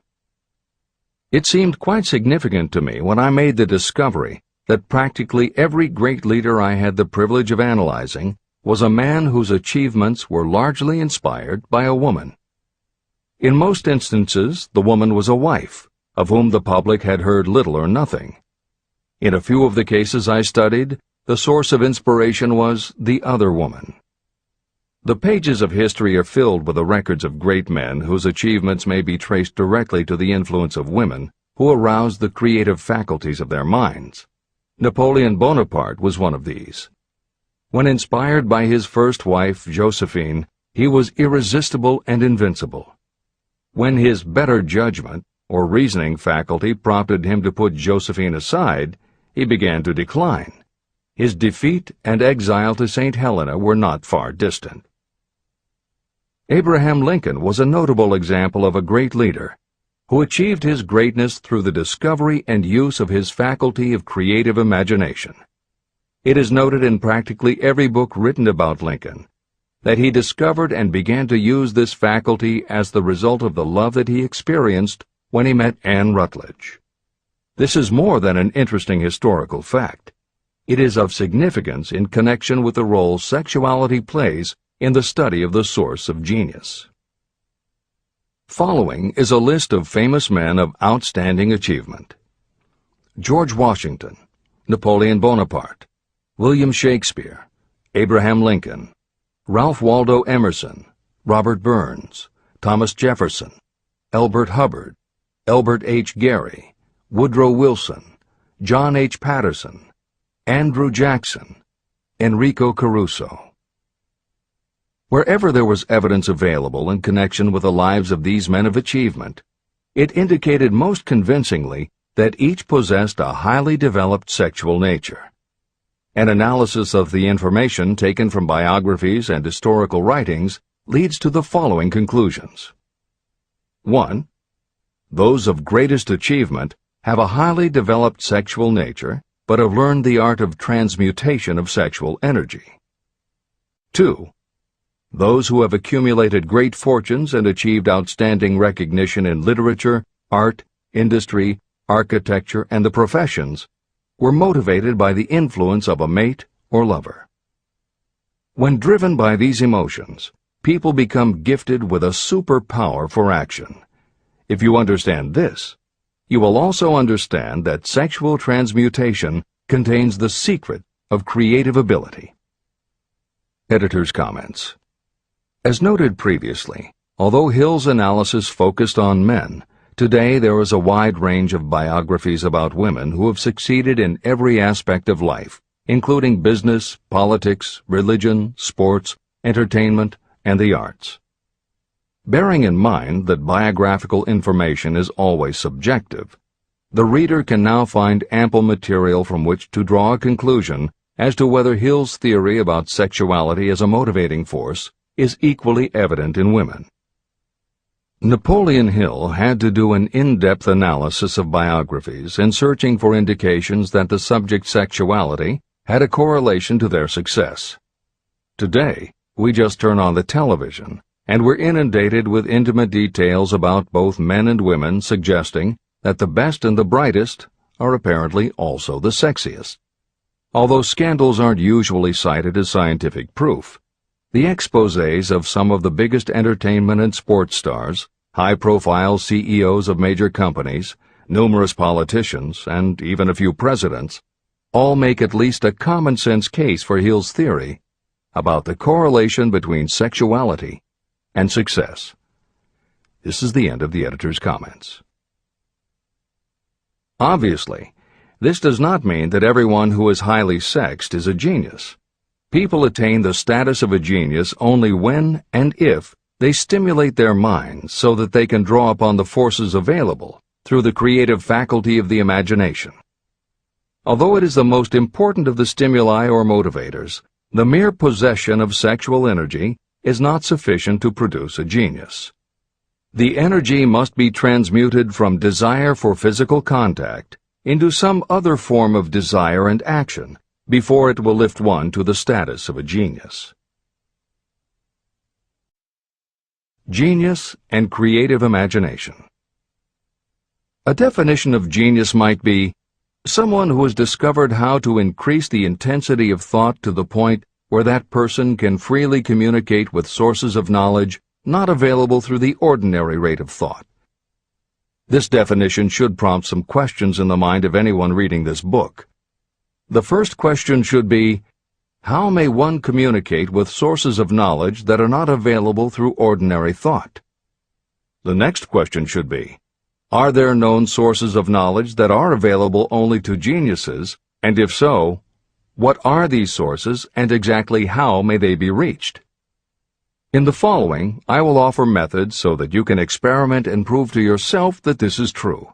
By doing so, you will have the answer to both questions. Editor's comment. Humans perceive things through the 5 senses of sight, smell, taste, hearing, and touch. Another kind of perception, as when you have a feeling about something, was discussed in the chapters on desire, faith, and autosuggestion. This kind of perception is often referred to as the 6th sense, and in the following Hill explores the relationship between sexuality, motivation, creative imagination, and the 6th sense. This is the end of the editor's comment. The reality of a 6th sense has been fairly well established. This 6th sense is creative imagination. The faculty of creative imagination is something the majority of people never use during an entire lifetime, and if they do use it, it usually happens by mere accident. Only a small number of people deliberately use their creative imagination for a specific purpose. Those who do use this faculty voluntarily and with understanding of its functions are geniuses. Creative imagination is the direct link between your finite mind and what I have termed infinite intelligence. All revelations and all discoveries of basic or new principles in the field of invention take place through the faculty of creative imagination. When ideas, concepts, or hunches flash into your mind, they can only have come from one or more of the following sources. 1. from the mind of some other person who has just released the thought, idea, or concept through conscious thought. 2. Your subconscious mind, which stores every thought and impression that ever reached your brain through any of the 5 senses. 3. From another person's subconscious storehouse. 4. Infinite intelligence. There are no other possible sources from which inspired ideas or hunches may be received. When brain action has been stimulated through one or more of the 10 mind stimulants listed at the beginning of this chapter, it has the effect of lifting you far above the horizon of ordinary thought. It permits you to envision distance, scope, and quality of thoughts not available on the lower plane, such as when you are solving routine problems of business. When you are lifted to a higher level of thought through mind stimulation, it is as though you have taken off in an airplane. You can now see over and beyond the horizon that limits your vision when you are on the ground. Not only that, but while you are on this higher level of thought, you are not even aware of such things as the problems of gaining the 3 basic necessities of food, clothing, and shelter. You are in a world of thought in which the ordinary workaday thoughts have been removed, just as the hills and valleys that obstruct your vision on the ground don't interfere when you are in an airplane. While on this exalted plane of thought, the creative faculty of the mind is given freedom for action. The way has been cleared for the 6th sense to function. It becomes receptive to ideas that could not reach the individual under any other circumstances. The 6th sense is the faculty that marks the difference between a genius and an ordinary individual. Developing your creative imagination. A mind stimulant is any influence that will either temporarily or permanently increase the intensity of thought. The previously mentioned 10 major stimulants are those most commonly resorted to. Through these sources you may commune with infinite intelligence, enter the storehouse of your subconscious mind, or perhaps even that of another person. That is all there is to genius. The more you use your creative faculty, the more alert and receptive it becomes to factors originating outside your conscious mind. And the more this creative faculty is used, the more you will rely upon it for your thoughts and ideas. This faculty can be cultivated and developed only through use. What we generally refer to as our conscience operates entirely through the faculty of the 6th sense. The great artists, writers, musicians, and poets become great because they acquire the habit of relying upon the still small voice that speaks from within, through their creative imagination. Anyone with a keen imagination knows that some of their best ideas come through so-called hunches. One of the best-known public speakers admits that his speeches are only really great when he closes his eyes and begins to rely entirely upon the faculty of creative imagination. When asked why he closed his eyes just before the climax of his speech, he replied, "I do it because then I speak through ideas that come to me from within."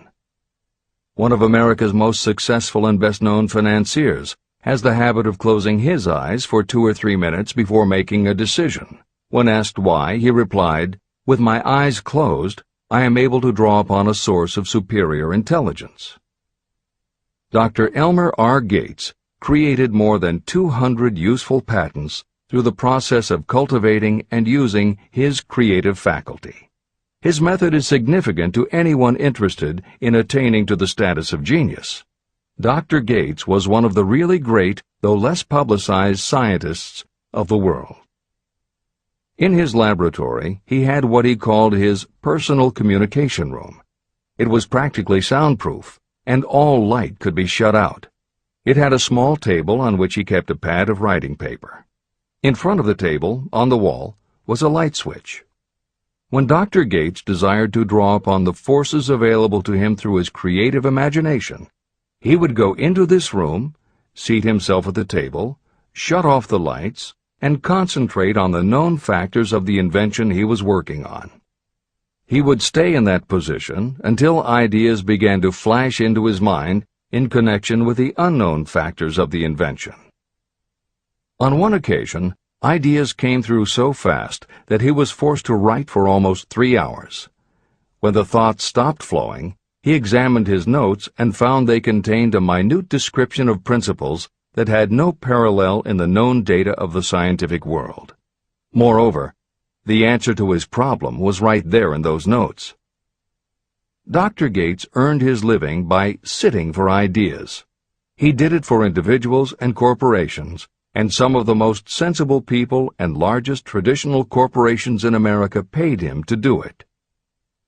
The part of your mind that you generally use for reasoning may be faulty, because it is largely guided by your accumulated experience. Not all knowledge that you have learned through experience is accurate.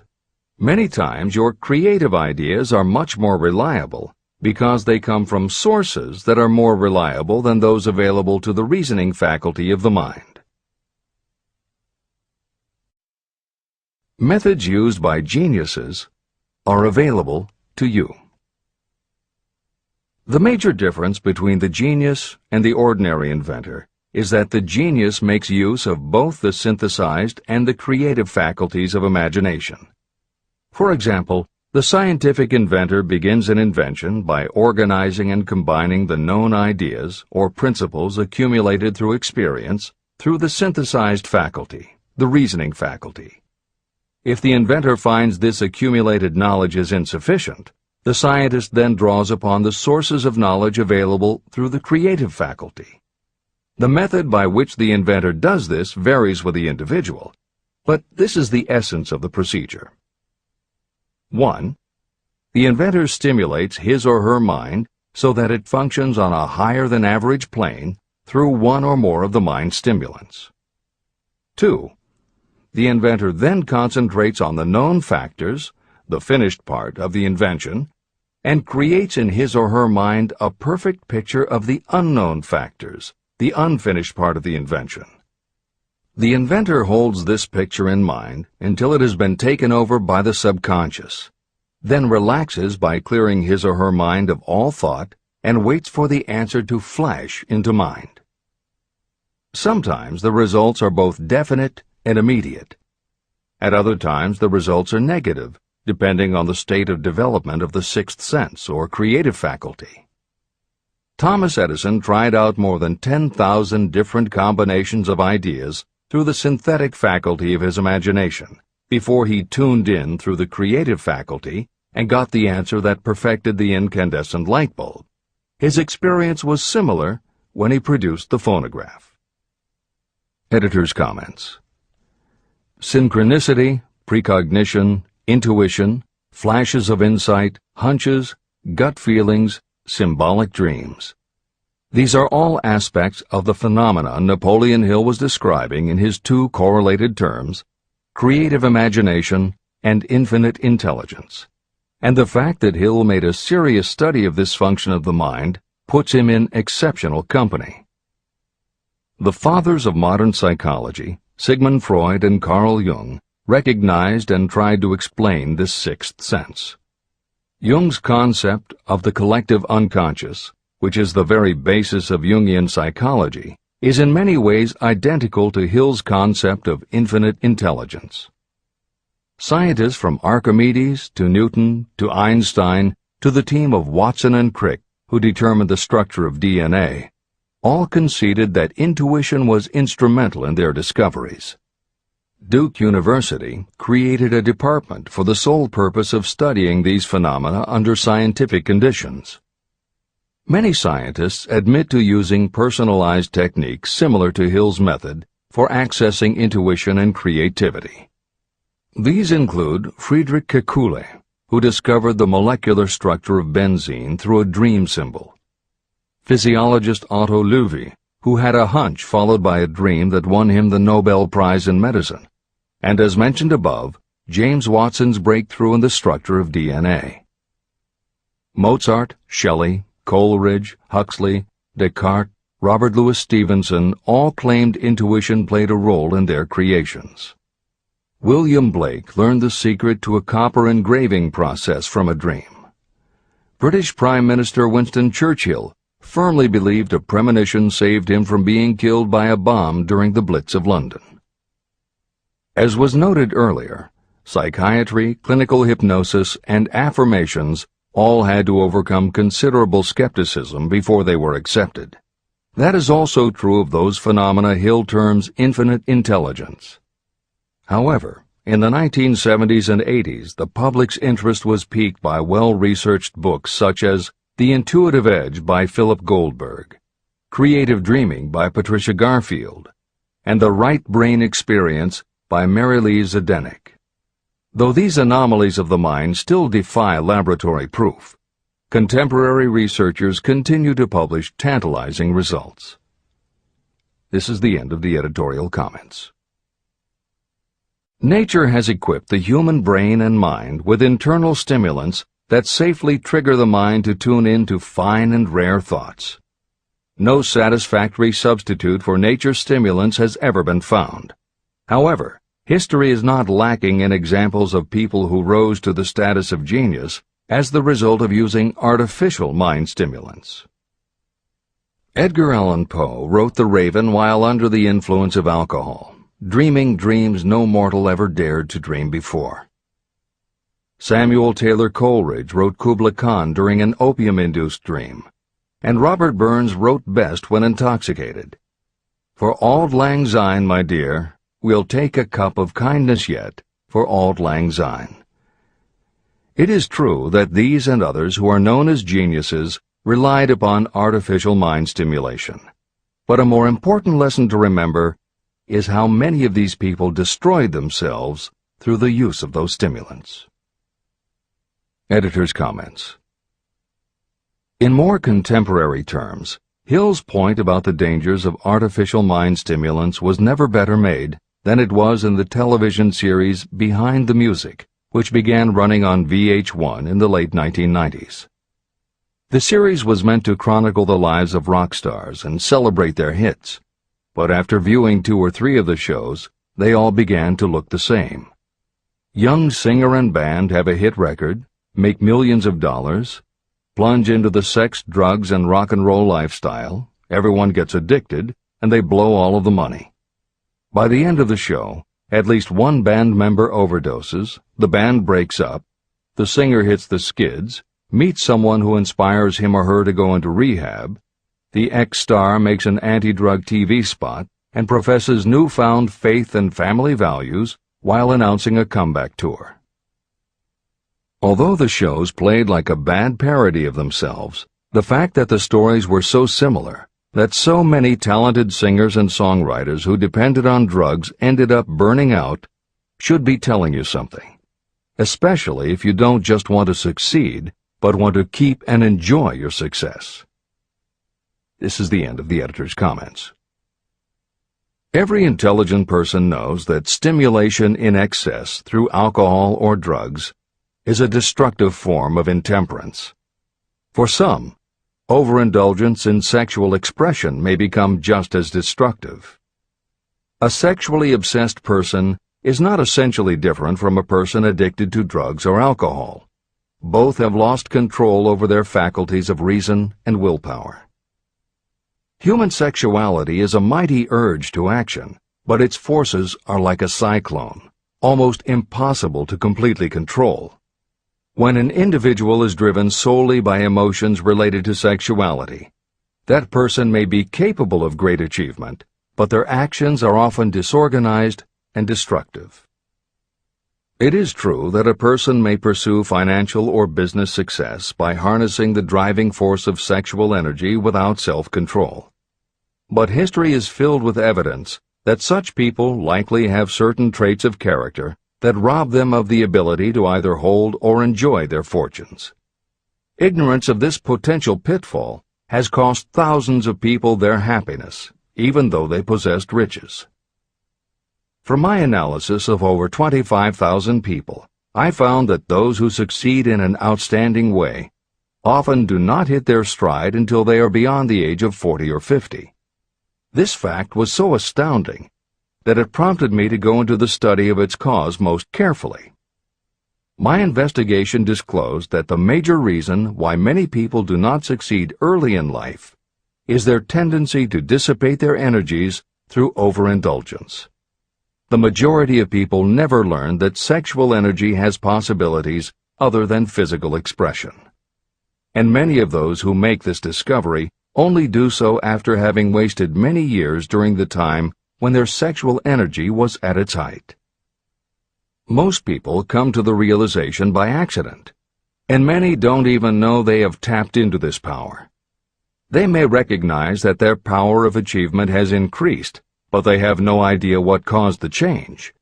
They are just vaguely aware that nature begins to harmonize the emotions of love and sex, so that they may draw upon these great forces and apply them as stimuli to action. The importance of love. Love, romance, and sex are all emotions capable of driving people to heights of superachievement. When combined, these three emotions may lift you to an altitude of a genius. Every person who has been moved by genuine love knows that it leaves enduring traces upon the human heart. The effect of love endures, because love is spiritual in nature. Those who cannot be stimulated to great heights of achievement by love are hopeless. They are dead, though they may seem to live. If you believe you are unfortunate because you have loved and lost, you are wrong. One who has loved truly can never lose entirely. Love is whimsical and temperamental. It comes when it pleases and goes away without warning. Accept and enjoy it while it remains, but spend no time worrying about its departure. Worry will never bring it back. Dismiss the thought that love only comes once. Love may come and go times without number, but there are no two love experiences that affect you in just the same way. There may be one love experience that leaves a deeper imprint on the heart than all the others. But all love experiences are beneficial, except to the person who becomes resentful and cynical when love makes its departure. Even the memories of love can lift you and stimulate your mind. Go back into your yesterdays at times and bathe your mind in the beautiful memories of past love. It will soften your worries and give you a source of escape from the unpleasant realities of life. And maybe, during this temporary retreat into the world of fantasy, your subconscious mind will yield to you ideas or plans that may change the entire financial or spiritual status of your life. There should be no disappointment over love, and there would be none if people understood the difference between the emotions of love and sex. Love is an emotion of many shades and colors, but the most intense and burning of all is that experienced in the blending of the emotions of love and sex. Marriages or committed relationships that are not blessed with love properly balanced with sex cannot be happy ones, and seldom endure. Love alone will not bring happiness, nor will sex alone. Love is spiritual. Sex is biological. No experience that touches the human heart with a spiritual force can possibly be harmful, except through ignorance or jealousy. The presence of destructive emotions in the human mind may poison it in a way that destroys your sense of justice and fairness. Just as a chemist can take certain chemical elements, none of which are harmful in themselves, and by mixing them together create a deadly poison, in a similar manner the emotions of sex and jealousy, when mixed, may turn just as lethal. Love is the emotion that serves as a safety valve and brings balance, reason, and constructive effort. Love is, without question, life's greatest experience. It can bring you into communion with infinite intelligence. When love guides the emotions, it may lead you well on your way toward creative effort. The road to genius consists of the development, control, and use of sex, love, and romance. Briefly, the process may be stated as follows. Encourage the presence of the positive emotions as the dominating thoughts in your mind, and discourage all the destructive emotions. The mind is a creature of habit. It thrives on the dominating thoughts fed to it. Through your willpower, you may discourage the presence of any emotion and encourage the presence of any other. Control of your mind, through the power of your will, is not difficult. Control comes from persistence and habit. The secret of control lies in understanding the process of transmutation. When any negative emotion presents itself in your mind, it can be transmuted into a positive or constructive emotion by the simple procedure of changing your thoughts. There is no other road to genius than through voluntary self-effort. When the emotion of romance is added to those of love and sex, the obstructions between the finite mind and infinite intelligence are removed. Then, a genius has been born.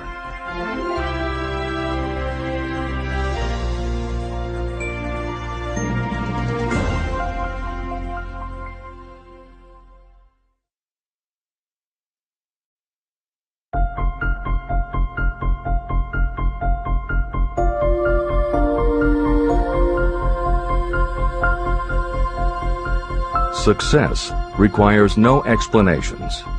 Failure permits no alibis. Chapter 13. The Subconscious Mind. The Connecting Link. The 11th Step Toward Riches. The subconscious mind consists of a field of consciousness, in which every impulsive thought that reaches the conscious mind, through any of the five senses, is classified and recorded. The subconscious receives and files sense impressions or thoughts regardless of their nature. You can plant in your subconscious mind any plan, thought, or purpose that you desire to translate into its physical or monetary equivalent. Those desires that have been mixed with emotional feeling and faith in your ability are the ones that are strongest. Therefore, they are the first to which the subconscious responds. The subconscious mind works day and night, and in some way which is not fully understood, the subconscious seems able to draw upon the forces of infinite intelligence for the power to transmute your desires into their physical equivalent. And it does it in the most straightforward and practical way.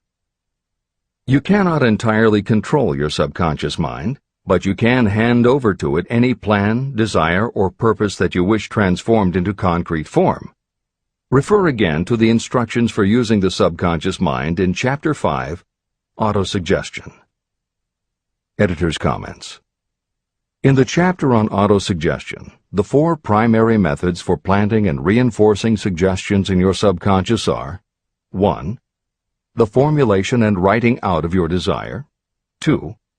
The repetition of positive affirmations. 3.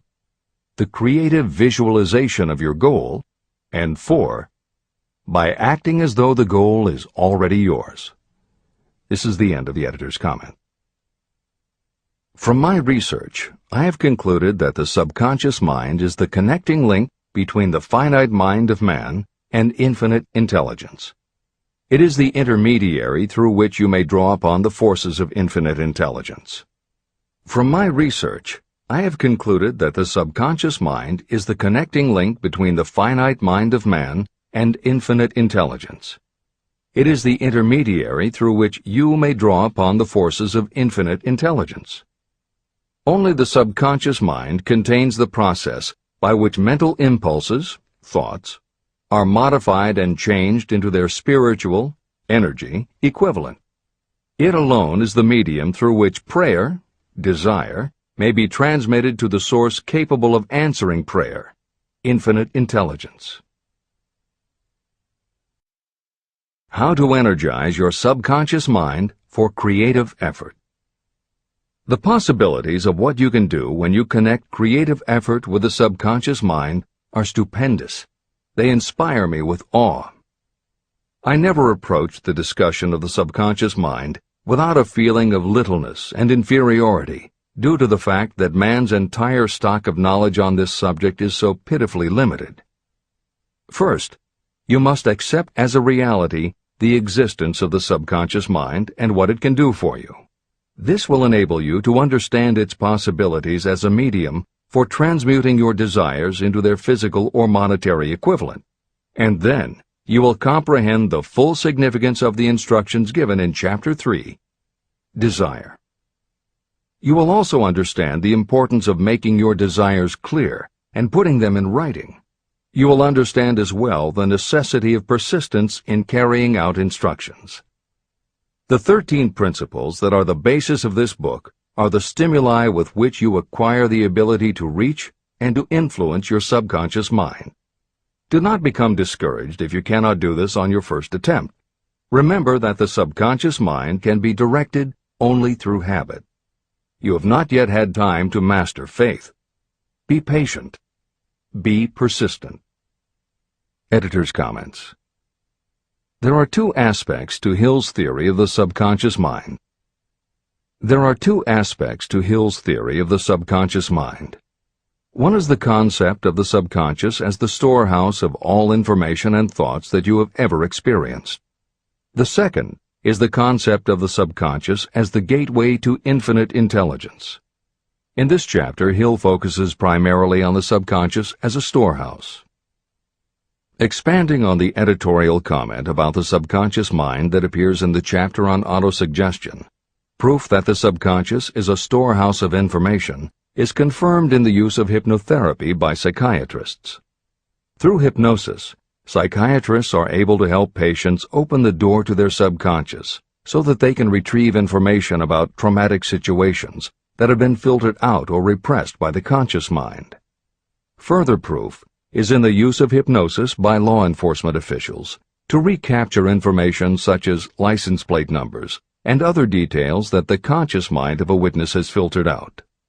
Although results vary from person to person, there is no doubt that the subconscious has access to information that the conscious mind does not.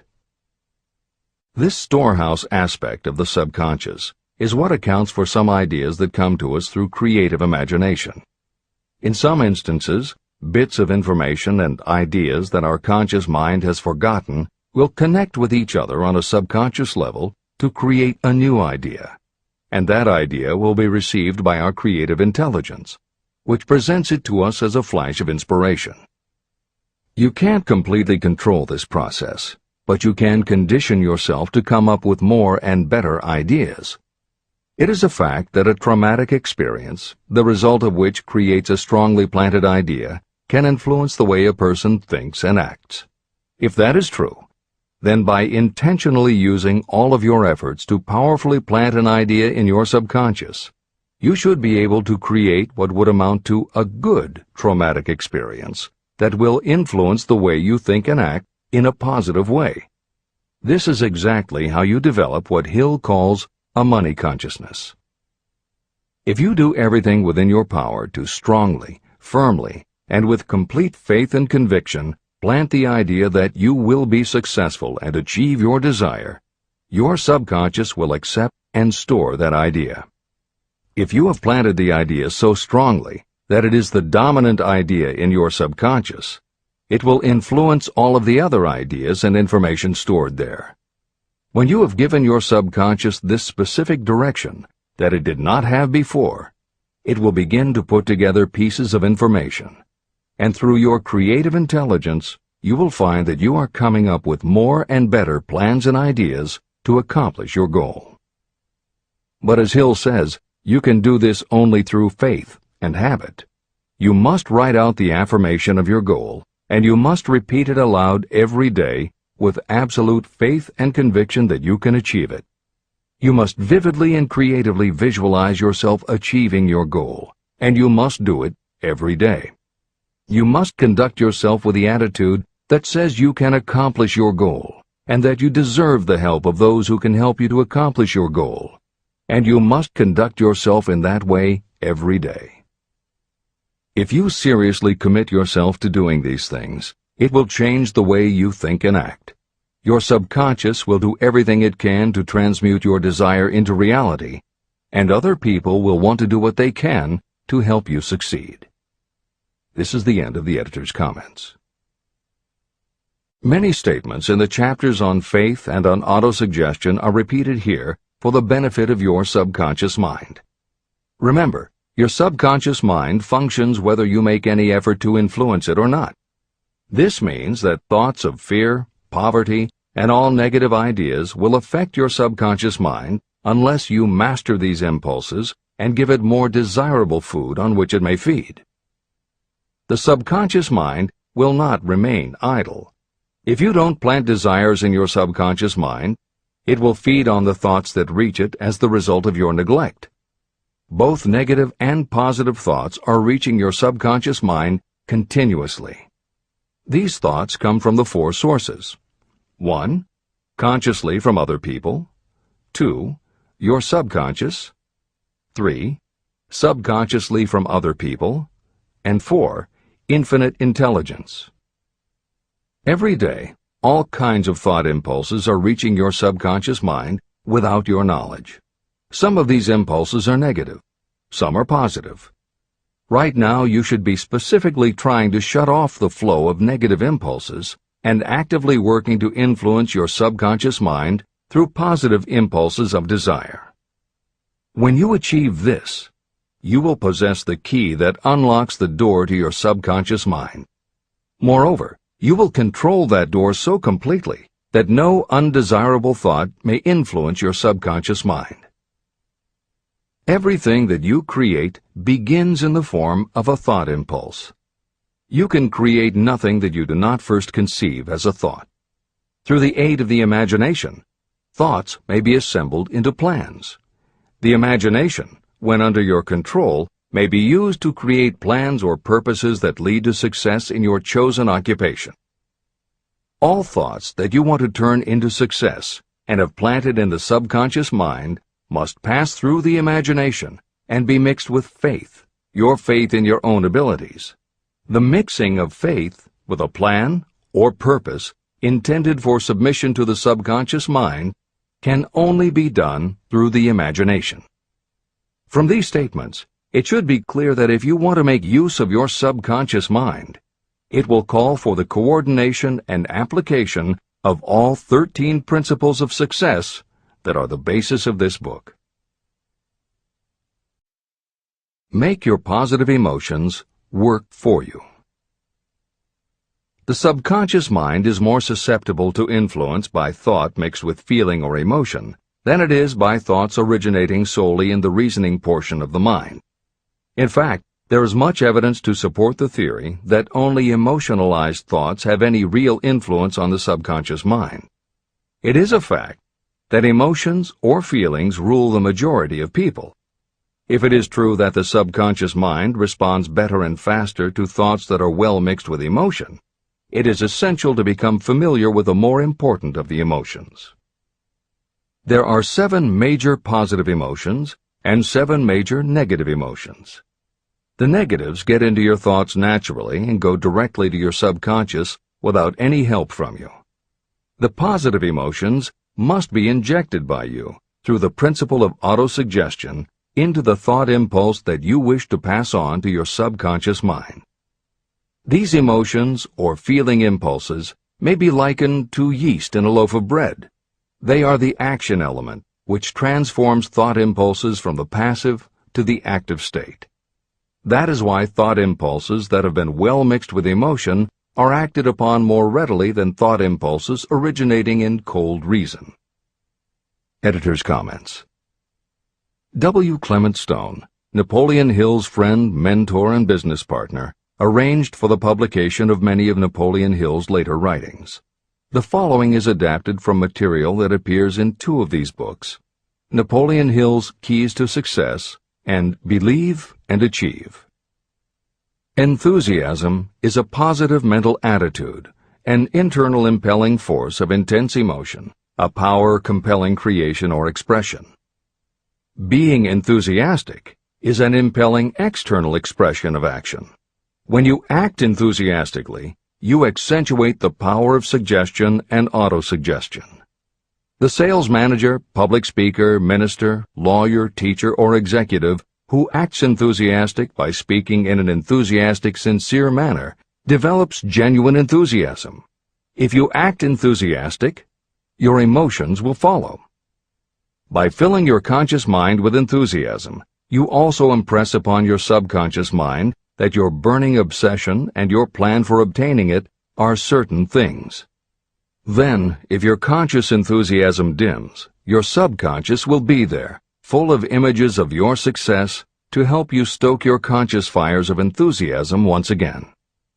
This is the end of the editor's comments. You are preparing yourself to influence and control the inner audience of your subconscious mind in order to hand over to it the desire for money, which you wish transmuted into its physical, monetary equivalent. It is essential, therefore, that you understand the method of approach to this inner audience. You must speak its language. It understands best the language of emotion or feeling. Following are the 7 major positive emotions and the 7 major negative emotions. I am listing them here so that you may draw upon the positives and avoid the negatives when giving instructions to your subconscious mind. The 7 major positive emotions. The emotion of desire, the emotion of faith, the emotion of love, the emotion of sex, the emotion of enthusiasm, the emotion of romance, the emotion of hope. There are other positive emotions, but these are the 7 most powerful and the ones most commonly used in creative effort. Master these 7 emotions. They can be mastered only by use, and the other positive emotions will be at your command when you need them. Remember that you are studying a book that is intended to help you develop a money consciousness by filling your mind with positive emotions. The 7 major negative emotions to be avoided. The emotion of fear, the emotion of jealousy, the emotion of hatred, the emotion of revenge, the emotion of greed, the emotion of superstition, the emotion of anger. Positive and negative emotions cannot occupy the mind at the same time. One or the other must dominate. It is your responsibility to make sure that positive emotions constitute the dominating influence of your mind. That is where the law of habit will help you.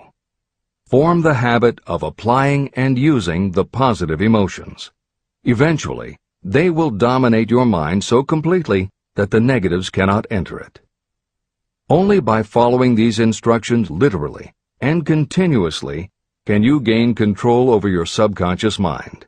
The presence of a single negative in your conscious mind is sufficient to destroy all chances of constructive aid from your subconscious mind. Editor's comments. Napoleon Hill's concern about the susceptibility of the subconscious mind to negative thoughts, emotions, and comments is well known to professionals who work with these techniques.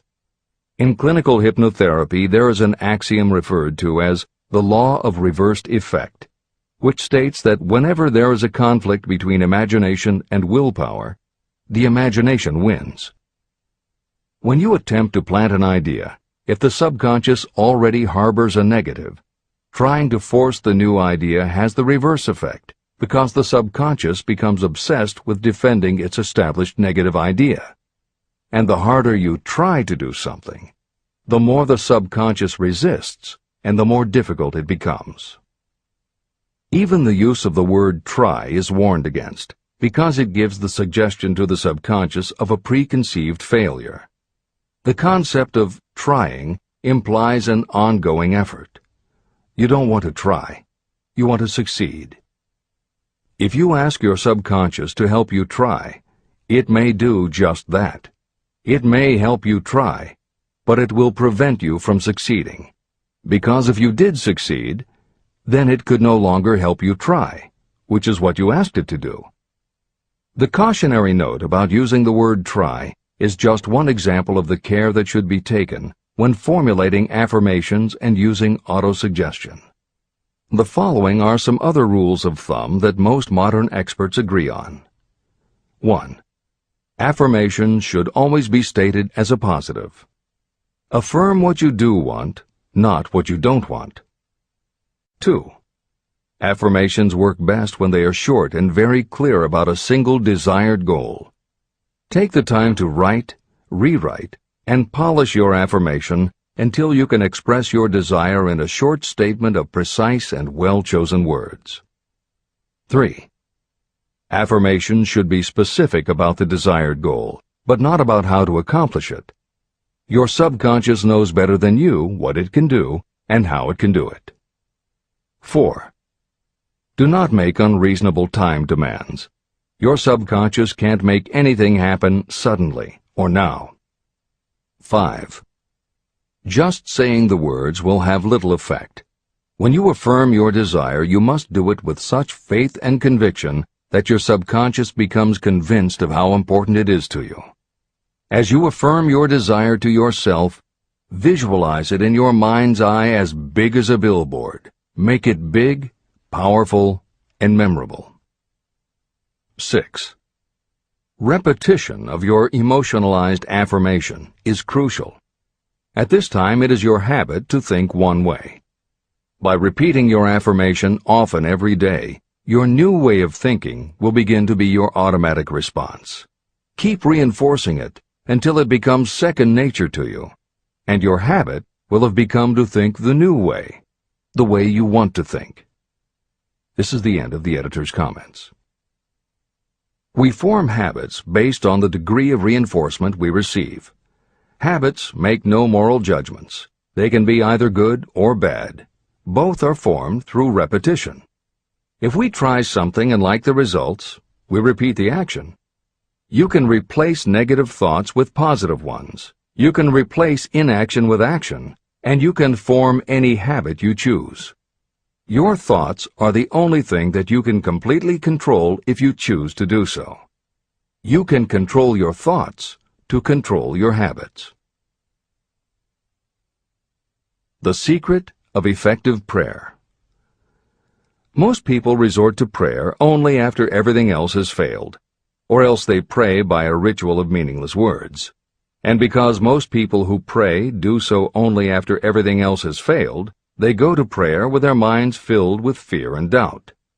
Because fear and doubt are the emotions that are mixed with their prayer, these are the emotions the subconscious mind passes on, and these are the emotions that infinite intelligence receives and acts upon. If you pray for a thing, but as you pray you have fear that you may not receive it, or that your prayer will not be acted upon by infinite intelligence, your prayer will have been in vain. Prayer does sometimes result in the realization of that for which one prays. If you have ever had the experience of receiving something for which you prayed, go back in your memory and recall your actual state of mind while you were praying, and you will know for sure that the theory here described is more than a theory. The method by which you may communicate with infinite intelligence is very similar to the way the vibration of sound is transmitted by radio waves. Sound cannot be transmitted through the atmosphere until it has been changed into a very high rate of vibration. The radio station takes the sound of the human voice and modifies it by stepping up the vibration millions of times. Only in this way can the energy of sound be sent over distances. After this transformation has taken place, the energy, which originally was in the form of vibrations of sound, is broadcast or transmitted as a radio signal. When a radio set receives the high-speed transmission, it then reconverts that energy back to its original slower rate of vibration. And when it is stepped down to its original rate, it vibrates the diaphragm of the speaker, which reproduces the original sound of the voice. The subconscious mind is the intermediary that translates prayers or desires into terms that infinite intelligence can receive. The answer comes back to you in the form of a definite plan or idea for procuring the object of your prayer. When you understand this principle, you know why mere words read from a prayer book cannot serve as an agency of communication between the mind of man and infinite intelligence.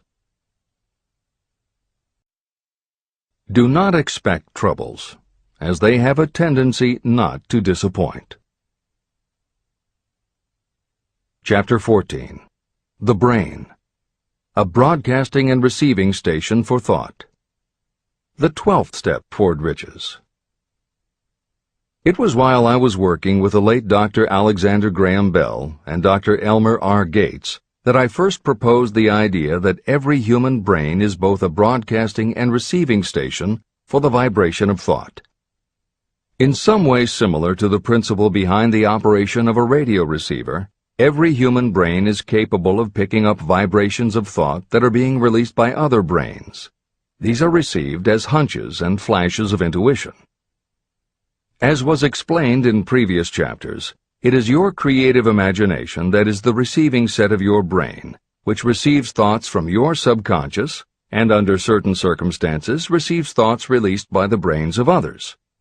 Your creative imagination is the interconnection between your conscious or reasoning mind and the four sources from which you receive thought stimuli. 1. Consciously from other people. 2. Your subconscious. 3. Subconsciously from other people. And 4. Infinite intelligence. When stimulated or stepped up to a high rate of vibration, the mind becomes more receptive to thoughts that reach it from outside sources. This stepping up process takes place through either the positive emotions or the negative emotions. Through the emotions, the vibrations of thought may be increased. The brain that has been stimulated by emotions functions at a much more rapid rate than it does when that emotion is quieted or absent. The result is the increase of thought to such a pitch that the creative imagination becomes highly receptive to ideas. On the other hand, when the brain is functioning at a rapid rate, it also gives to your own thoughts the emotional feeling that is essential before those thoughts will be picked up and acted upon by your subconscious mind. The subconscious mind is the sending station of the brain, through which vibrations of thought are broadcast. Autosuggestion is the medium by which you may put into operation your sending station. The creative imagination is the receiving set through which the energies of thought are picked up. Editor's comments. The following combines the above concept with the related materials from previous chapters to provide a step-by-step recap of Napoleon Hill's view of the process. 1. The brain is simultaneously both a broadcaster and a receiver. 2. Emotion affects both your ability to send and your ability to receive. When under the effect of strong emotion, the more powerfully you can send thoughts. When under the effect of strong emotion, the more receptive you are to receiving thoughts. 3. When you send thoughts, to where do you send them? You send them to your subconscious by using autosuggestion. 4. When you receive thoughts, where do they come from? They come from your subconscious and you receive them through your creative imagination. 5. Your subconscious mind has two aspects. Your subconscious is a storehouse of information, as explained in the previous chapter. Your subconscious is your connection to infinite intelligence. 6. Infinite intelligence is the medium through which you receive thoughts from other brains. Infinite intelligence is Hill's term for describing the following basic law of physics. Because everything in the universe is made of time, space, energy, or matter, and because matter is just energy in a different form, then everything is actually different parts of the same thing. This means that your subconscious mind, energy, has a common base with every other subconscious mind, energy. 7. Thoughts from other brains come to you as follows. When you are under the effect of a strong emotion and your receiver is especially receptive, sometimes its pull is so strong that it attracts a thought from the subconscious mind of another brain. It is able to do this because infinite intelligence interconnects your subconscious with the subconscious of the other brain. 8. These thoughts from other brains are what we refer to as intuition, hunches, déjà vu, and foreknowledge. Although Hill's explanation depends on the action of an intangible force that cannot be isolated and dissected in a laboratory, neither medical science nor psychology can offer a better explanation for those thoughts that depend on knowledge or information that we do not have. This is the end of the editor's comments. The greatest forces are intangible. In the past, we've depended too much on our physical senses and have limited our knowledge to physical things that we could see, touch, weigh, and measure. I believe we have entered the most marvelous of all ages, an age that will teach us more about the intangible forces of the world about us. Perhaps we shall learn that there is an other self that is more powerful than the physical self we see when we look in a mirror. Many people do not take seriously such intangibles, the things that they cannot perceive through any of their five senses.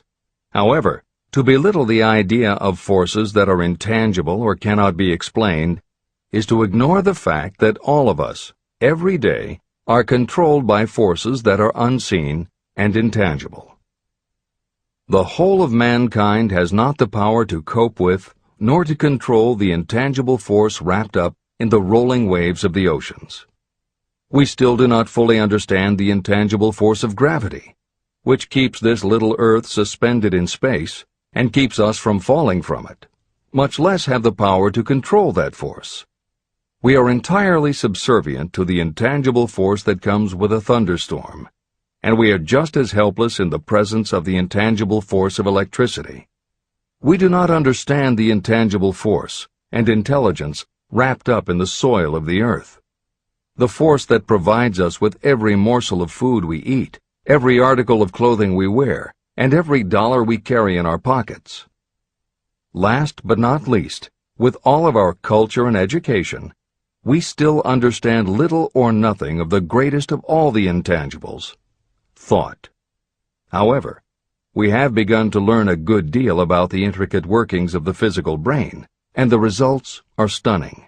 We know that the central switchboard of the human brain, the number of lines that connect the brain cells to each other, is written as the figure 1, followed by 15 million zeros. Dr. C. Judson Herrick of the University of Chicago says, "The figure is so stupendous that astronomical figures, dealing with hundreds of millions of light years, become insignificant by comparison. It has been determined that there are from 10 billion to 14 billion nerve cells in the human cerebral cortex, and we know that these are arranged in definite patterns. These arrangements are not haphazard. They are orderly. It is inconceivable to me that such a network of intricate machinery should be in existence for the sole purpose of carrying on the physical functions connected with the growth and maintenance of the physical body. Is it not likely that the same system, which gives billions of brain cells the media for communication, one with another, also provides the means of communication with other intangible forces?" Editor's comments. In the time since Hill wrote the above comments, we have learned a great deal more about the physical brain and how it operates. We understand much about the chemistry of the brain. We can measure the energies it releases. We know which areas control the various functions of the body and which areas affect memory, emotions, reasoning, and many other subtleties related to the thinking process. Through surgery, medication, and other techniques, we know how to prevent the brain from having certain kinds of thoughts.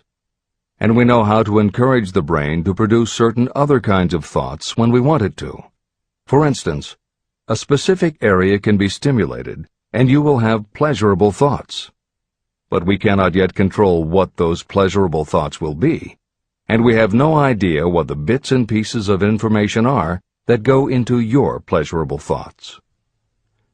With all of our advanced knowledge about the physical brain, we still don't know how to make it have a specific thought or idea, especially not an original thought or a creative idea. And medical science offers no better theory than Hill's as to how we could have an intuition or hunch made up from information that we don't have and were never exposed to.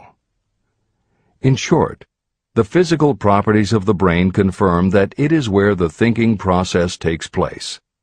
But it does not offer the answer to the question of how it happens, or how thoughts from one brain might travel to another.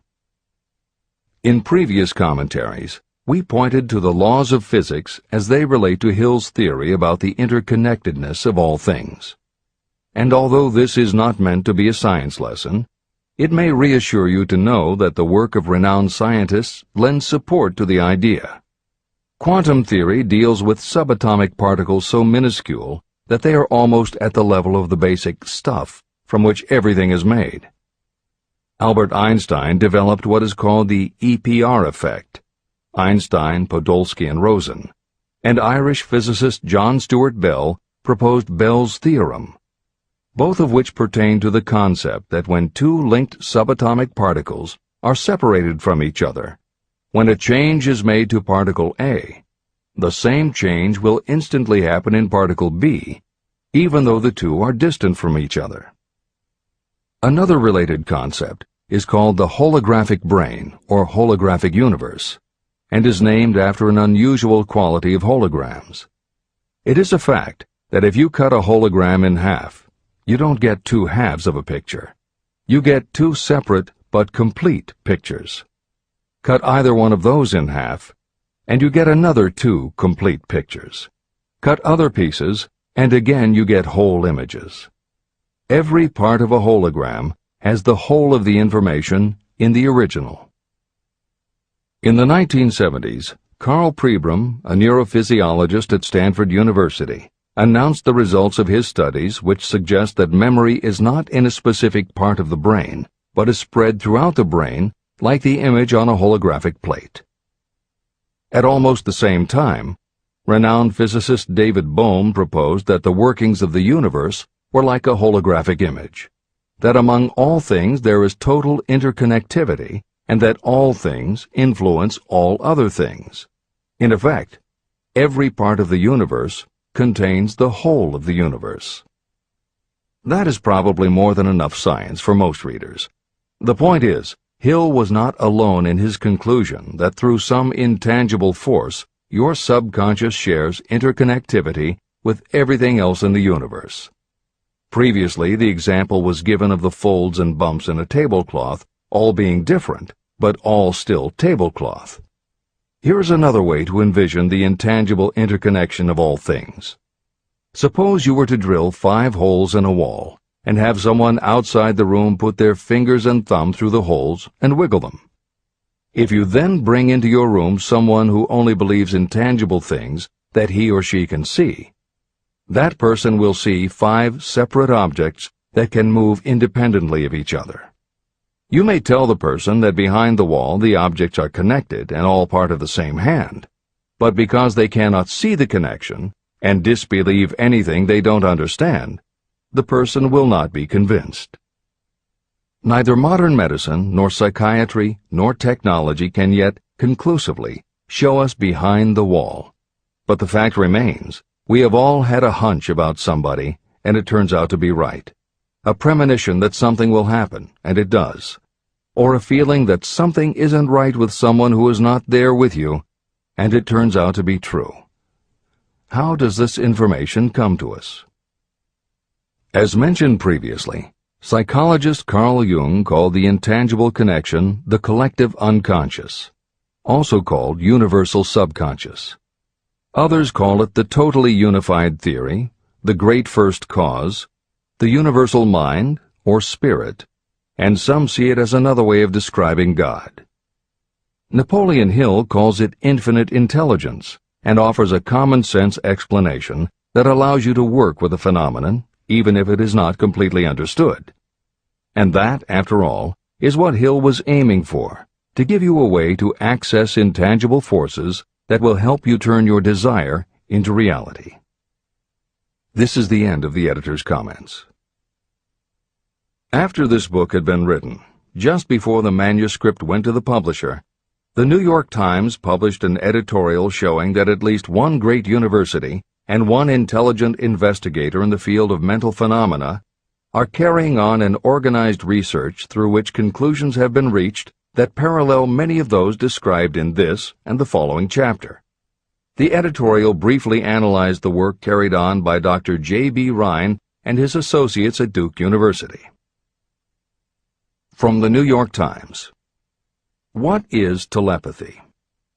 A month ago, we cited on this page some of the remarkable results achieved by Professor Rhine and his associates in Duke University from more than 100,000 tests to determine the existence of telepathy and clairvoyance. These results were summarized in the first two articles in Harper's Magazine. In the second, which has now appeared, the author, E.H. Wright, attempts to summarize what has been learned, or what it seems reasonable to infer, regarding the exact nature of these extrasensory modes of perception. The actual existence of telepathy and clairvoyance now seems to some scientists enormously probable as the result of Rhine's experiments.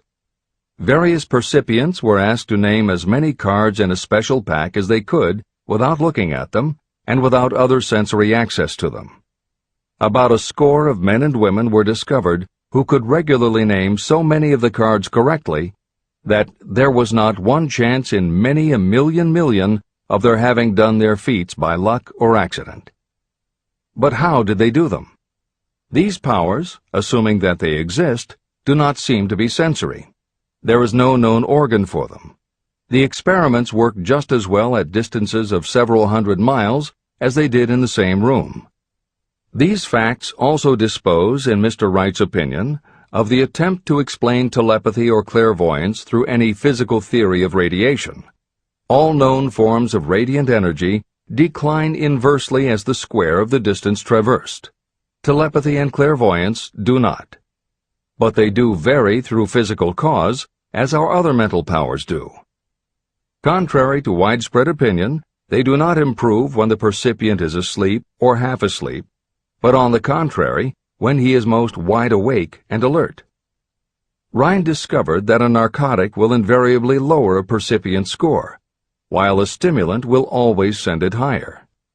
The most reliable performer apparently cannot make a good score unless he tries to do his best. One conclusion that Wright draws with some confidence is that telepathy and clairvoyance are really one and the same gift. That is, the faculty that sees a card face down on a table seems to be exactly the same one that reads a thought residing only in another mind. There are several grounds for believing this. So far, the two gifts have been found in every person who has either of them. If you have the abilities, both seem to be of equal strength. Screens, walls, distances have no effect at all on either. Wright expresses his hunch that other extrasensory experiences, such as prophetic dreams, premonitions of disaster, and the like, may also prove to be part of the same faculty. The reader is not asked to accept any of these conclusions, but the evidence that Rhine has piled up must remain impressive. In 1927, Dr. J.B. Rhine and his wife, Dr. Louisa E. Rhine, joined Professor William McDougall, chairman of the psychology department at Duke University, to create a lab that would apply strict scientific procedures to the study of psychic phenomena. They developed scientific methodologies and procedures to study, identify, and test individuals who demonstrated unusual abilities.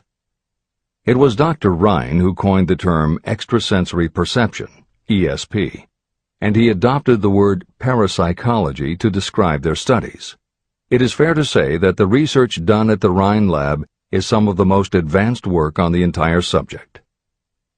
In 1962, they created the Foundation for Research into the Nature of Man in order to continue their studies independent of the university and to publish related works. In 1995, the name was changed to the Rhine Research Institute.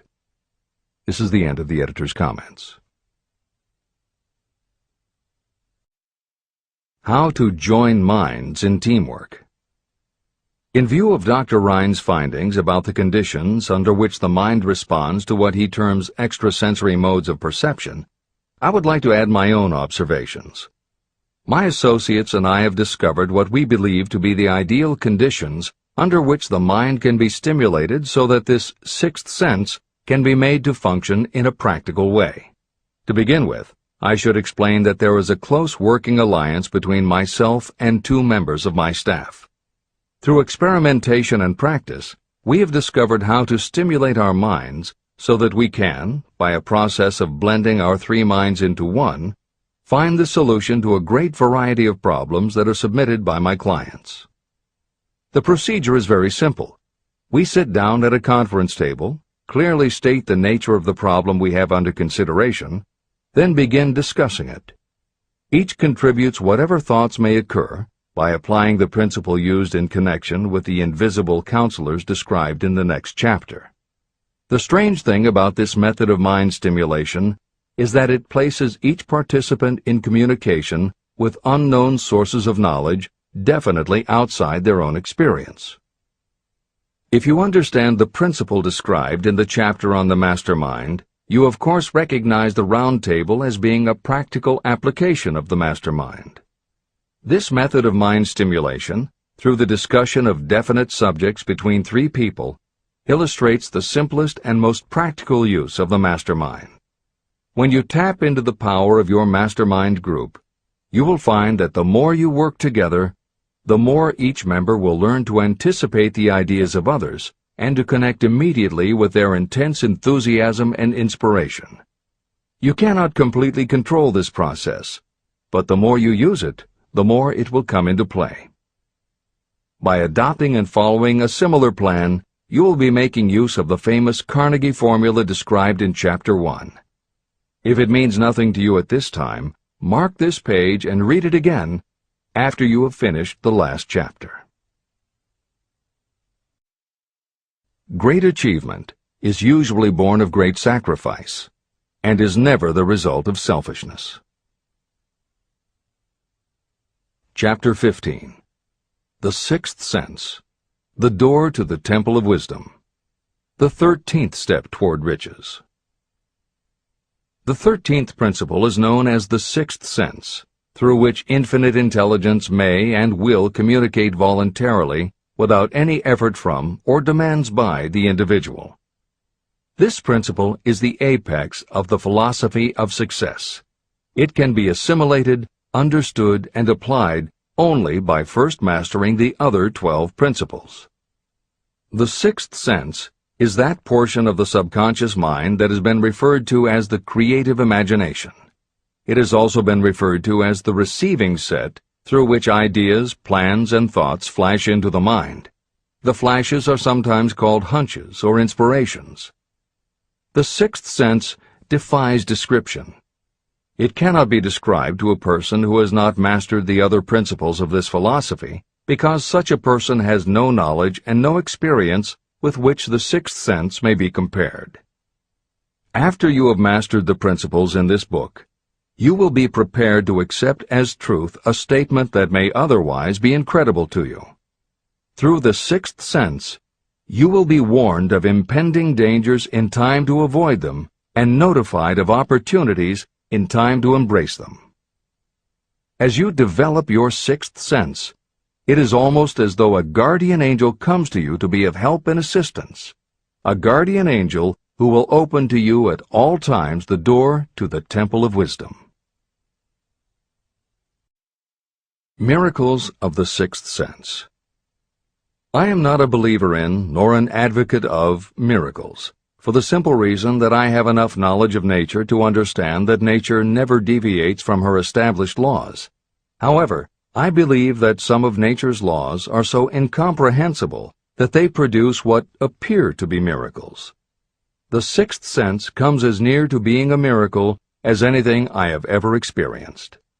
This much I do know, that there is a power, or a first cause, or an intelligence which permeates every atom of matter and embraces every unit of energy perceptible to man.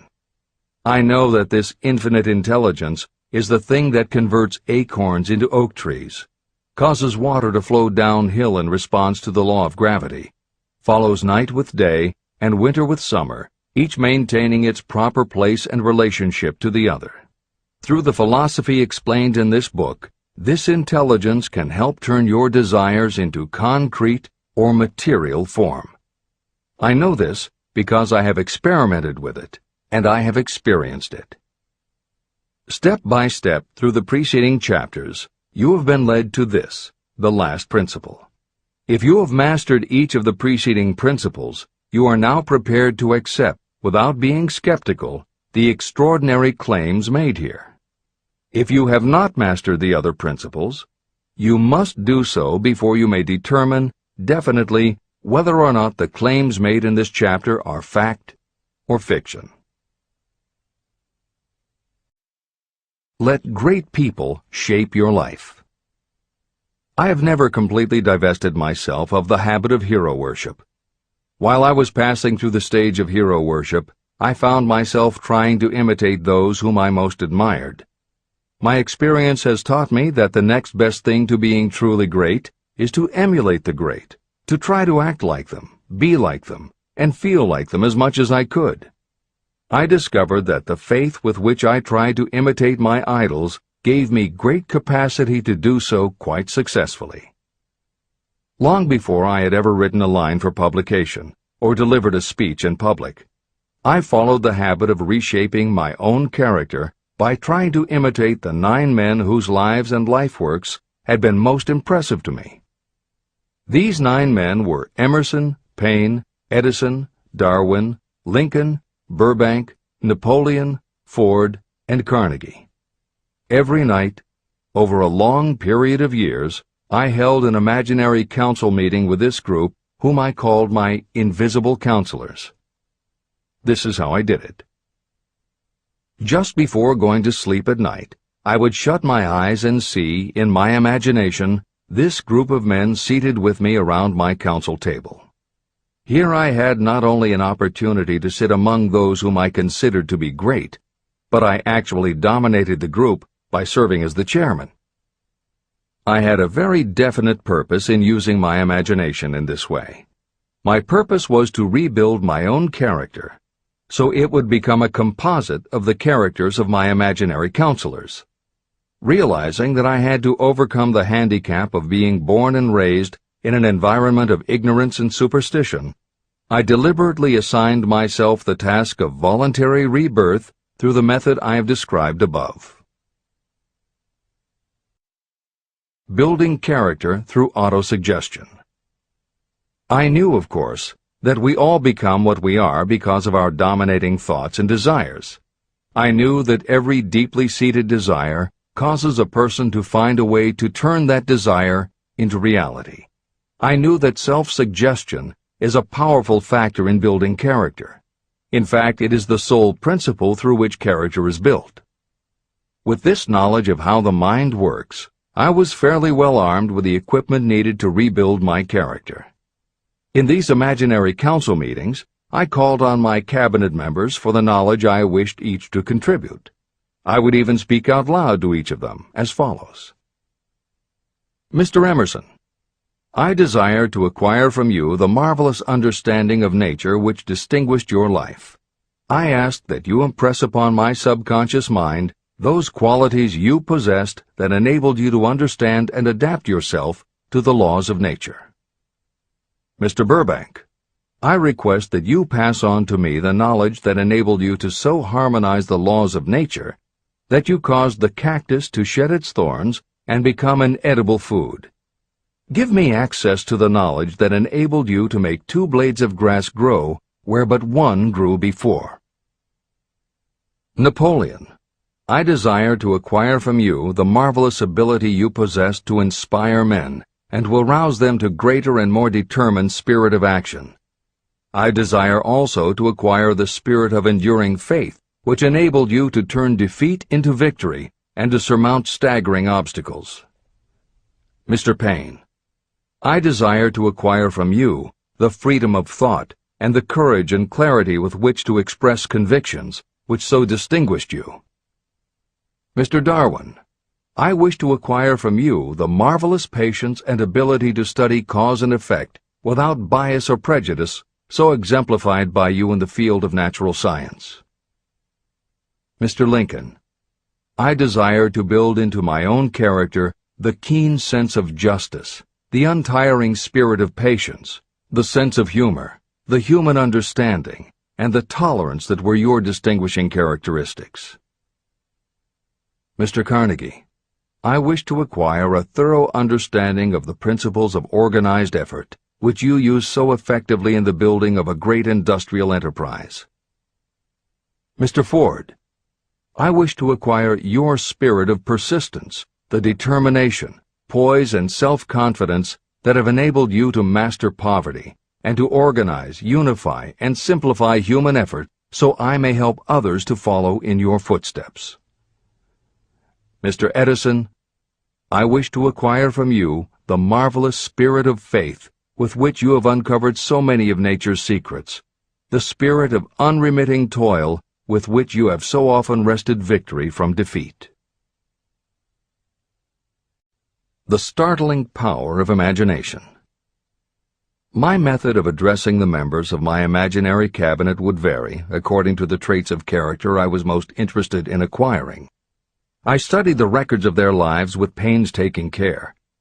After some months of this nightly procedure, I was astounded as each time my imaginary counselors started to become more and more real to me. Each of these 9 men developed individual characteristics that surprised me.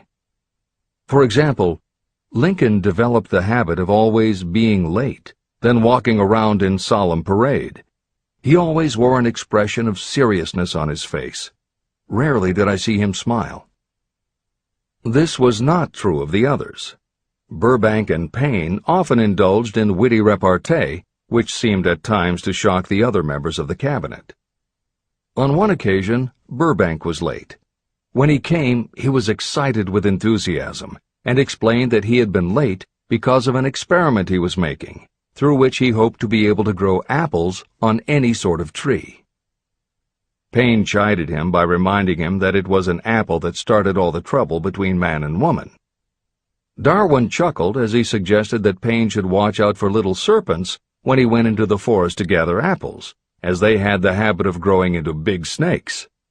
Emerson observed, "No serpents, no apples," and Napoleon remarked, "No apples, no state."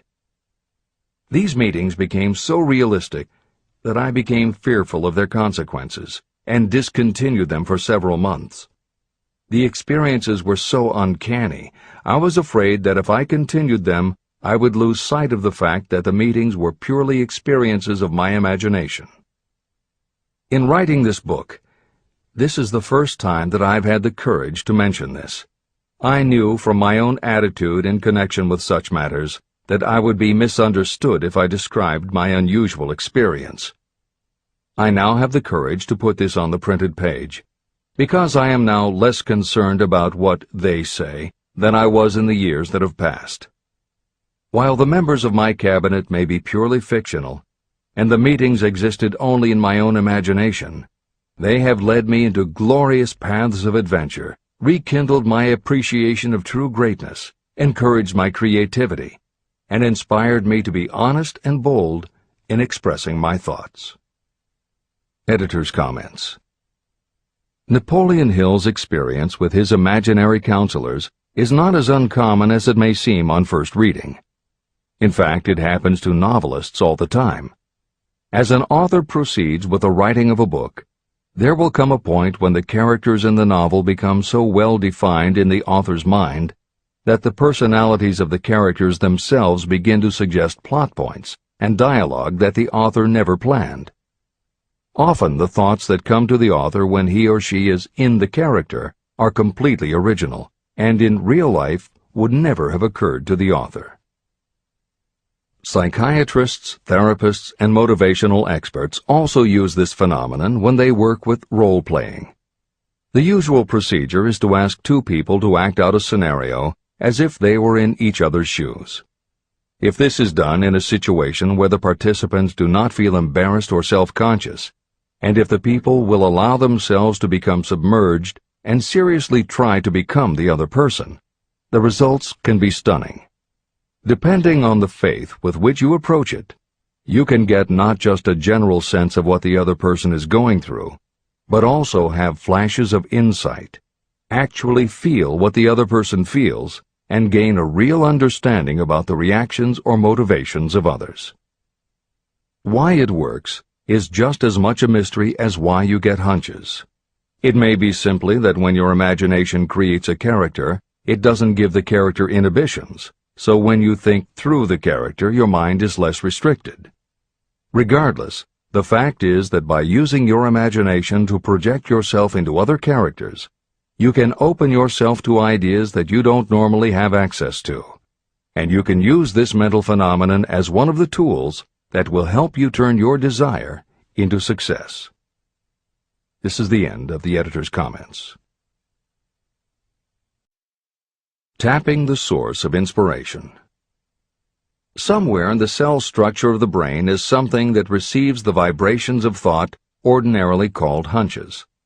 So far, science has not discovered where this sixth sense is located, but this is not important. The fact remains that human beings do receive accurate knowledge through sources other than the physical senses. Generally, such knowledge is received when the mind is under the influence of extraordinary stimulation. Any emergency that arouses the emotions and causes the heart to beat more rapidly may bring the sixth sense into action. Anyone who has experienced a near accident while driving knows that the sixth sense often comes to your rescue and by split seconds helps to avoid the accident.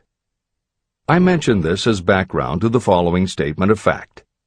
On many occasions when I have faced emergencies, some of them so grave that my life was in jeopardy, I have been miraculously guided past these difficulties through the influence of my invisible counselors. My original purpose in conducting council meetings with imaginary beings was solely to use autosuggestion to impress upon my subconscious mind certain characteristics that I wanted to acquire. In more recent years, my experimentation has taken on an entirely different trend. I now go to my imaginary counselors with every difficult problem that confronts me and my clients. During my meetings with these invisible counselors, I find my mind most receptive to ideas, thoughts, and knowledge that reach me through the sixth sense. The results are often astonishing, although I do not depend entirely on this form of counsel. The sixth sense is not something that one can take off and put on at will. Ability to use this great power comes slowly, through application of the other principles outlined in this book. No matter who you are, or what may have been your purpose in reading this book, you can profit by it even if you don't fully understand how or why the principle described in this chapter works. This is especially true if your major purpose is that of accumulation of money or other material things. This chapter on the sixth sense was written because the book is designed to present a complete philosophy by which individuals may unerringly guide themselves in attaining whatever they ask of life. The starting point of all achievement is desire. The finishing point is the kind of knowledge that leads to understanding. Understanding of yourself, understanding of others, understanding of the laws of nature, and the recognition and understanding of happiness. Full understanding of this comes only through familiarity with and use of the principle of the sixth sense. In reading this chapter, you may have found yourself lifted to a high level of mental stimulation. Splendid! Come back to this again a month from now, read it once more, and observe that your mind will soar to a still higher level of stimulation. Repeat this experience from time to time, giving no concern as to how much or how little you learn at the time. Eventually, you will find yourself in possession of a power that will enable you to throw off discouragement, master fear, overcome procrastination, and draw freely upon your imagination. Then you will have felt the touch of that unknown something that has been the moving spirit of every truly great thinker, leader, artist, musician, writer, or statesman. Then, you will be in a position to transmute your desires into their physical or financial counterpart as easily as you may lie down and quit at the first sign of opposition.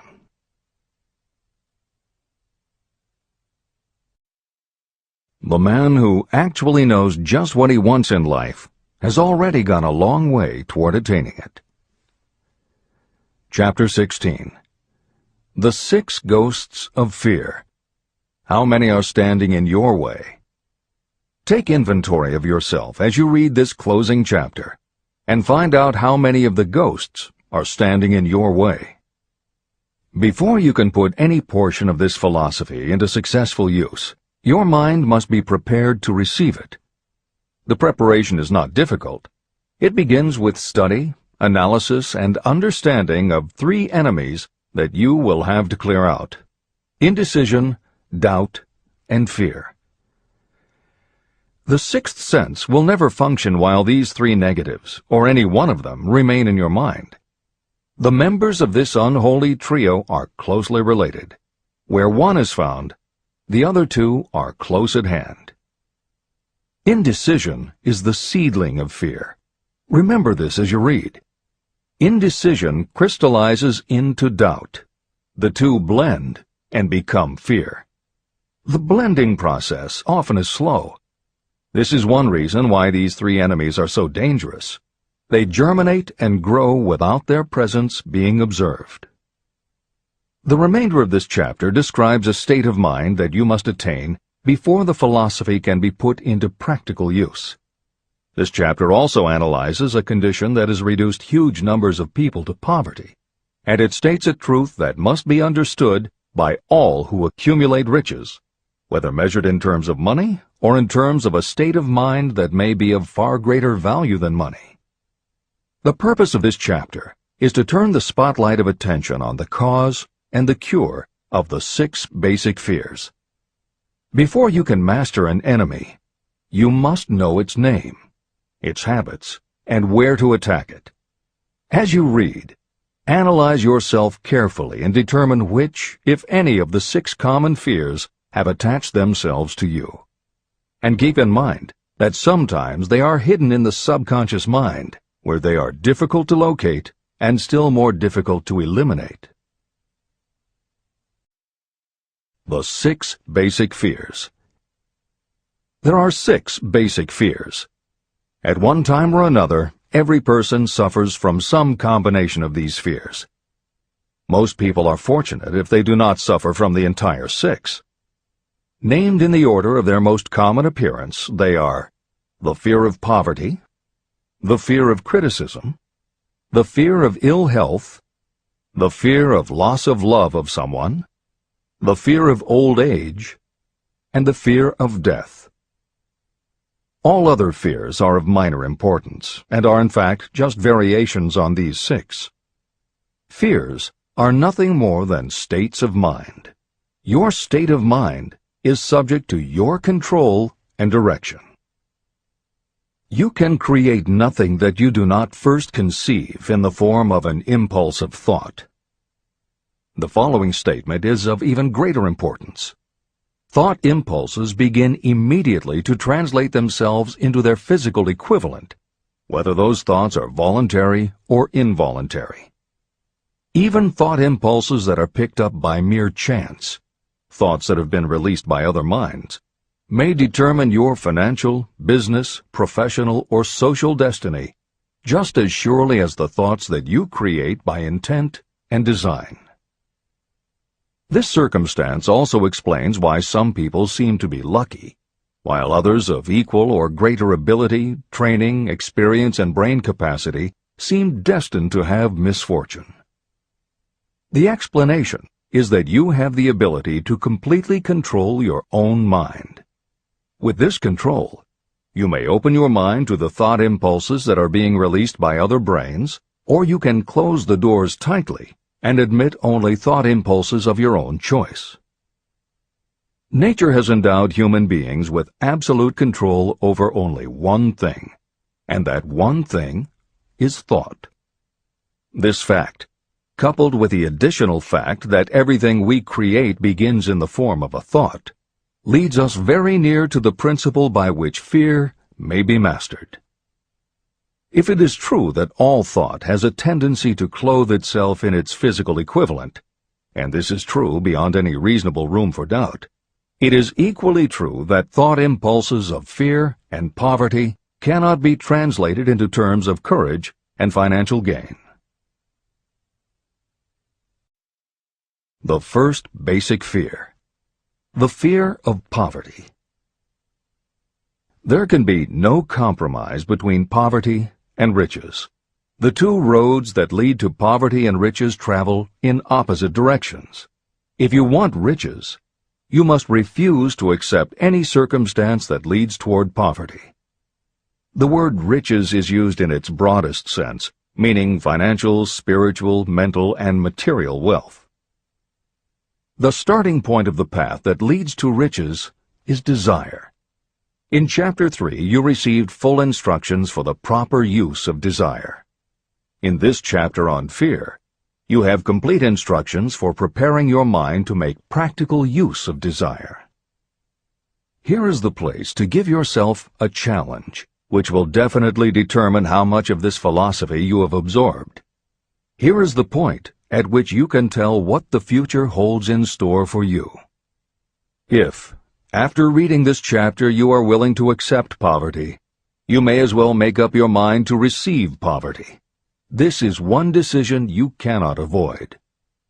But if you demand riches, determine what form and how much will be required to satisfy you. You know the road that leads to riches. You have been given a roadmap. If you follow it, it will keep you on that road. If you neglect to make the start, or stop before you arrive, no one will be to blame but you. This responsibility is yours. No excuse will save you from accepting the responsibility if you now fail or refuse to demand riches of life. All you need is one thing. Incidentally, the only thing you can control, and that is a state of mind. A state of mind is something that is up to you. It cannot be purchased. It must be created.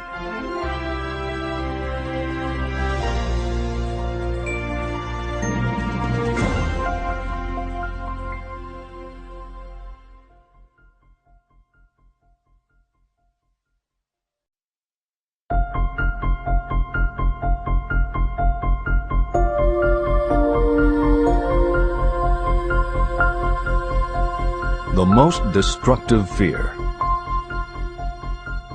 Fear of poverty is a state of mind, nothing else. But it is sufficient to destroy your chances of achievement in any undertaking. This fear paralyzes your ability to use reason, destroys the imagination, kills off self-reliance, undermines enthusiasm, discourages initiative, leads to uncertainty of purpose, encourages procrastination, wipes out enthusiasm, and makes self-control an impossibility. It takes the charm from your personality, destroys the possibility of accurate thinking, diverts concentration of effort. It defeats persistence, turns willpower into nothingness, destroys ambition, clouds the memory, and invites failure in every conceivable form. It kills love and assassinates the finer emotions of the heart, discourages friendship and invites disaster in 100 forms, leads to sleeplessness, misery, and unhappiness. And all this despite the obvious truth that you live in a world of overabundance of everything your heart could desire, with nothing standing between you and your desires except lack of a definite purpose. The fear of poverty is, without doubt, the most destructive of the 6 basic fears. It has been placed at the head of the list because it is the most difficult to master. The fear of poverty grew out of our inherited tendency to prey upon our fellow human beings economically. Nearly all animals lower than us are motivated by instinct, but their capacity to think is limited, and therefore they prey upon one another physically. We, with our superior sense of intuition, with the capacity to think and to reason, do not eat others bodily. Human beings get more satisfaction out of eating others financially. Humans are so avaricious that every conceivable law has been passed to safeguard us from one another. Nothing brings so much suffering and humility as poverty. Only those who have experienced poverty understand the full meaning of this. It is no wonder that we fear poverty. Through a long line of inherited experiences, we have learned for sure that some people cannot be trusted where matters of money and earthly possessions are concerned. So eager are we to possess wealth that we will acquire it in whatever manner we can, through legal methods if possible, through other methods if necessary or expedient. Self-analysis may disclose weaknesses that you do not like to acknowledge, but this form of examination is essential if you are going to demand of life more than mediocrity and poverty. Remember, as you check yourself point by point, that you are both the court and the jury, the prosecuting attorney and the attorney for the defense, and that you are both the plaintiff and the defendant. You are on trial. Face the facts squarely. Ask yourself definite questions and demand direct replies. When the examination is over, you will know more about yourself. If you do not feel that you can be an impartial judge, call upon someone who knows you well to serve as judge while you cross-examine yourself. You are after the truth. Get it, no matter at what the cost, even though it may temporarily embarrass you. The majority of people, if asked what they fear most, would reply, "I fear nothing." The reply would be inaccurate, because few people realize that they are bound, handicapped, whipped spiritually and physically through some form of fear. So subtle and deeply seated is the emotion of fear that you may go through life and never recognize its presence. Only a courageous analysis will disclose the presence of this universal enemy. When you begin such an analysis, search deeply into your character.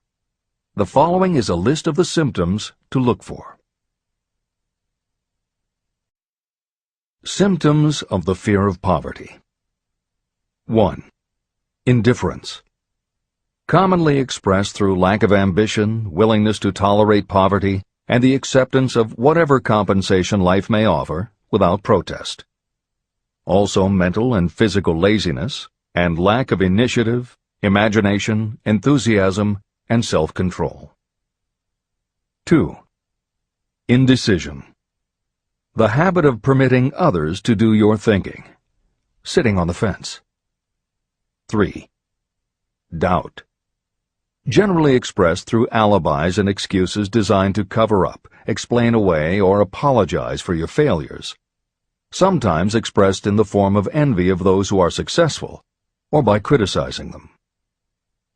4. Worry.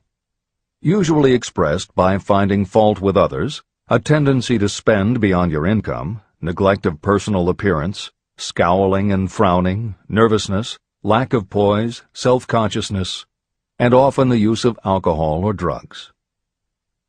5. Overcaution. The habit of looking for the negative side of every circumstance, thinking and talking about possible failure instead of concentrating on succeeding, knowing all the roads to disaster, but never searching for the plans to avoid failure, waiting for the right time to begin until the waiting becomes a permanent habit, remembering those who have failed and forgetting those who have succeeded, seeing the hole in the donut, but overlooking the donut around the hole. 6. Procrastination. The habit of putting off until tomorrow that which should have been done last year, spending more time in creating excuses than it would take to do the job. This symptom is closely related to overcaution, doubt, and worry. Refusal to accept responsibility. Willingness to compromise rather than put up a fight. Compromising with difficulties instead of harnessing and using them as stepping stones to advancement. Bargaining with life for a penny instead of demanding prosperity, opulence, riches, contentment, and happiness. Planning what to do if you fail instead of burning all bridges and making retreat impossible. Weakness of, and often total lack of, self-confidence, definiteness of purpose, self-control, initiative, enthusiasm, ambition, thrift, and sound reasoning ability. Expecting poverty instead of demanding riches. Associating with those who accept poverty instead of seeking the company of those who demand and receive riches. Money talks. Some will ask, why did you write a book about money? Why measure riches in dollars alone? Some will believe, and rightly so, that there are other forms of riches more desirable than money. Yes, There are riches that cannot be measured in terms of dollars. But there are also millions of people who say, "Give me all the money I need, and I will find everything else I want." The major reason why I wrote this book on how to get money is that millions of men and women are paralyzed with the fear of poverty. What this sort of fear does to one was well described by Westbrook Pegler. Editor's comments. James Westbrook Pegler was a controversial newspaper columnist for the Chicago Daily News and the Washington Post. Although his career lasted into the 1960s, he was most widely read and quoted during the 1930s and 1940s. During that period, he went from being a public supporter of Franklin Roosevelt and the New Deal policies to the opposite end of the political spectrum, championing conservative points of view. Pegler was also the author of 3 books based on his columns, and in 1940 won the Pulitzer Prize for his expose of union racketeering. This is the end of the editor's comments. We continue with the article by Westbrook Pegler. Money is only clamshells or metal discs or scraps of paper, and there are treasures of the heart and soul which money cannot buy. But most people, being broke, are unable to keep this in mind and sustain their spirits. When a man is down and out and on the street, unable to get any job at all, something happens to his spirit, which can be observed in the droop of his shoulders, the set of his hat, his walk, and his gaze. He cannot escape a feeling of inferiority among people with regular employment, even though he knows they are definitely not his equals in character, intelligence, or ability. These people, even his friends, feel, on the other hand, a sense of superiority and regard him, perhaps unconsciously, as a casualty. He may borrow for a time, but not enough to carry on in his accustomed way, and he cannot continue to borrow very long. But borrowing in itself, when a man is borrowing merely to live, is a depressing experience, and the money lacks the power of earned money to revive his spirits.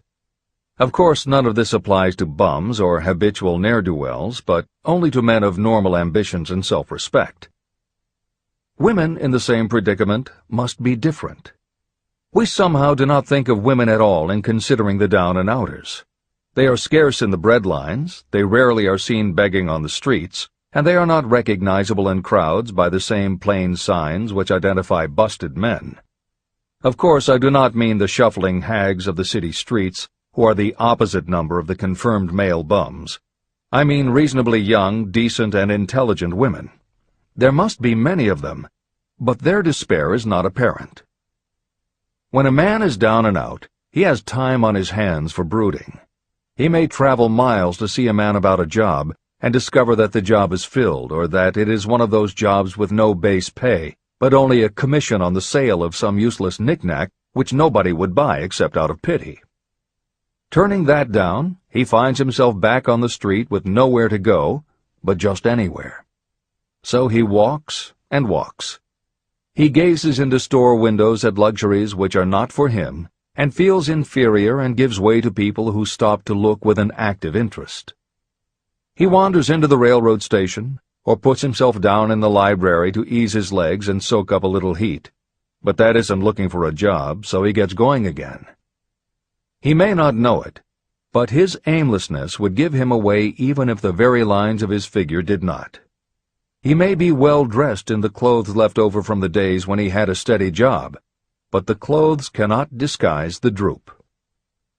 He sees thousands of other people, bookkeepers or clerks or chemists or wagon hands, busy at their work, and envies them from the bottom of his soul. They have their independence, their self-respect and manhood, and he simply cannot convince himself that he is a good man too, though he argue it out and arrive at a favorable verdict hour after hour. It is just money which makes this difference in him. With a little money, he would be himself again. This is the end of the article by Westbrook Pegler. The second basic fear, the fear of criticism. Just how we originally came by this fear, no one can say definitely, but one thing is certain. we have it in a highly developed form. I am inclined to attribute the basic fear of criticism to that part of our inherited nature that prompts us not only to take away other people's goods and wares, but also to justify our actions by criticism of the character of others. It is well known that a thief will criticize the man from whom he steals, that politicians seek office not by displaying their own virtues and qualifications, but by running negative campaigns against their opponents. Designers and clothing manufacturers have not been slow to take advantage of this basic fear of criticism. Every season, styles change. Who establishes the styles? Certainly not the purchaser. It is the designers and manufacturers. Why do they change the styles so often? The answer is obvious. They change the styles so they can sell more clothes. The fear of criticism robs people of their initiative, destroys their power of imagination, limits their individuality, takes away their self-reliance, and does them damage in 100 other ways. Parents often do their children irreparable injury by criticizing them. The mother of one of my friends used to punish him with a switch almost daily, always completing the job with the statement, "You'll land in the penitentiary before you are 20. He was sent to a reformatory at the age of 17. Editor's comments. Modern psychotherapy is well aware of the circumstance that Hill describes in the preceding paragraph. In the chapters on autosuggestion and hypnosis, reference was made to childhood traumas that result in phobias, compulsive behaviors, fixations, or complexes. However, there are instances in which the implanting of a suggestion is much more subtle. Hypnotherapists have found that common phrases such as, "Don't you ever say no to me again," "I'm afraid she'll never get over it," or "You're just like your father," can hamper a person's abilities later in life if such phrases were said often enough, or at a time when a child was particularly vulnerable. This is the end of the editor's comments. Criticism is the one form of service of which everyone has too much. Everyone has a stock of it, which is handed out gratis whether called for or not. Your nearest relatives are often the worst offenders. It should be recognized as a crime. In reality, it is a crime of the worst nature for any parent to build inferiority complexes in the mind of a child through unnecessary criticism. Employers who understand human nature get the best there is in people not by criticism, but by constructive suggestion. Parents may accomplish the same results with their children. Criticism will plant fear in the human heart, or resentment, but it will not build love or affection. Symptoms of the fear of criticism.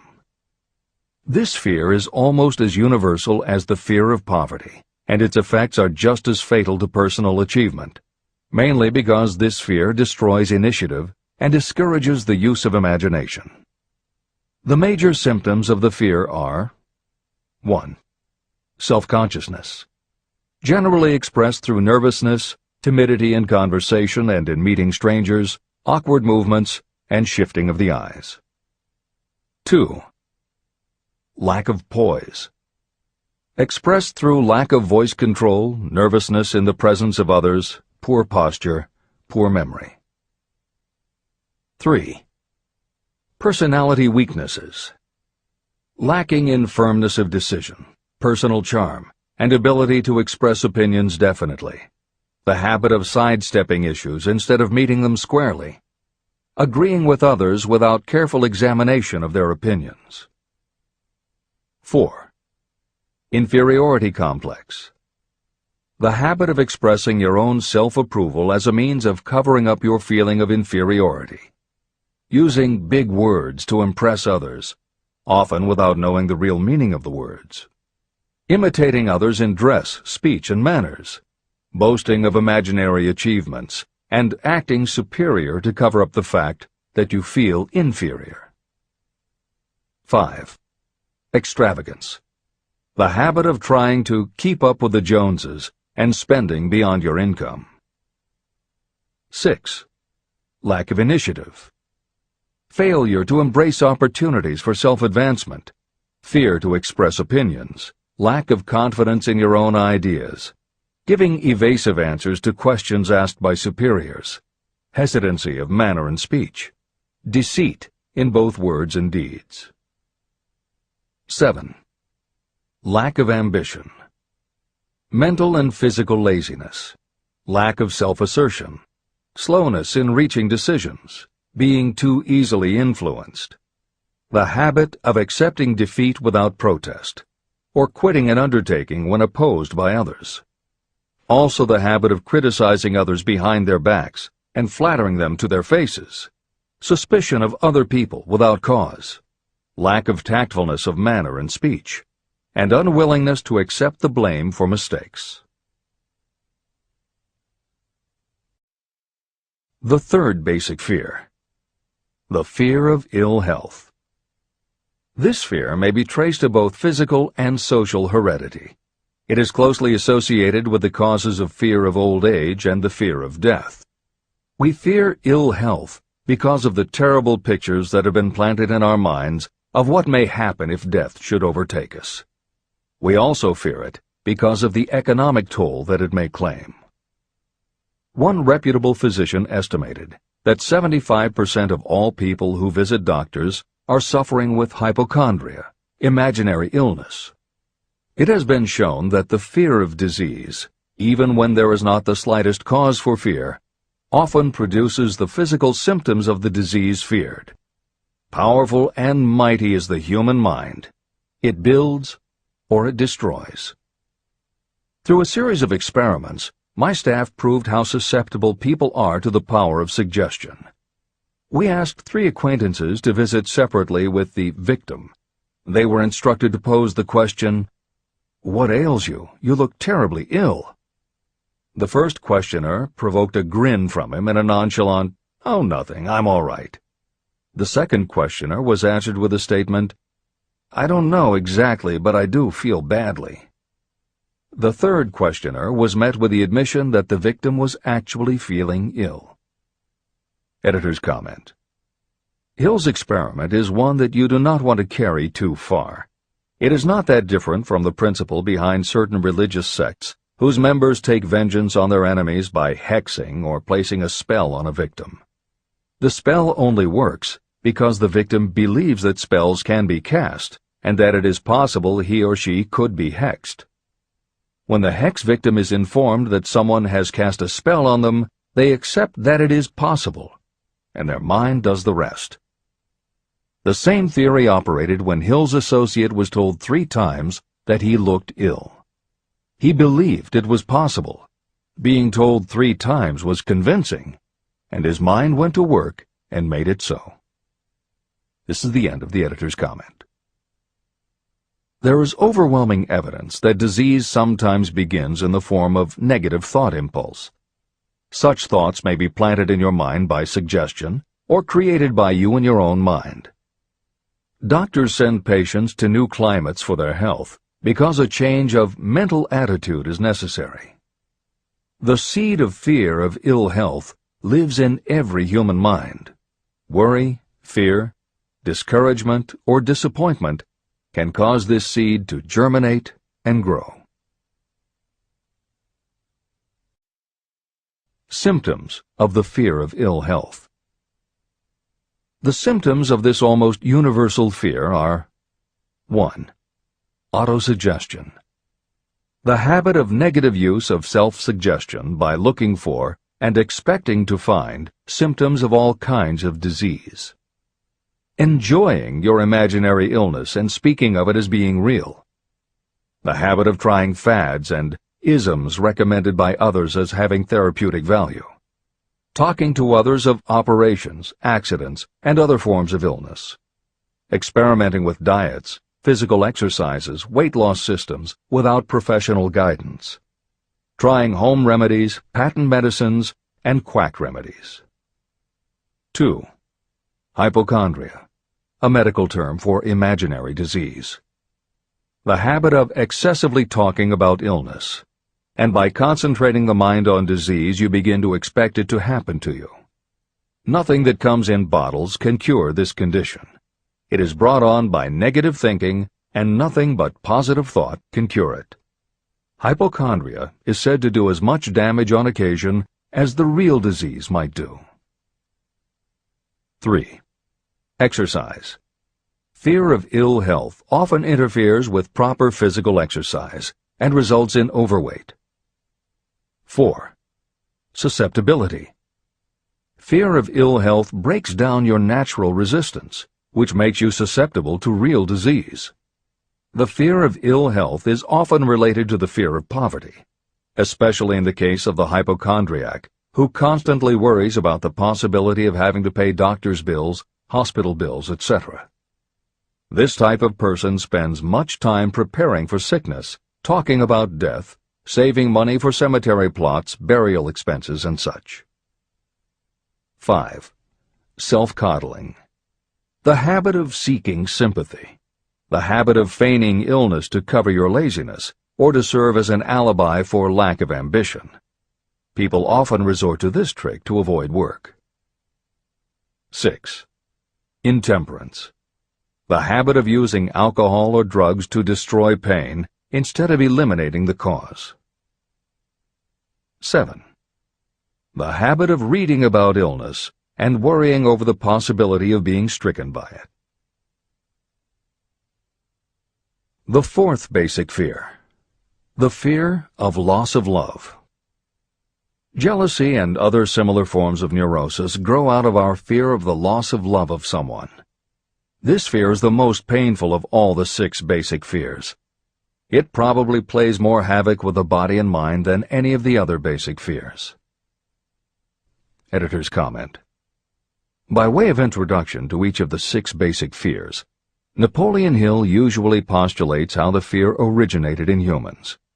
In the original edition of this book, he suggested that the fear of loss of love may have started with prehistoric man's habit of stealing his neighbor's mate and taking liberties with her whenever he could.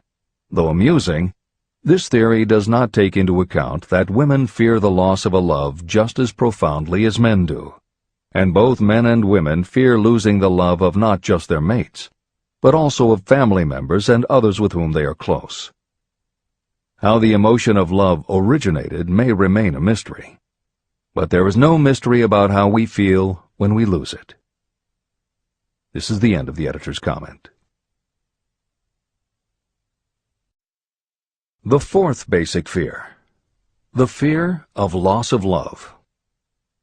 Jealousy and other similar forms of neurosis grow out of our fear of the loss of love of someone. This fear is the most painful of all the 6 basic fears. It probably plays more havoc with the body and mind than any of the other basic fears.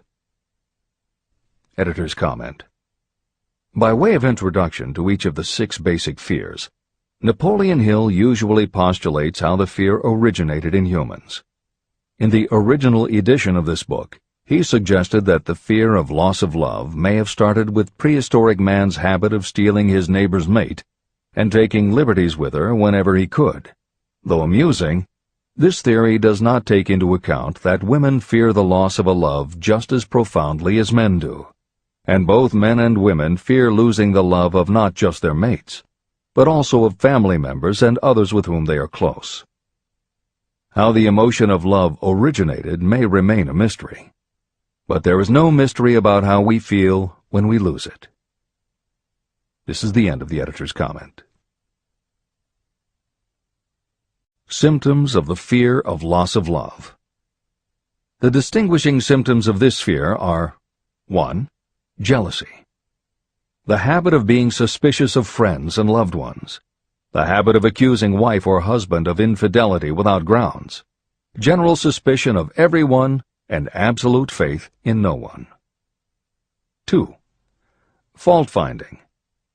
The habit of finding fault with friends, relatives, business associates, and loved ones upon the slightest provocation, or without any cause whatsoever. 3. Gambling. The habit of gambling, stealing, cheating, and otherwise taking hazardous chances to provide money for loved ones, in the belief that love can be bought. The habit of spending beyond your means, or incurring debts to provide gifts for loved ones in order to make a good impression. Also insomnia, nervousness, lack of persistence, weakness of will, lack of self-control, lack of self-reliance, bad temper. The fifth basic fear: the fear of old age. In the main, this fear grows out of two sources. First, the thought that old age may bring with it poverty. Second is the concern that many have for what may await them in the world beyond. The most common cause of fear of old age is associated with the possibility of poverty. Poorhouse is not a pretty word. It throws a chill into the mind of every person who faces the possibility of having to spend declining years having to live on some form of charity. The possibility of ill health, which is more common as people grow older, is also a contributing cause of this common fear of old age, as is concern about diminishing sexuality. Another contributing cause of the fear of old age is the possibility of loss of freedom and independence, as old age may bring with it the loss of both physical and economic freedom. Symptoms of the fear of old age. The most common symptoms of this fear are: 1. Lack of enthusiasm. The tendency to slow down and develop an inferiority complex, falsely believing you are slipping because of age. The habit of killing off initiative, imagination, and self-reliance by falsely believing you are too old to exercise these qualities. 2. Self-consciousness of speech. The habit of speaking apologetically of yourself as being old merely because you have reached the age of 40 or 50, instead of reversing the rule and expressing gratitude for having reached the age of wisdom and understanding. 3. Inappropriate dress and action. Trying to appear much younger than your age by going overboard in your attempt to keep up with the style and mannerisms of youth. The sixth basic fear: the fear of death. To some, this is the cruelest of all the basic fears. The reason is obvious. The terrible pangs of fear associated with the thought of death, in the majority of cases, may be charged to religious fanaticism. So-called heathens are less afraid of death than the more civilized. For hundreds of millions of years we have been asking the still unanswered questions: where did I come from? And where am I going? During the darker ages of the past, the more cunning and crafty were not slow to offer the answer to these questions for a price. Come into my tent. Embrace my faith. Accept my dogmas, and I will give you a ticket that will admit you straight into heaven when you die, says the religious leader.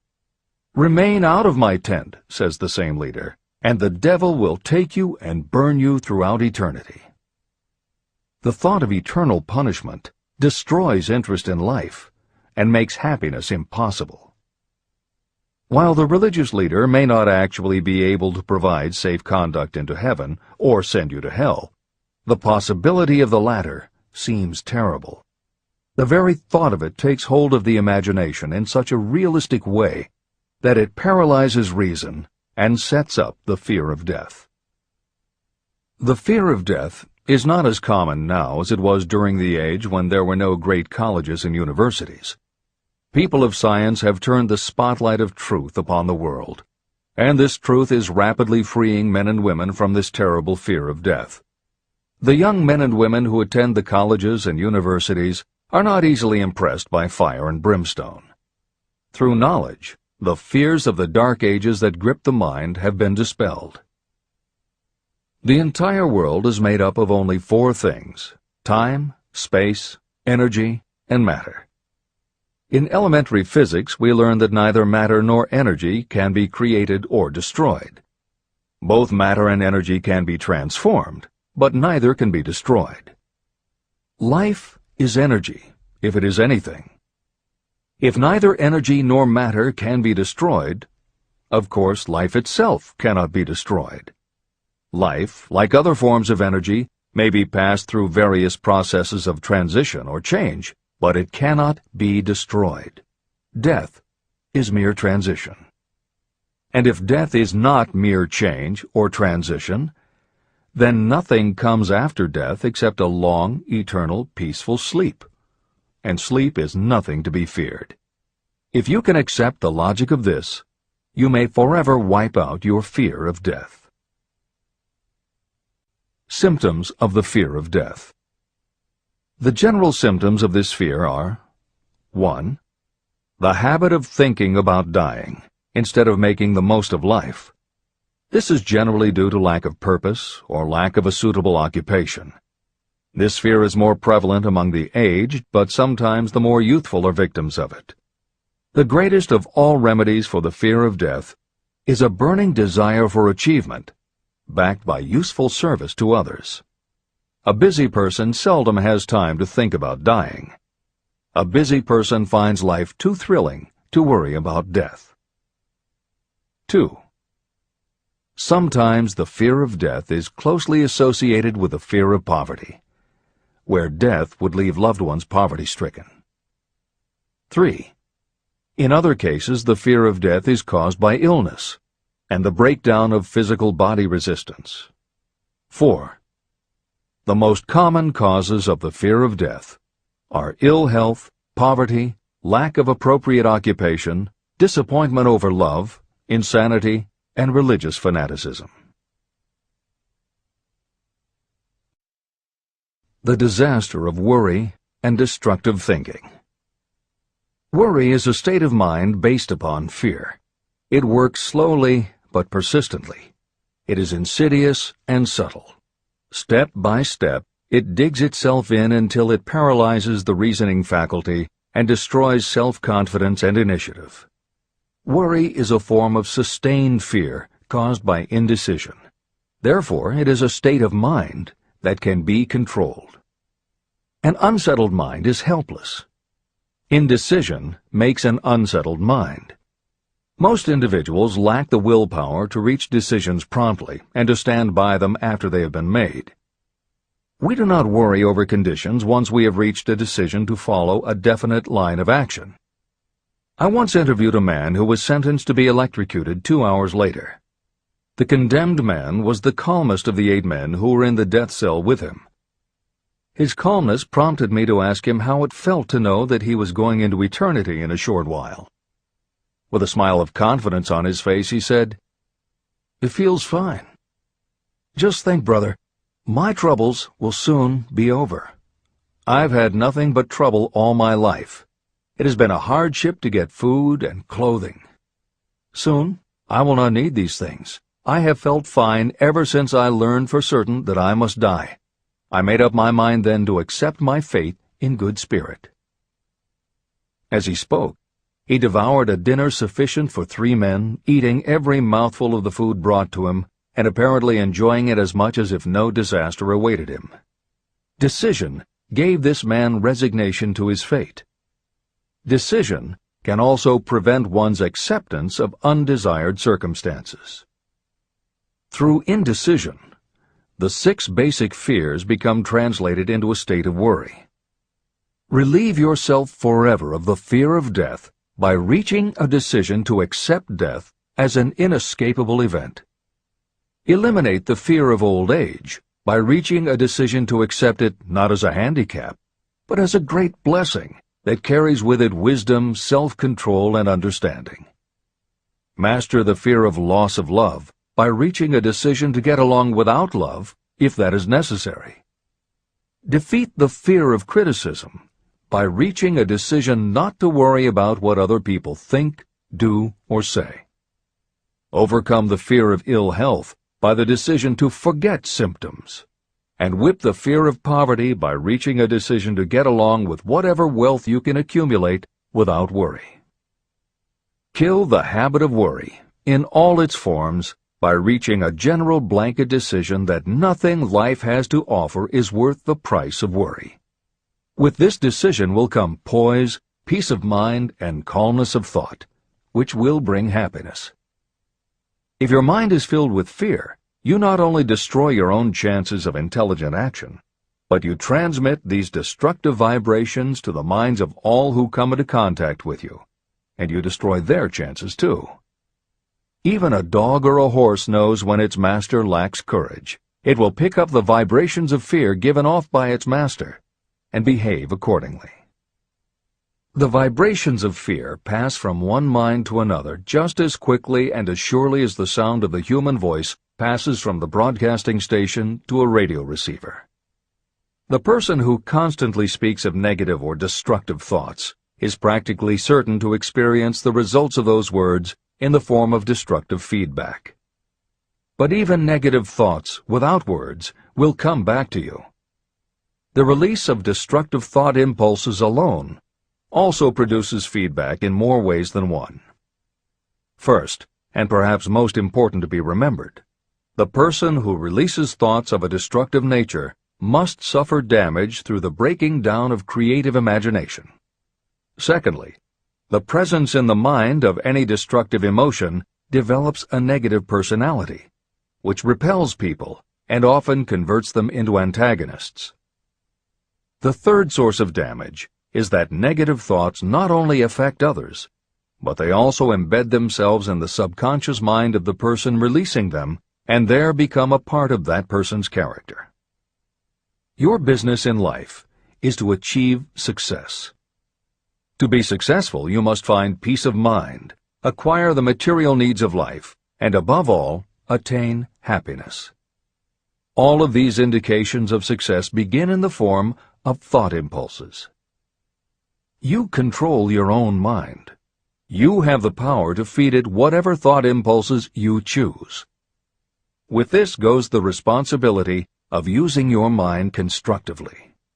You are the master of your own earthly destiny, just as surely as you have the power to control your own thoughts. You may influence, direct, and eventually control your own environment, making your life what you want it to be. Or you may neglect to make your life what you want, and you will be adrift on the seas of circumstance, where you will be tossed like a wood chip on the waves of the ocean. The Devil's Workshop. In addition to the 6 basic fears, there is another evil by which people suffer. It constitutes a rich soil in which the seeds of failure grow abundantly. It is so subtle that its presence often is not detected. It is more deeply rooted and more often fatal than all of the 6 fears. For want of a better name, let us call this evil susceptibility to negative influences. Those who accumulate great riches always protect themselves against negative influences. The poverty-stricken never do.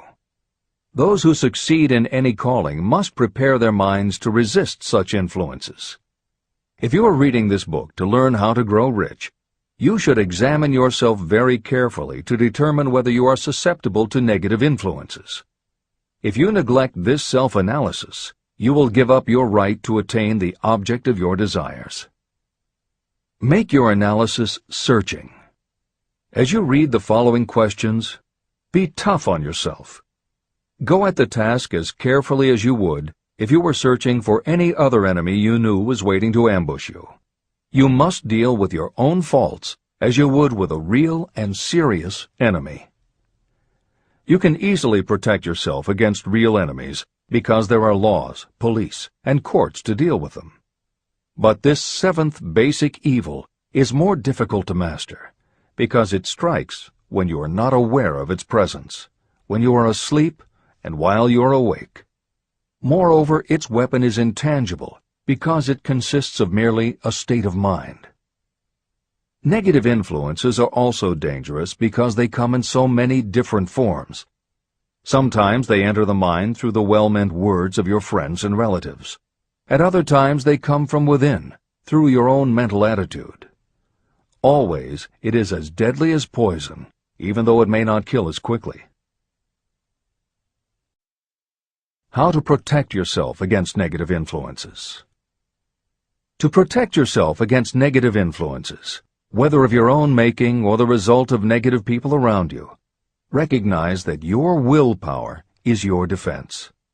You must put it into constant use until it builds a wall of immunity against negative influences in your own mind. Recognize that you and every other human being are, by nature, lazy, indifferent, and susceptible to all suggestions that reinforce your weaknesses. Recognize that you are, by nature, susceptible to all of the 6 basic fears, and you must set up habits to counteract all these fears. Recognize that negative influences often work on you through your subconscious mind and are therefore difficult to detect.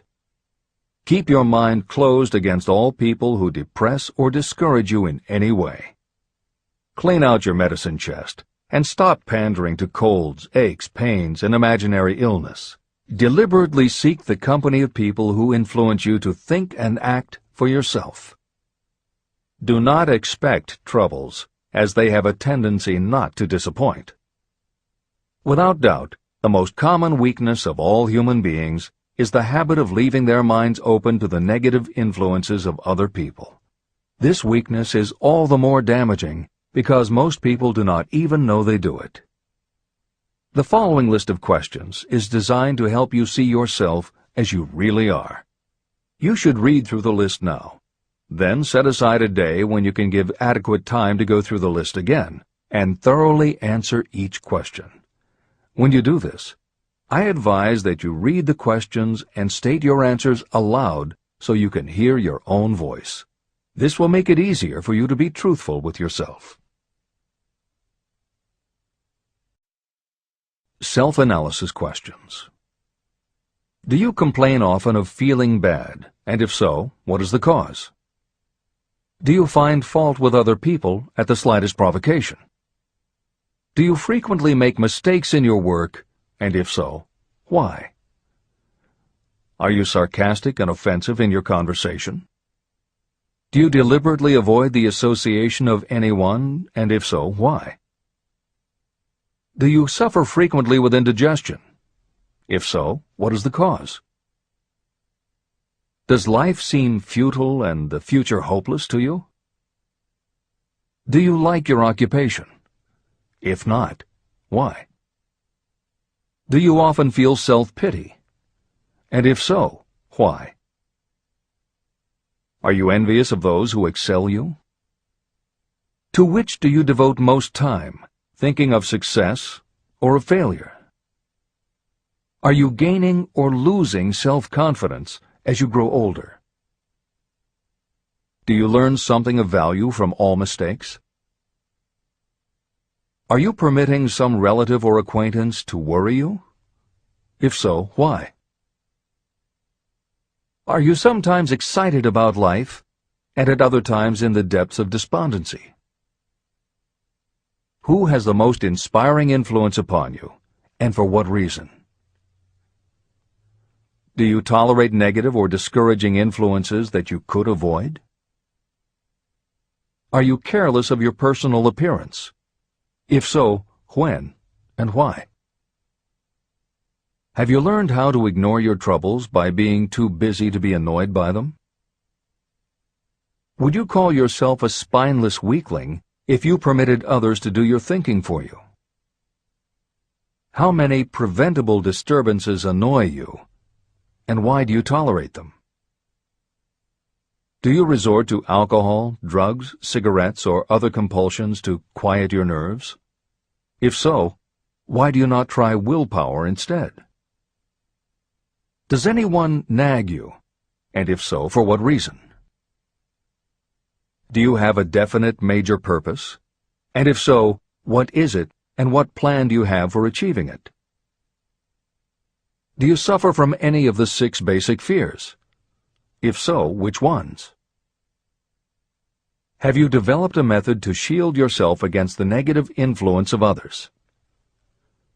Do you use autosuggestion to make your mind positive? Which do you value most, your material possessions or your privilege of controlling your own thoughts? Are you easily influenced by others against your own judgment? Has today added anything of value to your stock of knowledge or state of mind? Do you face squarely the circumstances that make you unhappy, or do you sidestep the responsibility? Do you analyze all mistakes and failures and try to profit by them, or do you take the attitude that this is not your duty?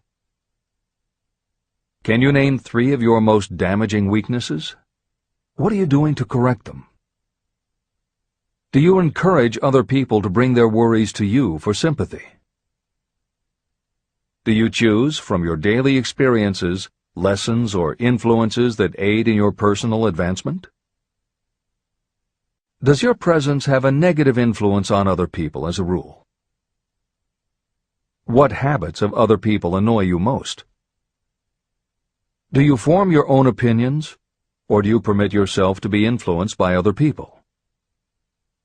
Have you learned how to create a mental state of mind with which you can shield yourself against all discouraging influences? Does your occupation inspire you with faith and hope? Are you conscious of possessing spiritual forces of sufficient power to enable you to keep your mind free from all forms of fear? Does your religion help to keep your mind positive? Do you feel it your duty to share other people's worries? If so, why? If you believe that birds of a feather flock together, what have you learned about yourself by studying the friends whom you attract? What connection, if any, do you see between the people with whom you associate most closely and any unhappiness you may experience? Could it be possible that some person whom you consider to be a friend is, in reality, your worst enemy because of his or her negative influence on your mind? By what rules do you judge who is helpful and who is damaging to you? Are your intimate associates mentally superior or inferior to you? How much time out of every 24 hours do you devote to your occupation, sleep, play and relaxation, acquiring useful knowledge, plain wasted time? Who among your acquaintances encourages you most, cautions you most, discourages you most? What is your greatest worry? Why do you tolerate it? When others offer you free, unsolicited advice, do you accept it without question, or do you analyze their motive? What, above all else, do you most desire?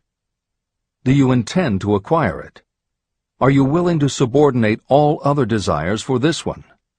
How much time daily do you devote to acquiring it?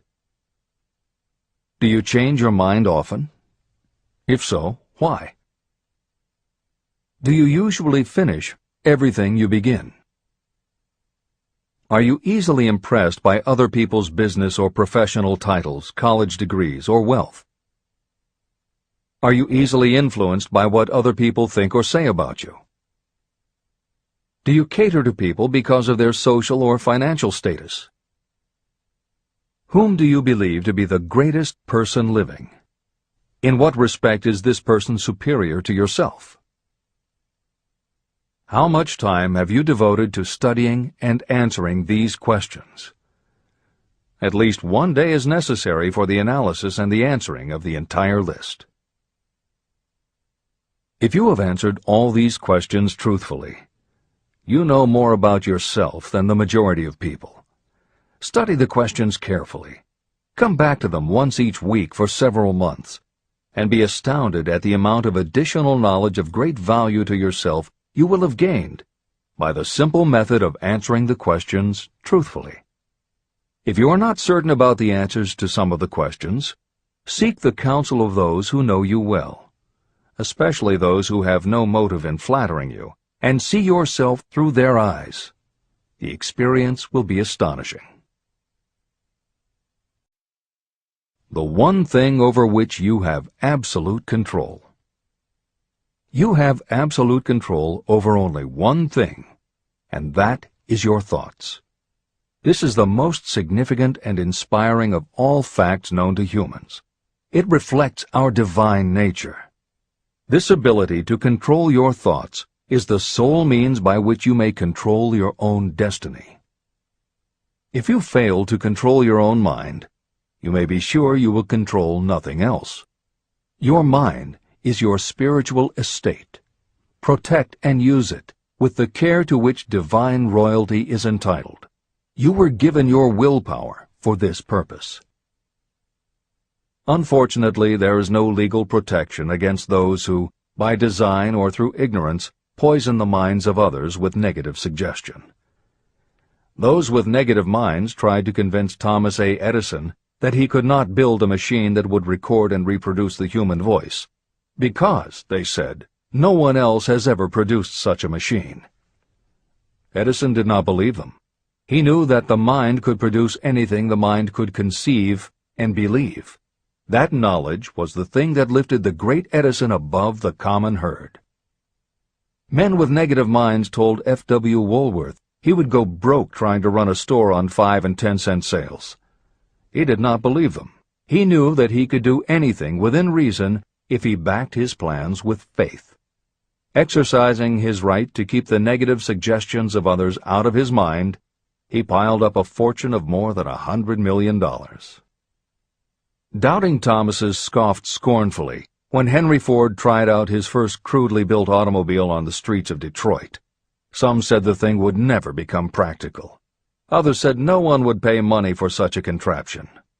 Ford said, "I'll belt the earth with dependable motor cars." And he did.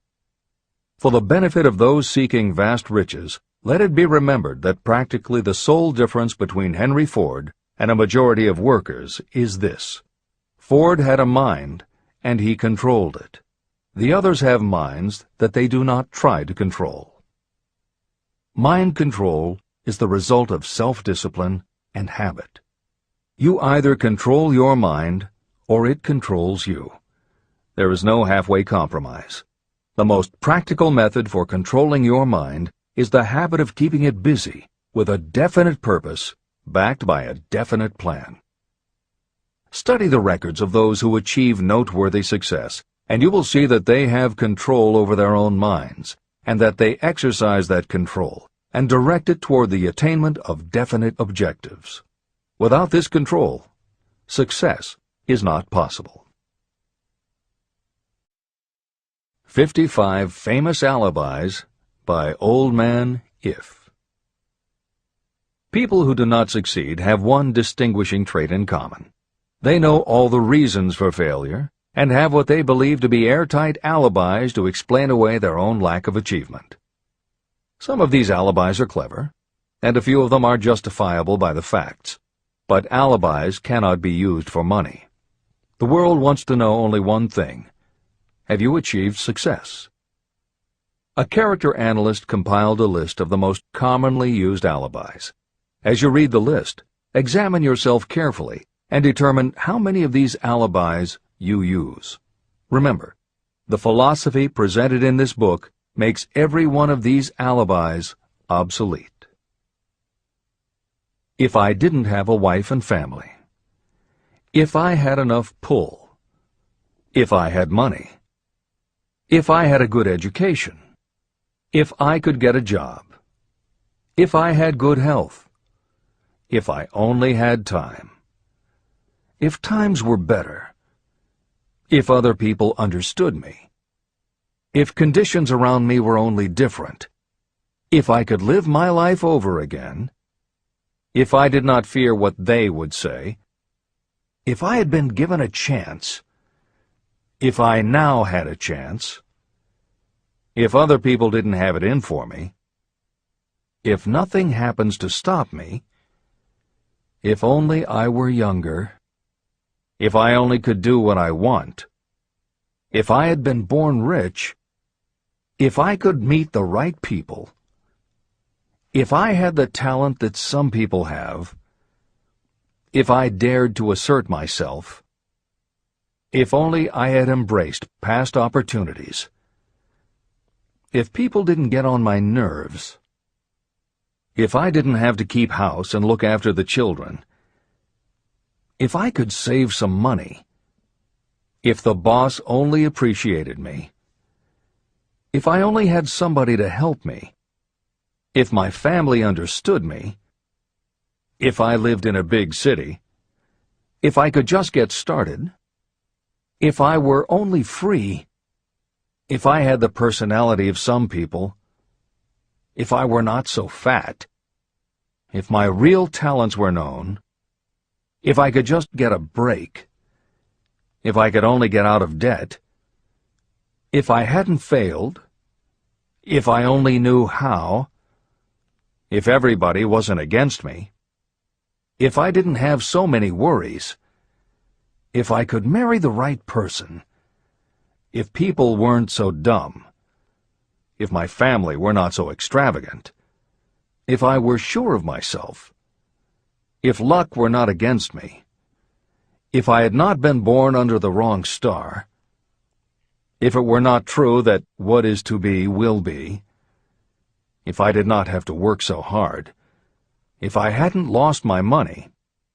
if I lived in a different neighborhood, if I didn't have a past, if I only had a business of my own, if other people would only listen to me, if, and this is the greatest of them all, if I had the courage to see myself as I really am, I would find out what is wrong with me and correct it. And I know that something must be wrong with the way I have done things, or I would already have the success that I desire. I recognize that something must be wrong with me, otherwise I would have spent more time analyzing my weaknesses and less time building alibis to cover them. Building alibis to explain away failure is a national pastime. The habit is as old as the human race and is fatal to success. Why do people cling to their pet alibis? The answer is obvious. They defend their alibis because they create them. Your alibi is the child of your own imagination. It is human nature to defend your own brainchild. Building alibis is a deeply rooted habit. Habits are difficult to break, especially when they provide justification for something we do. Plato had this truth in mind when he said, "The first and best victory is to conquer self. To be conquered by self is, of all things, the most shameful and vile." Another philosopher had the same thought in mind when he said, "It was a great surprise to me when I discovered that most of the ugliness I saw in others was but a reflection of my own nature." Elbert Hubbard, philosopher, author, publisher of the Fra magazine, and founder of the Roycrofters Community of Artists, said, "It has always been a mystery to me why people spend so much time deliberately fooling themselves by creating alibis to cover their weaknesses. If used differently, this same time would be sufficient to cure the weakness. Then no alibis would be needed." In parting, I would remind you that life is a checkerboard, and the player opposite you is time. If you hesitate before moving, or neglect to move promptly, your men will be wiped off the board by time. You are playing against a partner who will not tolerate indecision. Previously, you may have had a logical excuse for not having forced life to come through with whatever you asked. That alibi is now obsolete, because you are in possession of the master key that unlocks the door to life's riches. The master key is intangible, but it is powerful. It is the privilege of creating, in your own mind, a burning desire for a definite form of riches. There is no penalty for the use of this key, but there is a price you must pay if you do not use it. The price is failure. There is a reward of stupendous proportions if you put the key to use. It is the satisfaction that will come to you when you conquer self and force life to pay whatever is asked. The reward is worthy of your effort. Will you make the start and be convinced? "If we are related," said the immortal Emerson, "we shall meet." In closing, may I borrow his thought and say, if we are related, we have, through these pages, met. Remember that your real wealth can be measured not by what you have, but by what you are.